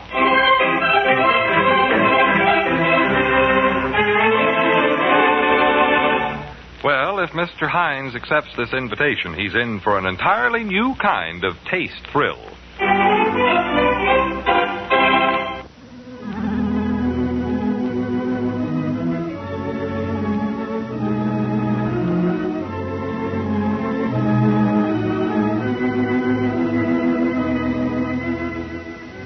Listen again every weekday at this time for Lum and Abner Down in Pine Ridge. Brought to you by the makers of Alka-Seltzer and One-A-Day brand vitamins. Gene Baker speaking.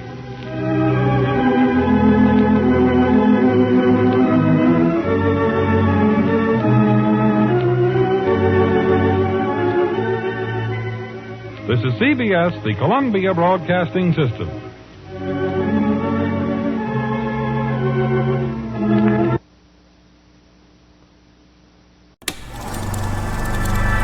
You are now tuned into Then Radio. If you enjoy our videos, we ask that you consider joining our Patreon to support our channel. Don't forget to like and subscribe so that you never miss a new video. We hope you enjoyed today's episode, and as always, thank you for watching.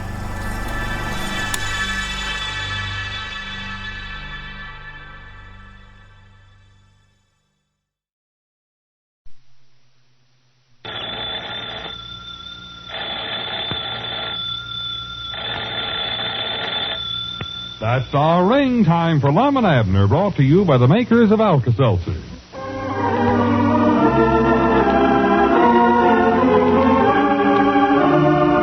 now let's see what's going on down in Pine Ridge. Well, as we look in on the little community today, we find the Meadowlark's head dishwasher, Cedric in the Jot 'em Down store. He's talking to Abner. Listen. Well, I've got the breakfast dishes all washed now, Mr. Abner. Is it all right for me to leave now? Why, I reckon so, Cedric. You're all done there, huh? Yes, Mom. Well, Lum ain't here. He went down to the barber shop, but I reckon he won't need you now till the noon rush hour when that bus crowd gets here. Oh, is that so that Mr. Lum's going to lose that bus business? Oh, no, I don't think so, Cedric. There was quite a few complaints last week, but since Lum started serving something besides them pancake dishes, why, the complaints have stopped. Well, I'm glad. I just love to be in here when them people get off the bus. Yeah, it's a lot of fun, all right. I've never seen so many diamond rings in my life. Yeah, they sure are dressed up, I'll say that for 'em. Yes, sir. Gold, too. Oh, yeah, wealthy bunch of people, you can tell by looking at them, yeah. But I think they're going to be pretty well satisfied from now on in here. Lum's got a pretty good menu now, I believe, even though it is all canned stuff. Got a pretty good what now? Menu, that's that list of stuff that he prints up there. Them little papers shows folks what we got to eat here, Cedric. That list of stuff? That's what they call them, menus, or menus, M-E-N-U's. Oh, I thought that was Mena, the county seat. Oh, no, it's menu, or whatever you said. Well, I'm proud he's going to serve something besides pancakes. It's easier on my dishwater since he started serving something else. Yeah. I always wound up with a pan full of sorghum. Well, things are going to go better from now on, ain't no doubt about it. Just can't get molasses to foam up. No. Well, sir, I'll tell you something, Cedric. You just stick with this job here, 'cause pretty soon, I reckon I ought to tell you this, though. Ought not to tell me what? Oh, nothing. Well, what is it? I'm just dying to know. Well, something for Christmas? No, Cedric. Don't tell Lum now, 'cause it's going to be a surprise on him. Surprise? Yeah. Boy, I love surprises. Just love them. Well, you might not know it, Cedric, but pretty soon the Whaleburger Restaurant here is going to be awful famous. Famous? Yes, sir. Me and Grandpappy Spears wrote a letter to a feller named Duncan Hines last week, and we asked him to come out here to Pine Ridge and give Lum's Restaurant a recommend in some book that he puts out. Yes, Mom. Once you get your name in that book of his'n, why, then you are famous. Yeah. Oh, F-O-M-U-S, famous. Yes. Reckon he'd put my name in there? Just little bitty letters, maybe? Why, no, Cedric. It's just for restaurants, not humans. Boy, I wished I was a restaurant. I'd sure love to be famous. Yeah, well, wait a minute. There comes Lum back. Recollect now, Cedric, don't you mention a word of this to him. No, Mama. Look, don't forget the grocery you're supposed to take home to your mama. They're sitting right there on the counter. Oh, yeah, I see them. And be sure and be back for the noon rush now, Cedric. Yes, Mom. Oh, hello, Mr. Lum. Yeah, howdy, Cedric. I'll be back at noontime. Yeah, fine. Yeah, you got back quicker than I figured you would, Lum. Thought you went down there to get a haircut. Come over here, Abner. Huh? Sit down. Oh, well, Lum, I ain't tired. Besides, I've got a lot of grocery orders. I said sit down. Oh. Don't sit on the edge of it. Sit clean back. Well, Lum, I really... Just keep quiet. Don't speak till you're spoke to. Yes, sir. All right, now. Tell me. Just what was the big idea? Big idea? Don't act so innocent. Just what was you and Grandpap trying to do to me? Make me the laughingstocks of the whole community? Why, what are you talking about, Lum? You know good and well what I'm talking about. That letter you wrote to Mr. Duncan Hines. How did you know about that? Oh, so you admit you done it? Well, we was just hoping you wouldn't find out about it. Natural. We wanted to surprise you. Yeah, sure. Surprise me. Yeah? Surprise me right into bankruptcy. Huh? Make my restaurant such a laughingstock that nobody will ever eat in it. Laughingstocks? Did Luke Spears put you and Grandpap up to this? No, sir, he didn't. It was my own idea. Oh, it was? Yes, sir. Fine friend you turned out to be. Cutting my throat right behind my own back. Well, now, wait just a minute, Lum. I don't see how you figured that this'll make you a laughingstock. I thought we was doing you a big favor. All right, now, don't try to make excuses. Well, we did. What was you aiming on doing? Get a big crowd around here the day Mr. Hines comes out here and taking a look at my restaurant? Well, I hadn't thought much about it. I reckon that would be a good idea, though. Oh, yeah, sure. That'd be a wonderful idea. Well, good for me. Do it up good. Get everybody out there guffawing at me. Invite some people over from Cherry Hill, why don't you? Well, if they can make it. Sell tickets. Charge admission. Oh, I doubt if they'd pay. Build some bleacher seats. Put up a big microphone so's everybody can hear what Mr. Hines says when he walks in and sees the restaurant the way it is now. Well, ain't that what you want? Don't you want him to look at your restaurant? Not now, I don't. Look at it. All it is now is just a little lunch counter in one corner of a general store. Wait till I branch out and build a big fancy place. Then's when I want to see him.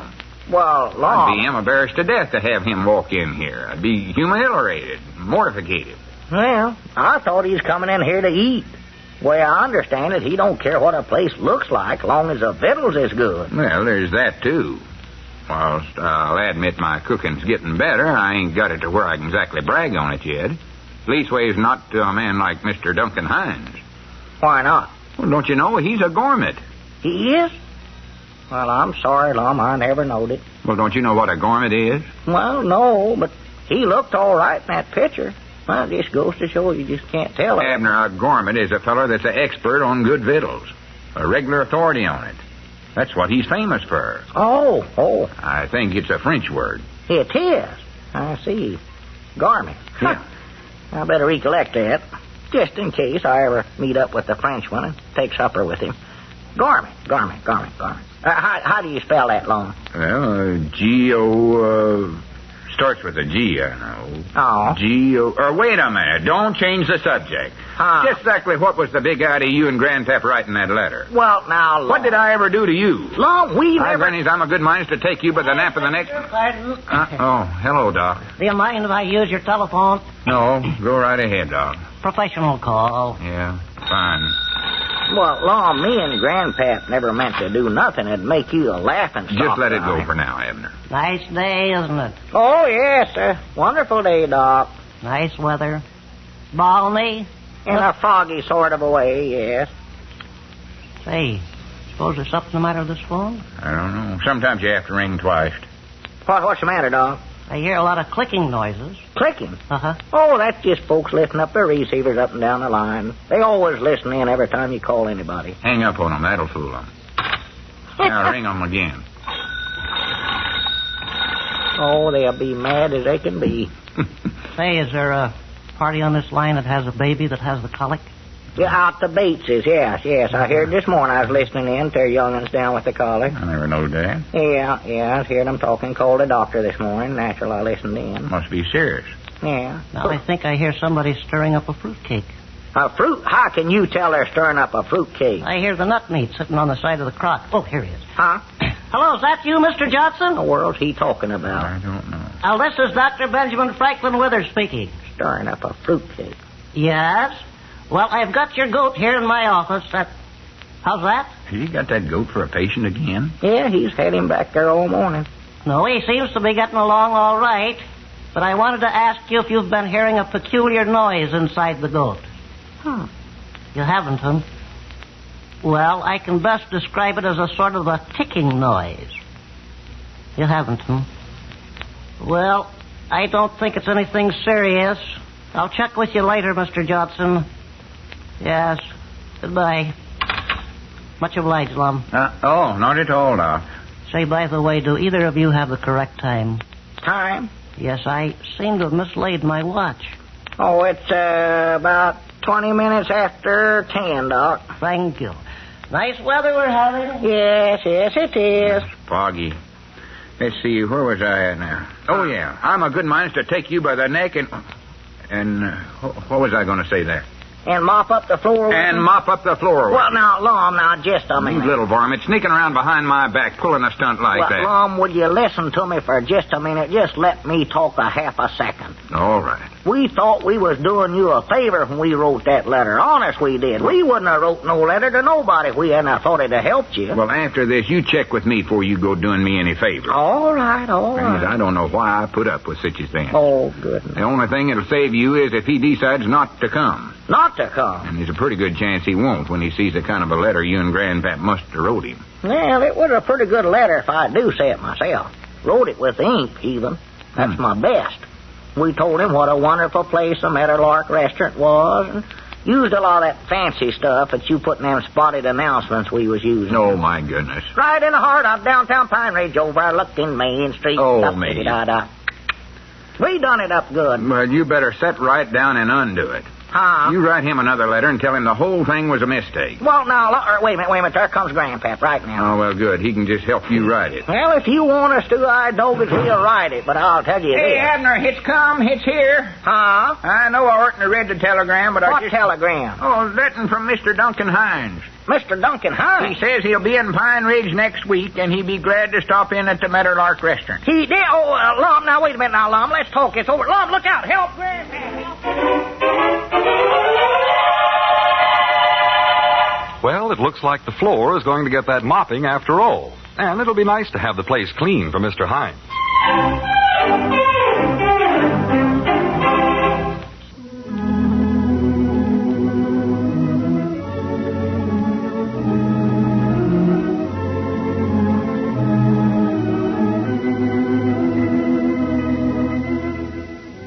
Listen again every weekday at this time for Lum and Abner Down in Pine Ridge. Brought to you by the makers of Alka-Seltzer and One-A-Day brand vitamins. Gene Baker speaking.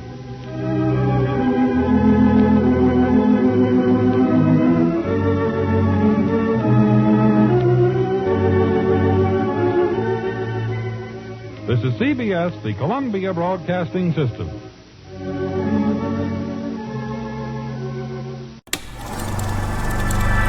You are now tuned into Then Radio. If you enjoy our videos, we ask that you consider joining our Patreon to support our channel. Don't forget to like and subscribe so that you never miss a new video. We hope you enjoyed today's episode, and as always, thank you for watching.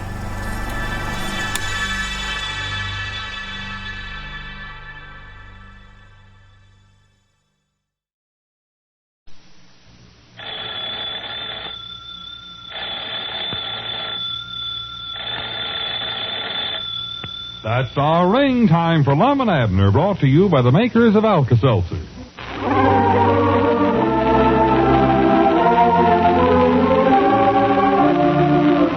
And now let's see what's going on down in Pine Ridge. Well, as we look in on the little community today, we find the old fellows in the Jotham Down store and Meadowlark restaurant. Lum is talking to Squire Skimp.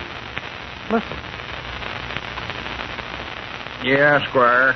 I sure appreciate you bringing that over here. Oh, tut. Think nothing of it, Lum. Nothing at all. Yeah, you're sure now this is a fancy dish? Oh, yes, indeed. That's very famous, Lum. In fact, they only serve that dish in high-class restaurants. That is very elegant. You said rich folks eat it. Oh, yes. Strictly a rich man's delicacy. Well, Granny, that's just what I'm looking for. How do you pronounce that name again?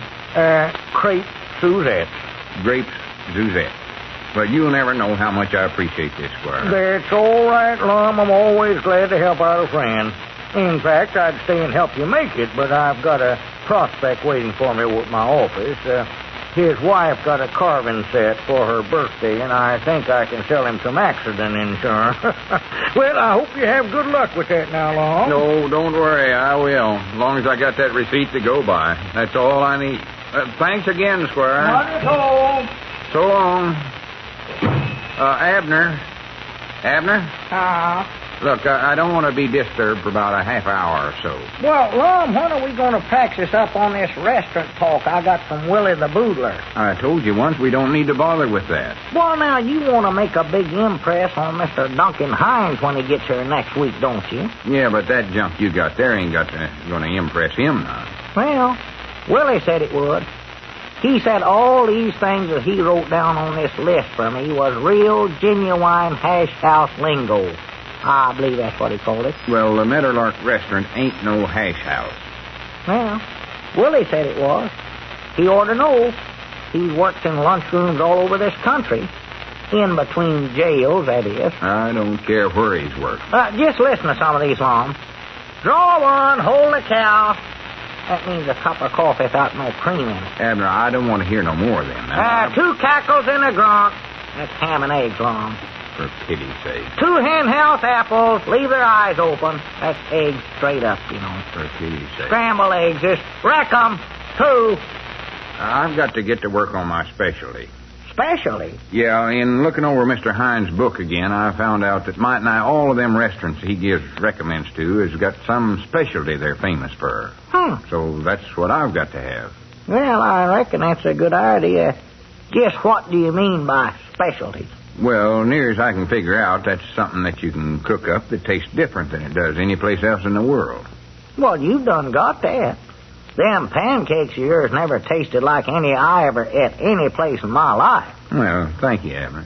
But I've got to have something away yonder more high class than pancakes. Yeah, you ought to have, Lum. If you're going to have a good restaurant, you don't want to wind up just cooking pancakes. I know you can do better than that. Yeah. What I want is something I can cook up and get a reputation for. Yeah, well, of course, them pancakes of yours give you a reputation around here. Everybody's talking about them. I know, but from the talk I've heard around town, that ain't the kind of a reputation I'm looking for. Well, I doubt if you'll ever be able to live it down. I need the kind of a specialty where folks will come in here and take one bite of it and sit there and gasp. I dog, that's your pancakes. Grandpa Masters was in here this morning. You seen him yourself, Lum.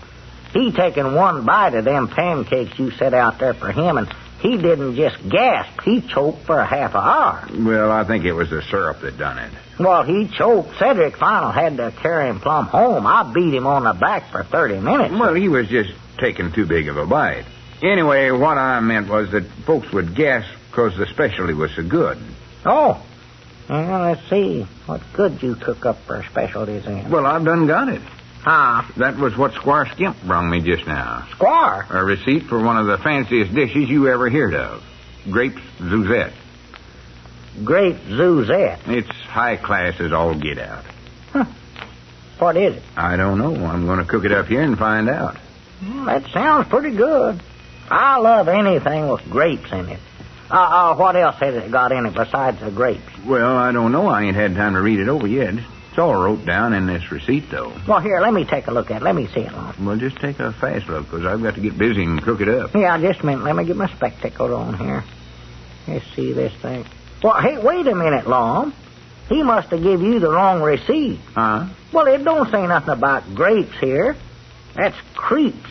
C-R-E-P-E-S, creeps. Yeah, I noticed that. Creeps Suziettes. But I think it's some foreign word. Squire said it was pronounced grapes. Huh, well, I'll make up a batch of it and let you sample it. wish them foreigners learn how to spell. I'd love to try that receipt, though. Anything to get away from them pancakes of yours. Well, I'm all done with making them things. Maybe you could make some musky-dying creeps there. That ought to be good. Them pancakes just ain't high class enough. Leastways, not when I got a man like Duncan Hines coming to eat here. No, you've got to beat them things. Well, I better get busy and start stirring them up. Yeah, sure. Go ahead. I'm anxious to try 'em. I'll study up on this junk that Willie give me here. Get Cedric to help me. Yeah, well, just don't bother me. That's all I ask. All right, I won't. Hey, Cedric. Oh, what is it, Mr. Abner? Are you done pearl diving? Mom? Pearl diving, pot wrestling. Oh, I don't think so. I'm busy washing dishes. Well, that's what I mean, Cedric. Pearl diving is hash house lingo for washing dishes. Or at least ways according to Willie the Boodler it is. And he knows. Come over here, Cedric. Me and you better practice up on this junk if I'm going to holler stuff back there at you. Well, I ain't done pearl driving or whatever that is you said. Diving, what it is, Cedric, like diving in a pond. Come on over here now. I'll show you how this junk works. Yes, Mom. Come on now, sit down right there in a chair. It's going to take a little time here. I want you to get this down good. You want me to take my apron off? No, that's all right. Leave it on, Cedric. Stuck I get a white apron. I don't like this old Mother Hubbard they make me wear. Well, it don't make no difference. That's the best you got. That's your mama, so take good care of it. Now, let me look at my list here. First off, first you recollect now, you ain't dishwasher no more. From now on, you'll be known as Pearl Diver. Yes, Mom. Now, here's a list of What if you could change that to Paul Diver or something like that? Pearl's the girl's name. Well, I couldn't do that without checking with Willie first. Now, let me see. Here's a list that he give me. Tells what the waiters holler out when somebody orders something. Waiters? I thought you said they called them soup jockeys. That's what I've got down here right now. That's what I am. You're a pearl diver and I'm a soup jockey. Now, for instance, Cedric, I was given an order. Somebody come in here and they ordered milk. Well, then I don't say milk. You don't, huh? Oh, no. You always say something else. Fool 'em, huh? Well, no, it ain't to fool 'em. Well, why don't you just say milk then? Well, see, Doggy, that would be easier, wouldn't it? Must be some reason for it, though. Must be. Yeah, I'll ask Willie the next time I see him. Anyway, here's how it goes. Say that you come in, you order a glass of milk. I'd say, shot a moo. Shot a what? Moo. That's a cow, don't you get it? Oh, yes, Mom. Now, when you want to order... Do you actually have to do that? Do what, Cedric? Shoot a cow every time somebody orders a little glass of milk? Well, no, you see, It's going to run into quite a bit of expense, ain't it? Cedric, that's just hash house lingo. Wish now I hadn't ordered that milk. Poor little cow. Oh, well, now, Cedric. Poor little critter. Cedric, I never shot no cow. That's just a restaurant expression. Now, stop that blubbering. Take your apron, dry your eyes there. Yes, well. Now, go ahead, take the corner down there. That's it. Help me practice some of these now. I've got to learn them good before Mr. Hines gets here. Yes, well. Now, next, I want you to order, a hot dog. All right, sit there and order it. Well, go ahead, Cedric. Well, I'm trying to make up my mind if I want a hot dog or not. Well, it don't matter. You ain't going to get it no ways. Well, make it something I don't like, then. I hate to order a hot dog and not get it. Make it, hash. No, can't do that. Never did like that stuff. No, it's got to be... Oh, wait a minute. Hash is all right. Yeah, that's wrote down here. Go ahead, order hash. Go ahead, Cedric. I don't know. I don't feel like ordering nothing right now. Just keep thinking about that poor cow. Oh, for the land's sake. Poor little beast. Cedric, now stop that blubber. I can't help it, Mr. Abner. I love cows. Oh, me alive. They've got such sad eyes. Cedric, are you going to order some hash or ain't you? No, Mom, I couldn't eat nothing at a time like this. Lost my appetite. Well, you don't have to eat nothing. All I want you to do is just pretend you're ordering this stuff. Just say the words I tell you to. Oh, I'm sad. He's going to order hash. I'd say, feller wants to take a chance. Now, here's a good one right here. Link sausage. Say that, Cedric. Say, I want some link sausage, please. I want some link sausage, please. Choke a pair of pigs. Oh, no, don't do that. Now, we got enough trouble around here with that poor cow. Cedric, this is just... You let them pigs alone. Oh, for the lamb's sakes, all well, right. I'm quitting right now. I ain't going to work for no outfits as mean to animals as you fellers are. Well, Cedric, now come back here. Wait a minute. Hey, Cedric. Doggy, that boy. Why, that varmint. Now, Lum, don't call Cedric's names. He just got mixed up on things. Well, I don't mean him. I mean Squire Skimp. Squire? Yeah, come over here and look at this thing I cooked up. Huh? That blame Squire Skimp's played a trick on me. That's what he's done. A low-down, underhanded trick. What'd he do, Lum? Just look at the frying pan there. Them crepe Zuzettes ain't nothing but pancakes. The one thing I've been trying to get away from.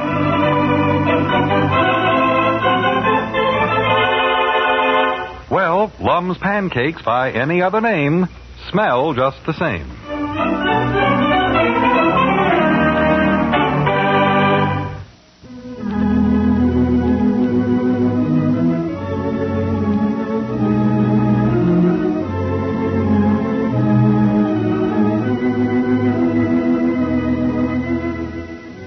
Listen again every weekday at this time for Lum and Abner Down in Pine Ridge. Brought to you by the makers of Alka-Seltzer and One-A-Day brand vitamins. Gene Baker speaking.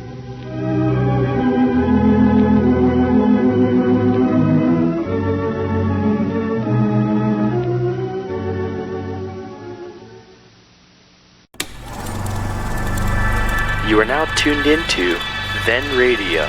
If you enjoy our videos, we ask that you consider joining our Patreon to support our channel. Don't forget to like and subscribe so that you never miss a new video. We hope you enjoyed today's episode, and as always, thank you for watching.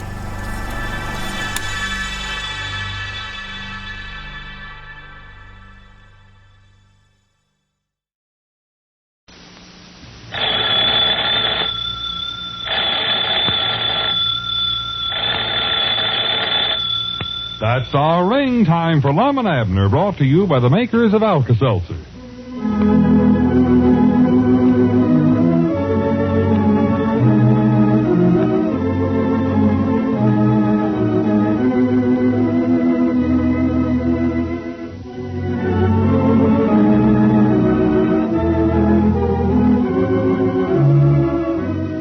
And now let's see what's going on down in Pine Ridge. Listen. Main specialty when Mr. Duncan Hines gets here. Is a duck a specialty? It's going to be when I get done with it. Well, whereabouts are you going to get this specialty duck? I've done got it. It's in the icebox out in back of the store. I mean the box, not icebox. I got it last night from Alec Ketter. Who? Alec Ketter. You know who he is. Lives about halfway twixt here and the county seat. Got a poultry farm. I thought he's raising chickens and stuff like that out there. He is, that's what I'm telling you. Raises these fancy kind of ducks and all, and sells them to some restaurant in Hot Springs. Well, I never knowed that. Knowed where he lived, but I never knowed that's what he's doing. Yeah, I never neither till Earl Pomeroy told me about it yesterday.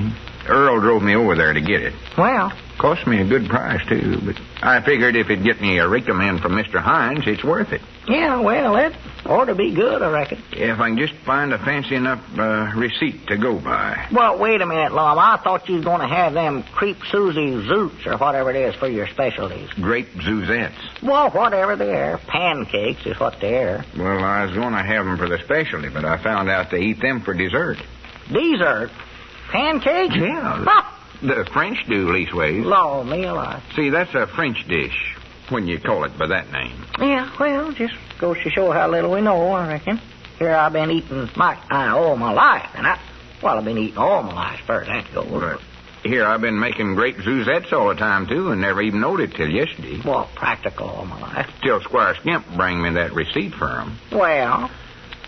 And mine was even better because they was way on or thicker than the way everybody else cooks them. Oh, they're thick, yeah. 3 times as thick. 3 times as good, you might say. Yeah, but what's that stuff you was telling me about taking a match and lighting them after you got them cooked? Well, I ain't figured that out for sure myself yet. Some French idea, no doubt. Well, if they're so bad that you burn them up, I don't see what's used to go to all the trouble to cook them in the first place. No, it ain't that. It's just some custom, I think. Like, for instance, it says in the receipt they pour some stuff called Grand Marnier and champagne over them. Over the pancakes? Yeah. I think that must be the French word for molasses. Champagne? No, the other. Champagne is some kind of wine. Wine with soda in it. They put that in the pancakes? Why they pour wine with soda over the perfect good pancakes? I think that's to dampen it down a little bit so it don't burn up when you set the match to it. Law, them Frenchmen, what will they think of there? Well, anyways, I'm going to have that for dessert and start off with this fancy duck for the main You course. don't reckon they roll them things up and smoke them, do you, Lum? Smoke what? Them creep Susie Zoots. Why, no, silly. Well, it might be. They could roll them up like a cigar, attach a match to them. You know, like smoking a cigar after you've ate, you know. No, I don't think that. Try that out sometime. Of course, now, maybe. Well, I'll tell you one thing to do, and that is watch Mr. Hines and see how he does it. Whatever he does will be the right thing. You can depend on that. Yeah, that'll be interesting. Yeah. Well, the thing for me to do now is to find a fancy high-class duck receipt. I was noticing one in this book here. It says something about roasting duckling with truffles. With ruffles? It says truffles, but I reckon they mean ruffles. More likely a misprint. Well, you sure now, Lum, who in the world would want to eat a duck with ruffles all around it? Well, you don't eat the ruffles, silly. That's just to make it look fancy when you're serving it. You know, like sometimes they put them little paper pants on lamb chops. They do? Sure. Don't you recollect that time we ate at that hotel there in Little Rock? I don't recollect eating no lamb chops with britches on them, no place. Yes, you do. Don't you know you ate the lamb chops, pants and all? Huh? You said you wondered how they got that nice crust on them. Oh, hi, Doc. Say, boys, is this rich? That youngster. I want to read you what Ronald said. You're so quiet back there, I never knowed you was in your office. I got a letter from Myrtle, and Ronald's done it again. He has? Oh, that youngster. Smart as a whip. Talk about your clever sayings. Ronald's got them all backed right off the map. I've told Myrtle time and again to send them into the magazine. They pay $5 for them. They pay $5 for what, Doc? Yes. Here's one he got off just the other day. Oh, that youngster. Let me find the place in the letter here. Yeah, just who is Ronald? I think it's on this page here. Niles Albert was in town Tuesday and stopped by the place for a nice chat. No, that isn't it. Lum, I want you to listen to this. Yeah, I'm listening, Doc. Just sort of glancing at this cookbook here, looking for a certain receipt. You'll get a big kick out of this, little Ronald. Ought to be on the radio. Well, Doc, just who is little Ronald? Yes. Oh, I'm sure it's on this page. Niles Albert was in town Tuesday and... Oh, I read that. Niles is Myrtle's cousin. Oh? Nice fellow. But who is Ronald? Ronald? Oh, that youngster. Talk about your clever sayings. They just come to him naturally. Keeps Myrtle in stitches half the time. Wait till I read you his latest one. Are you listening, Lum? Yeah, sure. Go ahead, Doc. Myrtle writes a nice hand, don't you think, Abner? See there? Let me see. Yes, she does, yes. Gets a nice curly Q on her ends and M's. Oh, it's fancy, yes. Myrtle and Niles are only a year apart. Well, we don't look it, though. Niles has bright red hair. Granny, this looks like a good receipt. Cook it with oranges. How's that? Oh, nothing. Go on with what you're saying. Cooked oranges. Never heard of it. Well, it's something I'm going to fix up for a specialty when Mr. Hines comes to my restaurant. Yes, I knew a lady in Mount Ida that cooked mushmelons for her husband. Mushmelons? Mrs. Schroeder, nice woman. Made quite a dish out of it. Decorated it with parsley, one thing and another. Well? Mr. Schroeder is now dead. Ah. Well, here I am, prattling away about the Schroeders when you're dying to hear Ronald's latest. Look. Let me find the place here. And to think he gets off these remarks at his age. Do you know how old that little Dickens is? No, I don't. How old is he? Yes. Here we are. This ain't about Niles Albert again, is it? No. Do you know him, Abner? No, I don't. He was over to see Myrtle just last Tuesday. Dropped in for a chat. But here, listen to what Ronald said. Yeah, I'd love to hear it, yes. The other day, Ronald was out in the backyard watching Lum. You listen? Yeah, sure, go ahead. This is rich. The other day, Ronald was out in the barn watching Grandma help Uncle John putting new rafters in the loft. Uncle John had to go into town to get some more nails, but Grandma kept on working. About 5 minutes later, she lost her footing. Ronald thought she looked a little dazed there on the floor, and pretty soon he came in the house and said, "Grandma's off the beam again." Well, we nearly died laughing. Grandma's off the beam again. Abner, did you get it? I ain't quite sure. Oh, that's Ronald. Did you get it, Lum? Huh? And to think he's been getting off remarks like that for 11 years. 11? You mean that kid's 11-year-old? Oh, no. Well, I was going to say. No, he's 15. Huh? He didn't talk until he was 4. Here, let me read that over to you again. No, never mind, Doc. Where was it all? Yes, Niles Albert was in town. Last Tuesday and stopped by for a chat. He did? Tuesday? That was the same day he was over at Myrtle. Why didn't somebody let me know he was here? Did he leave any messages for me? I don't know. I never seen him. Well, that's peculiar. He'd stop by and not even leave a message. I've known Niles for 22 years. Strange that he... Oh, what's the matter with me? He must be the one that left that for me. Left what for you? That nice duck. Duck? Yes. I had to come over to my office here about 12 o'clock last night to get some medicine for Mr. Johnson's goat. And I found this duck in a little box out and back. Sister Simpson's cooking it up for me. Sister Simpson's cooking that duck? Yes. And you know, Lum, you give me an idea. I think I'll have her try some of those cooked oranges with it.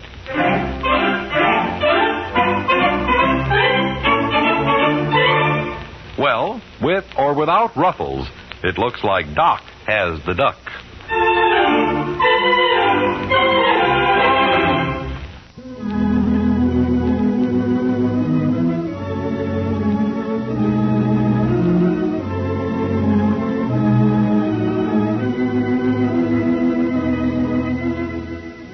Listen again every weekday at this time for Lum and Abner Down in Pine Ridge. Brought to you by the makers of Alka-Seltzer and One-A-Day brand vitamins. Gene Baker speaking.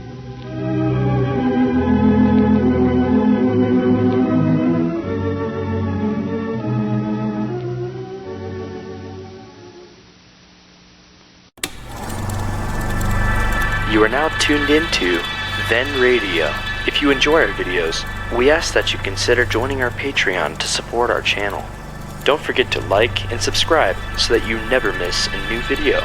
We hope you enjoyed today's episode, and as always, thank you for watching.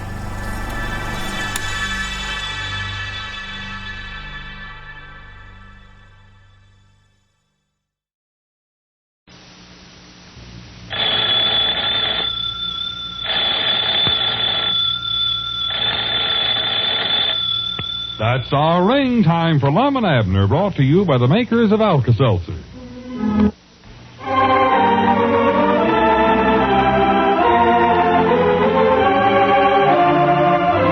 now let's see what's going on down in Pine Ridge.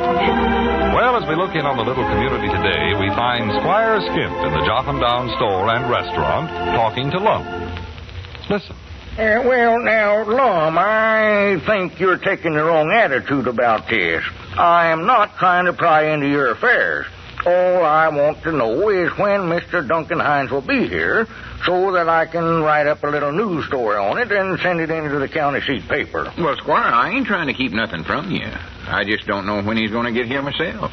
Sometime next week's all I know. Now, Lum, I'll put the name of the Meadowlark Restaurant right in my news story now. That'd be awful good publicity for you. Well, I know it, and I want that publicity. Fact is, I need it. All right, then. When is Mr. Hines going to be here? I tell you, I don't know, Squire. See, he never tells no restaurant when he's going to eat there. He doesn't? Oh, no. He just goes in there without letting nobody know who he is, and he don't tell them till after he's done it and paid for the meal, just like any other customer. Oh, I see. In other words, he wants to find out how a place is run and the kind of food that they serve under normal circumstances. Yeah, that's right, in normal circumstances. Mm-hmm. Well, I can see his point, all right. I certainly wish I knew when he's coming, though. I'd like to write up a nice scoop for the paper on that. Write up a what's that, Squire? Scoop, what I said, Lum. That's when you write up an article and beat everybody else to it, you know. It makes you stand a little better with the paper. Oh, yeah. Granny, so would I love to know when he's coming. See, I'm aiming on fixing up something special. You are, huh? Oh, if he ever ate the regular food here, he never would give the Meadowlark a recommend. Well, I'll tell you, Lum, maybe you'll do this for me then. When he does arrive, will you give me a call so I can rush down here and meet him? Yeah, I will if I know him. I think I'll be able to pick him out, though. We don't get many gourmets in here. No. Well, hello, Abner. Hi, Abner. Squire. Howdy, Lum. Well, Lum, if you hear any definite news on his arrival, why, be sure and let me know. I don't want to miss out on this news story, you know. Well, I'll let you know, Squire, and much obliged. Not at all. So long, Squire. Granny, you sure taking enough time with the delivers this afternoon. Enough time? Yeah. Well, me, Lum, that's hard work. Weren't so bad when I just had to tote that basket of groceries, but dog, is that sign for the Meadowlark Restaurant's going to break my back sure as a world. Well, I just thought that was a good way to kill two birds with one stone. Yeah, I don't know about the birds, but it's sure doing it to me. I thought that'd give you a little better balance, too. Balance? Yeah, all as before you claimed the groceries were so heavy they bent you over forwards. So I figured a little weight on your back would sort of straighten you up. Yeah, well, that's all right going out, but on the way back when the basket's empty, I might not flip over backwards. Granny, you can always find something to complain about, can't you? Well, no, but, Lum, I do think now I'm having to do too much work around here. Too much work? Yes, sir, too much work. Have to get down here at 5 o'clock in the morning so that I can get the store swept out in time to start the cook stove going in time for your breakfast trade. Then I got to serve them heavy pancakes around here. Great Zuzettes, we call them now. Well, whatever you call them, they're still heavy. Then I got to get busy and wash dishes, get them dry in time for that bus crowd that eats here at noon. Then I got to wash dishes again and put up the delivers and lug that heavy sign all around town. Well, that is quite a bit of work for one man. That's quite a bit of work for 6 men. Well, I tell you what, Abner. After this, just forget about sweeping out in the mornings. Well, thank you. Yeah, you can do it at night before you go home. Why, sure. Tell you what we've got to do now is look over this menu I've studied up and make sure it's going to be good enough for Mr. Hines. Well, Lum, I'm satisfied with it, whatever it is. In that cookbook, I found a list of the courses you serve at a formal dinner, and I've patterned my menu after that. That's fine. I'll amen that right now. I believe I'll go over here and lay down and rest a while now. Well, wait, I ain't told you what the menu was yet. Well, that's all right. I'll take your word for it. Now, we start off with an appetizer. We do, huh? Yeah. Then we have the soup course. Well, now, wait. Just back up, rack him up, and break again. What's an appetizer? Oh, that's just something to whip up the appetite. I ain't sure just what I'm going to use there. Well, let him lug that sign around. That'll give him an appetite like a horse. In the book, they recommend something called canapes. Jackanapes? No, just plain canapes. Well, they're the best kind. Have them, whatever they're. Yeah. They've got some other stuff down here, too. Grapefruit and avocados. You better just give him the grapefruit, Lum. Elizabeth never had no luck at all with them avocados. She boiled them things with a chunk of salt pork and every which way, and they never did get tender. Center of them things is just as hard as a rock. Yeah. I believe I'll settle for a bowl of grapefruit. And then comes the soup. That's a good time for it. You done got the bowl sitting out there. Yeah, and then comes the fish. That bowl's going to get a little crowded there, ain't it? Well, I figure we can open up a can of sardines for the fish course. Oh, that'll be nice. Yeah, or salmon's one. Uh-huh. Next, the roast. Uh-huh. What kind of a roast? Well, I don't know for sure. The book says this ought to be the piece de resistance. Yeah, give him a piece of that. I never heard of it before, but I reckon if you put a lot of ketchup on it, he won't be able to tell the difference. Yeah, I want this to be extra good, though. Oh, yeah, give him that. Cook it good. I want this course to make him sit up and take notice. Astound him. Yeah. It said in the book that a saddle of lamb is a good idea. Saddle of lamb? Yeah. Did it actually say that? Yeah. Saddle of lamb and just drive him right up on the lunch counter? No. Well, that'll astound him, all right. Ain't no doubts about that. I'm afeard it'll astound him so much he'll rush right out of the restaurant before he gets halfway through the sardines over. Well, it don't mean that, Abner. No, they must have been joshing when they put that in the book. I believe your best bet's just give him a piece of that other junk with plenty of ketchup on it, that Zestance. Yeah, maybe you're right. I'd like to try that myself. What comes next? Well, let's see. Course number 5. Game. Game? Yeah. Cribbage is a good game. That is, if you ain't too full of grapefruit and sardines to play with you. Of course, you'd have to have a cribbage board. Abner, he's supposed to eat this. Eat a cribbage board? He'll never do it. I'm talking about guinea hens, wild duck. I don't care what you serve with it, Lum. He'll never be able to swallow no cribbage board. Oh, for goodness sake. Why, no, you ain't never going to get him to give your restaurant a recommend pulling stunts like that on him. I ain't trying to pull no stunts on him. Crack a tooth on them little pins. What the book meant was peasants or something like that. No use trying to explain it to you. I think I'll illuminate that course anyway. Yeah, I would. He's coming out here to eat, Lum, not to sit around and play games. Yeah, sure. What's next there? Salad. Now, that's more sensible. Yeah, the book suggested a molded salad. Oh, you better give him a fresh one, Lum. What comes next? Dessert. And that's where my famous grape Zuzettes comes in. That's my specialty. That's the thing right there that's going to get me the recommend. Well, are you sure he's going to be able to eat a stack of pancakes after all that other junk, Lum? You know, I was just thinking about that myself. He's doing good if he could eat them to start with. I might just switch that around and give him them right off the bat. Yeah, I would too. Give him the cribbage board for dessert. He ain't never going to get that for no ways. Course number 8. 8? You mean there's more? Oh, sure. Well, I thought when you ate your dessert, you was all done. Well, to be honest, I did, too. Me, too. According to this, when you get into a high-class formal meal, you settle down to some genuine eating. Doggy, you must eat right on past the dessert. They ought to have somebody sitting around there to tell them when to stop. Oh, what's the book got wrote down there for that 8th course? Let's see. Crackers and cheese with coffee. Well, that don't sound so high class to me. We have that over at the place. Yeah, well, if you have it, I don't think I'd better try it. No, I might illuminate that course altogether. Yeah. If he wants any, he can just go over to the Cracker Barrel and help himself. That's a good idea. Tell him where it's at. I'll point it out to him. Course number 9, better get that mousetrap out of there. I will. I ain't going to hurt him no way. Don't worry. Course number 9, nuts and raisins. Nuts and raisins? That's what it says here. Well, what's them for? Is that something to put in his pocket and munch on till he can get to the next eating place? Might be, I don't know. Course number 10, fruit.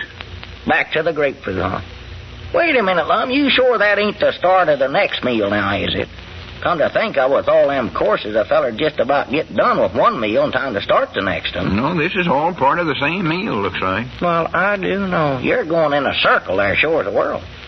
Of course, so you could give him the other half of that grapefruit. Done cut. Ain't no use wasting it. No, I think I'll mix it up. Give him a banana this time. Well, now, banana, be nice. Yeah, I don't know whether to peel it first or... Well, what brings you back, Squire? Lum, I think I've got some good news for you. Good news? Why, yes, I was just in touch with the newspaper, and when I indicated that I might have a news item on Duncan Hines for them next week, why, they told me that they had information that he was going to be in Tulsa, Oklahoma on next Tuesday. Tuesday? Yes, that's what they said. And inasmuch as he's coming from the east, why, that would put him here in Pine Ridge on Monday then. So there's your answer right there. Monday? Yes. Yeah, that just about throw him in here. Well, that sure is good news. Now I know exactly what to have and when to have my fancy dinner ready for him. Why, yes. Did you hear that, Abner? Duncan Hines is going to be here Monday. That gives me the whole weekend to fix up the fanciest batch of victuals Duncan Hines has ever drawed a chair to.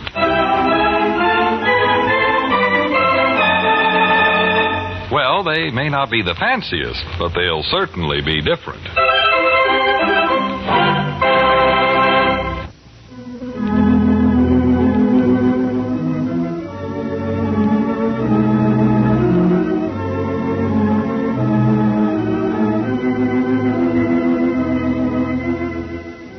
Listen again Monday and every weekday at this time for Lum and Abner Down in Pine Ridge. Brought to you by the makers of Alka-Seltzer and One-A-Day brand vitamins. Gene Baker speaking.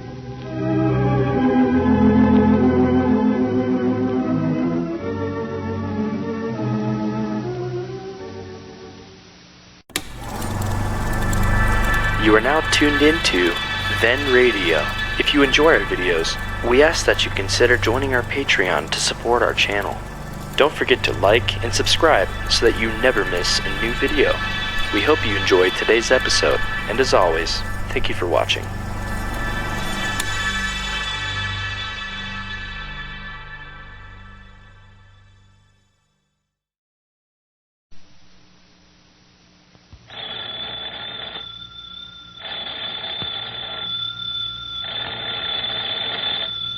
That's our ring time for Lum and Abner, brought to you by the makers of Alka-Seltzer. And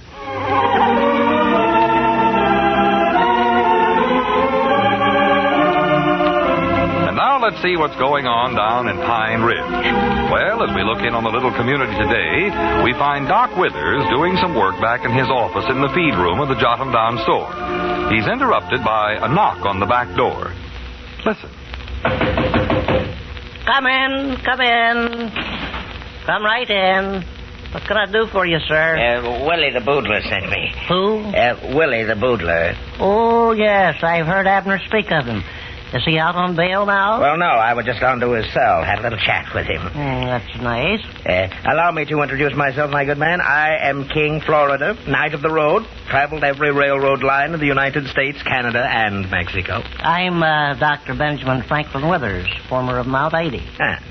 Well, he gave me to understand you gentlemen run a restaurant, and he thought that maybe I could... Get a handout? Well, I could do with some sustenance, but understand I'm willing to turn my hand to dishwashing or the likes. King Florida always pays his way. Well, now, you don't need to do that. Here's a quarter, my good man. Well, I don't generally accept money, but which way is the dining room? Well, the proprietors of the restaurant aren't in right now. I suggest you come back in a little while. King Florida will always remember you for your kindness. Now, when you come back, use the front door. The restaurant's up in front. Thank you, kindly. Nice fella. Hey, Doc. Hey, Doc, where are you? Hey, Doc. Back here in my office. Who is it? You, Abner? Yeah. I thought you was going to stay up in front and watch the store for us till we got back. Well, I had some work to do back here. Nobody came in, though. Hey, Abner, come here a minute. We ain't got time to monkey around. Yeah, all right, Lum. Well, much obliged for sticking around, dog. Yeah, hurry up, Abner. Duncan Hines is liable to come in here any minute. We got to be all set for him. Yeah, well, we are all set for him, ain't we? Toted all them victuals over here that Elizabeth cooked up for you. Yeah, but we got to get them arranged. Arranged? Now, don't you tell Mr. Hines that your woman cooked all that stuff. Oh, I won't. Gosh, this stuff looks good. You don't come in pretty soon, I'm liable to eat it myself. Oh, Lord, yes. Just look at that chicken and that meat pie. That don't make Mr. Hines' eyes light up and his stomach say howdy. I don't know what will. Oh, Lord, yes. That's bound to get you a recommend in his book. Abner, get your hands out of them sweet potatoes. I was just sampling. Well, cut it out. That's for Mr. Hines. Oh, that's hot. Don't let me catch you serving none of them to no other customers either. I won't. I hope nobody else comes in, because I ain't had time to fix nothing else. Let's see now. Set the mashed potatoes there, the black-eyed peas here. Put the biscuits and the spoon bread in the oven. Lum, are you sure that we'll know Mr. Hines when he does come in? Oh, we're bound to.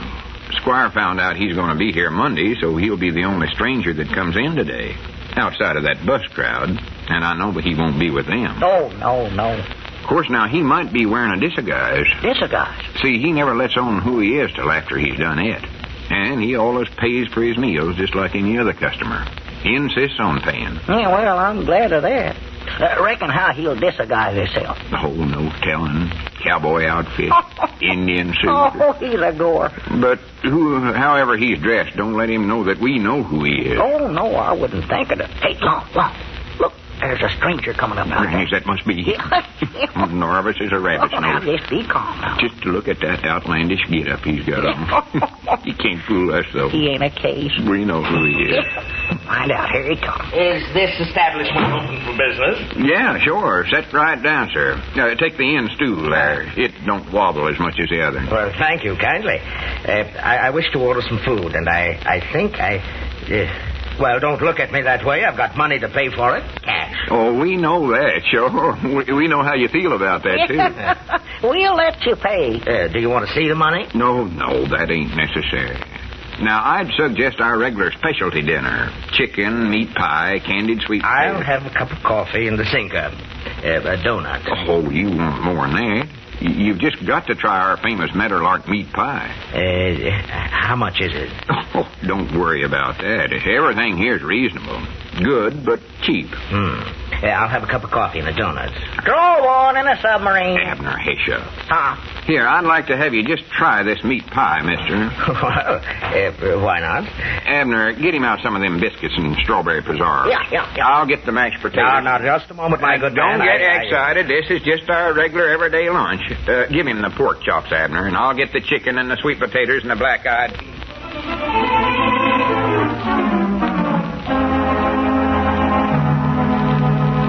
Just look at that man.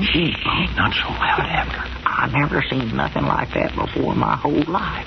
He ate that meat pie like a vacuum cleaner. Well, that shows right there how much he likes it. Yeah. Oh, you're as good as in that book of his right now. He might even put my picture in it. Maybe even on the kipper. Yeah. Hey, Lum, he's about at his way down to the bottom of that stack of pork chops. He'd better load his plate up again. Now, there ain't no more pork chops. Huh? I think there's a little bit of the chicken left, though. We can give him that. Yeah. Oh, dad, blame it. There comes another customer. I was hoping nobody else can come in right now. Well, what in the world are you going to serve him? I don't know. Maybe we can get shut of him. Yeah. Give Mr. Hines the rest of that chicken. Yeah, sure. Well, how do you do, sir? How do you do? Coming right up with some more victuals for you right away, mister. May I see a menu, please? Well, we don't have no regular rode-out menu, and we're pretty low on what we have got. Yeah, here's some more chicken for you. Thank you kindly. Well, I'll try some of that chicken you're serving him. That looks good. Oh, you don't want none of that. It ain't very good. It isn't? No. Fact is, nothing here is very good. If I was you, I'd go down to Luke Spears's. No, I'd like to eat here. Well, all right, but you're taking a chance. Have you any more of those black-eyed peas, Jackson? Oh, yes, sir. Coming right up, sir. Yes, sir. Yeah, I'll try some of the black-eyed peas. Uh-uh. No good? Terrible. Well, fix me something. Anything you think is good. Yeah, all right. Yeah, I'll do it, I guess. Abner, come here a minute. Yeah, just a minute, Lum. Now, there's your peas right there. I'll get you some more stuff pretty soon. Hey, thank you kindly. Hurry up, Abner. Yeah, I'm coming. Hey, What is it? Got any idea what I can cook for this varmint? Oh, couldn't get shut of him. No.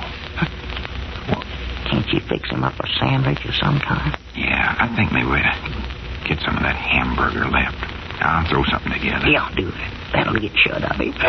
Jackson, how about some of that magnificent apple pie? Yes, sir. Coming right up, sir.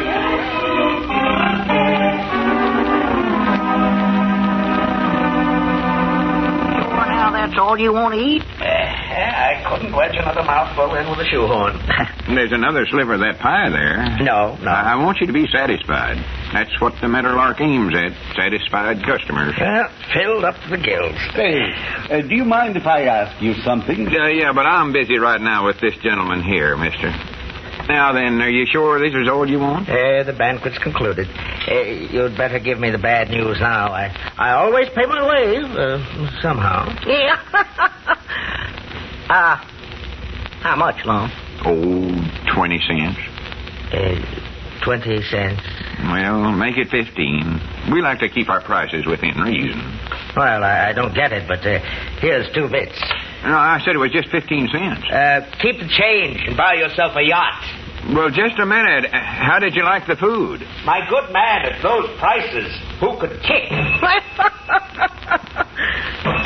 Dogies, wait a minute. He rushed out of here without even mentioning that recommend for his book. I know it. And you can't buy no yacht with 10 cents. Huh? I thought sure he... Or wait. Look, maybe that's the way he gives a place a recommend.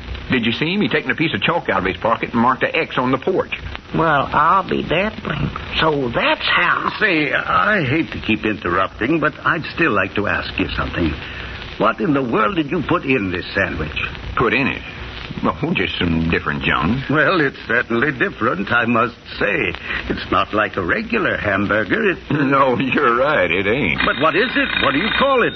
What kind of a burger would you say it was? Oh, it's, Lumburger? Yeah, that's it, I guess. Lum, that was our ring, I think. Well, answer that, Abner. I'm busy right now. You say this is a Lumburger. Is that Hello, right? John down store in Meadowlark Good name as any, I reckon. Oh, hello, Willie. Your friend? No, we ain't saw him. What'd he look like? Well, what gives it that odd flavor? Just a minute, wait a minute. Was he wearing one white shoe and one brown? King, Florida. Oh, my goodness. Hey, Lum, that weren't Duncan Hines we just fed in here. It was a friend of Willie the Boodler's. He was? Yeah. Granny's, and we fed him all that... Oh, wait a minute. If he weren't Mr. Hines, then you... Yes, that's right. I'm Duncan Hines. Oh, me. Hello, Willie. Hold the phone a second. Duncan Hines and me's got to throw a bucket of water on Lum. He just fainted.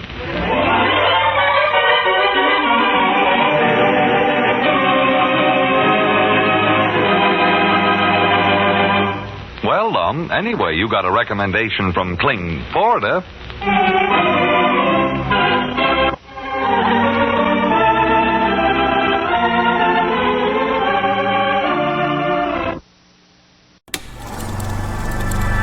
You are now tuned into Then Radio.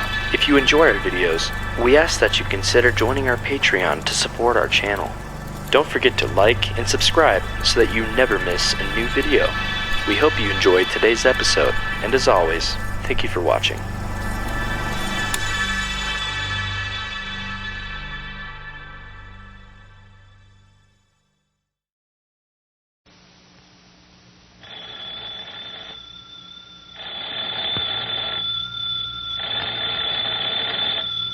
That's our ring time for Lum and Abner, brought to you by the makers of Alka-Seltzer.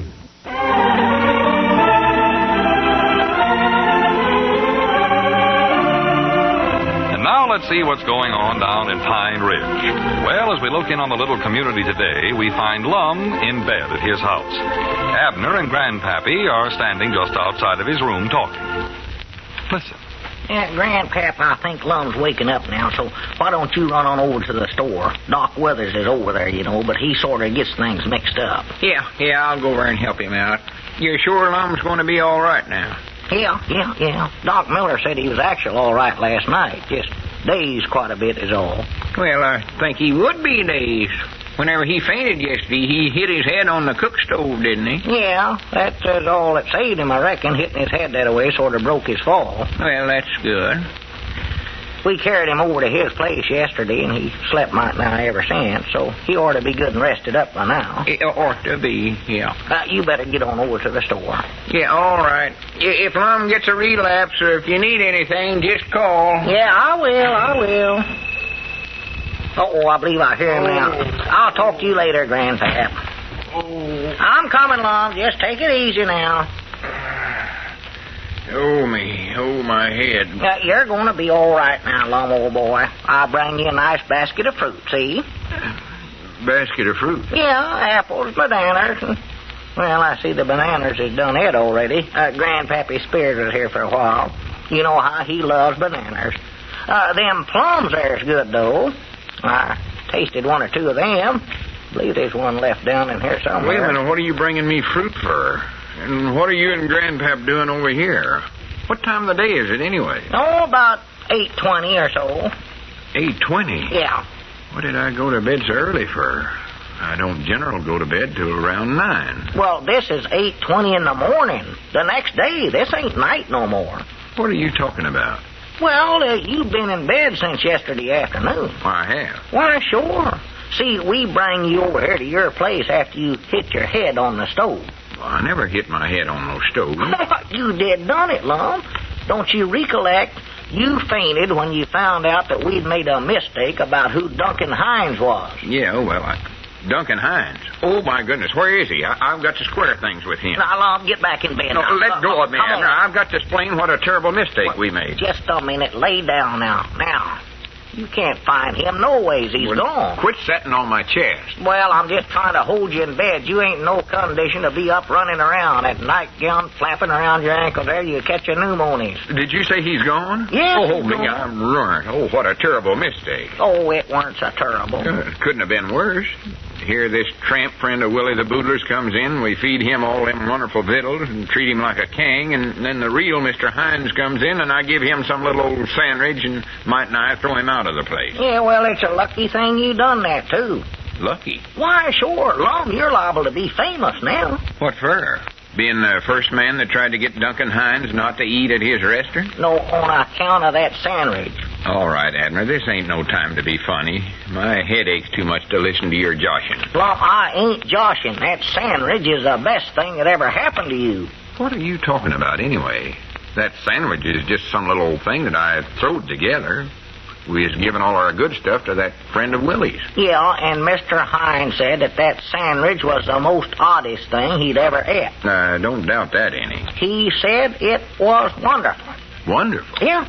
He said you could build yourself a big reputations on them things. Are you telling the truth? Why, just as sure as I'm standing here eating this pear out of your fruit basket. Yeah, get your hand out of that basket. Now, Lum, I've done got a bit into it now. Well, go I might ahead well and finish it. It's ruined. That ain't ruined. It tastes good. Now, you can have it now. I don't good. want it. Okay, that's a good. I hope you're enjoying the fruit you brung me. Yeah, I love it. Yeah, it's uncommonly good. Yeah. Yes, sir. Yeah, Mr. Hines said he loved and admired the sandwich, Lum. And if you hadn't have fainted there, why, he said he'd have got you to make him another Lumburger. Lumburger? Well, that's the name he give him. You give him, or somebody give him. Yeah, wait a minute. I do recollect something about that. He was asking me what I called them, what kind of burgers it was, and you called out my name just then, and he thought that was the name of the sandwich. Lumburger. Sure, I recollect that. Yeah, well, that's what he was calling them. And he said they're different from anything he's ever run into before. Oh, from the way he talked, I think he's going to give you a good recommend on account of them. Well, if that don't beat the bugs to fighting. He said he wanted to get the receipt for him from you, too. He did? Yeah. He might be going to put that in his book. I don't know. Yeah, you say he's left town already? Yeah. See, this was yesterday that all this happened, Mom. You've been asleep ever since then. Yeah, I keep forgetting that. You had concussions or something. Mr. Hines helped bring you over here to your place, and then he taken care of you while I called Doc Miller. Oh, he's a nice feller. Granny's, he must be. Yeah. Say he was here waiting on me? Yeah, he was right here in this room. Granny's. Wished I'd have been conscientious so I could have enjoyed his company. Yeah, well, you missed out on a lot. Lum, do you mind if I have that apple there? No, go ahead. Eat the basket and all. I don't That's the care. prettiest thing. I've just been sitting here sort of just admiring that. So he said I could build up a big reputation out of them Lumburgers, huh? Uh-huh. Get famous, huh? Oh, yes, he's heard you get awful famous with Then take that out of your mouth when you're talking. He said that you could get awful famous with them. That's better. Well, what do you know about that? Well, it just goes to show you if you got talent, you're bound to be a success sooner or later. Can't keep a good man down. I've always said that. Well, I don't know. Bouncing your head on that stove yesterday done a pretty good job of keeping you down, looked like. Lum Edwards, inventor of the world's famous Lumburger. Lumburgers by Lum of Pine Ridge. Lum the Burger King. Have you tried a Lumburger lately? No, thanks. Have you got a little Lumburger in your home? I believe I will try some of these grapes here, though. Doggies, them things looks good. Famous at Love last. grapes. After all these years of trying to make a name for myself, I finally get famous over some little old thing like a sandwich. Yeah, that's life for you. Oh! Doggies, I thought these are seedless grapes. There's a wastebasket over there. Much about just like biting into a shotgun shell. Yeah, never did try that. Them But good. don't. It'll ruin your plates. I might now done it. Feller goes along for years just being an average feller, just run-of-the-mill success, and then one day when he don't expect it, he hits it. He's mediocre overnight. After all the great ideas I've had in my life, I finally make the grade with a little old sandwich. Well, what's that little raisin doing on there? Look there, Something right I on the never grapevine. give no thought to at all. More likely the secret of your success right there. Of course, I guess it ain't so peculiar. Sort of how a lot of other great men and inventors got famous. Take Marconi, for instance. Who? Marconi, famous inventor. Another famous one. You've heard his name. I don't believe I have, to tell the truth. Well, he was a famous inventor. I'm glad to hear he made good. What did he invent? What did he invent? Well, undoubtedly you've ate macaroni, haven't you? Why, sure. I've ate lots of that. Never did know who invented it, though. If you ever run into him again, Lum, ask him if he can't invent some way to eat that stuff without getting it wrapped around your neck. Well, he's dead. Choked to death, huh? Must have been working on it right then. And then there's Alexander Graham Bell. You've heard of him. Yeah, I've heard of him, yes. Graham Cracker's done it for him. Well. Put him right where he is today. See, it's just some little thing. Yeah. And then there's Newton. Yeah, who? Sir Isaac Newton. You've read about him. I don't believe I have. He was sitting under an apple tree one day, and an apple fell and hit him right on the head.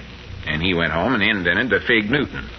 Well, just a minute now. What's getting hit on the head with the apple got to do with making Fig Newtons? Well, I don't know for sure. I never did quite get that part of the story.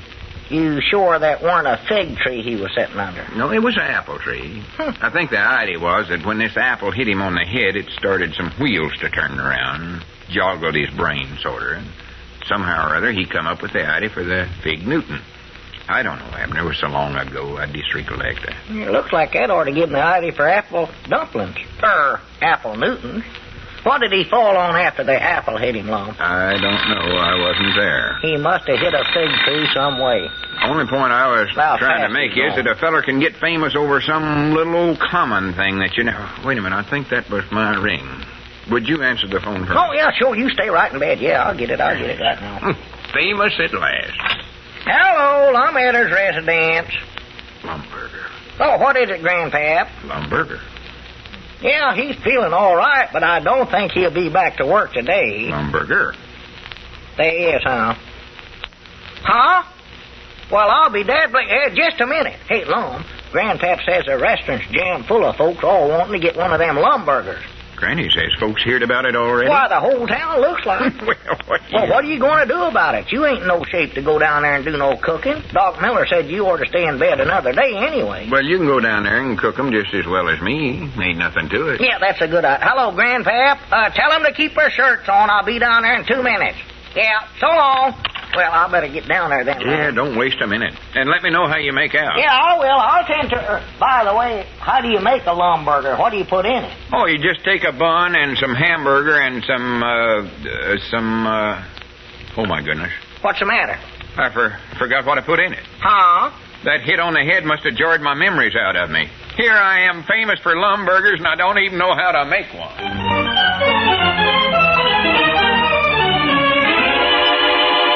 Well, that's fame for you. False and fleeting.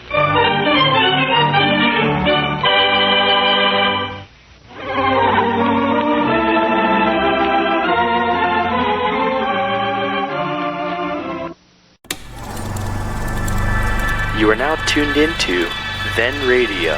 If you enjoy our videos, we ask that you consider joining our Patreon to support our channel. Don't forget to like and subscribe so that you never miss a new video. We hope you enjoyed today's episode, and as always, thank you for watching.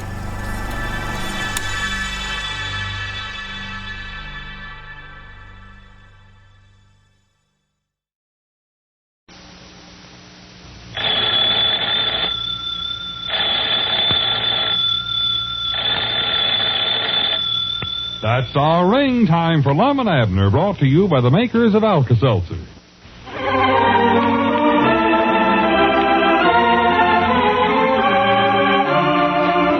now let's see what's going on down in Pine Ridge. Well, as we look in on the little community today, we find the old fellows in the Jotham Down store and Meadowlark restaurant. Lum has recovered from his fall and is now trying to remember how he made the famous Lumburger. Listen. Well, Lum, why don't you just put any old thing in the world in that Lumburger? No, it's got to be just like I made it for Mr. Duncan Hines. Well, who's going to know the difference, Lum?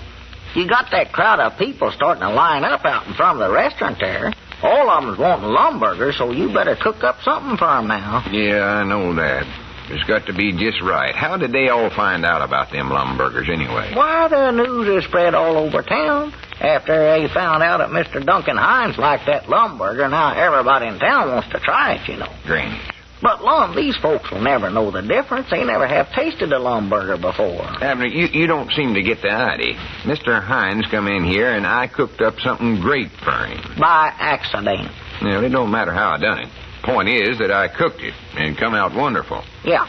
And Mr. Hines is going to recommend it. I know it. So it's got to be just exactly the way it was for him. If I done anything else, I wouldn't be keeping faith with him. Well, I still don't know what you're going to do about all them folks that's starting to line up out there. You made that public announcement over the party line, too, saying you was going to start serving your famous Lumburger at 2 o'clock today. Reckon most of them heard that, Lum. You got to go through with it. Yeah, I forgot about that. Maybe I oughtn't have did that. When I made that announcement yesterday, I thought sure I'd be able to recollect how I made that Lumburger by now. Yeah. Well, let's go over it one more time. Maybe you'll get it this time, Lum. Now, what did you start out with? Well, wait a minute. Let me stand right where I was at the other day. Yeah. I want to do everything just exactly like I done it then. Maybe it'll come to me. That's a good idea. Well, let's see now. I had my cooking chief's hat on, didn't I? Well, you must have. You ain't hardly had that thing off since you went into the restaurant business. All right, now, here I was, standing right here. Yeah. Mr. Hines was sitting right there. Yeah. And Willie the Boodler's friend was sitting over there. And I was just serving him another plate full of chicken and pork chops. Yeah. And then I decided I'd fry up Mr. Hines a hamburger. So I got out the hamburger meat and seen there wasn't enough left for a full sandwich. Yeah. So then I started looking around for something to put in it to make it big enough. Yeah. And what was it you found to use? Well, it was, Dad blame it, I just can't think of it. Well, try hard, Lum. Think. Get your brains to work and get them little wheels to spinning up there. What'd you put in it now? Come on. What was it? Well, it was... I can't get it. Just can't get it. Cheese? No, we never had no cheese. Bananas? How could you put a banana in a hamburger? I don't know. Bend it a little, I reckon. Fold it up. Well, weren't that. Oh, if I just hadn't have fainted and hit my head on the stove, I could recollect what it was. Now, you're sure that you put something in there, ain't you? Oh, yeah, I had to. Yeah, sort of meat that way. And whatever it was, I sort of wrapped the hamburger around it so it all looked like hamburger to him. A pork chop? No, he served all them to that tramp friend of Willie's. Yeah. That King, Florida, or Kling, Florida, or whatever. Yeah, that's Kling, Florida, who it is. Let's see now. Was it some kind of meat? I don't think so. Vegetable or mineral? This is sort of like a game, ain't it? Heavy hangs over thy head. What ought the owner do to redeem Abner, it? hush up. This is serious business. Huh? Here I am on the verge of getting world famous for my Lumburgers, and I can't recollect how I make them. Abner, after I was unconscious there, did Mr. Hines say what he thought was in that sandwich? No, he never. Said he'd like to get the receipt for it, though. So would I. He said you might not want to give it out. Said lots of time big famous cooking chiefs kept their receipts a secret. Maybe that's what I'm doing, keeping it a secret. Well, maybe that's the thing for you to do, Lum. Yeah, maybe you got an idea there. Why, sure I have. When 2 o'clock comes, just go out and tell them folks that you can't make none of them Lumburgers because the Lumburger's a secret. Well, wait a minute. I can't do that. Well, tell them it's such a big secret that you don't even know it yourself. Well, that's just plain ridiculous. Somebody's got to know the secret. And the way I look at it, it ought to be me. Yeah, ought to be. Well, let's try it again, then. Doggies. Now, you taken the hamburger meat and you stuffed something inside of it. Yeah. Now, what was that? Well, it was, Think hard, Abner. What'd you put in there? Well, first, I taken some, Keep going. I taken the... Well, wait a minute. I weren't the one that done this. It was you. Yeah, what's the matter with Here, us? bend over here, Lum. Let me look at that lump on your head again. I don't believe the swellings went down after all. No, my head's all right. Just a little sore back there's all. Works all right far as that goes. Well, it must have helped you then. Get it to working. More people lining up out there, and it's going to be 2 o'clock pretty soon. Yeah, if I don't recollect this by 2 o'clock, I'll have to start looking around for some other line of work to go into. I know that. Yeah. Well, let's see. What other line of work can you go into? Well, I ain't give up yet. I'll think of this thing. I seen an ad in the paper this morning. Said something about big opportunities for a lifetime's career or something like that. I'll get that thing. Never mind, Abner. Let's see now. I taken the hamburger like this. I sort of opened it up on the inside of it. I put, did I put inside? Here it is, Lum. Here it is. I've got it. Well, what is it? Hurry up. Tell me. What is it? This advertisement I read in the paper. Oh, my goodness. I thought you recollected what I put in the hamburger. Oh, it surely weren't nothing like this. Paper wouldn't taste no good. Mr. Hines said whatever it was tasted awful good. Must not have been paper, Lum. Well, I never said it was, Abner. Why don't you stop getting them silly ideas and help me? That's what I'm trying to do, is to help you. Here, now let me read this to you. A 3-year training course leads to a lifetime position. Abner, I ain't got time to listen to that now. I started out with hamburger. I know that for sure. High, and I've taken the bun. High school or college graduates with good records. Well, you ain't no graduate. You got a good record, though. You ain't been in jail for over a year now. Times you was in it was a mistake, sorta. Abner, will you please hash that up? Applicants must be between the ages of 17 and 35. Uh-oh. What's the matter? Your lifetime career just ended, Lum. You couldn't get under the wire if you added them 2 ages together. Oh, I don't know about that. Well, it's a shame you can't get in on this. It says here that salaries compare favorable with earnings and other occupations. Well, here, let me see that. But wait a minute. Don't be jerking and grabbing. What line of work is that, anyway? Bank president? No, it's Lum, get your hands off there.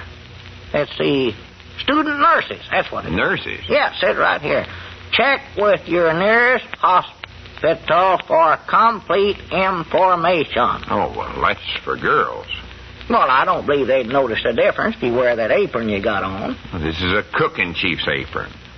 Not no nurse's outfit. Yeah, it says here, too, Lum, that there's a big demand for Army nurses. It says Army hospitals now caring for wounded and otherwise disabled men from the recent war have urgent need for the return of 750 Army nurses. Abner, I told you I ain't interested in that. Well, no, Lum, but some other folks might be. We ought to tell everybody we can. They need Well, them. tell them. Don't be telling me about it. I will. I'll make an announcement over the party line. Get Well, these girls around here that was in the Army nursery. I ain't the type for it myself. No. Now, let's see. I've just got to figure this out. Thank goodness he ain't the type. I'd hate to have him to wait on me. Abner, what do you think would taste good with a hamburger? Well, personal, I like a cup of coffee with it, Lum. A cup of coffee? Yeah. Well, you can't put coffee inside of a hamburger. No, not unless you leave it in a cup. That'd make it hard to eat. Let's see now. Crunchy.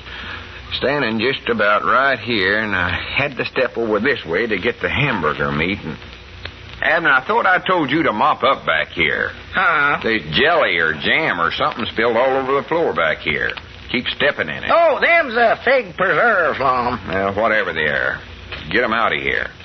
Can't think if I keep getting my feet stuck to the floor. Yeah, well, Elizabeth cooked them up. We brung them over here the other day and give them to that friend of Willie's the Boodler. I don't care where they come from. Mop them up. Yes, sir. I'll tend to it. Lumburger. What would a feller put in a lumburger? I'd write Duncan Hines and ask him what he thought was in it, but I hate to admit to him I don't know how to make them. Yeah, here, step aside, Lum. I can't mop with you standing there. Well, get some water. You can't do no good with a dry mop. This one's kind of damp. I'll get what I can with it. Oh, for goodness sakes, Abby. Here, give me Well, that wait a minute, Lum. Here, Lum, watch out. You're going to trip there. Look out, Lum.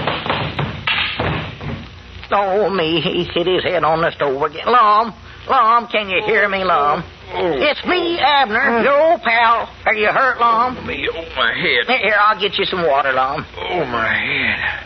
Oh, my goodness, blood. Oh, no, that's fig preserve there, Lum. Fig preserve? Yeah. Hi, Granny's, Abner, that's it. That's what I said. No, I mean, that's what I put in the hamburger. Fig preserves? Why, sure, fig preserves. Right in the middle of the meat. And then you spread some peanut butter on a bun. That's it. Hi, Granny's, help me up, Abner. I got another jar of them fig preserves, and then unlock the door. Tell them to come on in and get the biggest one treat they ever sunk their teeth into. Lum Eddard's world-famous Lumburgers. Get the griddle hot.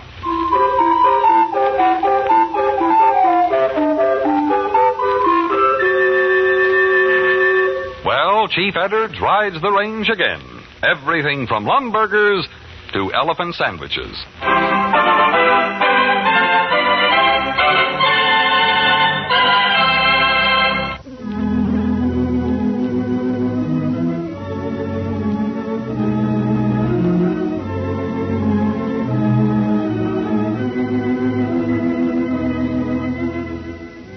Listen again every weekday at this time for Lum and Abner Down in Pine Ridge. Brought to you by the makers of Alka-Seltzer and One-A-Day brand vitamins. Gene Baker speaking.